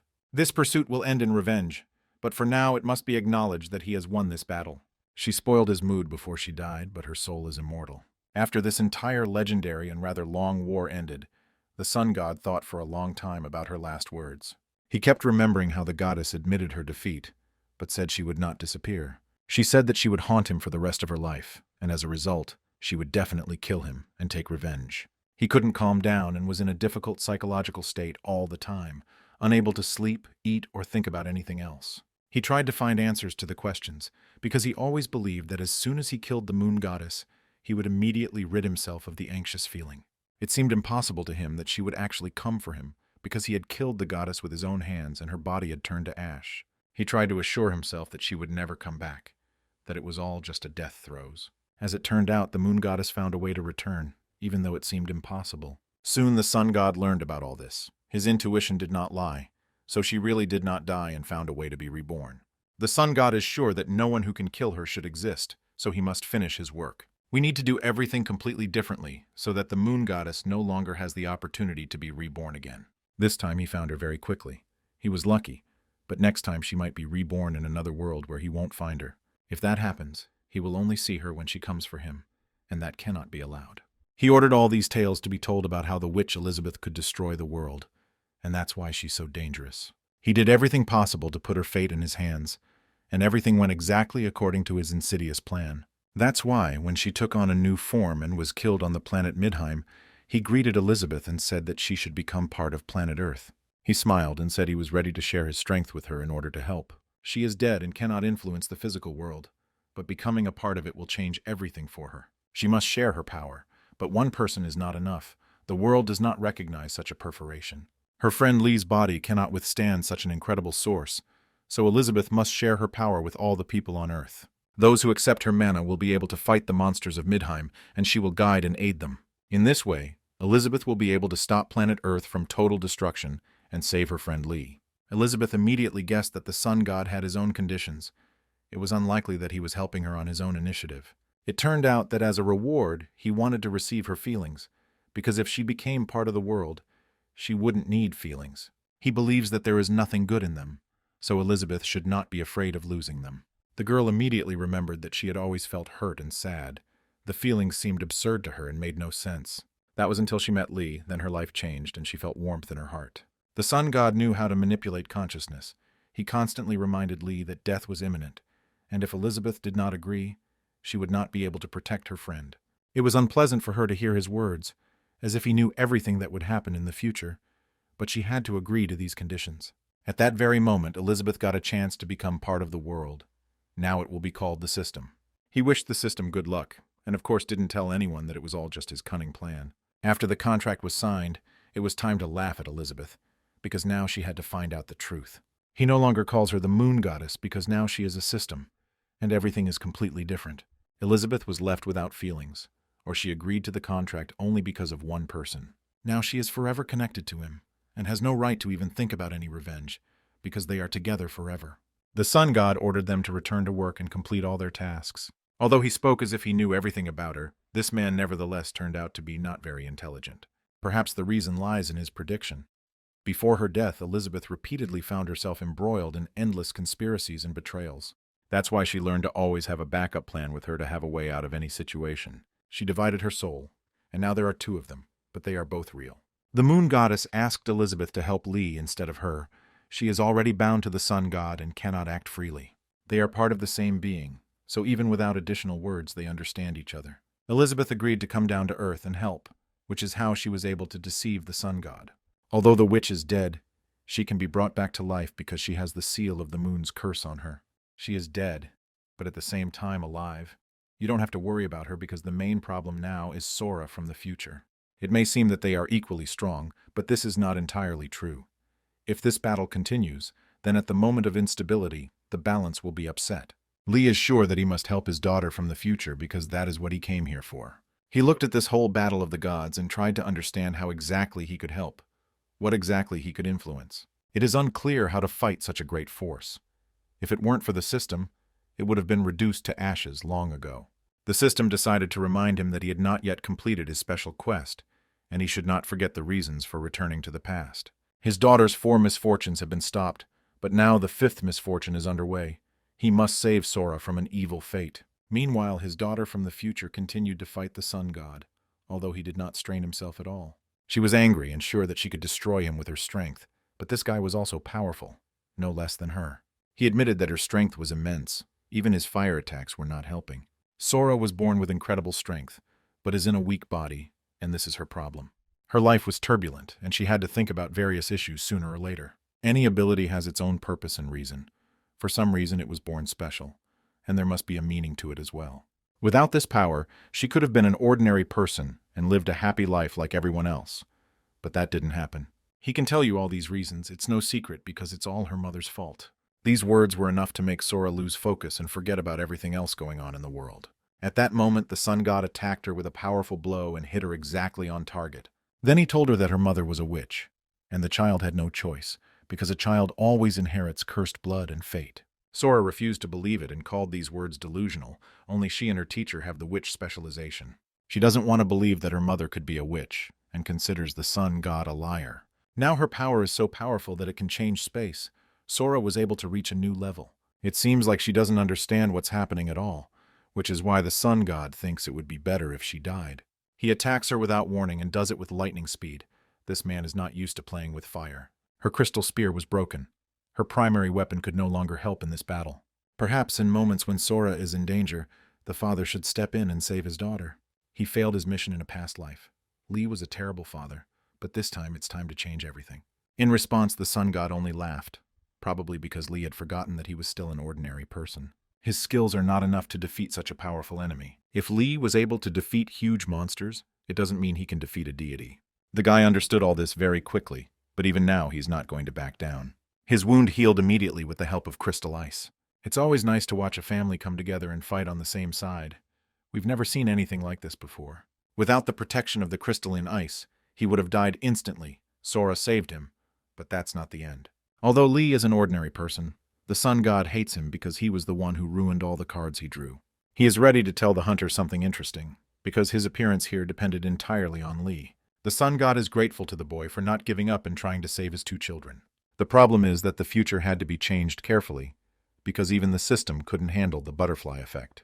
Elizabeth kept talking about this effect, but after Lee decided to save both versions of Sora, the world went completely crazy. A huge number of consequences allowed the sun god to come into this world and begin to act according to his own will. Because it's Lee's fault for what happened, for Elizabeth's death, and for the fact that Kira and Sora will soon die. The sun god prepared to send this boy to the world of the dead, but at the last moment his hands were found tied. In critical moments, friends should always come to the rescue, because it is at this moment that true friendship manifests itself. Sora has forgiven her father and is ready to fight on his side, as are the members and her spectrum. Deho, Hiram, and Darren had long been waiting for the opportunity to show off their fighting skills. The sun god said that even that wasn't enough to entertain him, but at least they had bought some time. It now becomes clear that even the best warriors in the world are incapable of anything in battle against a deity. It is impossible to kill him in the usual way, but there is no doubt that there is a way to victory. He is the god of the sun and life. An ordinary person cannot kill the one who is responsible for life, but the goddess of the moon can do it. Lee is not ready to give up. He doesn't care who he fights. He won't leave alone the one who tried to kill his daughter. Lee will not let this man even touch Sora with a finger, and is ready to give his own life for this. The The sun god activated the power of fire and prepared to end this romantic series. He's not going to put up with all these rude words addressed to him and playing with these little insects anymore. He had already killed part of the moon goddess. The only thing he was interested in here was the power of her daughter. The time has come to end this whole mess, but Lee couldn't let it happen because he feels obligated to stop this disaster. At that moment, he saw little Sora approach him. She looked scared and had tears in her eyes. This girl will not give anyone the opportunity to insult her father. She couldn't stand it when she saw how he suffered. My icy energy completely extinguished the fire that was around. Even the sun god didn't expect that. He looked at what was happening and could not understand where this extraordinary power came from. So much has been said about Sora from the future before this, and we completely forgot about the talented little girl who grows up with love and support. She was able to freeze the fireball, but the sun god is still sure that the child is unable to stop him. The ice ball began to fall. Sora felt panic and fear, but at that moment her adult counterpart appeared, deciding to support the girl. Sora from the future asked his sister to calm down and explained that trying to lift the ice ball was ineffective. You can't destroy it either.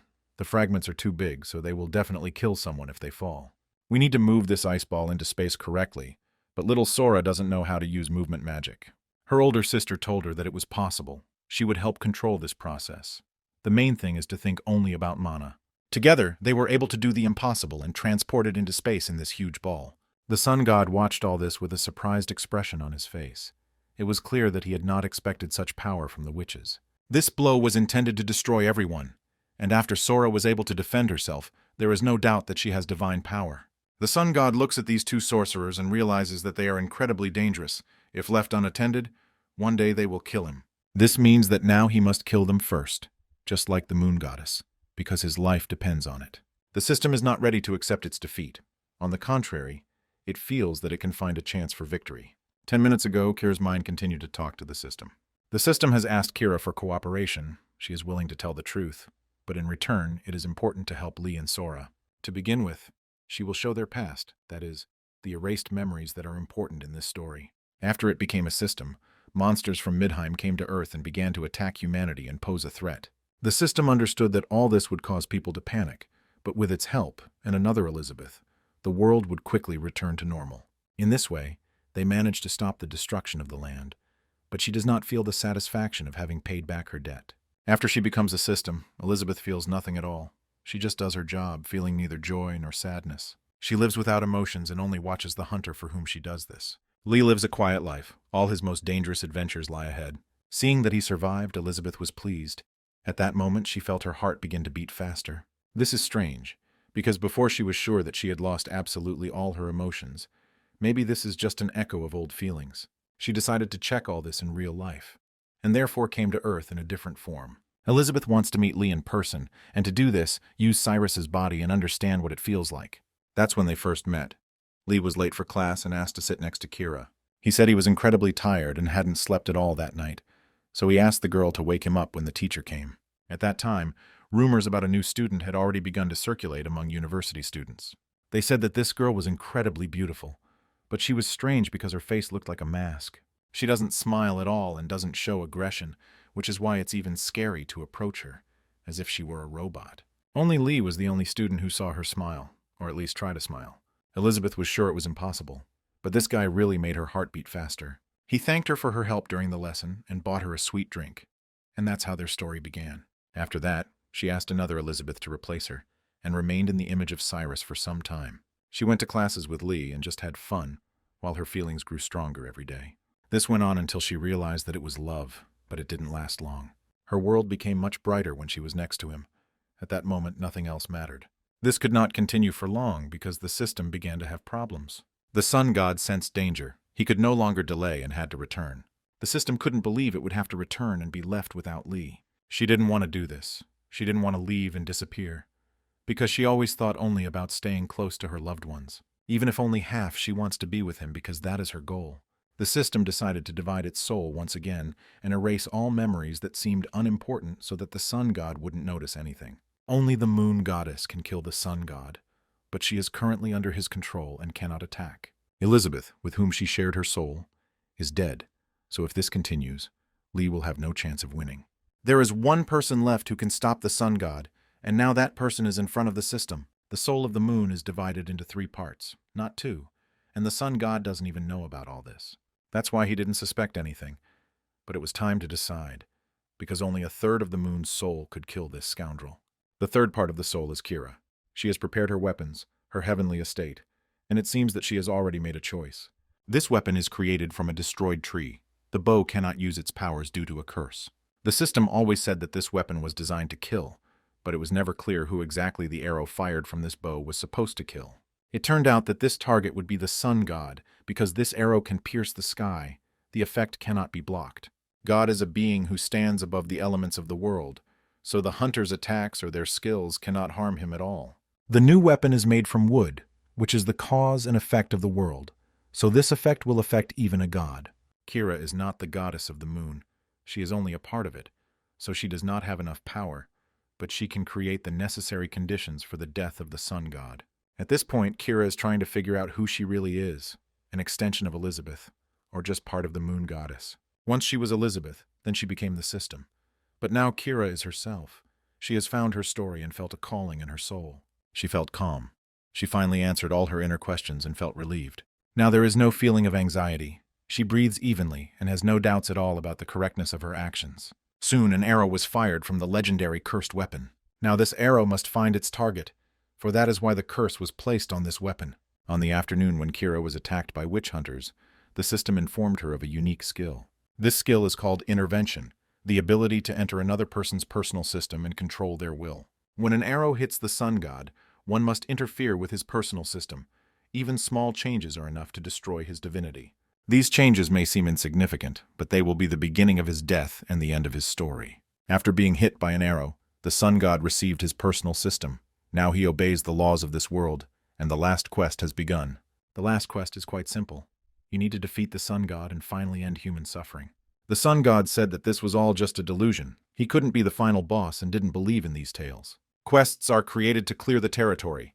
Now he obeys the laws of the land and is appointed its boss. The sun god is no longer a powerful deity. He is now a monster, the hunt for whom will now begin.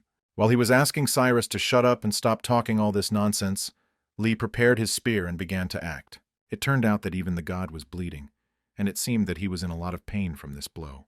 The sun god became angry and began to respond. He still couldn't believe that he had lost his divinity. The other members of the Spectrum team immediately supported their leader. The two witches activated their magic. The sun god couldn't believe that he had actually just felt pain. You already remember how he panicked when he found out that the moon goddess had returned. Now he is experiencing similar feelings. All the Anthem Spectrum hunters were given a single order. They must immediately attack the sun god. He can be killed. He has lost his aura of invincibility and immortality.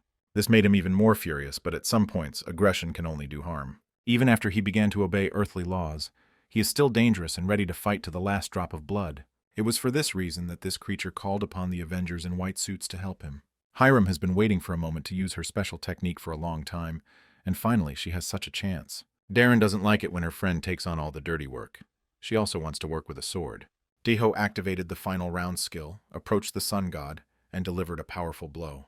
This won't be enough to win, but all these hits add up and can then lead to serious problems. Teleportation magic constantly attacks the sun god. The witches are not going to forgive him for his cruel treatment of their father.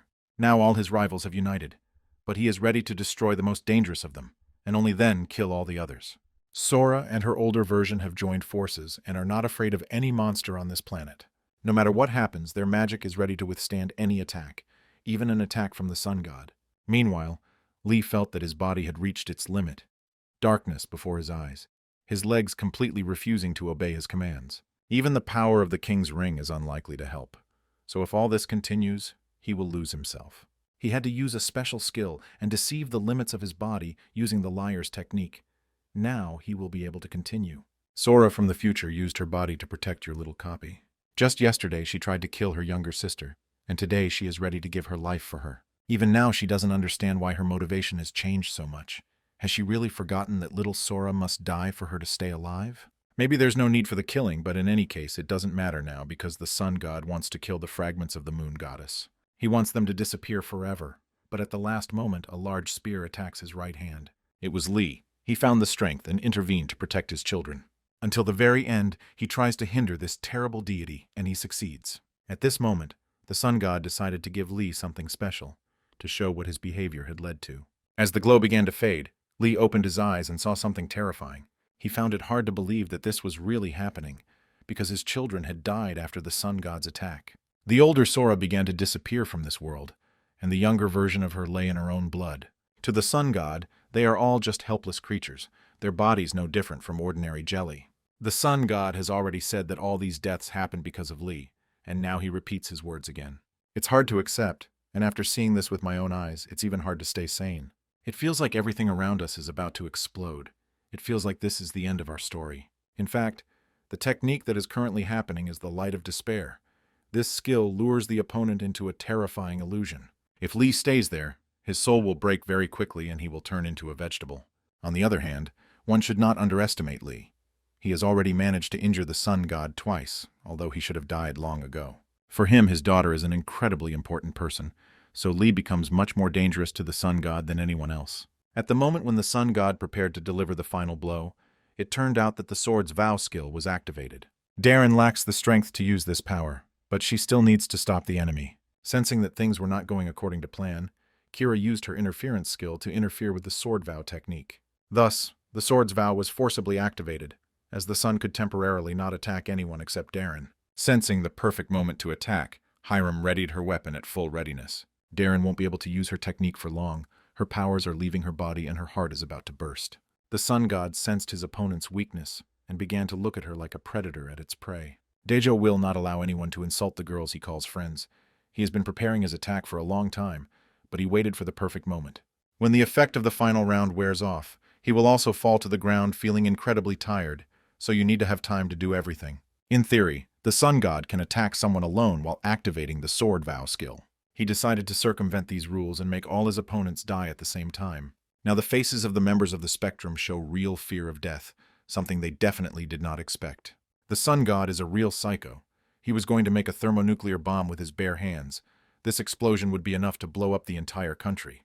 Everything will be over as soon as he uses the skill, so we need to immediately find someone who can stop him. Sora ordered Daeho to wake Lee up immediately. They needed him right now. Little Sora also wanted to take part in the battle, but her older sister assured her that it was too dangerous. They could both die. The little princess didn't want to hear anything like that. This time she definitely had to protect her parents.